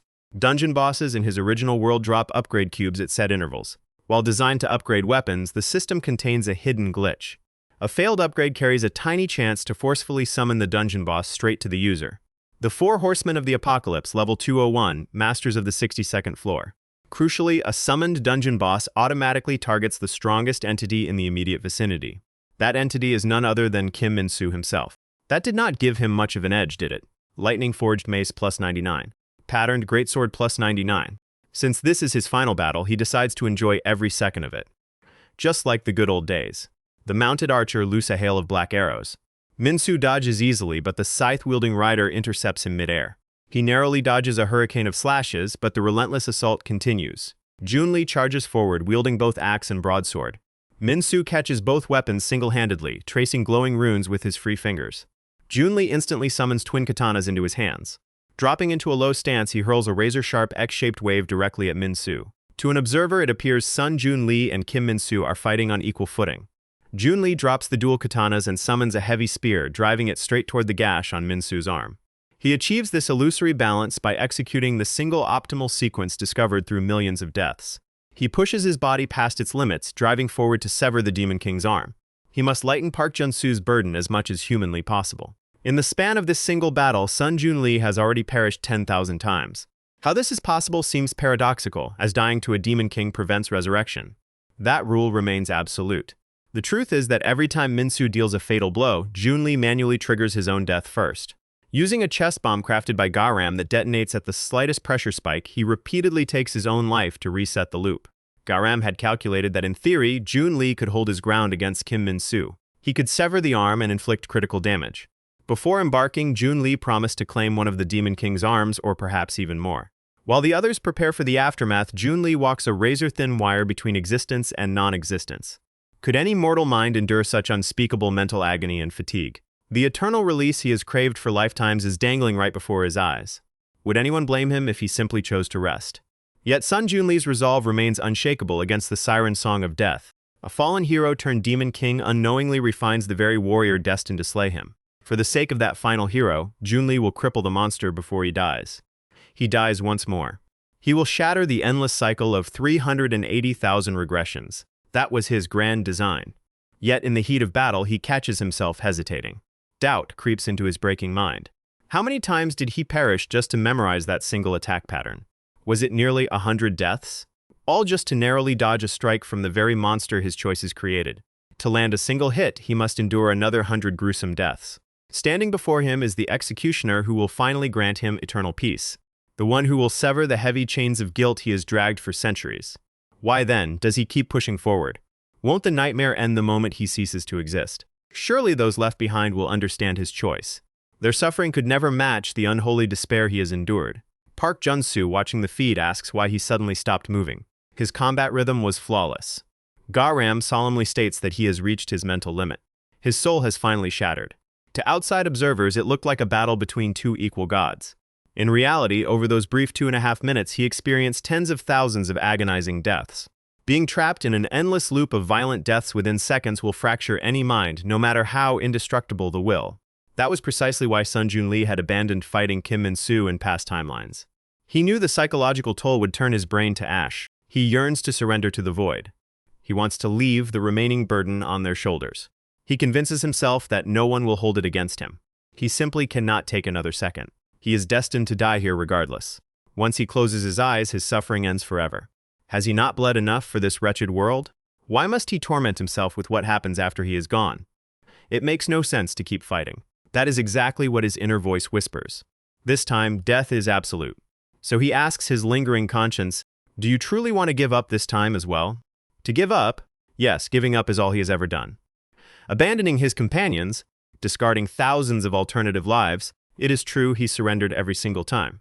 The life where he and his allies successfully saved the world, the timeline where he married Ju Sun-hwa and built a peaceful family, the timeline where he successfully redeemed every villain, whether joyful or tragic, he threw away countless realities with his own hands, all under the arrogant self-justification of forging an ideal future. Ever since he selected this cursed regression ability in the otherworldly realm. Pressing continue, like a child inserting another coin into an arcade machine. When the goddess prepared to implant the regression artifact, Sun Jun-lee begged her to stop. He has had enough. He refuses to mock the sanctity of life any longer. Understanding his pain, the goddess quietly steps back. Young Jun-lee reaches deep into his pockets. One final life. No regrets. He disarms the chest bomb attached to his body, letting it fall into the snow. It is all right now. One last life. With 0 regrets. He forcefully unlocks his entire dimensional inventory. The upgrade cubes expand exponentially in scale. A blinding light erupts from the hero of Resurrection's body. Overlapping spatial compression triggers a cataclysmic shockwave of raw power. Kim Min-soo's emotionless eyes flicker with a hint of genuine surprise. This marks the absolute final battle of Sun Jun-lee. It was the legendary demonic armor fully purified. Tartarus. It cannot be upgraded further. It is bound directly to his soul. Why did people assume the hero of regression was weak? Was it because his mortal body was easily broken? Or because he lacked the refined combat techniques of the other heroes? Sun Jun-lee only appeared weak. In truth, he never needed to be strong. Regression was his power. It was an ability where every death became raw fuel for his next life. It turned absolute death into an ultimate blessing. The 37th floor had been brutal. He died no less than 50 times back then. Jun-lee had deliberately chosen weakness to exploit his authority to the absolute maximum. Its power is finally wearing thin. He could just die and start all over again. Yet for the first time, the man who constantly sacrificed the present for the future refused to throw today away. Without regression, he was supposed to be nothing. He knew better than anyone how foolish it was to abandon his power. Furthermore, this legendary armor, his weapon, and his full gear had gone unused ever since he started relying strictly on death. He had 0 practical experience using them in battle. Yet he had failed to defeat Kim Min-soo despite countless regressions. Standing before him now was the Demon King, an entity far stronger than Min-soo ever was as a hero. This was the final card Jun-lee could play. This time, he would stand and fight in the present. Kim Min-soo noticed the sudden shift in the surrounding atmosphere. He wondered what was happening. Had his opponent ever worn armor like that before? Had those eyes ever burned with such sharp focus? None of that mattered. Min-soo only cared about slaughtering him. The success rate for enhancing a level 99 weapon was infinitesimal. Enhancement failed. The item shattered into blue ash. Jun-lee blinded his foe to close the gap instantly. His blade found the narrow seam in Min-soo's armor. However, Min-soo refused to stand idle. The doppelganger created from the Ardadivya potion was instantly destroyed. Min-soo burned with rage at being tricked. Another blade struck from behind in the exact same spot. He was a slippery rat, but the fight was far from over. Jun-lee drew 2 power cubes to detonate them, summoning the weapons stored within. Enhancement failed. The item turned to blue ash. The shoulder guard tore free. Junli felt a profound clarity. Knowing there was no next time allowed him to pour everything into the present moment. He was staring death right in the face. His senses heightened until time crawled to a complete crawl. He felt more alive than ever before. Endless strategic paths unfolded, and he only needed to execute the absolute best one. Why had he let himself be dragged along by regression when he could have experienced such razor-sharp focus? Min-soo crushed Junli's legs with a single kick, yet through agonizing pain, Junli held firm to the dagger buried in Min-soo. His entire body was trembling violently. Yet he still found the strength to drive the blade deeper. He declared that since Min-soo took his legs, he would take his arm in return. Junli collapsed onto the snow, right alongside Min-soo's severed arm. Flashing back, time rewound one final time. A comrade vented his pain beside Junli, who offered the exact words he needed to hear. Along the South Korean coast, Soo-ah-shin enjoyed fishing alongside him and her beloved. Lee Ga-ram's body was rebuilt using Mary Stevenson's knowledge and Junli's support. Young Jong was tested to measure his raw strength score. When Junli stepped up to test his own strength, he completely shattered the testing machine. In a remote village field, he paid his respects at the grave of Jong Ji-sung's grandmother. Ji-sung shared in the grief, feeling his burden lightened simply by being understood. Children rushed forward joyfully to welcome the new visitors. Baek Hana and Junli arrived carrying gifts for everyone. There was more than enough to go around. As days passed, Junli settled into a normal job. He gathered with co-workers after hours, raising a glass to peaceful days continuing. He even visited a sauna alongside his close friend Kim Min-soo. They shared laughs, reminiscing about their adventures in foreign realms. He became a regular drinking partner for Lee Ji-won. Junli looked happier and far more fulfilled than in any past timeline. He went to the movies on a date with Jaeon So-min. They picked an exciting action movie. So-min thoroughly enjoyed it. They went for a drive in a luxury car. Driven by Cho Tae-il, they all had a blast cruising together. Later, Junli went hiking up a mountain with Lim Do-hun.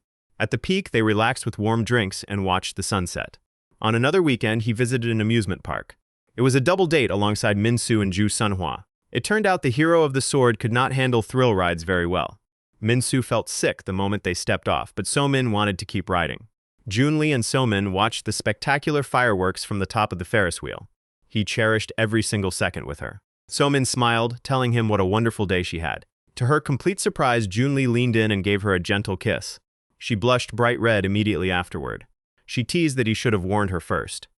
It was not like they were in any rush.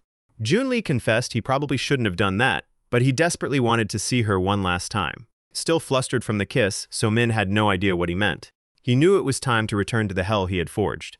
In his endless pursuit of death through hundreds of thousands of loops, he had completely forgotten what regret felt like. Regret was a feeling reserved only for those who truly lived life to the fullest. And this time he finally felt regret. Reality snapped back, returning Sun Junli to the present battlefield. He had succeeded in severing Min-soo's arm. Now Junli stood on the very edge of death.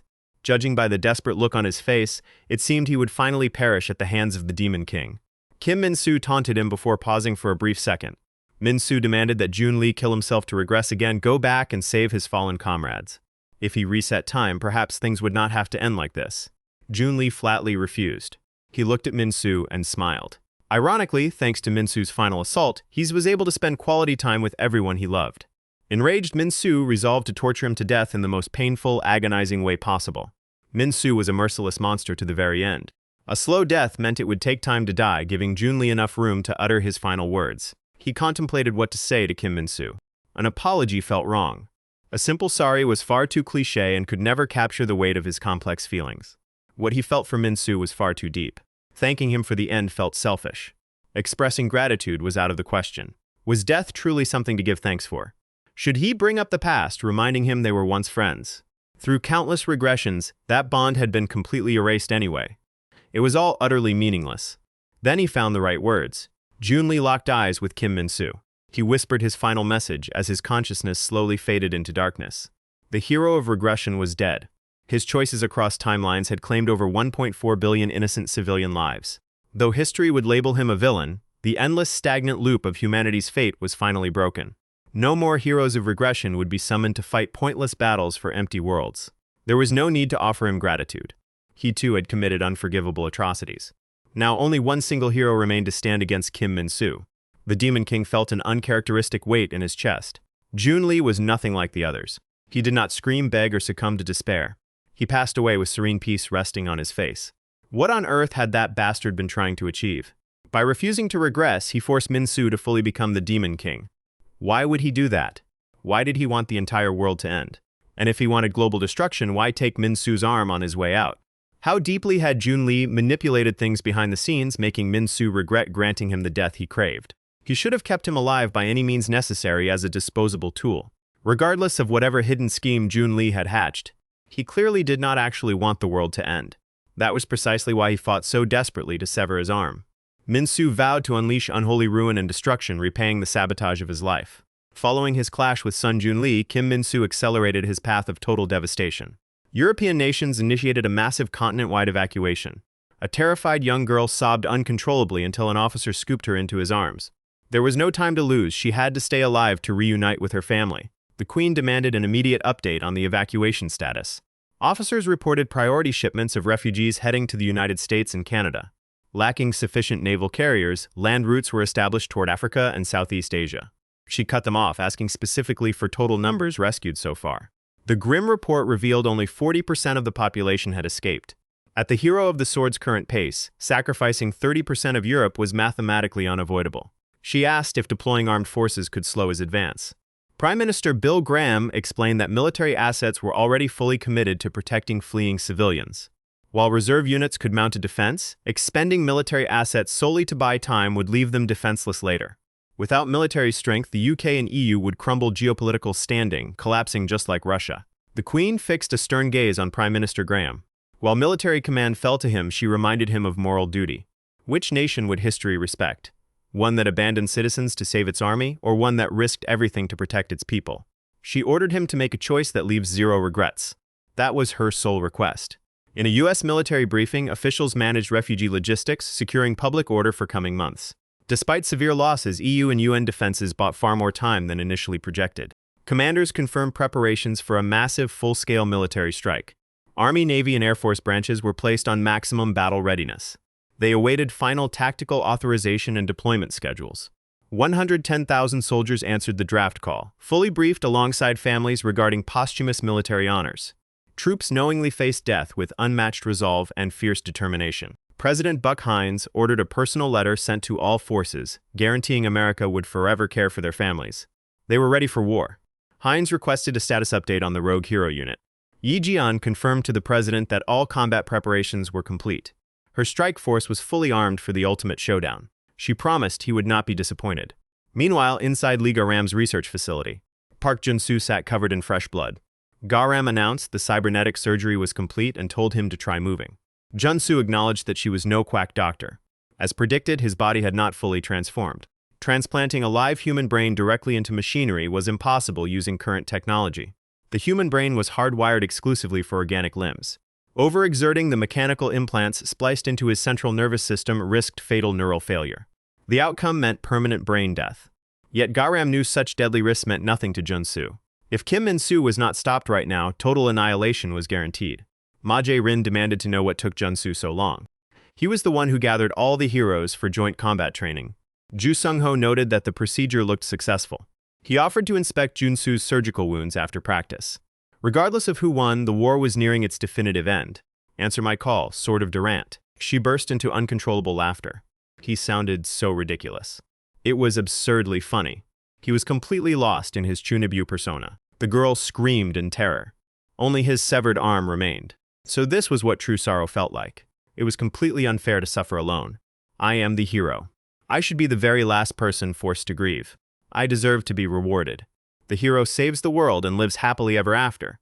That is how the story is supposed to end. Seoul City, Gangseo District completely vaporized. Deep in a dark mountain range, a loud stomach growl echoed through the night.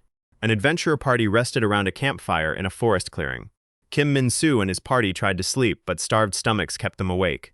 Surya tossed and turned, unable to find rest. The elf suggested daydreaming about favorite foods to distract from hunger. Min-soo pointed out that visualizing food would only make them hungrier.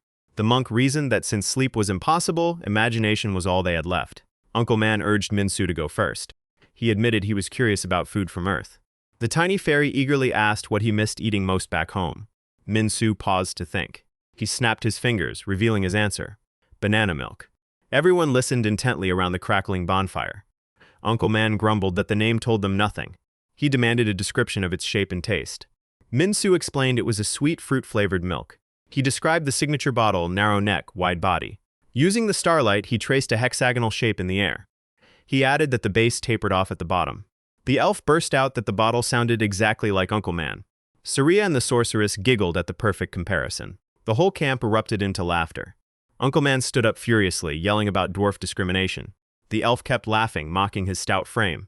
Uncle Man snapped back, calling her big ears. The memory faded, replaced by a burning skyline under blood-red smoke. A massive skyscraper stood ruined and smoking. An abandoned battle tank sat amid city wreckage. An armored warrior marched through the debris. A tiny plastic bottle rolled across the ruined street. It was a bottle of banana milk.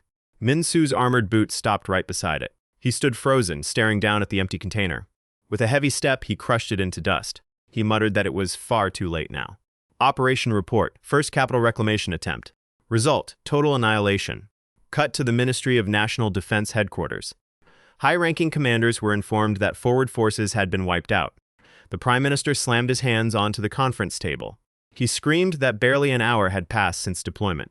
Army Chief of Staff Ryong Hwan Kang insisted it had to be a communications error.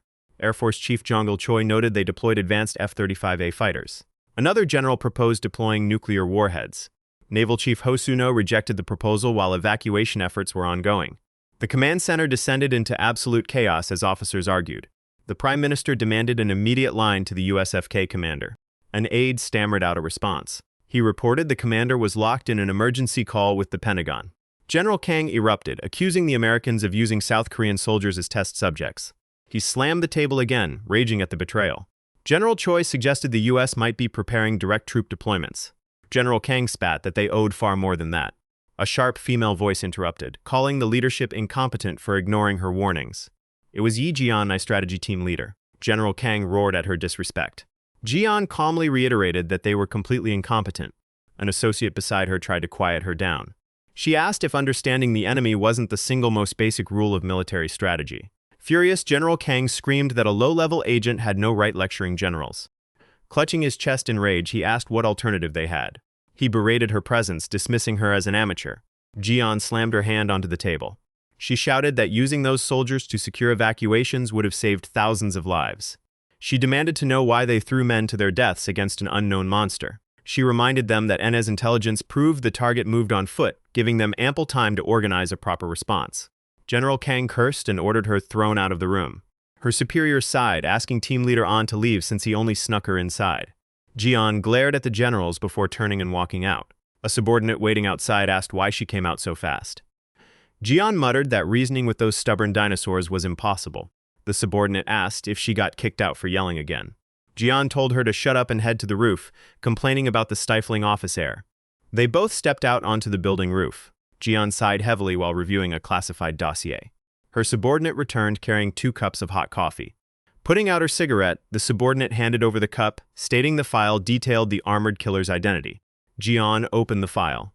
The suspect was an ordinary high school student who vanished a year ago and recently resurfaced. She scoffed, saying it read like a trashy web novel plot. The subordinate noted that forensic analysis confirmed the match beyond doubt. Looking over the ledge, Jian watched a security checkpoint below. She wondered aloud if a kid like the one walking down there could really cause such chaos. Her assistant confirmed it, then suddenly stopped short. She questioned what a student was doing inside the Ministry of Defense compound. Down below, the student raised a hand, shattering the pavement and freezing a guard solid.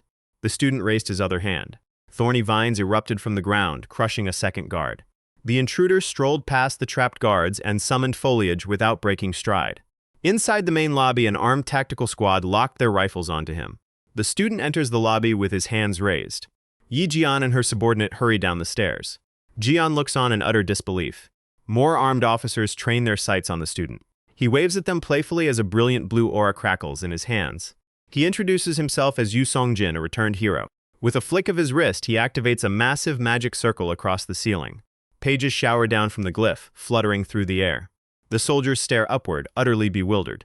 One soldier catches a page, revealing a newspaper front page featuring the armored assailant. The image from the paper projects clearly into the air. Songjin promises them that he will eliminate that monster on their behalf. Smirking, he offers to strike a deal. Security cameras monitor underground interrogation room B inside the Ministry of National Defense temporary headquarters. Songjin sits handcuffed across the table from Yi-jeon. Heavy armed guards stand watch around the room. Using telekinesis, he casually levitates a coffee cup and a sachet. He rips open the packet with his mind and empties the mix into the mug. He then uses the empty wrapper to stir his drink. Jeon focuses her gaze back on the young man. She demands to know if he and the rogue attacker are working together on the terror spree. She demands to know who they truly are. Songjin explains that they are heroes who returned after saving parallel worlds. He notes that the only real difference is that the terrorist lost his mind, while he remains completely sane. Jeon responds that such absurd claims belong only in fantasy stories. She demands concrete facts instead of wild tall tales. He asks if she honestly expects ordinary logic to apply to people who can level entire cities with magic and steel. He points out that given her relative youth, he expected her to grasp the situation faster than the older officials. He notes how typical the premise is in web novels. An ordinary student gets summoned to another realm, gaining almighty powers to save that world. Jeon taps her pen against her temple in frustration. She realizes he shows no signs of lying, yet his claims sound completely insane. She decides it is pointless to debate the truth of his origin right now. She moves straight to her next question.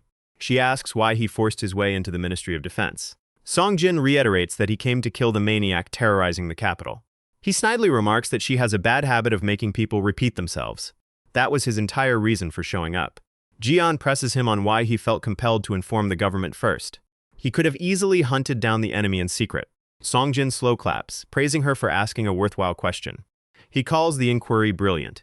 With a simple mana surge, he effortlessly shatters his handcuffs. The guards instantly startle and raise their rifles. They bark orders for him to freeze. Jeon raises her hand, signaling the troops to hold their fire. Songjin reassures them that he is merely pulling out a contract to show her. He presents a paper titled Proposal. He explains that it outlines the demands he expects in exchange for taking down the rampaging hero. Jeon raises an eyebrow at the absurd notion of payment. He declares that he refuses to play the selfless savior like a fool without getting proper compensation. She scans through the listed terms. The conditions set by Yu Songjin were outrageous. First, 20% of the nation's total defense budget must be deposited into his private bank account annually. Second, statues of him must be erected across major cities, and his heroic deeds must be recorded in school textbooks. Third, complete media coverage must highlight his name, and the entire battle must be broadcast live worldwide. Jeon fumes silently at the arrogant brat. She knew he was cocky, but he is nothing more than a pathetic attention seeker. Songjin requests that she pass the proposal to her superiors and the president once she finishes reading. Jeon stands up, grabs the paper, and walks out of the interrogation room. She delivers the contract to the high command. She warns them that Songjin is completely untrustworthy. She argues that he is driven purely by power and megalomania. He wants to be worshipped as a messiah. She warns that even if he slays the rogue hero, he will leverage his fame to control the country. Defense Ministry official Choi Jong-wook takes the file into his hands. He states he will present the terms directly to the president. The official walks away, dismissively commending her interrogation work. Jeon grits her teeth in rage. He did not even pretend to hear her warnings. Jeon scowls, cursing the bureaucratic foolishness. Despite his twisted demands and Jeon's objections, the cornered government yields completely to Songjin's terms. Reporters whisper nervously inside the crowded press room. They note that major networks, cable channels, and online media were all summoned. They wonder why the government suddenly opened up after keeping previous briefings strictly classified. And before a confused public accustomed to ordinary reality, the self-proclaimed hero makes his entrance. Yu Songjin strides confidently up to the podium. He clears his throat, deciding it is time to put on a grand show. With a snap of his fingers, brilliant flames burst around him.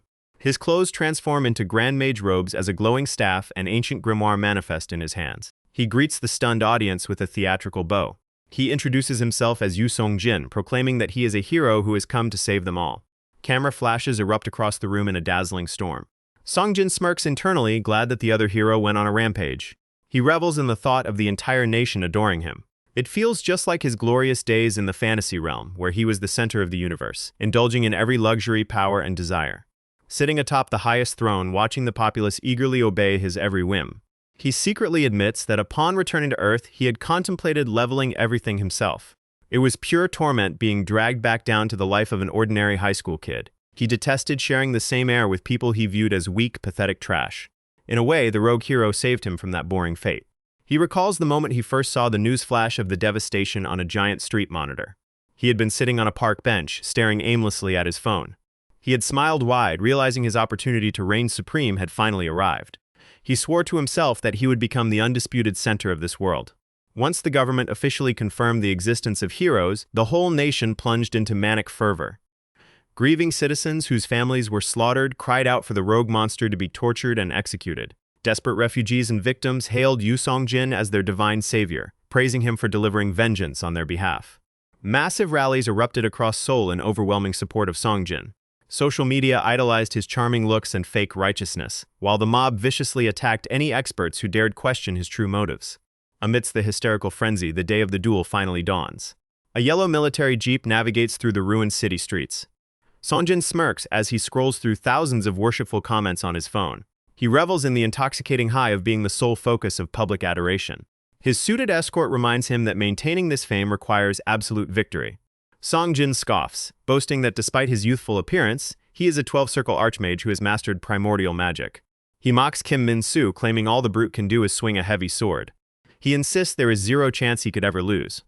He tells the official to have the president prepare the highest honor medal for his impending victory. The jeep pulls to a halt, stopping a mile short of the drop zone. The driver explains that this is as close as their military transport can safely get. Songjin steps out, waves a casual goodbye, and struts into the wasteland. Flocks of broadcast drones hover overhead, streaming high-definition video live. Millions across the nation glue their eyes to broadcast screens, praying for his triumph. Songjin approaches the hero of the sword, who stands silently with Duran Kal planted in the earth. Kim Min-soo rests his hand over the hilt of his holy blade. Songjin channels his mana, igniting a glowing arcane circle. He smirked, inviting Min-soo to make his move. A young boy coughs violently inside an ornate chamber. He stands atop a radiant summoning circle enveloped in thick smoke. The spectacled youth wipes his face as the haze clears. He looks up to find 4 imposing mages staring down at him in a grand library. The figures inspect their newly summoned subject with intense curiosity. Other realms do not summon heroes simply because they possess strength. The true reason is that otherworldly outsiders are unbound by the natural laws and limits of that realm. Songjin releases a colossal shockwave of magic. The 4 senior mages recoil in absolute shock and horror. They watch as a wizard tower is swallowed by countless multicolored spell matrices. Songjin smiles with arrogance. He tells them their traditional spellcasting logic is far too narrow-minded. He demonstrates that instead of creating single weak spells, one can simply layer existing magic circles atop each other indefinitely. A monstrous explosion of flame erupts. Chain detonations incinerate everything in sight. He summons his magic staff straight from the ground. He commands the cast of 20 12-layered Ventus circles. He immediately follows up with 13 12-layered Terra and Aqua arrays. Dozens of spell matrices manifest and spin rapidly in the sky. The elemental circles merge into a terrifying elemental vortex. Kim Min-soo watches the grand display with a cold, unbothered expression. Songjin realizes Min-soo does not even view him as a threat.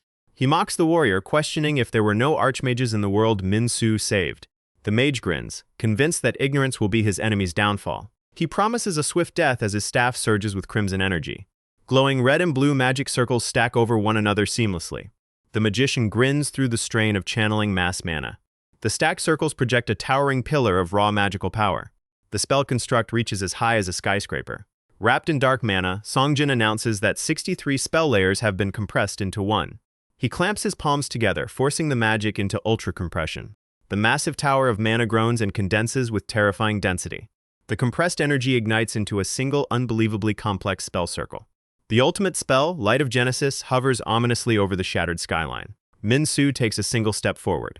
Songjin aims his finger straight at the hero of the sword. With a smirk, Songjin whispers bang. A catastrophic beam of light erupts from the center of the magic circle. The sky shatters as the judgment beam rains absolute annihilation onto Min-soo. Showers of light particles settle over the warrior, leaving him completely unharmed. A blinding pillar of radiance bathes him from above. A colossal multicolored explosion vaporizes the surrounding district. Command center officers watch the blast unfold on their monitors. One officer gasps that the blast wiped out an entire sector. The footage broadcasts onto giant public screens before a breathless crowd. The onlookers watch in stunned awe. A girl screams in joy, celebrating his success. The crowd bursts into wild cheers, waving banners supporting Songjin. Choi Jong-wook sighs, already calculating the massive reconstruction budget needed for the damage. The battlefield has been reduced to a smoking crater.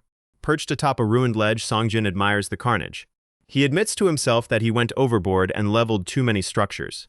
He wonders how he will spend the unimaginable wealth coming his way. He chuckles, imagining all the luxuries he will buy. He speaks into his comms, demanding a helicopter transport because he feels too lazy to walk. A cold, ominous voice cuts him off. The voice mutters that he had no idea other heroes were brought back. Song Jin spins around instantly. His smug expression collapses into sheer unadulterated horror. A crowned maiden spirit floats softly above the hero of the sword. Her ethereal embrace shielded Min-soo, leaving him without a single scratch. Song Jin stammers in absolute disbelief. He grits his teeth, knowing Light of Genesis was a top-tier destructive spell. It should have atomized everything in the blast radius. His radio slips from his trembling hand and shatters on the concrete. Yet his opponent stands perfectly pristine. The sheer disparity in power defies all reason. Min-soo's sword ignites with a blazing golden aura. Kim Min-soo asks why the mage wore such a foolish smile. He questions why another hero could return from hell without carrying any grief. Min-soo unleashes a devastating energy slash. The searing wave cleaves through the atmosphere, bisecting everything in its path. Song Jin gapes in terror at the incomprehensible force. He realizes that attempting to block it with basic barrier magic will result in instant death. He swiftly raises the bedrock beneath his feet. The ground splits as a massive pillar of earth launches him into the sky. The golden wave slams into his 11-layered Terra fortress. He casts Earthquake ×5 to stabilize the structure. Yet the blade wave shatters his reinforced barrier like glass. The momentum sends Song Jin hurtling back down to the ground. Mid-fall, he desperately summons fresh magic circles around himself. Enveloped in blazes, he screams back at Min-soo, answering why he smiled. Song Jin shrieks madly that he smiled because he cannot wait to slay Min-soo and claim total glory in this world. The mage unleashes a torrential volley of fireballs. Min-soo stands unmoving as the infernal storm closes in. Song Jin screams Kim Min-soo's name at the top of his lungs. He shrieks insanely for Min-soo to die and serve as his stepping stone. Mediocrity. In a quiet classroom, one student writes his exam while another gazes blankly out the window. Song Jin rested his head on his hand, suffocated by the sheer boredom. He was sick of average life. It made him want to vomit. High schoolers walk together down the sidewalk. His classmates joke and shove each other around. A sleek red sports car roars past them. The teenagers watch the car with wide, envious eyes. Even Song Jin could not help but stare. Everyone secretly craves a wealthy, extraordinary life. He turned his gaze to an old man collecting scrap cardboard. Nobody wants to rot away in quiet insignificance. And he was no exception. The young man stopped dead in his tracks. He hung his head, refusing to accept an ordinary, nameless existence. He desperately lusted for a grand, glorious destiny. He feared being a nobody, yet wondered if he possessed any special spark. His parents were plain, hard-working, ordinary people. His grades were completely unremarkable. He excelled at no sports.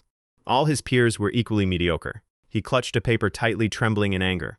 He possessed zero talent or special gifts. He glared bitterly at a meaningless certificate of participation. He ripped the paper to shreds. To Song Jin, an ordinary life was a fate far worse than death. Slowly, the dull piece of daily life drove him insane. He kept screaming inside that he refused to die a nobody. He refused to fade into forgotten darkness. Tears streamed down his face as his despair overflowed. He could not bear dying without ever discovering a higher purpose. He did not care what it took. He begged the universe for a single chance. A chance to shine brighter than anyone else. Then, a summoning array erupted beneath him, launching his otherworldly ascension. Back in the present, Song Jin bombards Kim Min-soo with endless magic missiles. Flames engulf the entire battlefield. Min-soo swings his massive blade, blowing away the inferno. Min-soo stands unmoved as Song Jin stacks 8 12-layered hellfire arrays. The mage triggers an unranked magic circle, summoning an apocalyptic pillar of flame. A violent geyser of magma and debris shoots into the clouds. Song Jin smirks, convinced the fight is over. Min-soo pushes right through the blazing hellfire, striding headfirst toward the next unranked spell array. Ice Age. The hero of the sword is instantly encased in absolute ice. Song Jin watches the frozen hero slam into the frozen earth. Without skipping a beat, he prepares his follow-up attack. He triggers an unranked summoning array, calling forth Phoenix Wisdom.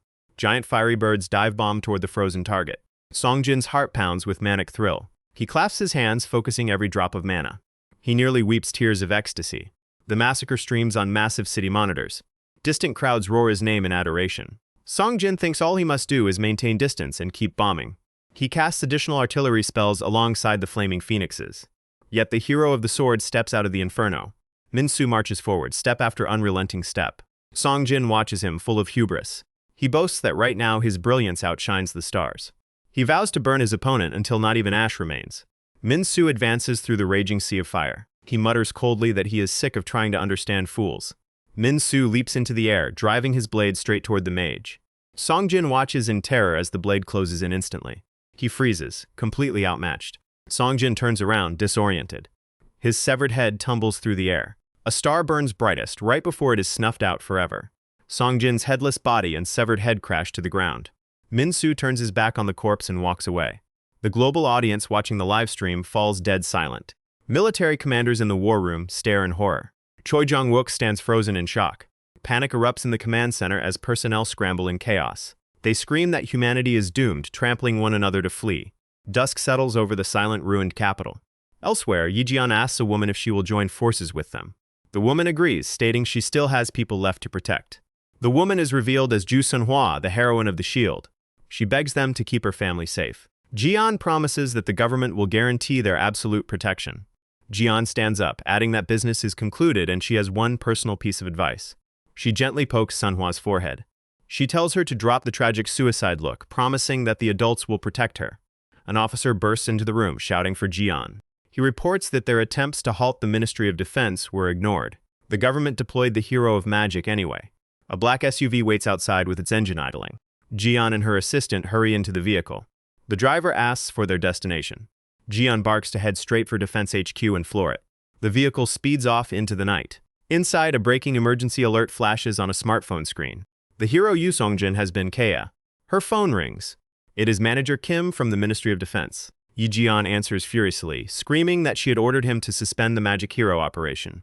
She demands to know why he went ahead with it anyway. Manager Kim calmly reminds her that Jong Ji-sung's sudden appearance confirmed the existence of other heroes, and that they could be recruited. She yells back that her strategy was to take down Kim Min-soo in one fell swoop. He calmly replies that he read her report. He mentions hearing that she has managed to recruit 2 more heroes. He tells her to calm down. Kim assumes she is just upset because Yoo Sung-jin died. He knows she worked incredibly hard to bring him in. He asks Jian what her point is. She replies that there is nothing more to be done for Sung-jin, but begs him to promise her one thing, that he will not send the other heroes to fight Min-soo one by one. She pleads with him not to gamble with those kids' lives. Manager Kim falls completely silent for a moment. He scoffs and fires back that the higher-ups will decide exactly how to use those brats. Her only job is to focus on bringing in more heroes. So she should just stick to that. If she has a problem with it, she can follow proper protocol and file a formal complaint. He hangs up the phone, leaving her shaking with pure rage. Jian punches the dashboard of her car, cursing him out. Back in his office, Kim scoffs at the naive suggestion of not sending them one by one. He mutters that it is entirely out of the question. He lights a cigarette and takes a long drag. He notes that she can complain all she wants. They will keep sending them out, one by one, until Kim Min-soo and the other monsters they are hunting are all dead. Upon arriving at the ministry building, Jian flips both the defense ministry and the intelligence agency completely upside down. As a result, she and the agents who supported her mutiny are swiftly demoted. They pack their belongings into black vans and are forced off the premises. Watching them leave from his window, Manager Kim continues to smoke. He mutters that they are just a bunch of hypocrites. The very survival of the country is at stake. A military officer enters the room and approaches his desk. He informs Kim that he needs to decide which hero will fight next. Kim replies that he has already chosen the perfect candidate. He pulls out a classified file and slides it across the desk. The officer looks at it, visibly puzzled. He reads the name printed on the document, Lim Do-hun. He asks if the next warrior is really the frail old man in the photo. He points out that the awakened warriors are almost always teenagers. Kim explains that he has no idea what happened to him in the other world, but the hero returned as an old man. He smirks, noting that this actually works out perfectly for their agenda. It feels far less guilty sending a dying old man to his death than some teenage brat. The scene shifts to someone writing a book report on Don Quixote. Inside a high school classroom, 18-year-old Lim Do-hun is introduced. A female classmate asks if he finished reading the book that quickly. She confesses that she found the story incredibly boring. Do-hun looks surprised by her opinion. He tells her it was one of the most interesting books on the entire reading list. The girl is stunned that he actually found it entertaining. She asks how he could possibly enjoy reading about the ridiculous antics of a delusional old man. To her, the story was just unpleasant and deeply frustrating. Do-hun, on the other hand, shares that he found it wonderful to see a character with such an unwavering spirit. The image of an old warrior in heavy medieval armor flashes on screen. The scene jumps to Lim Do-hun, now 19 years old.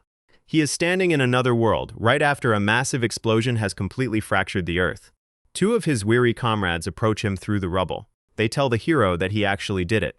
Do-hun, now looking like a frail old man, takes off his heavy helmet and nods, saying that it is finally over. His companion stares in utter shock, commenting that he has aged considerably. He asks how many years of his own lifespan he sacrificed for that final attack. Do-hun calmly replies that he gave up 20 years. His comrade is horrified and nervously asks about his remaining life expectancy. Do-hun removes the heavy gauntlet from his arm. A glowing numerical brand is deeply etched into his skin. It reads 060421. He smiles warmly, reporting that he has a little over 6 years left to live. One of the grown men immediately breaks down crying. His comrade apologizes to the hero through heavy tears. He sobs that if only they had been a little stronger, this would not have happened. Do-hun steps down from the rubble to get closer to them. He pats his comrade on the shoulder, reassuring him that it is all over and it is finally time to go home. A massive celebration begins in the kingdom. Wooden mugs of ale clash together in loud cheers. Fireworks light up the night sky above the castle while the people in the streets chant the warrior's name. Do-hun, now dressed in simple civilian clothes, watches the festival from a high balcony. A royal princess approaches and asks why he is watching from afar when the entire celebration is for him. He respectfully bows, addressing her as Your Highness. She quickly asks him not to bow, noting that his aging knees seem to be in terrible shape. She insists that they are the ones who should be bowing to him. Knowing the hero has formally requested to return to his original world, she desperately begs him not to leave. She insists that he cannot go back looking like this. She explains that because the source of a Time Warrior's power is his own lifespan, the physical toll is simply too great. Using those powers to save their realm has aged him far too much. No one in his world will even recognize him, and he will end up sick, old, and dying completely alone. She reminds him that he was the one who told her about Don Quixote, and how a delusional old man was recorded in his world's history. The princess pleads with him to stay, for this world is filled with millions of people who are eternally grateful to him. She promises that the imperial palace will do absolutely everything to take care of him in his final years. He will be offered the finest carriages, devoted attendants, and whatever he desires, even if it bankrupts the royal treasury. They will guarantee him a life of such endless comfort that he will not even feel nostalgic for his old world. Do-hun simply shakes his head. The princess, with tears welling in her eyes, asks how they can ever repay him if he leaves now. He gently wipes a tear from her cheek. He tells her that his parents had him very late in life, when they were in their 40s. After years of infertility, multiple failed treatments, and 3 heartbreaking miscarriages. At the very end of all that suffering, he was finally born. They treasured him so deeply that he barely had to lift a finger for himself until he was a teenager. They ran a small restaurant and worked late every single day, yet they still gave him everything he ever asked for. He remembers walking into the restaurant and seeing his exhausted parents cleaning up. He was absolutely everything to them, their entire world. They would always light up with pure joy the moment they saw him. The princess weeps openly, begging for forgiveness. She deeply regrets what they have done to such a precious son. Do-hun gently tells her that he did not share this story to make her cry. What he means is that it is his absolute duty to return. His duty to the 2 loving parents who lost their entire world when he vanished. Down in the Great Hall, the royal wizards activate a massive dimensional portal. Just as the glowing gateway stabilizes, the princess stops him. She says that before he goes, she wants to introduce him to a companion. A little girl steps out from between the royal guards. It is his new squire, Sancho. Do-hun looks confused, asking what she means by a companion. The princess explains that time takes its toll on everyone, and he will need someone to look after him. She adds that it is the very least they can do, and it will also ease the burden on his aging parents. Do-hun scratches his head awkwardly, then kneels to ask the little girl if she is absolutely sure about this. He warns her that if she crosses over, she can never come back. Sancho smiles and replies that she considers it the highest honor, proudly adding that her family has been generously rewarded. She then marches decisively toward the gateway, turning back to warn him that if he refuses, she will jump into the portal anyway. 3 months before Kim Min-soo's catastrophic attack, Lim Do-hun returned to his original world. He and Sancho stand in the pouring rain across from his family's restaurant. However, he cannot bring himself to actually cross the street and go home. Sancho asks why he is hesitating so much, complaining that it is frustrating to watch. Do-hun laughs weakly, admitting that he does not dare to go near them. He fears it will completely shatter their hearts to see their beloved son looking so horribly aged. He suggests it might be better if they simply learned he was still alive somewhere out there. Suddenly, without warning, Sancho marches right across the busy street toward the restaurant. Cars brake sharply, honking their horns to avoid hitting her. The little girl marches right up to the glass door of the restaurant. Her sudden appearance draws the attention of his parents working inside. Do-hun watches from across the street in sheer panic. He wonders if he should run away, but his weak knees refuse to move. His parents hurry out into the cold rain to check on the child. Do-hun desperately tells himself to lie, to tell them they are mistaken, and that an old man like him could never be their teenage son. He plans to just smile and say his granddaughter was playing a silly prank. His parents and Sancho cross the street and stop right in front of him. His father, already holding back tears, softly whispers his name. He reaches out a trembling hand and asks if it is really him. Do-hun tries to deny it but breaks down sobbing, telling his dad that it is really him. Later that evening, heavy rain continues to pour over their apartment building. Inside, Do-hun and Sancho stand quietly at the entrance of his old bedroom. The little squire asks if this room belongs to him. The bedroom is perfectly tidy and completely spotless. Sancho runs her finger along a desk and looks surprised. She notes that the room has been empty for over a year, but there is not a single speck of dust. She whispers that it is as if his parents knew he would come back someday. Do-hun softly agrees that it certainly seems that way. His father suddenly appears in the hallway and warmly embraces them both. He tells them to come eat, saying they can keep looking around after dinner. A dining table is filled with a lavish, steaming homemade dinner. The four of them sit together as his mother happily serves the food. Do-hun remains quietly overwhelmed, while Sancho is mesmerized by the vast array of dishes. The kitchen is bright, warm, and inviting. His mother asks Do-hun why he is not eating. She smiles, saying he must have desperately missed her home-cooked meals. With trembling hands, he finally takes a bite. Outside, the relentless rain and thunder continue to crash. Do-hun begins to eat ravenously, tears streaming down his face. The warm glow of the dining room shines brightly against the rainy night. Do-hun feels a profound sense of relief discovering that absolutely nothing at home has changed.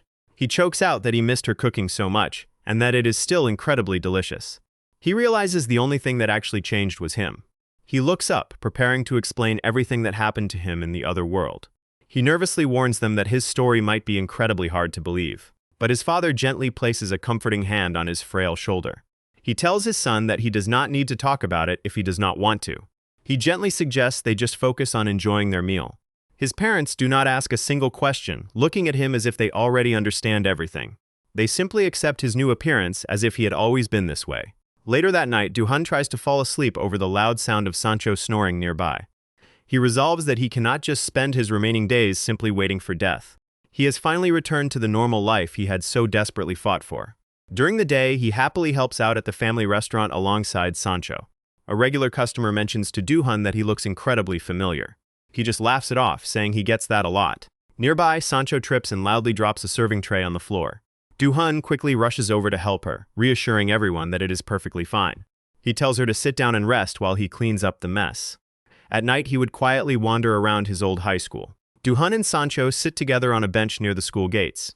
They quietly watch the students pouring out of the building after their evening classes. He gazes at the teenagers, softly naming his old friends. He mutters the names Jin-soo, Jang-on, and So-hee.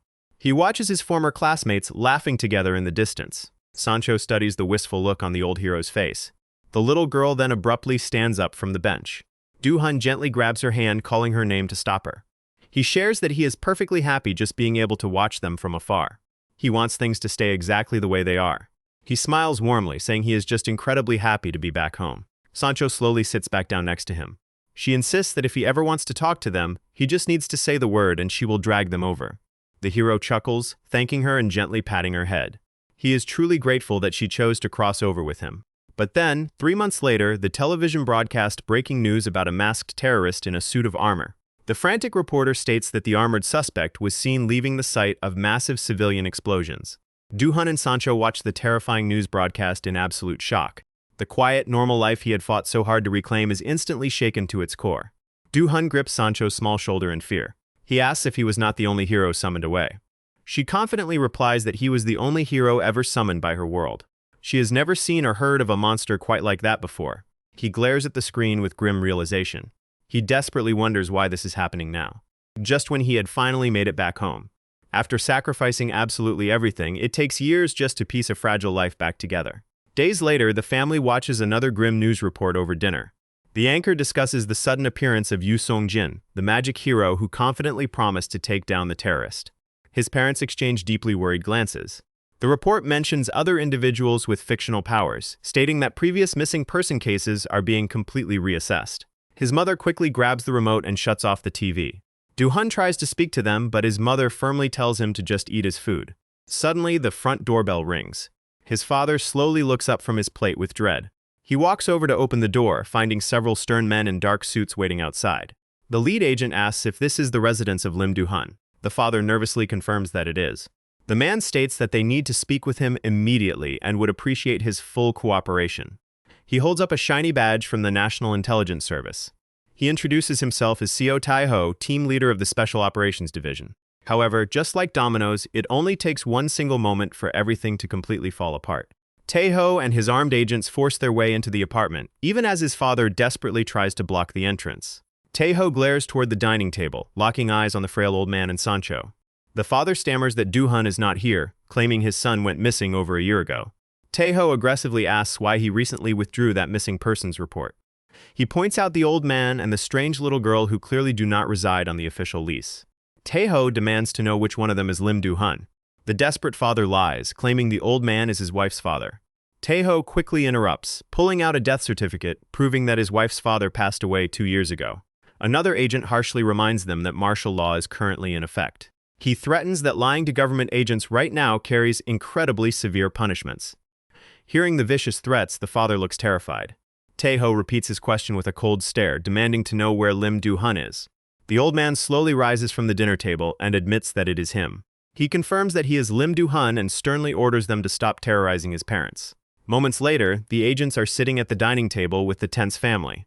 Taeho coldly explains the government's compensation package. If Mr. Lim agrees to fight the terrorist Kim Min-soo, he will not be held legally responsible for any collateral damage. And if he dies in battle, the government will generously provide for his family. The agent slides a thick official contract across the wooden table. His mother glares at the agent and asks if that is really all he has to say. Taeho arrogantly replies that it is. Without hesitation, the furious mother throws a glass of ice water directly into his face. She screams at him, demanding to know how he dare ask them to send their son off to war. Taeho just sits there, completely drenched in silence. She tearfully points to her withered son. She cries that it already breaks her heart every day just seeing how horribly he is aged. The trembling father begs the agents to leave immediately, before they throw something much worse at them. He begs them to just let their family be. Taeho stands up, agreeing to leave for today, but adds that the country's desperate situation is constantly evolving. Before walking out, he places a heavy hand on Do-hun's frail shoulder. He whispers that the country desperately needs his power right now. The next morning, the closed sign is flipped on the restaurant door. Sancho is the one who flips the sign. Do-hun's father's stress smokes out on the apartment balcony. His mother aggressively scrubs the dishes in the quiet kitchen. Do-hun slowly steps out of his bedroom.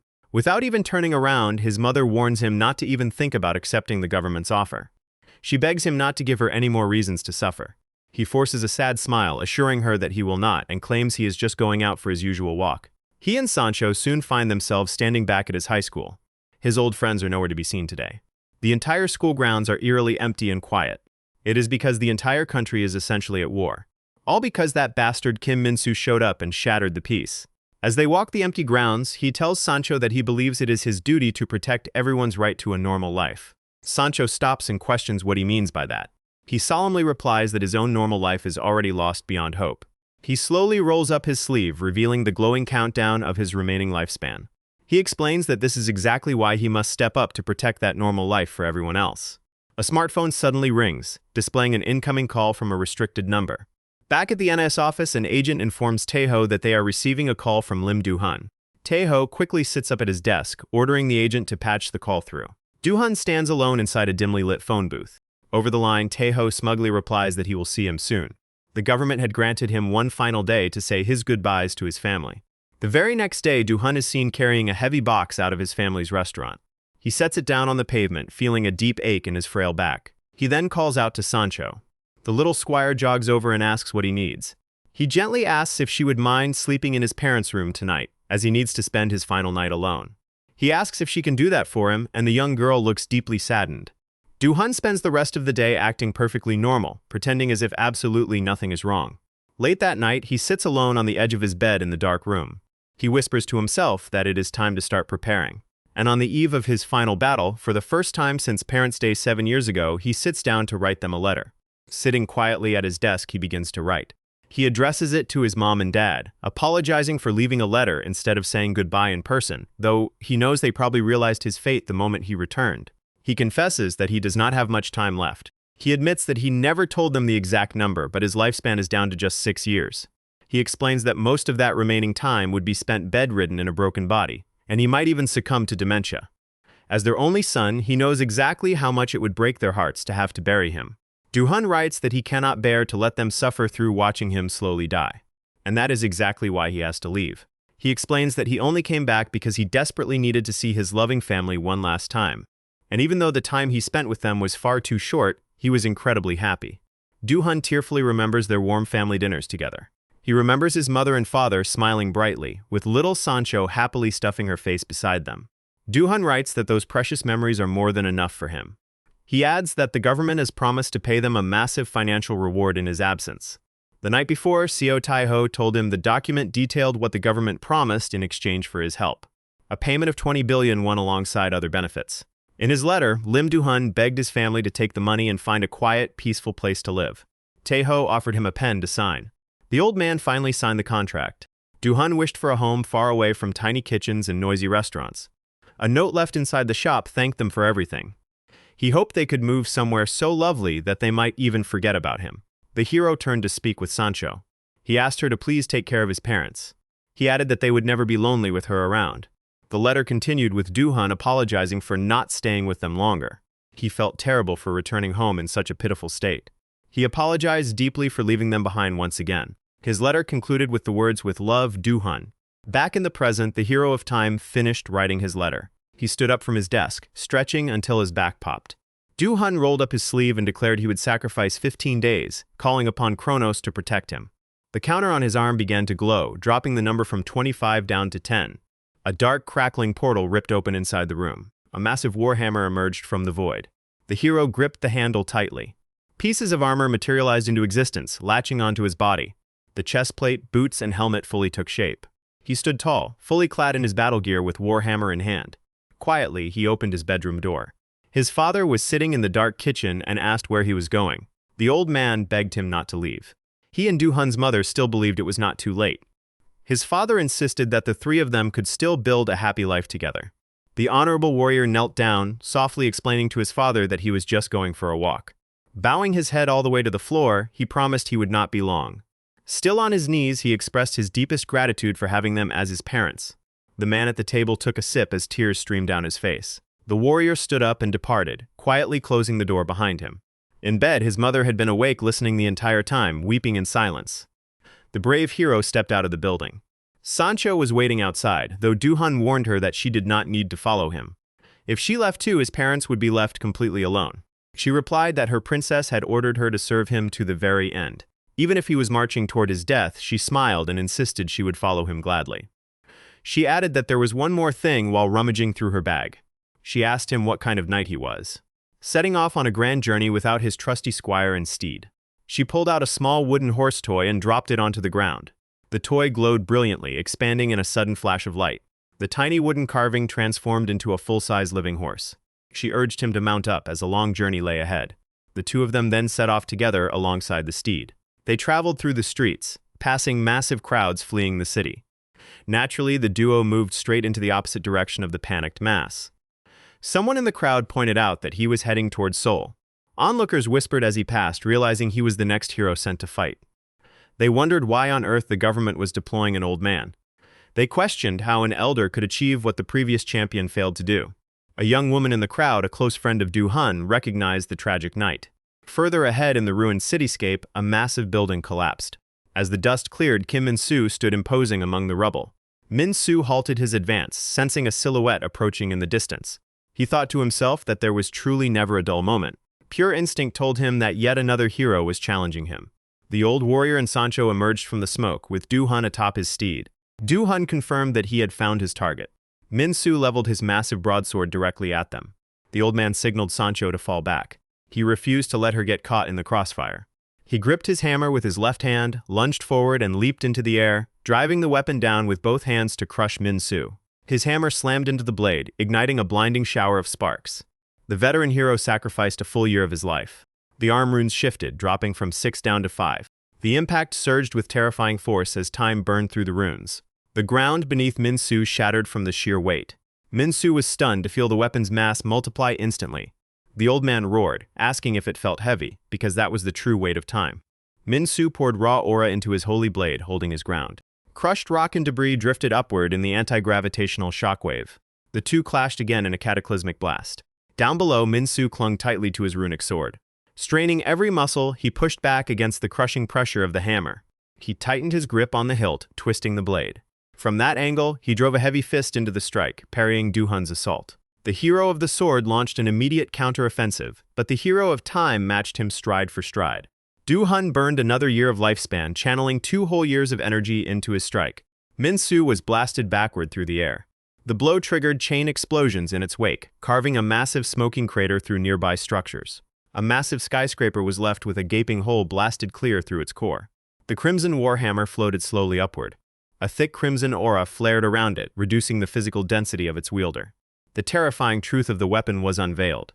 It was Kronos, the demon hammer, disguised under the majestic appearance of a divine relic. It bore that name because it literally devoured its master, draining their life force while its weight expanded with every stolen year. Du-hun gasped heavily for air. Not only was his life force being devoured, but his body was aging at a horrifying speed. The weight of the hammer grew heavier by the second, while his frail body broke apart under the strain. He was being crushed under the literal weight of time. He wondered if he could truly defeat him, and whether his ultimate sacrifice would mean anything. The glowing counter displayed 4 years and 10 days. Du-hun questioned what he was doing. Right then, Sancho called out to her master. She screamed for him to pull himself together, warning that the enemy was advancing. Min-soo leaped, sliding down the side of the skyscraper with his sword raised. The hero of the sword sneered, finding his opponent looking even more pathetic. The old fool was burning away his own life just for temporary strength. If he focused purely on defense and dragged out the fight, the old man would destroy himself. He pounced directly toward Du-hun. The veteran warrior swung his hammer to intercept. The clash of their weapons resounded like thunder. The two heroes traded a lightning-fast barrage of blows. A military surveillance drone hovered high above the battlefield. 3 high-ranking military officers watched the fierce fight on a screen. At first glance, the duel seemed evenly matched. Min-soo rained down relentless strikes, while Du-hun deflected every single blow. An officer remarked that he was performing far better than Yu Song-jin had. An analyst noted how expertly Du-hun defended in close-quarters combat. Yet he wondered why the old man's defeat still felt entirely inevitable. The harsh truth was a massive divide in momentum. Min-soo was just warming up, gaining speed. With every swing, he moved one step closer to victory. Du-hun, on the other hand, was rapidly falling apart. Every strike he threw pulled him closer to his grave. Like a white knight towering over a fallen black pawn on a chessboard. Du-hun realized he would lose if this pattern continued. He decided it was time to burn it all as the crimson marks rapidly drained from his arm. The counter ticked down until only a single day of life remained. Du-hun resolved to burn every last drop of his existence. He raised his warhammer, reflecting on nostalgia, regrets, and cherished memories. He poured the entire weight of his life into the weapon. Du-hun let out a furious battle cry. The two weapons collided in a final impact that shattered the surrounding fabric of space. For a brief second, both warriors froze mid-clash. A colossal cross-shaped explosion swept across the battle zone. The detonation shook the ruined city to its foundation. Min-soo strained with everything he had to block the blow. Kronos maintained its terrifying momentum, forcing Min-soo into a desperate defense. Meanwhile, Du-hun remained standing, gasping amid the swirling tempest of energy. Having released his hammer, he raised his bare fists. He took a brawling stance, declaring he would break through his enemy's guard. He roared at Min-soo to die. Weighted down by the immense pressure of time, Min-soo took a heavy fist straight to the face. Du-hun pressed the attack relentlessly, giving him no room to breathe. He hammered his bare knuckles into Min-soo's face over and over again. Min-soo gritted his teeth, overwhelmed by the crushing pressure. The barrage disrupted his focus, preventing him from shaking off the hammer's lock. He cursed his relentless opponent. Du-hun knew the recoil was damaging him more than his target, but far greater stakes were on the line. The moment he stopped attacking, his life would end. He was walking a razor-thin tightrope. He begged his failing body to hold together. He pleaded for just a few more seconds of strength. The total lifespan Du-hun sacrificed to empower the hammer was 6 years and 9 days. He had only 1 day left, but it was not a day of prime physical strength. It was literally the final day before his death. A day when his mind and body were broken, frail, and exhausted. Min-soo opened his eyes as the brutal punches suddenly stopped. Du-hun groaned in agony, complaining of immense pain. Like a confused child, he whimpered, asking where his mother was. Staring at his trembling, bloody hands, the hero shed the armor from his arms and head. Teetering on frail legs, he wondered why everything felt so heavy. Min-soo wondered if the old man had lost his mind completely. Lowering his weapon slightly, he declared the fight was over. The heavy, dull thud of the hammer striking the ground hurt Du-hun's sensitive ears. The hero of the sword removed his helmet.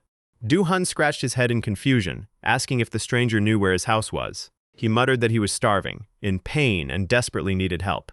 The grim warrior raised his holy blade to execute him. Sancho clenched her fists and screamed in horror. From atop her horse, she hurled a magical artifact. A massive spirit bull was summoned, charging headfirst into Min-soo. The violent impact sent Kim Min-soo flying backward. Sancho rushed to Du-hun's side, grabbing his trembling hand. She wept, regretting that she had not stopped him or listened to his parents. Sancho screamed at him to snap out of it. She warned her master that both of them would perish if he gave up now. Du-hun blinked, asking her what a hero even was. He gently told the little girl to wait there. Staggering forward, he murmured that he was in the middle of asking that man a question. Sancho shoved him from behind, desperately trying to bring back his mind. He whimpered, asking her not to hit him because it hurt. Sancho sobbed heavily, tears pouring down her cheeks. Her small fists trembled in absolute helplessness. She yelled that they had returned to Earth so he could be with his family. She cried out, heartbroken over his miserable state. Du-hun whispered softly that they needed to go home. Nearby, the spirit bull was impaled straight through by Min-soo's sword.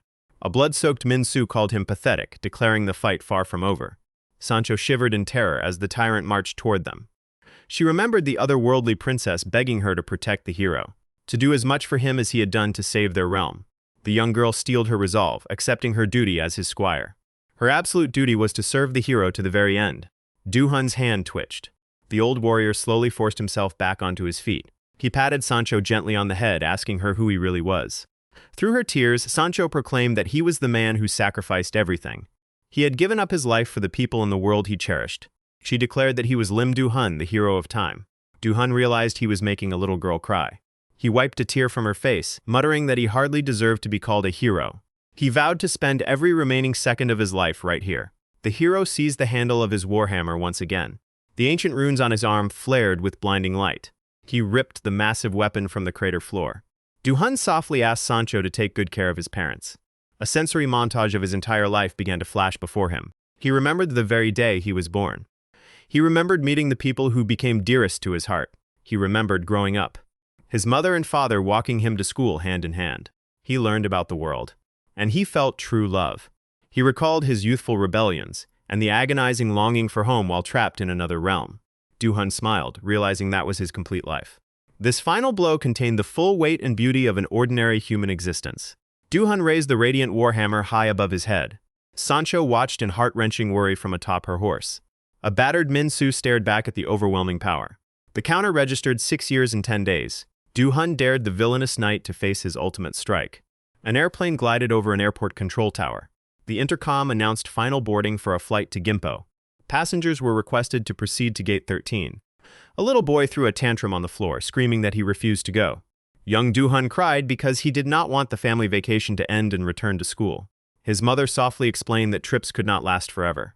The boy threw a fit, knowing he would have to study the moment they returned. His father gently reminded him that all journeys come to an end, and goodbyes were always tough. He asked his son if that meant he had not enjoyed the trip. Du-hun admitted he loved it, and his father explained that his sadness was proof of how wonderful the journey was.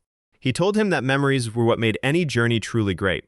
His father advised him to focus on the beautiful memories they made rather than the sorrow of leaving. The little boy cheered up, laughing with his father while his mother smiled warmly.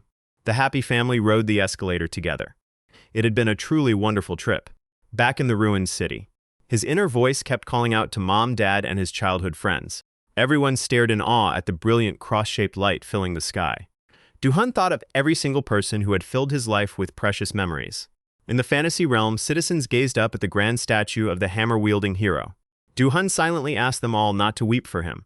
His stance left him wide open to counterattack, and Min-soo saw it immediately. He realized the old man's body was frail and his eyes carried the look of a dead man. The veteran warrior had reached his absolute physical limit.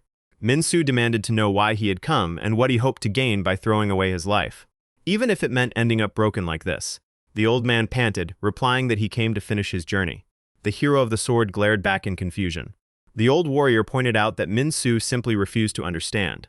He accused him of slaughtering humanity precisely because he refused to understand them.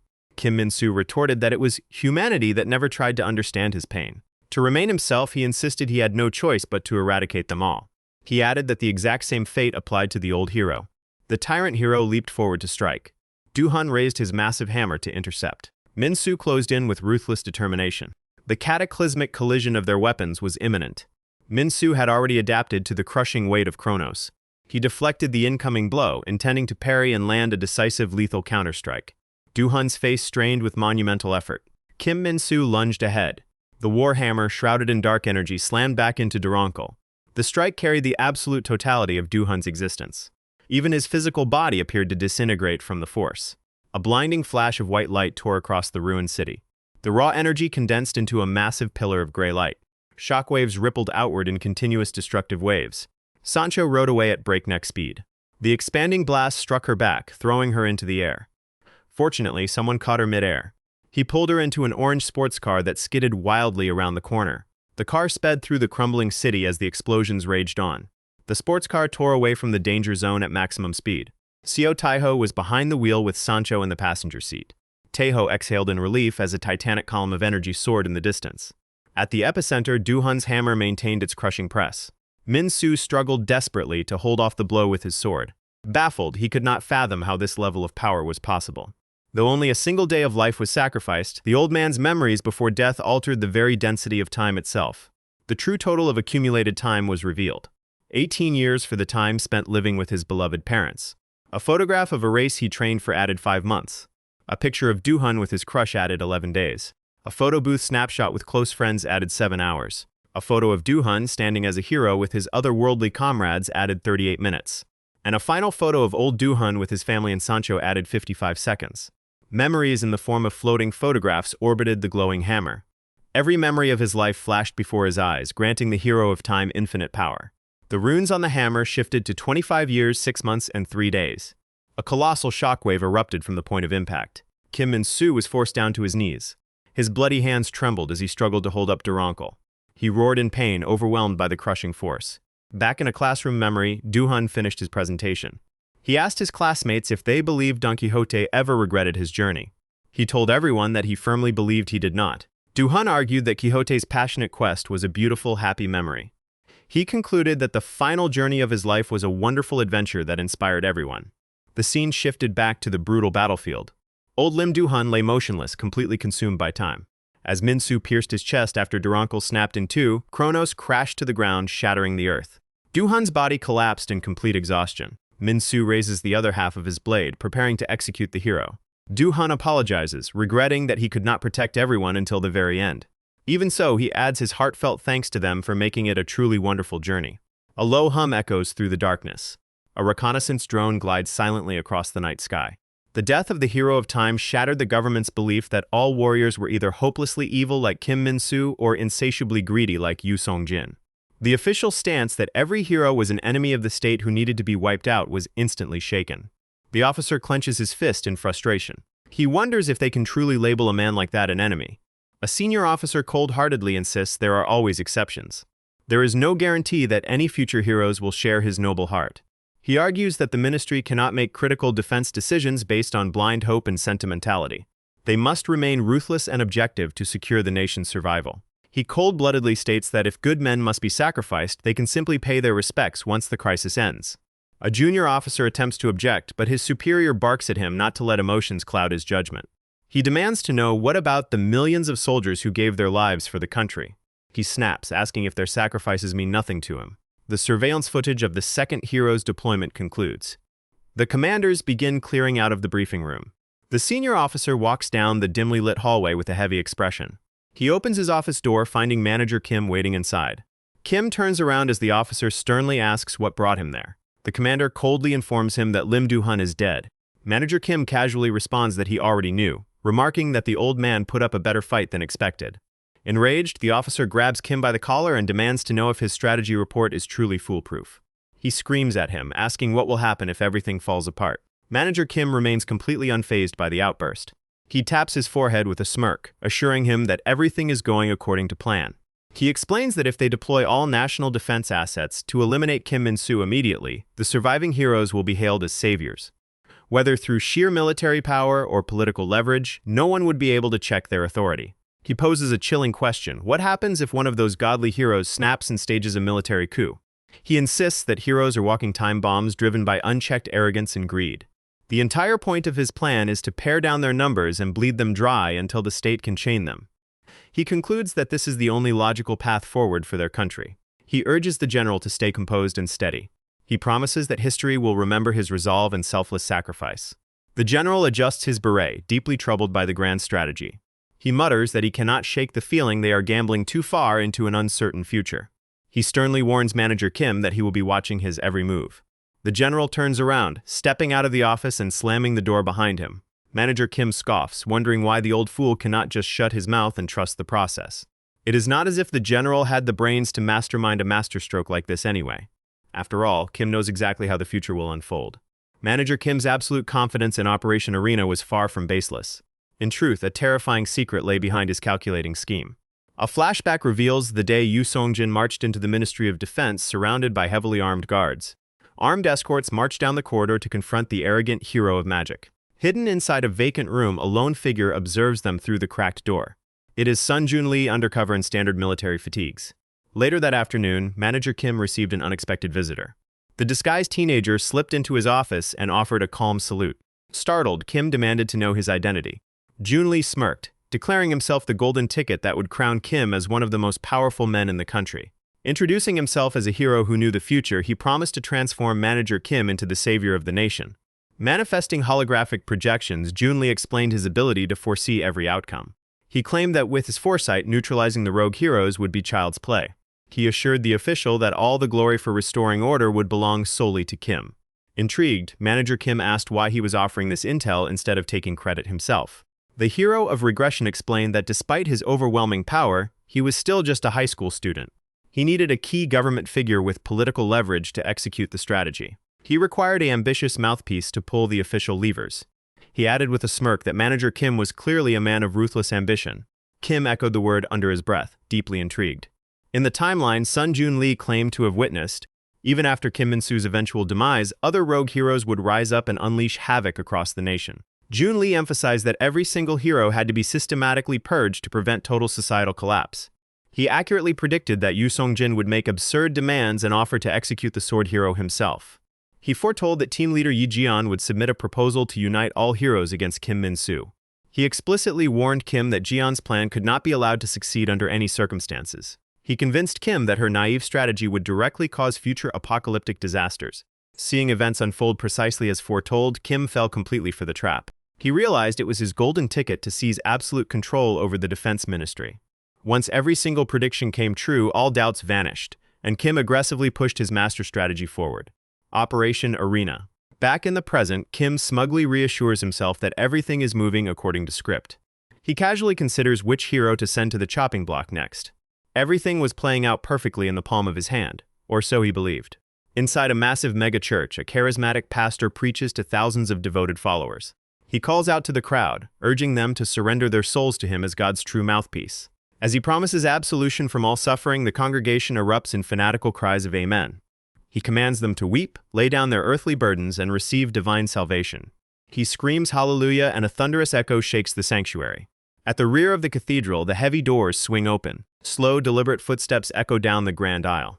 A blonde woman wearing a blindfold claps her hands slowly in mock admiration. Baek Hana snaps her fingers, and the pastor's spine snaps with a sickening crunch.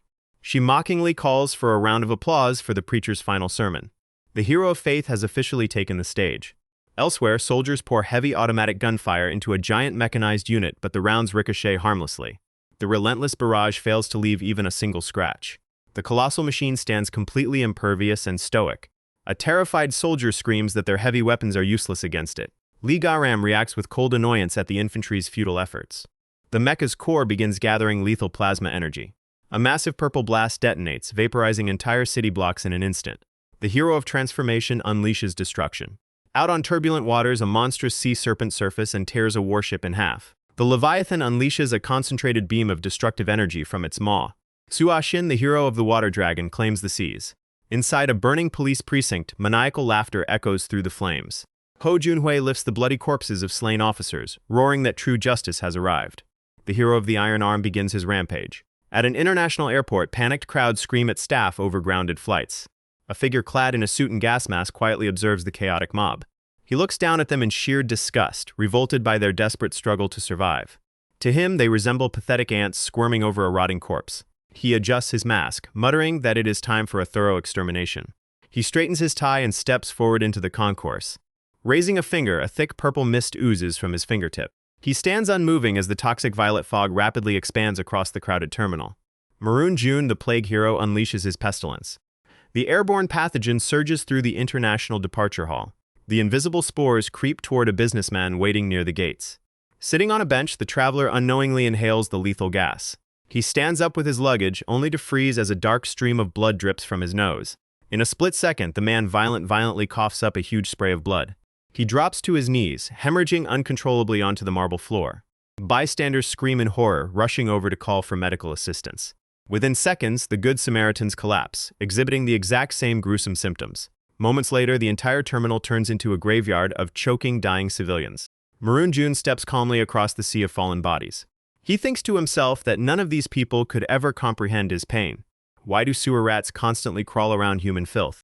A flash of memory shows a filthy, ragged young boy peeking timidly into a classroom. The child slowly steps inside. He walks down the hallway past rows of lockers while students and teachers recoil in sheer disgust. Cruel children hurl clumps of mud at him, screaming that he smells like trash. They yell at him to go home and stop showing up just to steal free school lunches. None of them could ever understand. Why do flies make such an irritating, high-pitched buzz? The young boy trudges alone back to his dilapidated shack in a crumbling slum. He reaches a squalid, trash-filled yard and pushes open a rusted gate. In the yard, a sickly man is frantically digging through a pile of garbage. The emaciated man grins maniacally, demanding to know if the boy brought home food. The child hands over a plastic bag filled with leftover scraps and spoiled milk. The man ravenously scarfs down the food, ignoring the agonizing growls of the starving boy's stomach. On the rotting wall, a religious poster reads, "All things are possible for those who believe." No one could ever understand. Why do stray cats dig through filthy dumpsters? The desperate boy rummages through restaurant dumpsters behind an alley. He shoves moldy leftovers into his mouth until the restaurant owner catches him. The owner screams at him, calling him a filthy little parasite. He yells, demanding to know if he is the pest ruining his trash cans. Terrified, the boy turns and sprints away into the dark alley. Later that night, the starving child stands under a flickering streetlight, listening to distant laughter. He stares through a bright restaurant window, watching a happy family enjoy a warm meal. The plague hero sneers, knowing normal people could never care about a stray's agony. A soft meow echoes nearby. A stray black cat rubs its body against his leg. The young boy's face contorts into a hideous mask of rage. He whispers through gritted teeth that it is utterly revolting. Agonizing shrieks echo out as the boy wraps his hands around the feline's neck and strangles it. Maroon-jun declares that all humanity must die in ignorance, just as he suffered. Back in the present, he chokes the last gasping woman in the airport hall. The entire concourse floor is carpeted with rotting, blackened corpses. From above, he coldly squeezes the life out of his dying victim. He vows that the entire world will drown in the exact same torment he endured. The vast terminal stretches out, completely littered with lifeless bodies. Horrific footage floods military screens, showing mutated abominations spawned from infected humans. The water dragon decimates naval fleets with blasts of concentrated plasma. Catastrophic explosions tear through major metropolitan centers, impaling thousands. Inside the high-tech command center, officers stare at the chaotic multi-screen displays in complete horror. A top-ranking general receives an urgent casualty update. An officer reports that a massive bioterrorist attack has wiped out Incheon International Airport. The general roars, demanding to know who carried out the massacre and why. The trembling analyst confirms that another rogue hero has struck. The enraged general slams his fist onto the tactical console. He screams Manager Kim's name, cursing the arrogant bureaucrat. He orders his elite guards to drag Kim into the briefing room immediately. He commands the military police to use brutal force if necessary to haul the strategist before him. He promises to grant Kim one last chance to explain himself before charging him with high treason and executing him. Inside a dimly lit bathroom stall, a smartphone vibrates aggressively on a counter. 10 days after Lim Do-hun's death, Manager Kim stares at breaking news alerts regarding the lethal gas outbreak, his face pale with horror. Kim's hand trembles as he smokes, realizing Sun Jun Lee never forewarned him about this massacre. Every trace of his smug composure completely vanishes. He frantically recalls Jun Lee assuring him that no other hero besides Kim Min-soo would wage war. The teenager had promised that all other heroes would willingly sacrifice themselves for state interests. He remembers Jun Lee giving him a secret emergency contact number if things went off course. Kim frantically dials the number, but the call fails to go through. He screams in pure rage, smashing his phone against the tiled wall. Suddenly, the stall door is kicked off its hinges. Heavily armed military police storm into the restroom. An officer coldly informs Manager Kim that his presence is immediately required in the war room. He adds that the Joint Chiefs have serious questions regarding Operation Arena. Handcuffed, Kim is aggressively marched down the secure underground bunker. They throw him into the main command room, where furious generals surround him. As Kim attempts to stammer an excuse, a hurled military radio smashes directly into his face. The general berates him for his suicidal strategy of tricking heroes into fighting a war of attrition. He screams that Kim is an incompetent fool, pointing out that 6 rogue heroes are currently laying waste to the nation. He grabs Kim, demanding to know how he intends to fix this catastrophe. Gasping for air, Kim desperately insists his plan was brilliant enough to kill Kim Min-soo and neutralize all future threats. He frantically reminds the general that high command signed off on the strategy. General Ho-soon coldly counters that circumstances have drastically shifted. He demands an immediate contingency plan. He warns Kim that he better not have disbanded the anti-hero task force without a backup solution. Sweating profusely, Manager Kim stammers, begging for mercy. He whimpers under his breath that top brass approved every move. General Oh draws his sidearm with a sharp click. He warns Kim that he has been far too patient, but his courtesy ends right now. Aiming the barrel straight between Kim's eyes, he commands him to start talking. Pressing the cold steel against his forehead, he demands to know how he was so certain no other heroes would go rogue. He barks, demanding his plan B immediately. Manager Kim stands completely paralyzed, unable to utter a word. He realizes in terror that more heroes are destroying the nation than aligning with the state. Kim knows he will face immediate execution if he confesses to hiding the hero of regression. Yet, staring down the barrel of a gun, he fears dying right then and there. Breaking down, he finally screams that a hero engineered the entire plan. He shrieks that the hero of regression foretold every single event. He blabbers that the boy saw the future, and following his design was the only way to save South Korea. General Oh sneers, asking if Kim actually trusted the word of the very monsters they were trying to eradicate. Kim frantically insists that the boy's predictions were flawless. He swears he trusted the prophecies completely, which was why he launched Operation Arena. He desperately screams that it might not be too late to fix this. He begs for time, claiming that once he re-establishes contact, the hero will provide the answer. An officer scoffs, remarking that Kim has been completely brainwashed. General Kang turns away, ordering all tactical heads to convene and formulate an emergency plan. As for Kim, he coldly orders the guards to throw the traitor into a cell. As guards drag him away, Kim screams, calling the generals blind, incompetent fools. Suddenly, Sun Jun-lee materializes at the end of the corridor, freezing everyone in their tracks. Kim recognizes the boy instantly. He frantically points, shouting that he is the hero of regression. He assures the generals that Jun-lee is an ally who will cooperate with the government. Kim begs the teenager to speak up and save him. He whines that the military command refuses to listen to reason. He implores Jun-lee to explain the future timeline to the Joint Chiefs. Sun Jun-lee smirks coldly, asking Kim if he was truly stupid enough to believe every word he was fed. Kim stares at him in utter shock, his jaw dropping. Jun-lee chuckles, revealing that he and his fellow heroes are deeply grateful to Kim for ruining his own government's defenses. He adds that watching such pathetic betrayal firsthand was even more disgusting than he anticipated. With a flash of steel, Jun-lee cleanly beheads Manager Kim in a single stroke. The hero of resurrection has made his move. Ordinary mortals stand zero chance against a hero in open combat. Yet, when ordinary men pool their resources and intellect to execute a unified strategy, a government and its people can act as a pseudo-hero capable of slaying godlike beings. Manager Kim's severed head rests lifelessly in a pooling circle of blood.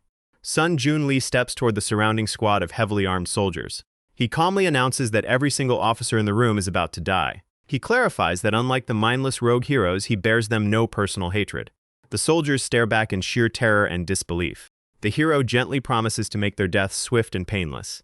Snapping out of his shock, the general roars at his men, asking why they are standing frozen. He screams at them to open fire and put the bastard down. The officer pulls his trigger, firing his sidearm point blank. The round catches Sun Jun-lee directly between the eyes. Instantly, another iteration of Jun-lee steps past the falling corpse, having already memorized the bullet's path. Panicking, the officer empties his entire magazine into the advancing intruder. The surrounding infantry raise their assault rifles. They unleash a deafening wall of automatic gunfire. Rounds riddle multiple timeline variants of the hero of regression. Dozens of his dead timeline duplicates collapse to the floor, torn to shreds. Yet the true Jun-lee steadily advances through the hail of lead completely unscathed.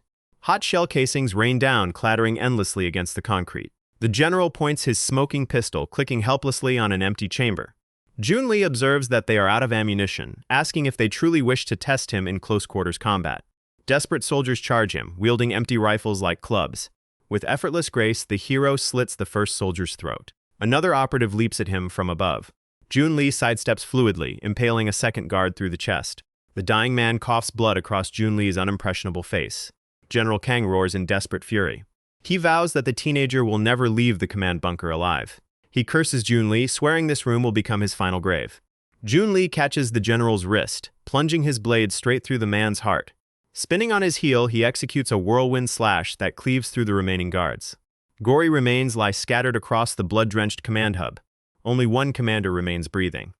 General Oh slumps against the console, wheezing in agony. The hero stands over him, dripping blade in hand. Spitting blood, the wounded officer curses all heroes as irredeemable monsters.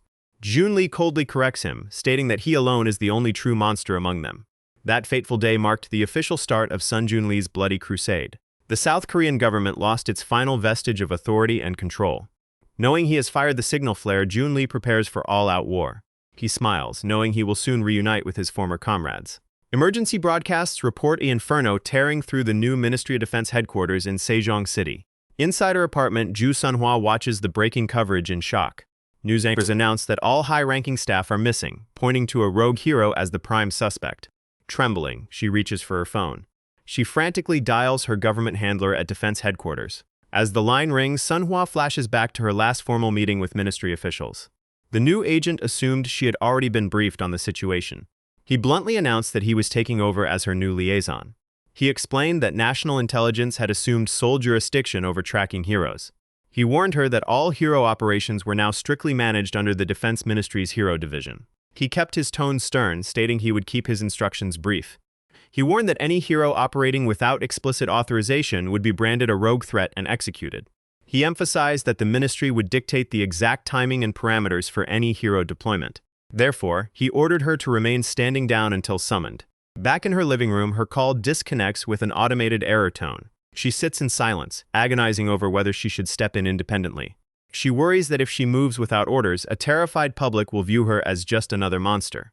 Deep within a subterranean containment facility, armed guards patrol a high-security cell block. Inside a reinforced cell, a man wearing a wide-brimmed hat lies casually on the floor. A solitary guard walks down the hall, stopping in front of the reinforced glass. The inmate tips his hat back, glancing up with a dry smirk. The officer stands rigid right outside the cell door. The imprisoned hero scoffs, complaining that his only crime was trying to protect civilians before they threw him in chains. He asks what brings the brass down to his cell, wondering if they finally realize they need his power. The officer clears his throat, awkwardly explaining that high command had no alternative back then. He insists the government never considered him a villain, trusting he would not go insane like the other rogue heroes. Hua Ran scoffed. He asked the officer if speaking with him was not against orders, or if something had changed overnight. The officer revealed that the Ministry of Defense had fallen to a hero attack. The entire military leadership was dead, and the hero division that ordered his arrest no longer existed. He informed Hua Ran that they had reached a consensus to set him free and request his help. He explained that they were doing this for the sake of the country and its people. He begged Hua Ran to place his trust in them once more. The hero observed in silence and let out a sigh. He then asked what they needed him to do. Static crackled over the radio. A voice identified itself as Squad Unit 23135. The operative reported that their position had been compromised. He frantically requested immediate backup. A sharp metallic crack echoed through the line. On the ground floor of a massive compound, soldiers were conducting an operation. Through his helmet comms, a soldier tried to reach command. Panting heavily, he asked if anyone was still listening. He screamed that the hero of faith was upon them. The command was given to open fire. A hail of bullets riddled Baek-hana, covering her in blood. A soldier announced that the target had been eliminated. Suddenly, her body began to crackle and twitch. Hana leaped to her feet and told the soldiers not to fear. She urged them to believe in her and join her cause. She promised that all their pain and suffering would end. One soldier dropped his rifle and fell to his knees to beg for mercy. Hana stood over him, assuring him that she never intended to take his life. Instead, she declared that he would serve her. She touched his helmet, causing it to glow with a golden light accompanied by a low hiss. The newly converted soldier stood behind her with an expressionless gaze. The hero of faith stared directly into the camera lens, letting the final surviving soldier know he was next. The camera feed began to distort with a violent buzz. A low-angle view captured Hana marching away alongside her new zealots. The recording abruptly cut out. The officer explained that this was the final footage left behind by the scout team. It was one of the few recordings they had of her in action. Conventional gunfire could not kill her. He revealed that she could brainwash anyone with just a few spoken words. He called her a true monster, though perhaps hero was the title she claimed. The officer pressed the remote control once more. The screen displayed Baek-hana leading a massive horde of fanatical followers. The officer looked to Hong Hua-ran, hoping he could eliminate the so-called hero of faith.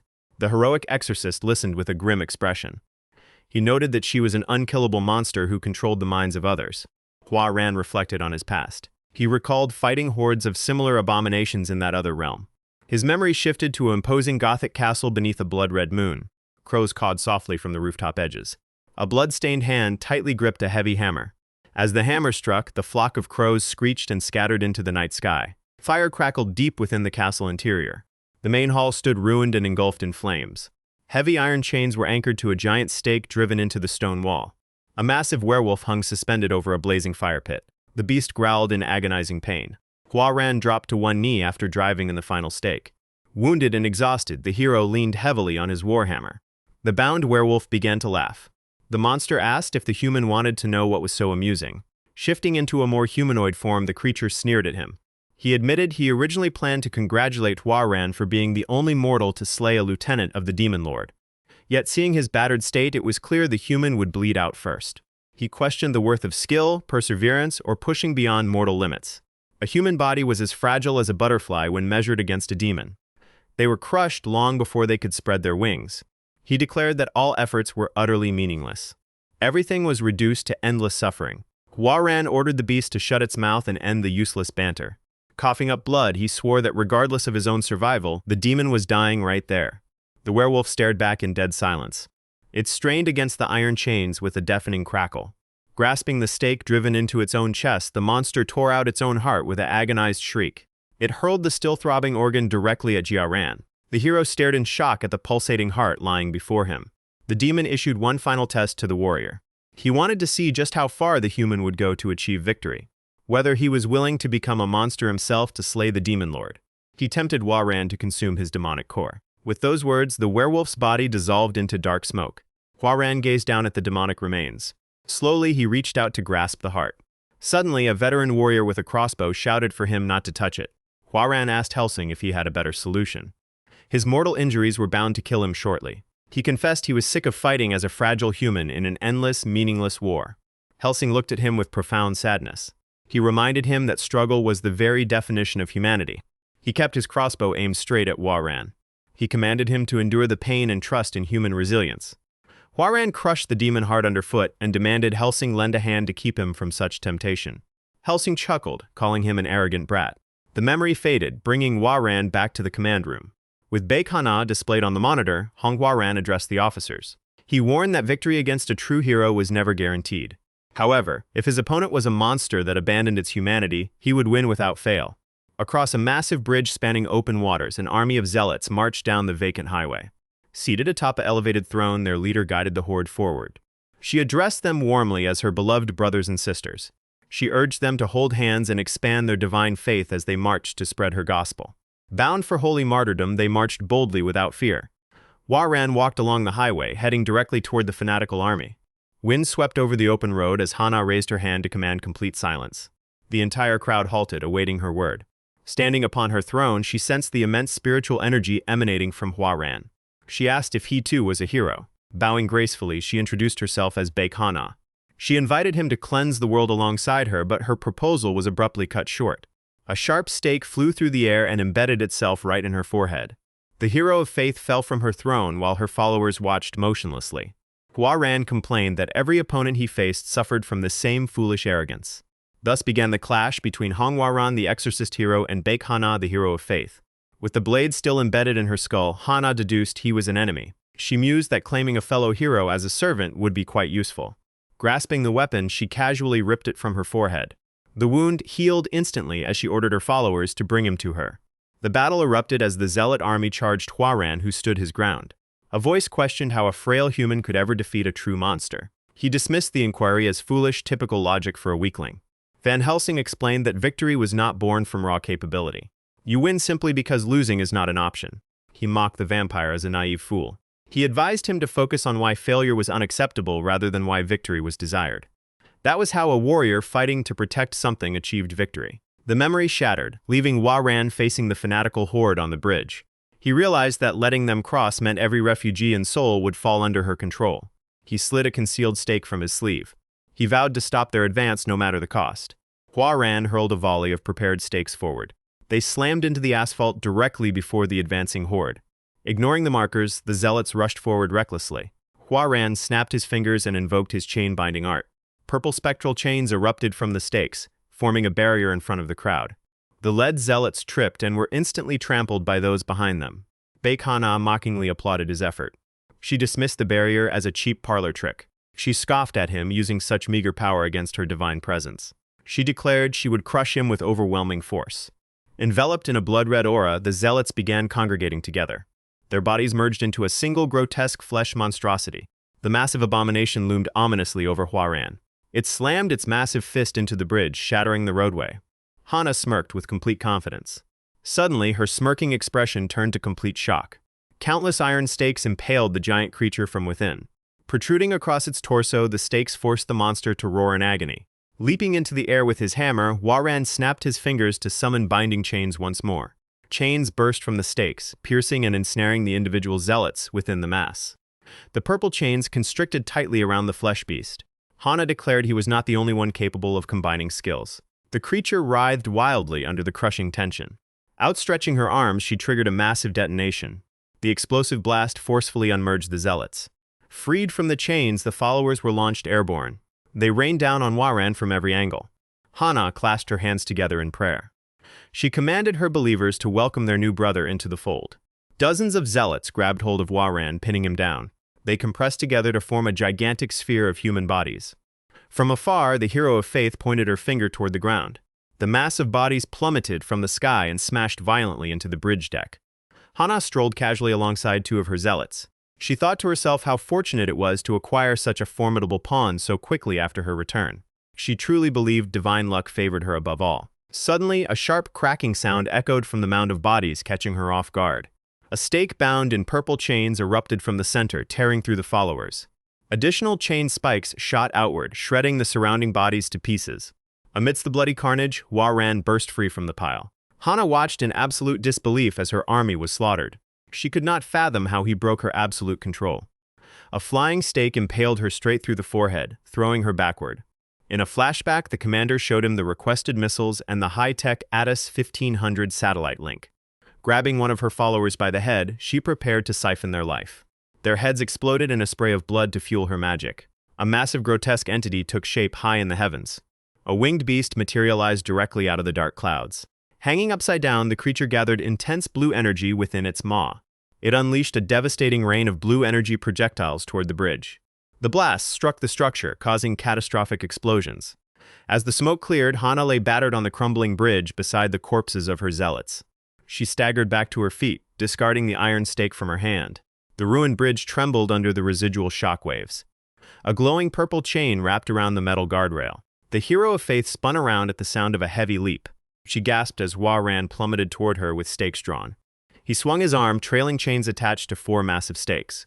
The stakes embedded around Hana, transforming into giant sacred crosses. This movement activated his spell, the Unsealed Demon Circle. Landing cleanly, Hwa-ran snapped his fingers to summon his chains once more. Chains surged from the crosses, binding Hana's wrists tight. She realized with horror that he was completely immune to her mental domination. Neither brute physical strength nor magical skills affected him. She demanded to know what kind of monster he was. Standing across the ruined bridge, Hwa-ran twirled a final stake. He stepped toward her with cold composure. He asked if she truly could not tell just by looking at him. He aimed the iron tip directly at her forehead. Raising his heavy warhammer, he declared that he was a human. The scene shifted to a high-level military office. A commanding colonel trembled nervously at his desk. An aide hurried into the room. The colonel asked Major Jun if the engagement had concluded. He anxiously inquired if Hwa-ran had fallen in battle. The reporting officer offered a crisp salute. She confirmed that Hwa-ran had successfully neutralized and captured the hero of faith. She proudly announced their first decisive victory against the rogue heroes. The colonel cheered upon receiving the miraculous update. The aide added that Ju Sunhwa had just arrived in Busan. She reported that contact with the hero of the Iron Arm was imminent. It was Ju Sunhwa, the heroine of the shield, pitted against Ho Junhui, the hero of the Iron Arm. The duel commenced. Sunhwa walked through a burning ruined city. Junhui stepped forward to confront her. They squared off, separated only by a wall of roaring flames. He asked the young woman if she was lost. He mockingly wondered if she was just an overeager fan. The heroine of the shield remained silent. Seeing her stern composure, Junhui shrugged off her presence. He warned her that she was stepping straight into living hell. Sunhwa asked what it would take for him to stop. The hero of the Iron Arm frowned in confusion. She clarified that she wanted to know what would make him end this slaughter and repent.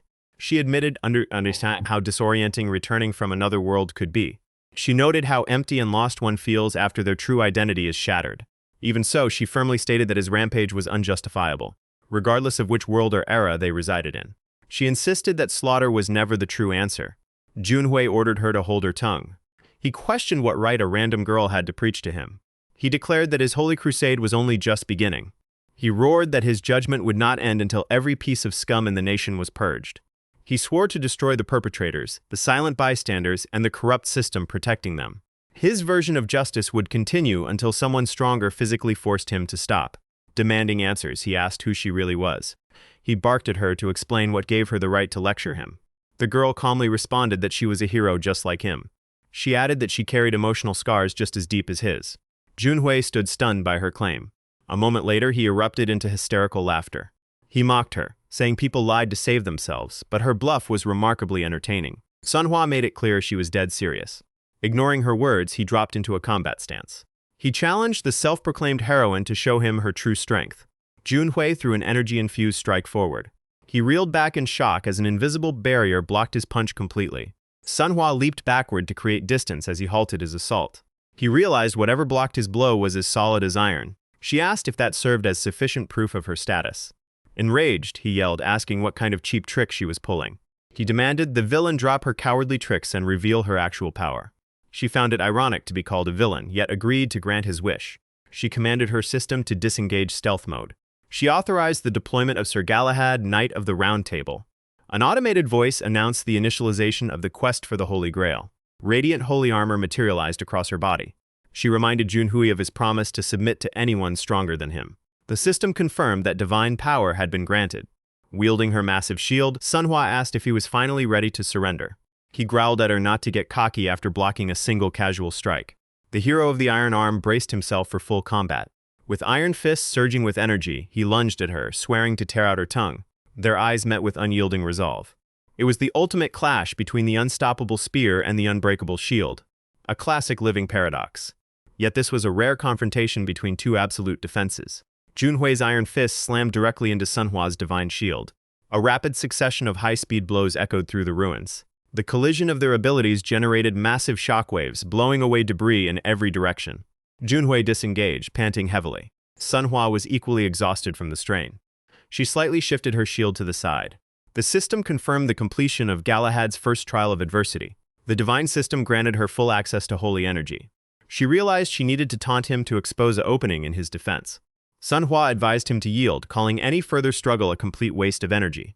Junhui cursed her arrogance. He reiterated that his path of vengeance had only just begun. He swore he would never be stopped by a third-rate opponent. She mocked him for being such a stubborn fool. Tapping her shield, she declared she had merely been testing him. She asked if he was truly ready to give up. The provocation completely shattered his self-control. A massive shockwave exploded outward from his body. Propelling himself upward, he delivered a descending fist strike towards Manhwa. This desperate attack was precisely what Manhwa anticipated. She dodged his initial blow effortlessly. Sprinting to his blind side, she invoked the shield of Joseph of Arimathea. Her shield morphed into its true divine form. The system confirmed the unsealing of the holy relic. She asked if he truly believed she would just defend all day. She explained that taking his hits was a necessary condition to prime her counter skill. Junhui flew into a rage, calling it another cheap trick. He bellowed that such deceptive tactics would never breach his iron body. The system announced that the conversion from adversity to divine energy was complete. She issued the final command. She unleashed a divine shield bash. The shield burst with blinding holy radiance. Junhui took the full force of the strike directly. Divine energy completely engulfed his body. He screamed in agony as holy light consumed him. Unable to withstand the devastating impact, he was sent flying backward. Junhui is thrown backward by the impact. He forcibly skids to a halt, kicking up a cloud of debris. The man crashes flat onto his back against the earth. The heroine of the shield catches her breath, realizing her opponent's defenses were far tougher than expected. Her shield gives off a metallic hum. She knows that without her shockwave attack, this battle would have been infinitely harder. Her shield retracts with a heavy thud. An automated chime announces that the mission is complete. The system activates stealth mode. Several military helicopters swarm in through the sky. Manhwa looks up toward the approaching fleet. Fully armed soldiers rappel down from the aircraft. An officer steps towards Manhwa, barking commands into his radio. He asks if the enemy hero is dead. She answers that he is not, as he is far too durable to die easily, but he won't be waking up anytime soon. She silently reflects that she held back to give him a chance at redemption. The officer places a hand on her shoulder and commends her incredible effort. He admits that had they known she could subdue these threats so cleanly, the military would have backed her and the allied heroes from the start instead of throwing away lives. Manhwa cuts him off, reassuring him that it is not too late. She requests that the military leave the rogue heroes to her while focusing their troops on rescuing survivors and assisting refugees. She offers her hand to him. With a gentle smile, she promises that together, they can bring peace back to the world. Moved by her words, the officer admits the adults in power should be ashamed of themselves. He shakes her hand, swearing the armed forces will stay out of her way. Elsewhere, a heavy iron latch clanks shut. Inside a secure military facility, Hana is being moved in a heavy iron muzzle. Heavily armed guards surround her every step. Hong Hwa-ran silently watches the transfer unfold. Hana is escorted directly into the center of a massive hangar under armed lockdown. A blast door seals shut with a heavy hiss. Hwa-ran slips several iron stakes between his fingers. He hurls them outward with lethal precision. The spikes drive deep into the concrete surrounding her. They flare to life, crackling with dark purple energy. Hwa-ran whispers the command phrase, bind. Ethereal energy chains erupt from the stakes, lunging straight at Hana. They coil tightly around her entire body. This is the unsealed demonic magic circle. A massive cross manifests behind her, flanked by smaller spectral crosses. The glowing chains hoist her up, pinning her firmly to the cross. The commanding general asks Hwa-ran if this binding will truly hold her. He admits he has no clue what reality-bending tricks she might use to break free. He warns the general to keep constant watch on her and report even the smallest anomaly. Nervous, the general asks if there is really no way to execute her on the spot. He insists that putting her down would be far safer than guarding a ticking time bomb. Hwa-ran glares back at him with icy disdain. The general quickly stammers a clarification, saying he meant no disrespect to him or the allied heroes. He stutters that the hero of faith is simply too dangerous to be left breathing. Hwa-ran understands his fear, but coldly informs him that she cannot be killed by any known means. She completely surrendered her humanity to gain absolute immortality. Hwa-ran states that their only choice is to neutralize the remaining rogue heroes and stabilize the crisis. Before Hana can even attempt to break her bindings, he turns his back and walks away. As he leaves, he thinks to himself that it is finally time to pursue something he truly wants. The general shouts after him, promising to report the moment new intelligence comes in. He offers a salute, thanking him for securing a vital victory. Despite the sheer chaos the hero of resurrection sowed through the chain of command, the government and military slowly rally for a counteroffensive. With the captures of both the hero of faith and the hero of the Iron Arm officially confirmed, news of victory strikes the refugee camps like a beacon of hope. The shattered morale of the armed forces surges back overnight. Inside a command tent, a scout delivers his report to the commanding officer. The commander smiles with relief as he speaks into the radio frequency. They have finally proven to the entire world that humanity can win this war. At a global press conference, a spokesman officially announces an emergency troop deployment authorized by the Security Council. An American general steps forward, declaring that South Korea's battle is the battle of all mankind. Behind closed doors, a Korean general expresses gratitude for the incoming UN peacekeeping forces. However, the American general makes one crucial detail clear to Manager Kim. Deploying these foreign troops carries immense political risk for world leaders. They face public outrage for sending their nation's youth into a slaughterhouse. Because of that, one non-negotiable condition must be settled before troops cross the border. Manager Kim asks what that condition is. The foreign general slides an intelligence file across the desk, marked with the profile of Maroon June. He singles out the plague hero as the monster capable of generating the highest body count. He demands the plague bearer be eliminated or neutralized before the peacekeepers land. Deep in a ruined plaza, Maroon June stands surrounded by begging civilians. They cry out that they are ordinary citizens, not soldiers or politicians. They weep, begging him to show mercy and spare their innocent children.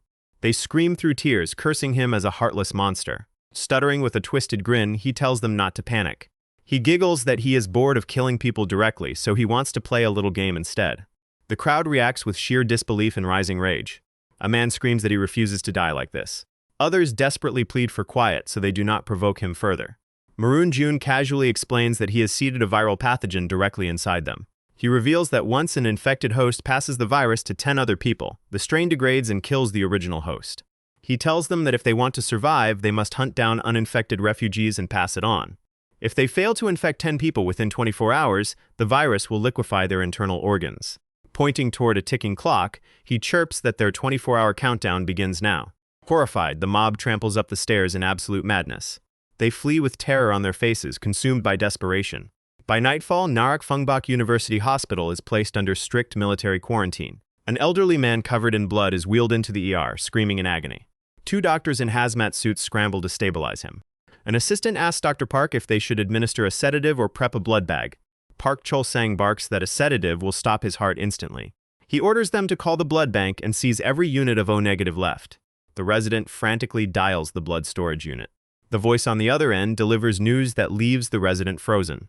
Losing his patience, Dr. Park demands to know if they are hoarding reserves set aside for surgery. The assistant stammers that command is refusing to release any more blood. He explains that per protocol, any patient seizing and vomiting blood will die within 2 minutes, making transfusions a waste of resources. Infuriated, Dr. Park snaps that symptoms vary by case and grabs the receiver himself. He screams into the phone, slamming their decision to condemn a patient based on statistical estimates. He demands to know what they will say if the man actually survives. Before he can finish, the elderly patient chokes on his own blood and goes completely still. The medical team stands in dead silence, staring at the corpse. The patient has passed away. Dr. Park gently reaches down and closes the dead man's eyes. As they offer a brief moment of silence, someone bursts through the doors calling for him. A nurse yells that another patient in the hall is going into full convulsions. Dr. Park looks back at his staff with sheer helplessness. He whispers that there is nothing left for them to do. Dr. Park sits alone on the floor of a dark break room, broken and defeated. The exact same thought echoes endlessly in his head. There is nothing they can do. Hours later, the doctor stares into the restroom mirror, exhausted. He mutters a faint apology to no one. Outside the hospital gates, an angry mob clashes with riot police. They scream for an immediate end to the military lockdown. Family members beg to be let inside to check on their loved ones. Protesters wave signs demanding medical transparency and access. A weeping woman holds a poster asking just to hear her husband's voice one last time. Dr. Park, back in his suit, watches the protest through a high window. Later at home, he pours himself a drink while staring blankly at the news. The news anchor announces total road closures and full governmental isolation zones. His phone buzzes with an incoming text. A message from a colleague named Won Chol confirms the virus origin remains unknown, and command has abandoned cure research to focus purely on total containment. Dr. Park stares at his phone with a grim, hollow expression. He thinks to himself that God must truly exist. He reasons that divine intervention must be the only explanation for the arrival of superhuman heroes. On the TV screen, news reports cover the escalating destruction caused by the fallen heroes. He concludes that God must also be responsible for unleashing an unnatural virus that defies all medical science. He sneers bitter laughter at the government's containment policy. He questions why patients would flock to hospitals if quarantine was all it took, and why they would ever cry out for a doctor. He realizes that if God is behind this, he has a question for him. The doctor slides open a desk drawer. Inside lies a case filled with rows of heavy sleeping pills. He wonders why God would put him into a world consumed by total nightmare. He dumps a handful of pills into his trembling palm. He wonders why God gave him the calling of a physician, only to force him to watch helplessly as everyone dies around him.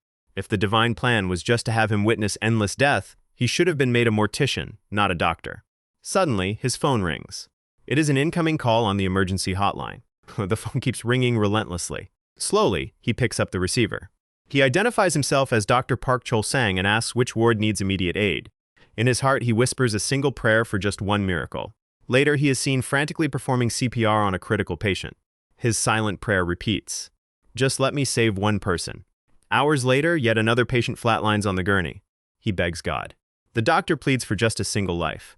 He holds a dying child in his arms, weeping to be allowed to save at least one soul. With every patient lost, his desperate prayer continues to echo. Suddenly, he notices blood dripping into the sink. He looks up into the mirror and sees dark blood pouring from his own nose. He is now dressed in a hospital gown, infected himself. Confronting 2 doctors in hazmat gear, he asks them to repeat what they just said. One doctor confesses that they can no longer maintain the facility. The military has ordered the riot police to break up the crowds outside. Instead of enforcing quarantine, they are abandoning the perimeter and evacuating staff. Medical supplies are completely depleted and zero relief is coming from other medical centers. They explain that they are abandoning the building and sealing the infected inside. Fearing a riot if the patients find out, they turn to Dr. Park to keep the peace since he is already infected. Dr. Park reels back and punches the doctor straight across the face. He screams at them, asking what kind of pathetic doctor abandons their own patients. The fallen doctor spatters blood, demanding what else they are supposed to do. They yell back that there is literally zero chance of saving anyone in this ward. He screams that even Dr. Park, who threw his entire life away working, failed to save a single person. He asks if he expects the healthy staff to stay behind and die with them.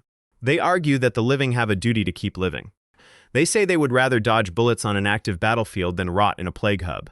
The doctors turn their backs and walk away, leaving him behind. They simply cannot take the psychological horror any longer. Outside, soldiers seal the heavy doors and lock them from the exterior. An automated intercom voice blares out a code red in room 103. The speaker crackles, requesting the nearest available physician. Inside a room, a patient thrashes violently against his restraints. Code reds begin ringing out across multiple wards simultaneously. A patient's limp hand drops over the edge of the bed. The automated system asks repeatedly if any doctor is responding. Room after room flashes code red across the central board. In one room, a hopeless patient has hanged himself. Screams for help echo frantically over the intercom. The doctor sits alone in the quiet corridor, listening to the nightmare. He reaches a resolve and slowly stands up. Dr. Park's shadow falls long across the sealed doors. He decides he will fight with everything he has left. Draping his white coat over his patient gown, he marches down the hallway. He enters the central station, where remaining nurses sit weeping. He calmly asks where the active code red is. He prays silently, accepting that while he cannot alter fate, these suffering people still need a doctor. He dives right in to treat a patient having a severe seizure. In his heart, he begs for just one more day. Catching a glimpse in a mirror, he pauses. Streams of blood flow freely from his eyes. The man begs only for the strength to survive one more day.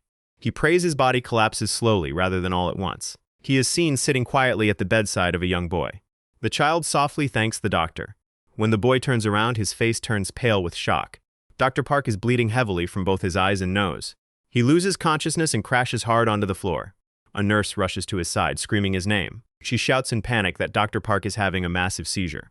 They shake him frantically, begging him to stay awake. As the doctor lies suffocating in his own blood, a strange figure appears quietly behind the medical staff. Through blurring vision, the doctor forces his eyes open toward the newcomer. Coughing up blood, he weakly asks who is there. A youth clad in armor woven from leaves and wood radiates a warm light from his outstretched hand. Holding an orb of soft green light, Ju Sung-ho murmurs that he was always a coward.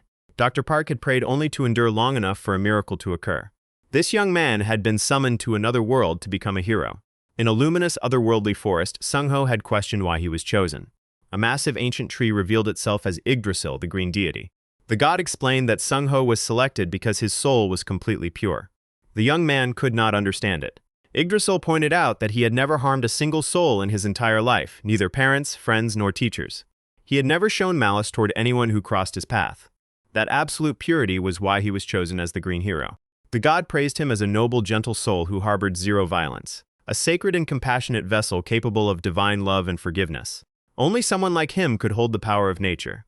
Yggdrasil confessed that as a stationary deity, he was powerless to act on his own.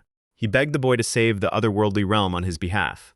A glowing green crest materialized on Sung-ho's forehead. The deity implored him to heal the world's wounds, just as he had lived peacefully in his own. Yet in his heart, Sung-ho knew he simply lacked the courage to speak up.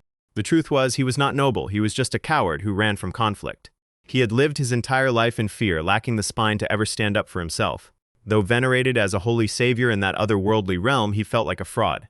He believed he was nothing special, just an ordinary weakling wearing a crown. Then, upon returning to Earth, he saw mass terror attacks and evacuation alerts broadcasting everywhere. Looking at the footage, a chilling realization hit him. The monster laying waste to Earth was a hero just like him. He collapsed, realizing that compared to Kim Min-soo, his otherworldly battles were child's play.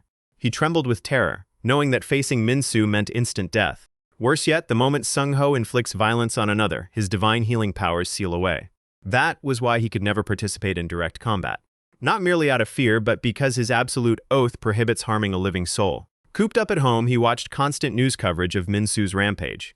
He reminded himself he could not fight, even as he watched Ma Jae-rin fall in battle. The television then broadcasted the state funeral held for Lim Do-hun. Sung-ho sat in heavy silence on his couch. He realized that even a coward like him had a clear role to play. Reports then broke concerning Maroon June's viral outbreak. Sung-ho understood that if he did not step up now, no one else could save the sick. He slapped his own face hard, forcing himself out of stupor. He knew his hesitation would only result in thousands more dying. He stood up with absolute resolve to give everything he had to save lives. That was how the green hero arrived at the sealed medical center. Clad in his sacred armor, he channels divine magic directly into Dr. Park. A tiny sprout touches the doctor's face, bursting into shimmering particles of healing light. Dr. Park catches his breath, completely cured of the viral infection. The nurse cries out in disbelief that his seizures have stopped. Checking his own pulse, Dr. Park realizes his fever and bleeding are totally gone. He stammers, wondering how such a miracle is possible. Sung-ho explains that it is the dandelion seed, the youngest offspring of Yggdrasil. He adds that its nature purges any harmful pathogen or poison within the human body. A single seed cures a young boy nearby, granting him complete immunity to Maroon Jun's plague. Dr. Park asks if he is one of the summoned heroes from the news broadcasts. Sung-ho gives a modest nod. He quietly answers that he supposes he is. Grasping Dr. Park's hands, Sung-ho tells him that more importantly, he desperately needs a doctor's help. The scene shifts to a massive emergency evacuation camp. A sprawling wide shot reveals the ruined city skyline surrounding the refugee tents. Inside a medical tent, a doctor's phone rings loudly. The doctor glances down at the caller ID in complete shock. He turns to the head nurse. He asks Nurse So how many days ago Dr. Park was infected. Clarifying that he is not asking out of survivor's guilt, he demands an exact head count. Nurse So replies that it has been 10 full days. He gasps in disbelief as infected victims die within 7 days without fail. The call is coming directly from Dr. Park Chol-sang. He nervously jokes whether Dr. Park is calling from the afterlife to haunt them for abandoning him. Dr. Park roars over the speaker to return immediately if they doubt him, demanding if they have any better plan to save humanity. Nurse So interjects that they need military escorts to manage the massive crowd of incoming patients. They aren't asking for additional medical staff, just crowd control. A medic notifies Dr. Park that the green hero is preparing to begin. Ju Sung-ho stands atop the high roof under the dark night sky. He looks down at thousands of infected civilians gathered in the vast parking lot below. Unlike the other heroes, he possesses zero offensive magic.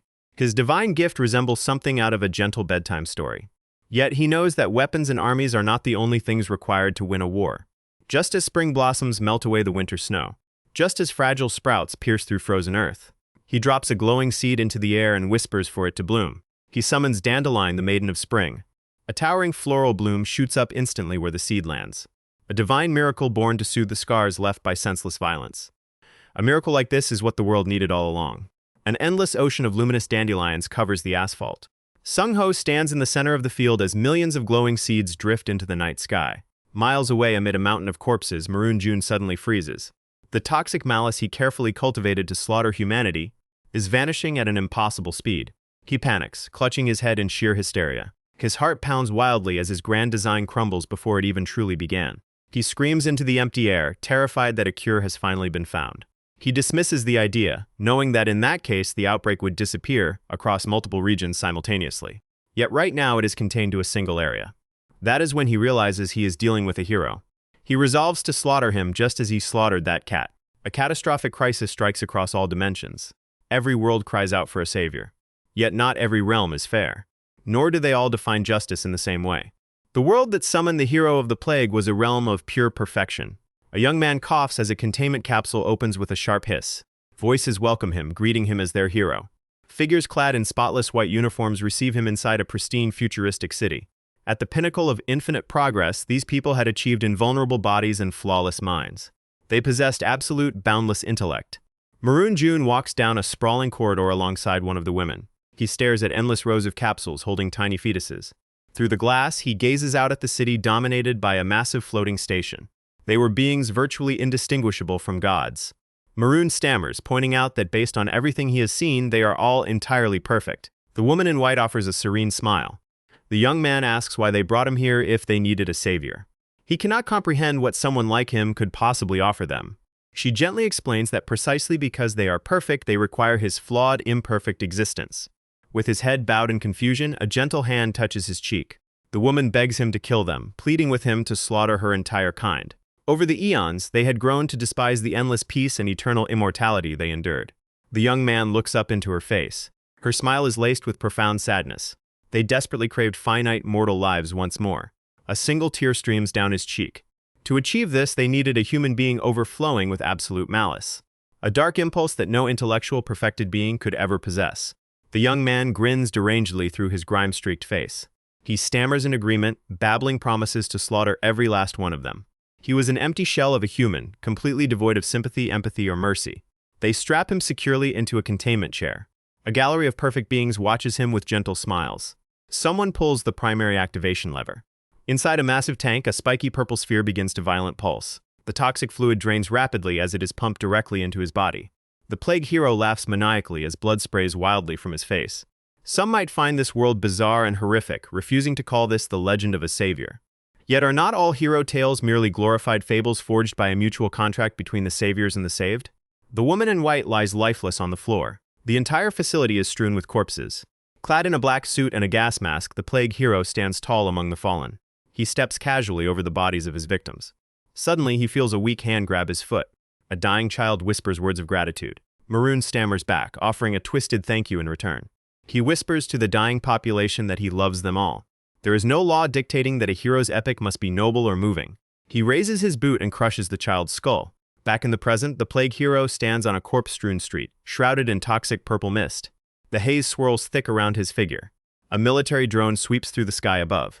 Inside a command post, 2 officers monitor the live feed. One confirms that the plague hero has finally shown his face. Previously, he only released the infected while hiding in the shadows. The other officer assumes he learned that victims were recovering, infuriating him enough to draw him into the open. The first soldier notes he is likely heading toward the hospital where Ju Sung-ho is curing the sick. The second agrees that his appearance is a welcome opportunity. They can finally strike at the root of the outbreak. He explains that while the UN is withholding military aid until his death is confirmed, eliminating this monster will do more than just protect civilians. It will mark the opening move in the nation's counteroffensive against the rogue heroes. The commander issues the order to launch the strike. Today, they will destroy the bastard who brought their country to its knees. A dead civilian lies abandoned on the pavement. The entire boulevard is choked with bodies. The deadly purple mist continues to expand. Condensing the toxic haze into a massive sphere above him, Maroon stammers that while he wanted to harvest more energy, he can gather it along the way while crushing the bugs sent after him. A volley of air-to-surface missiles streaks through the sky toward his position. The plague hero cackles, shouting bingo. A colossal explosion rocks the district, sending a massive shockwave tearing through the streets. At the center of the smoking crater, the purple sphere stands completely unscathed. At the command center, a technician reports that damage cannot be confirmed, but the target has altered his form. Alpha Team receives orders to prepare a second strike. Bravo Team is instructed to stand by for ground entry. As the signal is readied, Maroon June floats suspended inside the orb. His body liquefies within the purple mass until the structure violently bursts. From the blast wave, hundreds of identical clones erupt into the streets. The technique is known as the cloning blast. The horde of clones cackles as they swarm forward. The commander bellows into the radio that the target has duplicated himself. He orders all ground units to establish a perimeter. He signals Alpha Team to fire again and commands Bravo Team to breach on his mark. He screams for them to wipe out every single clone without letting one escape. A fighter pilot confirms weapons locked and ready for re-engagement. He warns Bravo Team to brace for impact in 10 seconds. Suddenly, the pilot gasps in shock. An enormous flock of infected birds engulfs his jet. He screams over the radio that he has suffered a massive bird strike. The swarm slams viciously against the flight canopy. The pilot panics, trying to identify the rabid crows. From command, the officer demands an immediate status report. The glass shatters as infected crows breach the cockpit. The commander screams into his headset, desperate for a response. His visor coated in blood, the pilot chokes as toxic gas fills the cabin. The jet detonates into a fireball midair. On the ground, soldiers stare up in horror at the falling wreckage. The horde of clones charges straight toward their defensive line. A soldier screams in terror at the approaching plague hero. Infantry units open fire with everything they have. The heavy barrage passes harmlessly through the constructs. Unfazed, the swarm continues its relentless push. One clone launches himself into the air. He tackles an officer, latching onto his armor. The man screams, desperately trying to throw off the maniac. He demands to know what the creature is doing. The clone whispers sinisterly that this is a slaughter before detonating in a burst of toxic energy. The plague hero had always operated from the shadows unless actively spreading his virus. Because of this, military intelligence concluded that while his biological reach was catastrophic, his physical capabilities were no greater than an ordinary human. They believed that if his location were pinpointed, conventional forces alone could neutralize him. A drone patrols high above as infantry squads advance down the avenue. Tanks secure key intersections while fighter jets roar overhead. Soldiers sit tensely in the back of a transport truck. They now realize the command staff made a fatal miscalculation. No matter how many times a clone was cut down, their enemy simply multiplied. A flamethrower engulfs one of the copies in a brilliant inferno. Screams echo as the figure burns. The charred, petrified form freezes mid-stride. A light strike to its head causes the brittle shell to shatter. Stunned, a soldier wonders if they actually defeated it. He assumes the monster was nothing special after all. Suddenly, another clone emerges from the shadows and lunges at his throat. The true source of his power was the life force of others, harvesting it continuously to sustain his assault. The soldier dies on the pavement, purple rot consuming his flesh. Maroon June chuckles, remarking that the harvest has grown rich and ripe. He casually steps over the fallen troops. Because his energy absorption rate far outpaces his expenditure, he knows victory is absolute. Clenching his fist, he condenses a glowing orb of raw vital energy. He compresses the sphere in his palm and raises it to his mouth. Licking his lips, he savors the exquisite taste. A tank sits abandoned among ruined buildings as surviving infantry take cover. A guard flinches as he spots movement down the road. A lone figure staggers aimlessly through the rubble. He sways unsteadily with every step. Limping forward, the infected soldier pulls off his gas mask. His face covered in swollen purple pustules, he reaches out weakly. He begs his comrades to stay back and stay away. The squad flees in utter horror as their infected teammate reaches critical mass. The sight of their turned allies exploding into bio-weapons completely shattered military morale. The plague hero was a walking virus, a sentient cancer cell wearing human flesh. Inside headquarters, a comms officer reports total radio silence from Major John's unit. A general stares at the tactical map, realizing how utterly defenseless they are against this threat. He wonders how conventional forces could ever hope to defeat such a demon. He is a living, breathing pandemic. The heavy command door creaks open. A bloodied, battered soldier stumbles into the operational hub. Stunned officers cry out his name. The major trembles violently, his eyes glowing with an eerie purple light. He chokes out an apology to his commander, whispering that he cannot control his body. Gagging, he vomits a torrent of thick purple fluid. He continues spewing the vile sludge until he collapses dead into the pool. The purple puddle writhes and expands across the floor. The sludge bubbles violently, taking on a humanoid shape. A raspy voice stammers out that it seems he has found them. The fluid fully reconstitutes into Maroon June directly in front of the ranking officer. The plague hero smirks as he finishes his sentence. He has located the Supreme Commander. Gunfire and agonized screams erupt from the corridor outside. Moments later, wet choking sounds echo through the room. Blood splatters violently against the reinforced door. Thus ended the government's first direct offensive against the pestilence. Whether due to the terrifying slaughter or because it was the debut battle of history's most lethal hero, leaked combat footage of the plague hero spread like wildfire through military ranks alongside news of their defeat. During a high-level emergency teleconference, an admiral notes he expected better results from the chemical warfare unit. Another officer explodes in rage, shouting if that pathetic excuse is all he has to offer. He warns that the walking disease is heading straight for the medical facility. If they lose the only hero capable of curing the virus, the military loses all leverage. A senior general urges the colonel to calm down, assuring him everyone grasps the gravity of the crisis. He demands order and requests a clear summary of their tactical options. The chief strategist opens by stating that Maroon June is the most dangerous rogue threat they have ever faced. The destruction in his path is unmatched, butchering soldiers and civilians indiscriminately. He admits that the recent battle proved conventional forces are completely useless against him. Under these conditions, they have no choice but to deploy their allied heroes. Another general cautions how absurdly lethal the target is. Even if their designated champion wins, it will be a brutal, bloody war of attrition. A representative announces that if the mission puts Hong Hua-ran at risk, his division refuses to cooperate. An Air Force commander seconds the refusal, adamantly protecting Ju Sunhua. The colonel slams his fist onto the table in sheer fury. Enraged, he asks if they treat national heroes as personal factional assets. He accuses them of hoarding power just to hoard medals and promotions. Threatened with martial law, the chief strategist clarifies that vanity has nothing to do with it. He reminds the council that multiple high-level threats remain active. He notes that Baek Ha-na, whose destruction rivals the plague itself, is currently bound under restraint. If Hua-ran, who maintains her seal, falls in battle, total catastrophe will erupt. Furthermore, Suashin commands the entire Pacific Ocean. Meanwhile, Kim Min-soo has already slain 2 heroes and is marching directly south. They are barely containing Lee Garam, and they have yet to identify the shadow entity that destroyed the Ministry of Defense. He warns that they are facing too many threats to gamble away their primary assets. He demands to know if any division can bear the fallout if their deployed hero fails and dies. Another officer nods in agreement. He suggests it is wiser to immediately evacuate Ju Sung-ho and his patients. A counter-argument insists that if the plague hero is not eliminated, the UN will abandon foreign aid entirely. He insists that deploying a hero to eliminate Maroon June is a necessary gamble. The Air Force general scoffs, calling the UN untrustworthy hypocrites. He argues it is far smarter to preserve their ultimate weapons than rely on fickle international promises. If they throw away another champion like they wasted Yu Songjin and Lim Du-hun, the nation is doomed. The colonel screams back, asking if the general thinks he isn't fully aware of that. He demands to know if he should just keep throwing ordinary soldiers into the meat grinder. He roars, asking if the lives of his men are worth less than those blessed monsters. An officer who has remained silent finally reaches a decision.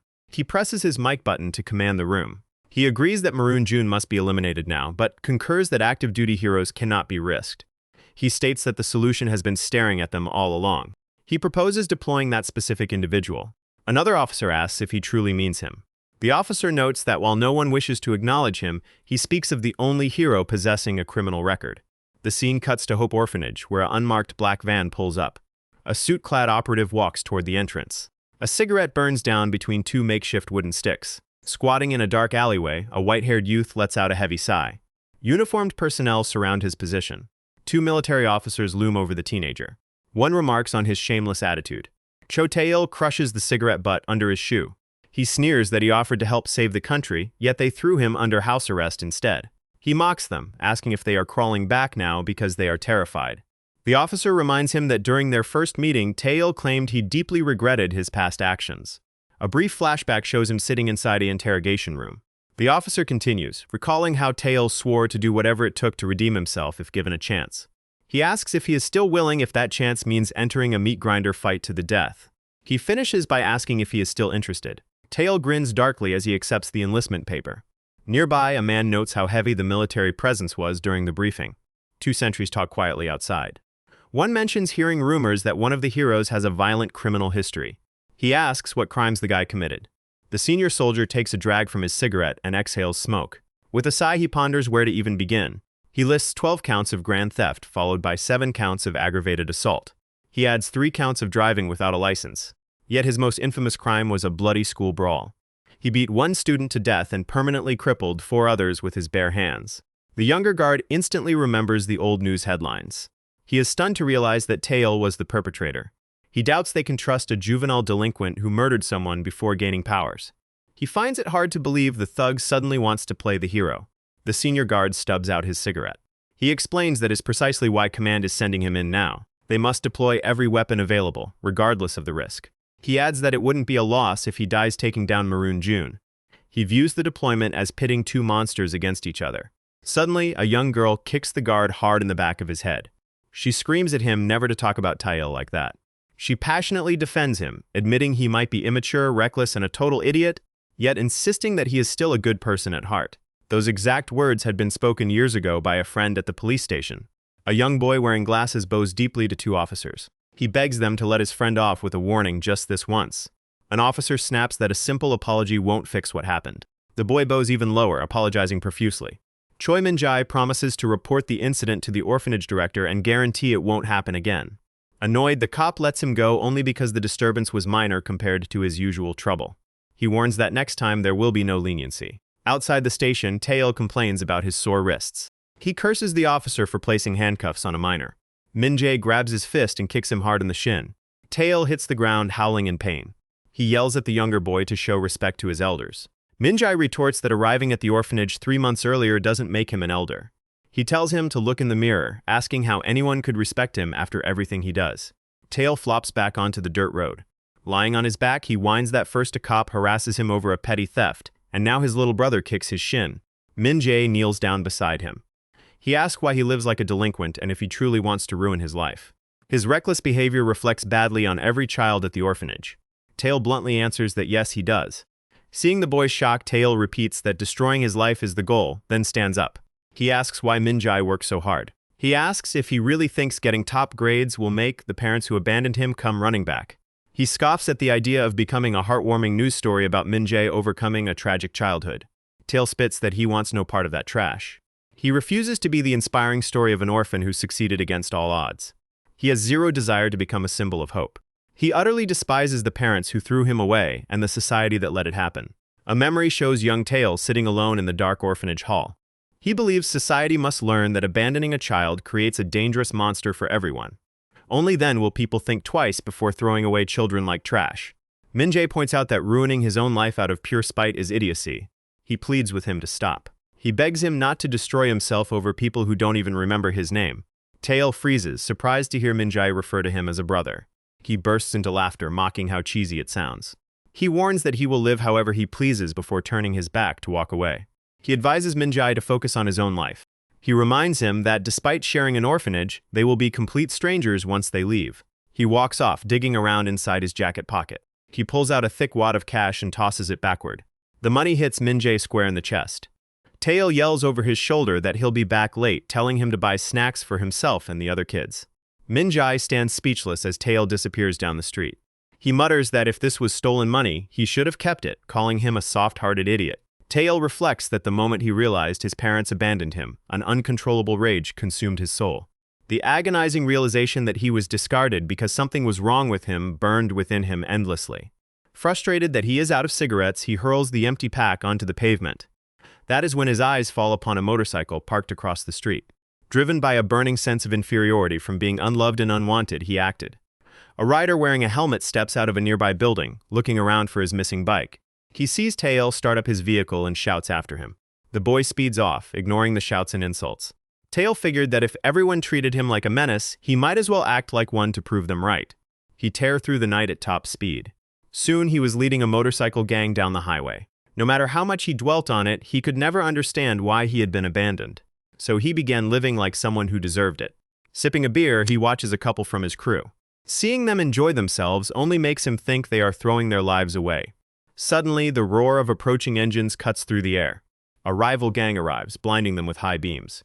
A heavily built man steps off his motorcycle. Flanked by his crew, he approaches Tae-il's group. The rival gang leader, Young Sang-il, demands to know which idiot stole a bike from his men. Cho Tae-il stands up, stating that Sang-il finally showed up. He had been waiting for them. Sang-il scoffs, asking if he thinks acting tough will scare them. Smirking, Sang-il boasts that they are the top biker gang in the northern region. Tae-il yells back that he stole the bike and has no intention of running. He dares them to come at him. Sang-il clenches his fist and orders his gang to charge.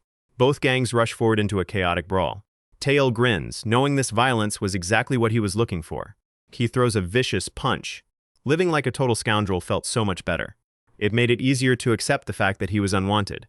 He kept causing trouble until he inevitably got arrested. When the fight cleared, the police cuffed him on the spot.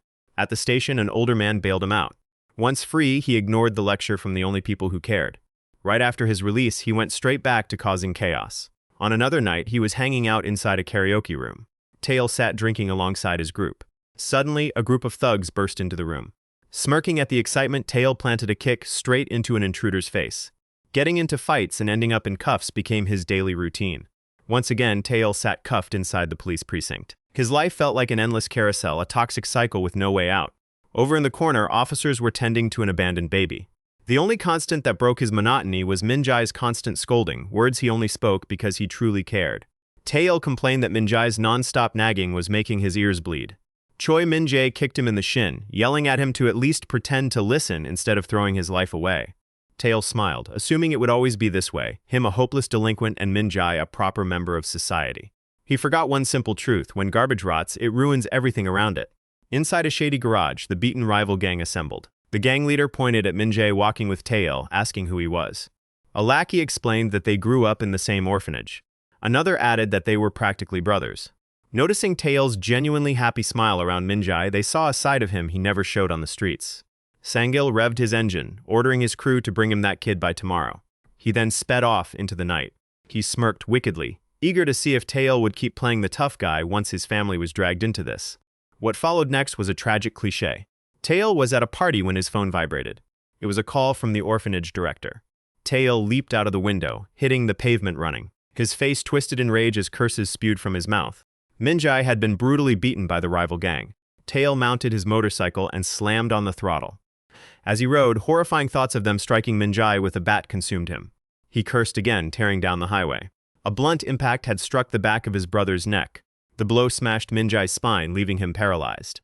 Tae-il rode frantically until he slammed his brakes outside the hospital. He stormed through the emergency room doors, sprinting past the front desk. The debt he ran up living like scum had been paid by the person he cared for most. Outside the operating room, the director and orphanage kids were sobbing. Out of breath, Tae-il stammered that he had no idea. Min-jae lay motionless in the bed, hooked up to life support. Tae-il sat heavily by his side. He clenched his fists in sheer agony and rage. Standing up, he demanded Min-jae wake up, promising that this time he would take full responsibility. He begged him to stop making his older brother worry. At sunset, Tae-il pulled up to a dilapidated hideout on his bike. A rival gang member gasped in shock upon seeing him. The guards scrambled inside to warn the others. Cho Tae-il stood alone against Young Sang-il's entire gang. Sang-il asked if he was here for revenge. He mocked that while it was a shame about his brother, it was entirely Tae-il's fault. Sang-il shouted that if he hadn't stolen that bike, none of this would have happened. Tae-il calmly agreed. He admitted he started this whole chain, so he had no right to complain.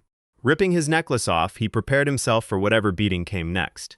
Sang-il and his crew stared, utterly bewildered by his attitude. He didn't even sound angry. Tail dropped the chain onto the ground. He stated that he was the one who should have paid that debt. He pounded his chest. He roared that a scoundrel like Sang-il should have kept his hands on garbage like him. With that, he lunged to take on the entire gang alone. The air filled with brutal sounds of bone-crushing violence. Single-handedly, Tail decimated the crew, leaving them unconscious on the floor. Bloodied and broken, Sang-il begged for mercy, but Tail kept beating him relentlessly. A remaining thug grabbed Tail's leg. Pleading with him to stop, he warned that Sang-il would die if he continued. They hadn't even killed his brother. Sang-il whimpered for help through gasps of air. Tail acknowledged that they hadn't killed Min-jae. Min-jae was still breathing in the ICU, but this bastard's death had nothing to do with him. Tail declared he would pay for taking this life with his own. Grabbing Sang-il by the hair, he delivered a lethal final blow. A sickening crack echoed as the strike landed. Rain began to pour as he rode away. Tail accelerated to maximum speed in the torrential downpour. A freight train was barreling down the tracks ahead. Tail charged head-on toward it. He thought this sacrifice would finally settle the debt.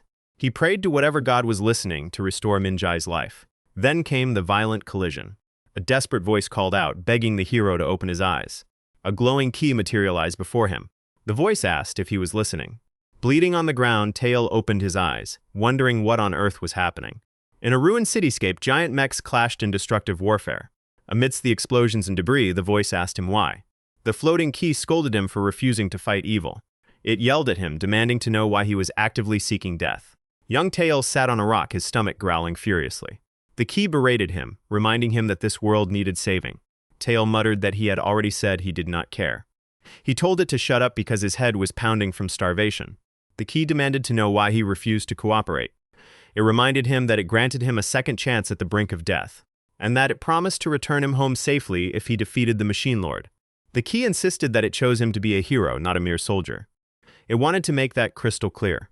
Tail repeated that whether hero or warrior, he would not do it. He never asked for a second chance. The key pointed out that he had been hiding for days without water, trying to starve himself to death. Tail admitted it was true. They summoned the wrong guy. The key asked if he was doing this to atone for his sins. There are two types of people who long for death: those running from responsibility and those overwhelmed by it. It concluded Tail belonged to the second group. It noted that despite his willpower to starve, he possessed zero self-love. Tail remained silent. The key noted his expression confirmed it was right. Tail snapped that a floating thing without limbs knew nothing that mattered. Nothing could change his past or the consequences of his actions. He declared he would pay for what he did with his life. He told the key that once he died, it could just summon a new hero. The key questioned whether his single death was truly enough to balance his sins, whether the burden he carried could be shed so easily. Tail screamed in fury at the key. It knew nothing about his tragedy and had no right to preach. The key replied that it was frustrated because he kept reaching the wrong conclusions. It asserted that even without knowing his past, the truth was obvious. It asked again if his burden was so light that dying would magically balance the scales. It pressed whether his worthless life was truly equal to the weight of his guilt. Tail remembered watching Min-jae study, then sitting beside him at the station. He wondered if Min-jae's ruined future could ever be paid back with his own meaningless life. In a vision, the scales of justice tipped heavily against him, breaking under Min-jae's weight. Tail gasped, reaching out his hand. He saw himself desperately reaching for Min-jae as his brother fell away. A voice asked if he really thought it was that simple. Min-jae asked if his trashy life could ever compensate for what was lost.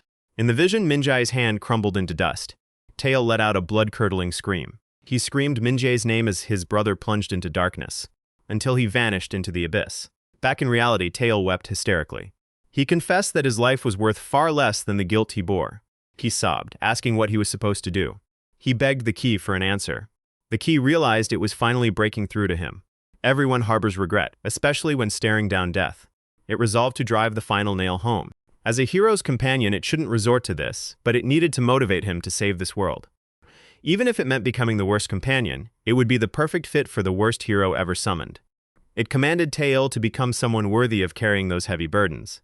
Only then would he earn the right to die. The scene shifts to a bright, sunny day in front of Hope Orphanage. Cho Tail opens a locker door.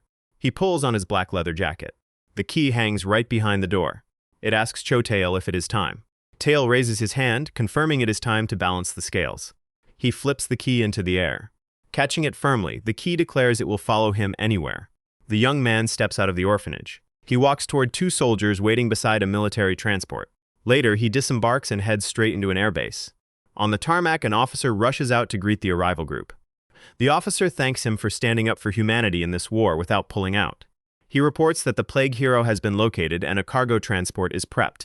He suggests Tail rest inside the hangar in the meantime. Tail refuses, opting to choose his own ride as he points toward a row of fighter jets. He grips the golden key in his palm. He holds it high as it gleams under the sun. Kneeling down, he plunges the key into the asphalt. He announces that it is time to combine. Blazing aura erupts violently from the key. Enveloping him, a massive magic circle forms on the ground as the power surges. The tarmac cracks under the sheer force of the magic. A massive mechanical head rises from the ground, with Tail seated in the cockpit. The mech's armor plates snap shut instantly. A colossal metal hand slams onto the runway for leverage. The towering giant stands upright, sending shockwaves through the airbase. The giant machine looms majestically against the horizon. Military personnel watch in utter awe. This is Combiner, the hero of combination. The mech steps forward, shaking the earth once more. It reaches straight for one of the fighter jets. It snatches the jet in its massive steel fist. Inside the cockpit, Tail is now clad in a pilot suit. He declares it is time to combine. A luminous key pierces the jet, discharging a burst of crimson energy. The core fuses into the fighter plane. A general screams in horror, demanding if Tail knows how many millions that jet cost. Inside the cockpit, Tail tells everyone to relax because the show is just beginning. He turns the golden key in his console, and the mech absorbs the jet's frame. The general wonders if the bastard intended to sabotage their equipment all along. He orders his officer to radio high command and report a rogue hero destroying the base. He orders total mobilization to subdue the hero of combination. With a heavy mechanical clank, thruster wings deploy from the mech's back. The commander stares in complete disbelief. The general raises his hand, telling his officer to wait. He orders him to tell high command to send every piece of top-tier military hardware they have to this base. The officer blinks in confusion. He asks if the general is sure, reminding him the hero just wrecked their jet. The general simply points toward the runway. A thunderous roar shakes the airbase. The fully integrated Combiner mech stands ready for deployment. Meanwhile, Maroon June, the plague hero, lurked on a rooftop. He used his plague crows to scout the area until they caught sight of something. Through their eyes, he spotted a massive gathering of troops and civilian vehicles. He giggled, murmuring that he found them. The crows swarmed over the military convoy and crowded streets. Maroon June cackled delightfully. He thought his prey had fled, but they actually had the nerve to stand and fight. He noticed the huge density of targets. Licking his lips, he anticipated a glorious feast of infection. As he stepped toward the stairs, a shadow eclipsed the sun. Combiner descended from the sky directly above him. A giant steel fist smashed through the roof, flattening the plague hero. Maroon June shrieked in shock and agonizing pain. He screamed, wondering what was happening. A giant mech was crushing him. He realized the military brought out their ultimate weapon. He knew he had to regenerate instantly. Toxic purple energy flared up to repair his broken body. Combiner's hand clamped down harder, wringing a howl of agony from him. The mechanical grip squeezed even tighter. Inside the cockpit, Chotail let out a manic grin. He warned the little cockroach that there was nowhere left to hide. Maroon June gnashed his teeth in fury. Tail knew that if he let up for a second, the villain would heal. Back at the base, the general had asked if all those weapons would truly make a difference. He noted the golden key seemed more powerful than conventional artillery. Tail told him to think outside the box when facing real monsters. The key inserted itself into the weaponry. The equipment digitized into raw energy particles. Combiner's arm morphed into a colossal flamer, unleashing a torrent of hellfire. Maroon June was engulfed in the inferno, shrieking as he burned. His body was incinerated, crumbling into charred ash. Dense smoke and cinders filled the atmosphere. Miles away, an infected civilian coughed up a pool of purple slime. Crawling out from the puddle, Maroon June reformed his body. Staggering up, he shuddered at the memory of that firepower. That destructive force was way beyond normal military capability. He realized his opponent was another hero. Shaken, he believed he had at least bought himself some time. If he hadn't planted viral spores in advance, he would have been dead. Suddenly, a swarm of red-guided missiles screamed through the air toward him. The sight left him completely frozen in terror. The warheads detonated, triggering a cascade of massive explosions. Combiner rocketed through the air on jet thrusters. A radar array on its back beeped with green indicator lights. Chotail smirked, finding the gear extraordinarily useful. In a flashback, the commander informs him that there are the missiles he requested and the Atis 1500 that they got with great difficulty. Tae-il warned he wouldn't be answering comms during battle. He couldn't afford distractions when tracking targets across the entire war zone. The commander explained it wasn't just a basic transmitter. It was one of 3 master uplinks in the nation, providing direct access to advanced U.S. military satellites. From the cockpit, Tail smiled as he tracked every single viral clone movement. Pulling the levers, he launched shoulder-mounted missile pods. The artillery locked onto Maroon June's newly formed body. The strike detonated, triggering an immense firestorm. A purple shockwave burst from the flames as dozens of plague clones scrambled out. Combiner swept the field with sweeping streams of white-hot fire. The blaze incinerated every single clone to ash. Maroon June sprinted through the flames as the mech strode forward. Combiner towered over the burning wasteland like an inescapable god of war. The hero of combination overwhelmed the plague hero because he embodied the collective strategies of every fallen warrior. He bore the weight of guilt for those who could not be saved. And he carried the fierce determination of the survivors to rewrite their tragic fate. Tail declared that it was time to balance the scales. Inside the cockpit, he whispered that he just needed a little more power. He asked the Golden Key if this would finally be enough to end the nightmare. He clenched his fist, determined to fight with honor and gain his freedom. Acting as if he never existed in the first place, he shouted and slammed the controls forward. Unleashing an overwhelming blast of fire, a deep mechanical hum cut through the night. On a deserted street, an officer in military uniform stood waiting. He blew out a cloud of cigarette smoke. Tail approached him from the side. The youth walked over, stopping right beside him. He pulled an empty cigarette pack from his jacket. He asked the officer to spare him a smoke. The general scoffed, asking if he was an idiot or just lacked basic common sense. He reproaches the teen for asking a public official for a cigarette while still a minor. The boy asks if it really makes sense for an adult to send a child to his death. He clarifies that he does not blame him, but he finds it petty to stingily hold back a single cigarette.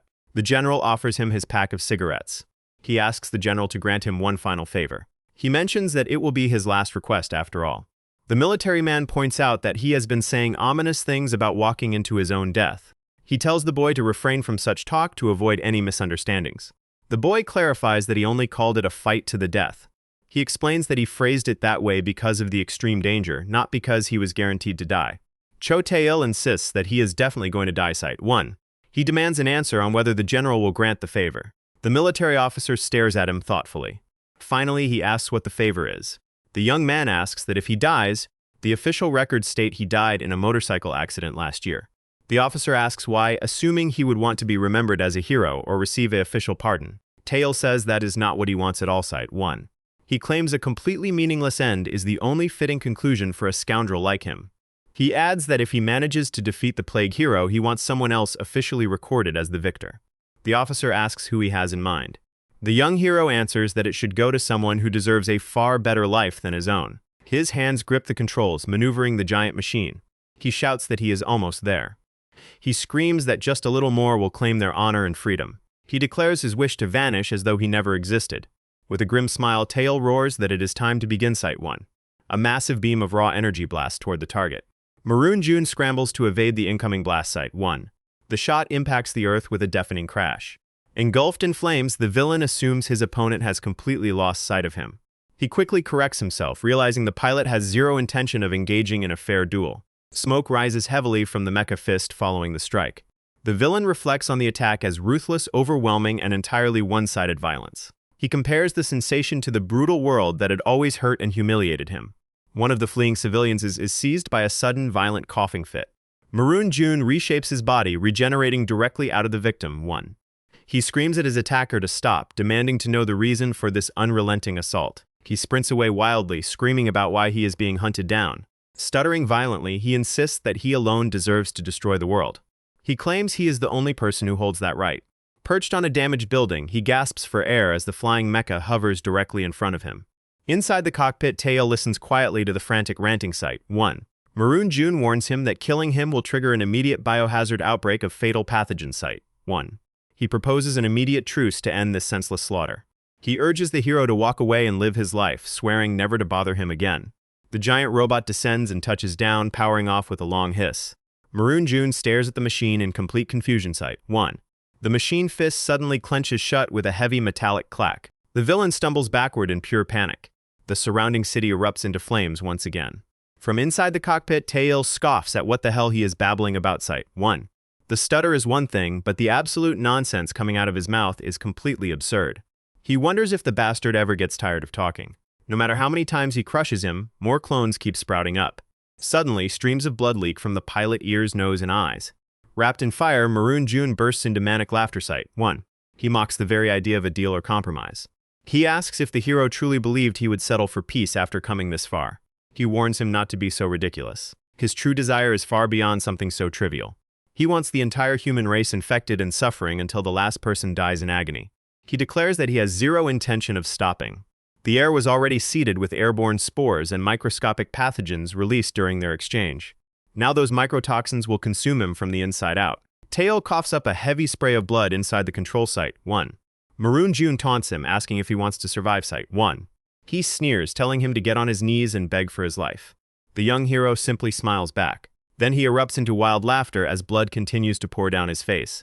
His laughter echoes across the ruined city, leaving Maroon June staring in utter disbelief site. 1. The villain asks in shock why he is laughing. Instead of begging, Tail offers a genuine thank you site. 1. He thanks him for making this fight as ugly and pathetic as possible, calling it the exact death he deserves. The mecha communication antenna activates once more. High in orbit, a military targeting satellite chirps with confirmation. A red lock on grid centers over the battle zone. Tail tightens his grip on the control lever site. 1. An external heavy weapon module docks onto the top of the robot. Massive missile pods latch onto both shoulders. The machine fires a barrage of heavy ordnance, devastating the surrounding ruins. The giant robot strides through the inferno, closing the distance on Maroon June's site. 1. Terrified, the villain stutters out that he is not afraid to die.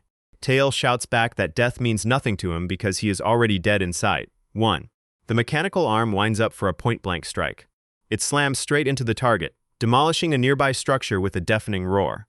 Indeed, the greatest threat to the Plague Hero was never a simple treatment. It was neither a chemical cure nor a preventative vaccine. He could out-evolve any cure by engineering stronger toxins and bypass vaccines with new mutant strains. There was only one thing that truly terrified him. A warrior who possessed zero fear of dying. The Plague Hero slimes across the rubble in a liquefied state. Trembling, he stammers, asking how his opponent could already be dead. Maroon June was a sadist who thrived on inflicting pain. 1. Heavy metallic footsteps thunder closer in the background. From inside the cockpit, the pilot demands that he look up. The steel giant looms directly over his head. He dares the monster to try that same resurrection trick again. Maroon June was a psychopath completely stripped of his sanity site. 1. He screams in pure frustration, cursing Tail with every breath site. 1. A warning light on the machine visor begins flashing red. The Plague Hero senses a massive wave of incoming energy. A beam of crimson energy fires directly from the robot eye. Maroon June realizes the madman will keep firing until his own reactor self-destructs site. 1. He is more than happy to drag them both into a lethal game of mutual destruction. Gasping for breath, the villain realizes his evolved form is not fully complete. Yet he knows he has no other choice left. His cellular structure begins to divide at an unnatural rate. Cells multiply rapidly, bubbling violently until they burst open. A grotesque purple mass resembling a brain splits apart. A terrifying new monstrosity emerges from within. Maroon June believes that given just a bit more time, his metamorphosis would have been flawless sight. 1. At least, he notes, the transformation has finally cured his stutter. The robot radar chirps as it scans the perimeter for the target. Inside, Tail wonders where that disgusting parasite crawled off to this time site. 1. Inside the cabin, the key system warns the pilot that his body is at its absolute limit. It advises him to stop and treat his lethal internal injuries. A proximity alarm cuts the warning short. The engine roars to life, preparing for immediate combat. The Plague Hero bursts out of the earth, transformed into a colossal centipede monster. The creature uncoils, fully exposing its massive body above ground. Standing atop the creature back, his humanoid avatar lets out a deafening roar. From his cockpit, Tail smirked, asking if the parasite finally grew tired of running sight. 1. He declares that this makes things so much easier. The key warns him that the enemy has evolved into a new form and urges him to keep his distance. He ignores the system, asking why he should stall when it was the key itself that told him to make his final moments count. He slams down a primary control button. He insists that wasting any more time will only prevent him from finishing his mission. The monster surges forward with a roar, and the mecha marches out to meet it. A memory surfaces within the key system, recalling the day the hero returned to Earth. Tail had walked up to the gates of the Hope Orphanage site. 1. He stepped inside the foyer and changed out of his outdoor shoes. Together with the key, he walked quietly into the building library. Having crossed dimensions alongside the hero, the key flipped through historical records of medieval Earth. It paused on illustrations depicting groups of self-flagellating penitents. It was a dark history of extreme self-harm and ritualistic torment. During the outbreak of the Black Death, desperate populations had abandoned all hope. In their terror, they turned to punishing and mutilating their own bodies. The key contemplated its chosen pilot. It saw the exact same self-destructive despair echoed in his heart. It saw visions of historical victims suffering and dying, mirrors of his injured younger brother. Wondered if destroying oneself was truly tied to conquering a plague. It questioned whether such self-destruction could ever lead to genuine salvation. Back in the present, the monstrous centipede charges toward the mecha. The plague hero extends a hand, aiming directly at the machine. The beast pulls back its head to build momentum. A terrifying swarm of insectoid projectiles spews from its maw. They slam into the armor, tearing away chunks of metal with razor jaws. Cho Tail dismisses them as nothing more than annoying fly sight. 1. He roars that their bites barely even tickle. The robot ignites its thrusters, releasing a massive wave of fire. The tail of the monster catches fire. It lashes out like a massive whip, striking the robot's side. Tail grits his teeth, absorbing the shock of the heavy strike sight. 1. The plague hero reaches out, guiding the flaming tail like a weapon. He yanks it back violently, ripping one of the robot arms clean off to crash onto the pavement. Maroon June smirks arrogantly, asking who is hunting whom now sight 1. The remaining mechanical arm reaches out and grabs the beast's tail. The pilot scoffs, noting that the monster still has not figured it out. The machine remaining fist surges with high-density kinetic power. Tail screams at the top of his lung sight 1. The rocket-propelled arm fires forward, dragging the giant monster along with it. The sheer force wrenches the abomination off the ground with a thunderous roar. He lifts the massive creature into the air, locking on for a follow-up blast. A concentrated beam of crimson energy blasts straight into the beast belly. A massive double explosion completely vaporizes the creature body. Viscera and severed limbs rain down across the sky. The villain avatar hovers safely amidst the falling debris. Bleeding heavily inside the cabin, Tail challenges the monster to throw everything it has left sight. 1. He declares that nothing will change the final outcome. Gasping for breath, he screams that they will both die today, allowing his younger brother to awaken as a hero. An incoming transmission alert blares across the console. A familiar voice cuts through the comms, screaming at him and calling him a total idiot. The pilot freezes in shock as he recognizes his brother's voice. Choi Min-jae yells through the channel that he never asked for any of this sight. 1. Leaning on a crutch, Min-jae screams, asking if throwing his life away in the most selfish manner is his idea of taking responsibility sight. 1. Tail stammers as he recognizes the voice sight. 1. It is unmistakably Min-jae. 1. Min-jae continues to yell, asking if he ever tires of running off and making reckless choices sight. 1. He berates him, accusing him of always doing whatever he wants without caring about those left behind.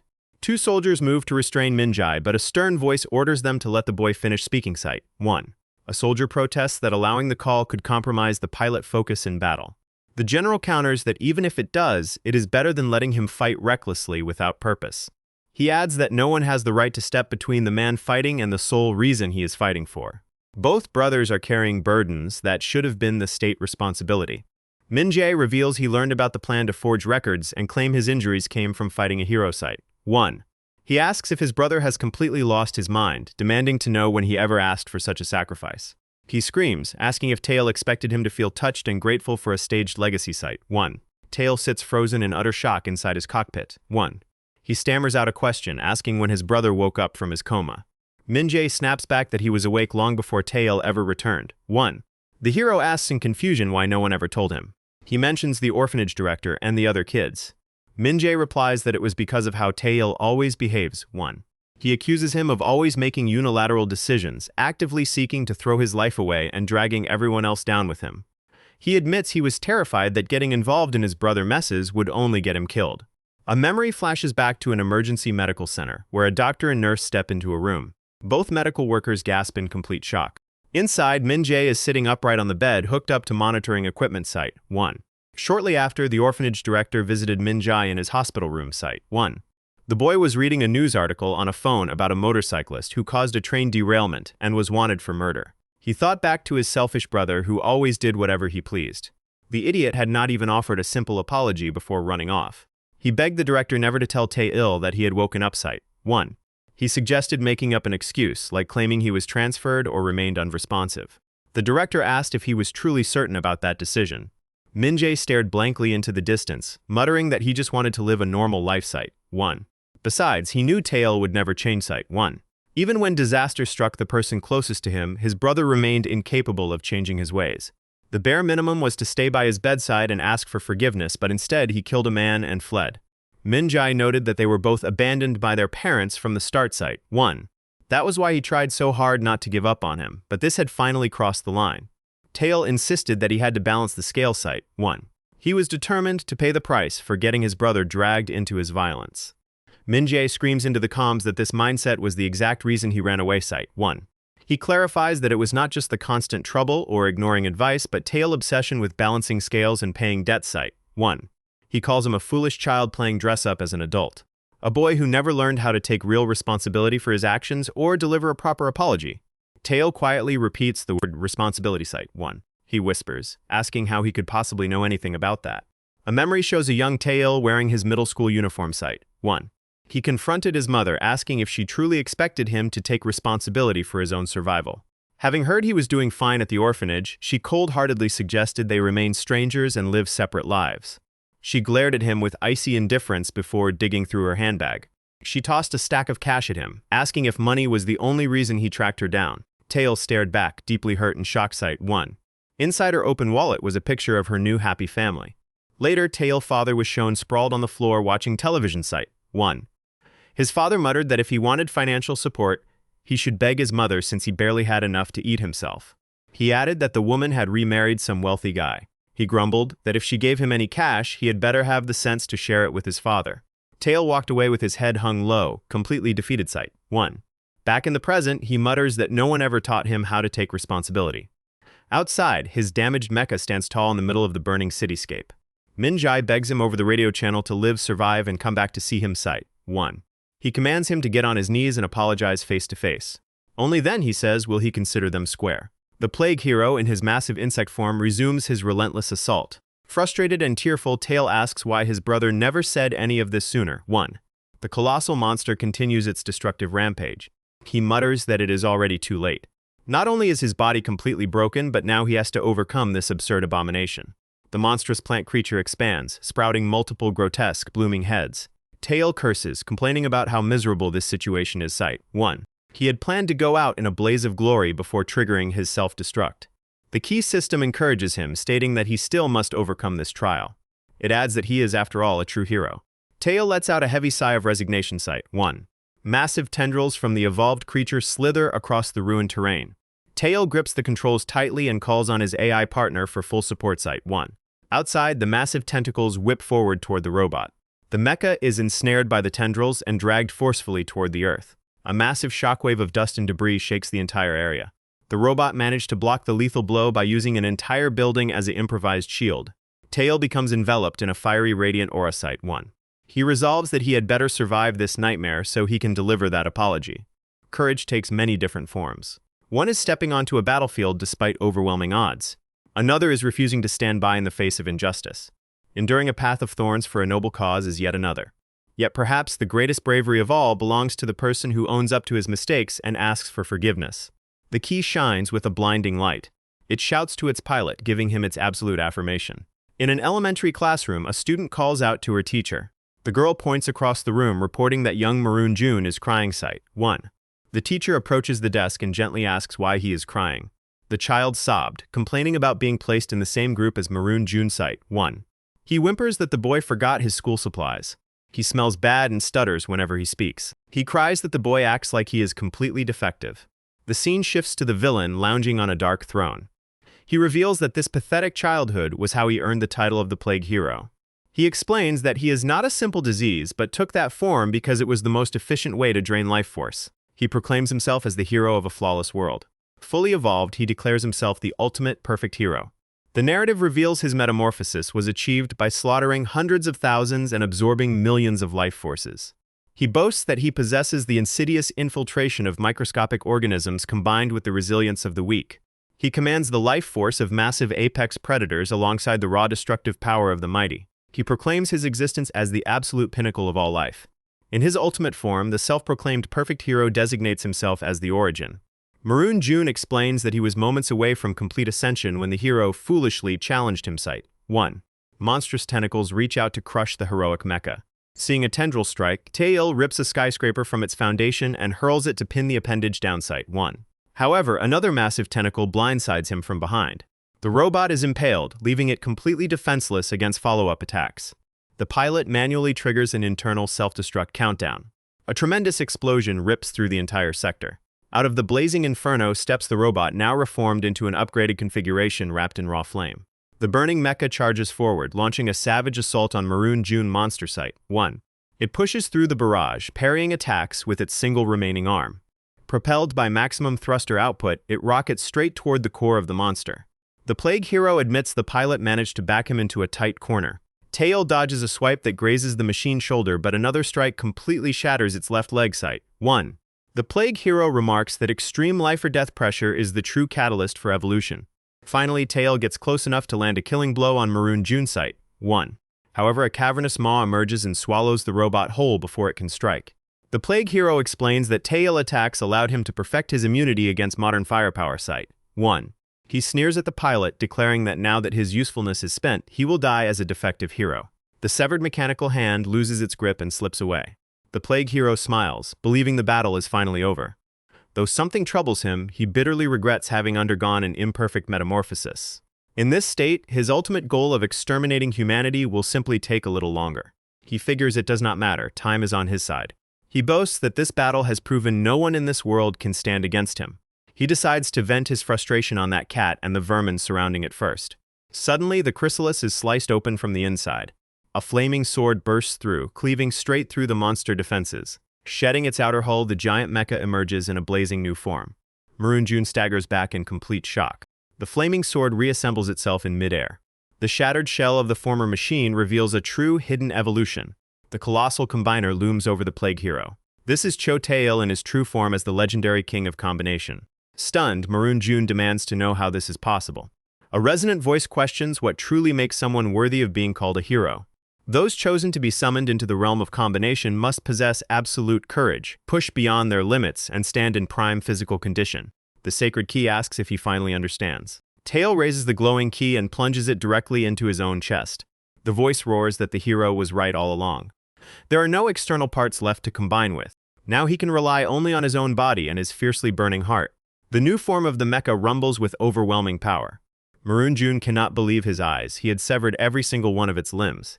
Tail hovers in midair, bathed in radiant flames. He grunts that he is sick and tired of this monster.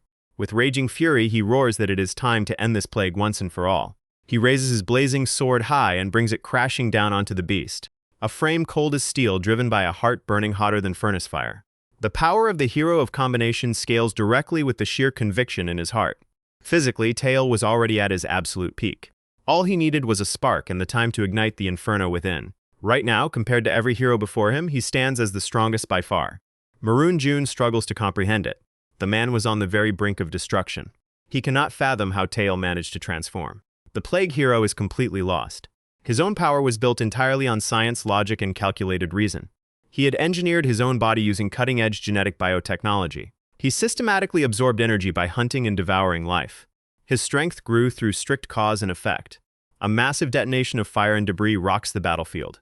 The mecha readies its blade right in the thick of swarming tentacles. Maroon June summons a swarm of poisonous insects far more lethal than the last. The swarm dives straight into the inferno, engulfing the hero in flames. The intense fire incinerates the insects, leaving only severed abominations behind. Glowing red-hot, the mecha tears through the monstrous horde. Tail dodges a vicious tail whip from one of the beasts. A second tail strikes his shoulder, but he absorbs the blow and weaves out of the way. Maroon June watches in sheer disbelief. The mecha stomps down on the beast tail, pinning it to the pavement. Raising his blade, Tail mockingly asks if the villain really thought he would fall for the same trick twice. The source of Cho Tail power defies explanation. It is a miracle that manifests something out of absolute nothingness. The robot cleanly severs more of the creature tentacles. The abomination shrieks in agony. From inside the cockpit, Tail roars at it to shut its mouth. Swinging the giant sword once more, he wipes out several beasts at once. The hero of combination operates on pure irrationality, completely disregarding the laws of thermodynamics. Bewildered, Maroon June screams out, asking how he keeps growing stronger. Trembling in rage, the villain cries that everything Tail does defies reason. Tail replies that he finally found the courage to offer a real apology. He declares that a hero fueled by true courage will naturally break all limits. The villain shrieks that makes no scientific sense. He demands to know the actual source of his energy. Cho Tail smirks and asks why he should ever tell a dead man. Maroon June gets swatted like an annoying bug. He crashes hard onto the rooftop of a nearby skyscraper. Battered and grinding his teeth, he refuses to accept this. He is perfection incarnate. He questions how his ultimate form and flawless revenge could be ruined by an irrational brute. He repeats the word irrational, and sudden enlightenment strikes him. A sinister epiphany takes root. Lying in the rubble, he finally figures out what he was missing. He knows how to achieve true perfection. He will break his own logical limits and embrace pure, wild absurdity. Purple energy surges, splitting into multiple horrific beasts. His final evolutionary state manifests. Tail braces himself against the new chimeras. A giant rat, a sea terror, a Komodo dragon, and a massive raven. The mecha raises its sword, ready for action. Maroon June stands at the center of these monstrosities. He bursts into maniacal laughter. He resolves to shed his outer husk once more, just as he did in his flawed state. Tail leaps forward, bisecting the giant raven in a single stroke. The Komodo dragon snaps its jaws around the blade, just like the giant rat did. Yet Tail cleaves right through it regardless. Suddenly, a colossal claw erupts from the debris and grips the mecha leg. Tail winces in surprise. A titan of sheer biological horror rises from the earth. The massive beast takes a heavy step forward, shattering the concrete. Maroon June swings the giant mecha effortlessly in his monstrous new form. He vows to crush this imperfect hero into dust. He slams the machine into the ground with terrifying force. The monster follows up with a crushing double fist strike. Wrapped in fiery aura, Tail dodges the slam just in time.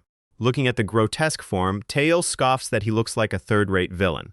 Maroon June roars in fury, shouting at him to shut up. The two behemoths clash, trading a frenzy of blows. Shockwaves and arcs of light illuminate the ruined city skyline. They move at blinding speed, leveling entire city blocks with each collision. Tail unleashes a massive overhead sword strike. The beast counters, bashing the mecha head with heavy fists. Tail coughs up blood inside the cockpit, but roars with relentless spirit. His fiery blade strikes the monster again and again. The onslaught is completely relentless. A barrage of strikes shatters the beast's thick carapace. Deep within the core, Maroon June freezes in terror. The giant abomination is torn into shreds. The plague hero screams internally that this cannot be happening. He despairs, wondering how he lost. The hero blade burns brilliantly over the burning remains. Tail tightens his grip and raises his weapon for the finish. He calls the villain a worm, telling the fake hero that this strike is pure poetic justice. He swings for the ultimate execution, channeling a wave of pure devastation.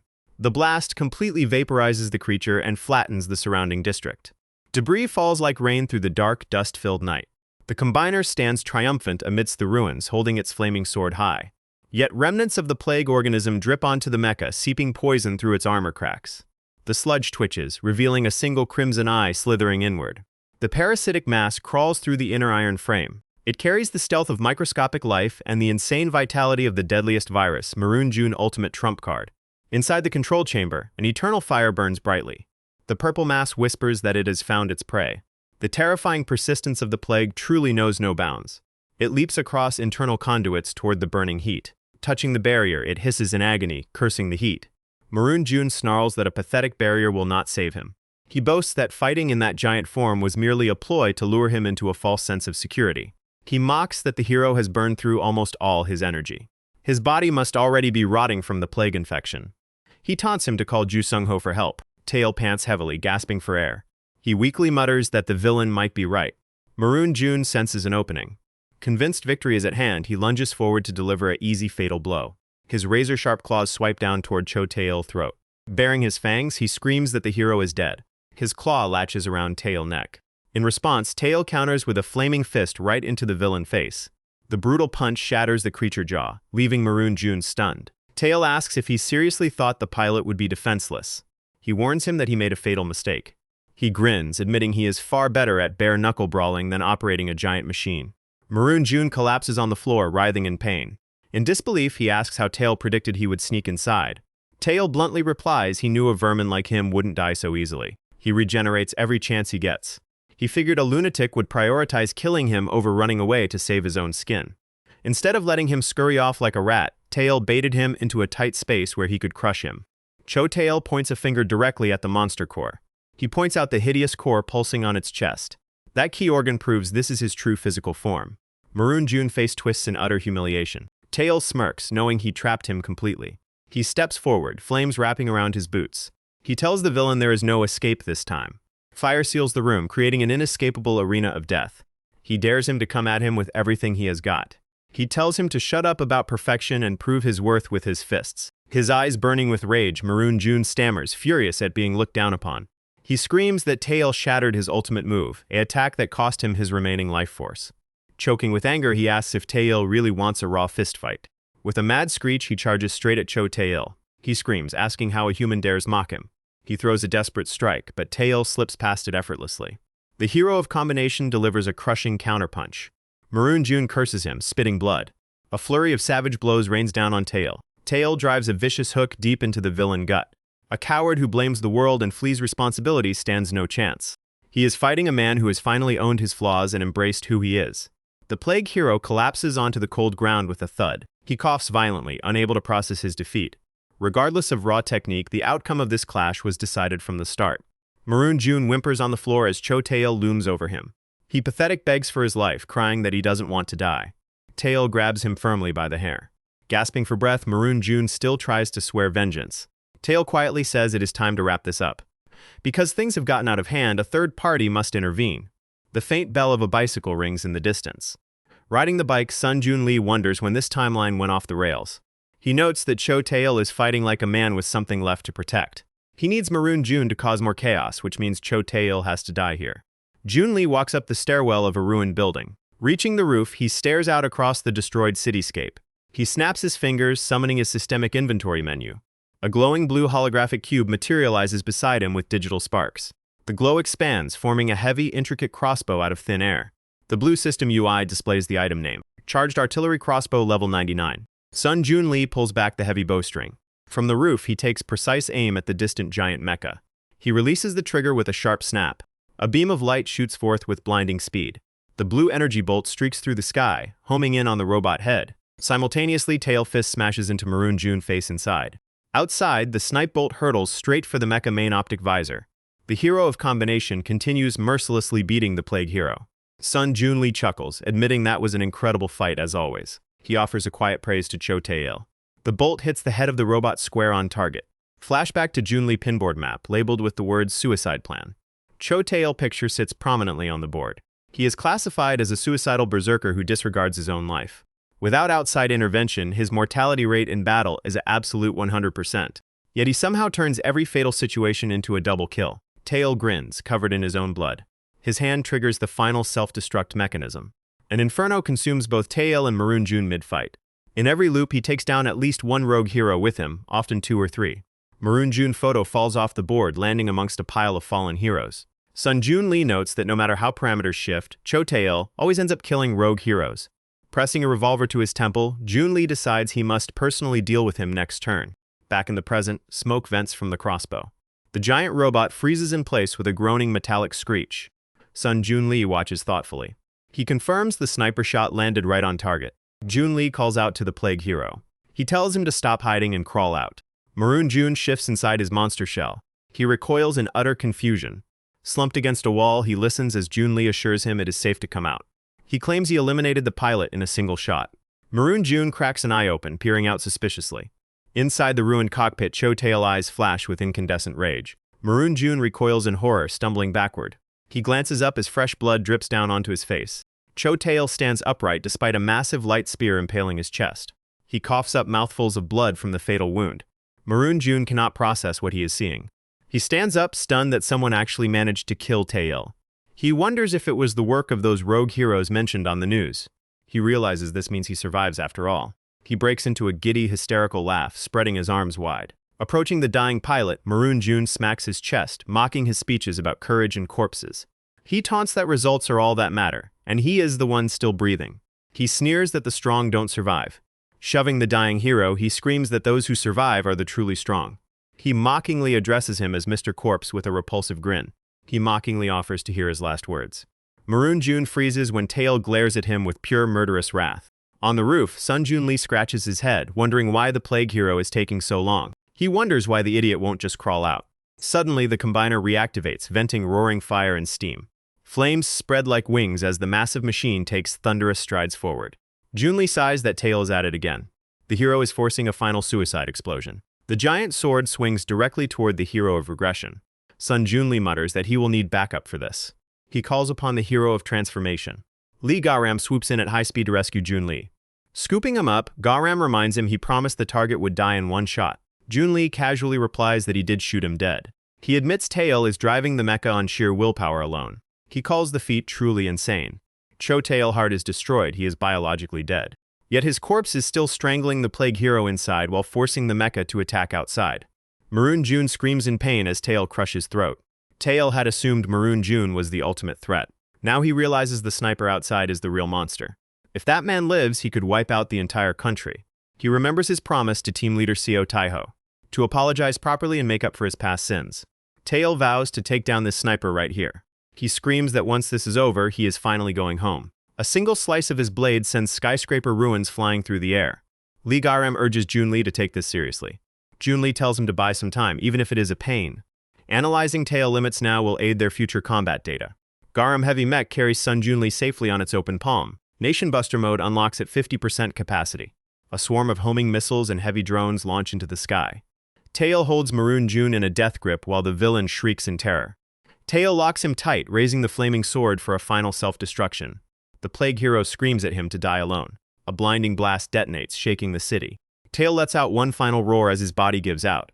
The scene fades. A younger Tail walks down a snowy street smoking, blowing out a long breath.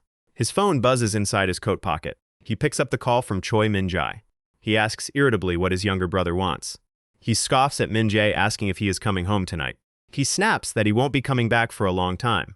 Present Cho Tail remembers that phone call with deep regret. Young Tail keeps complaining, refusing to make amends. He claims if he stays hidden, the police will give up and drop the charges. Min-jae asks if he will apologize to the orphanage director, but Tail angrily refuses. Tail wishes with all his heart he had just apologized back then. Over the line, younger Tail mutters that none of it matters anyway. He says apologizing wouldn't fix anything. He yells that it is his own choice whether he lives as a trashy thug or a good guy. He tells Min-jae to mind his own business and go to sleep. He hangs up, saying he is done talking. He mutters he will see him around. Cho Tail looks up, his dead face set in tragic pain. He should have said so much more to his brother that night. Now all that remains is useless regret as time has ran out. A tremendous explosion echoes across the ruined pitch-black city. Silhouetted against the dark sky, the silent giant mecha rests, its head tilted up toward the stars. Cho Tae-il stands frozen in place, a massive projectile piercing straight through his body. Gasping for air, he clings to the memory of the promise he made. He repeats to himself that he must apologize. This time, he vows internally. This time, things have to be different. A flash of blue energy cleaves through the air, carving a deep slash into the wall. Sun Junli steps through from the other side, letting out a heavy sigh of relief. Tae-il remains standing, critically wounded, looming over the lifeless body of Maroon June. Junli rushes forward with speed to check if he still has a pulse. He reflects on how some outcomes remain impossible to alter, even after tens of thousands of regression attempts. His own inability to die is holding back the future of all humanity. A future where no living soul can match Kim Min-soo in battle. And the hero of combination who invariably claims the life of at least one rogue hero no matter the cost. Junli quietly admits defeat, calling him a stubborn bastard. Cho Tae-il, the hero of combination, versus Maroon June, the plague hero. The final result is mutual annihilation.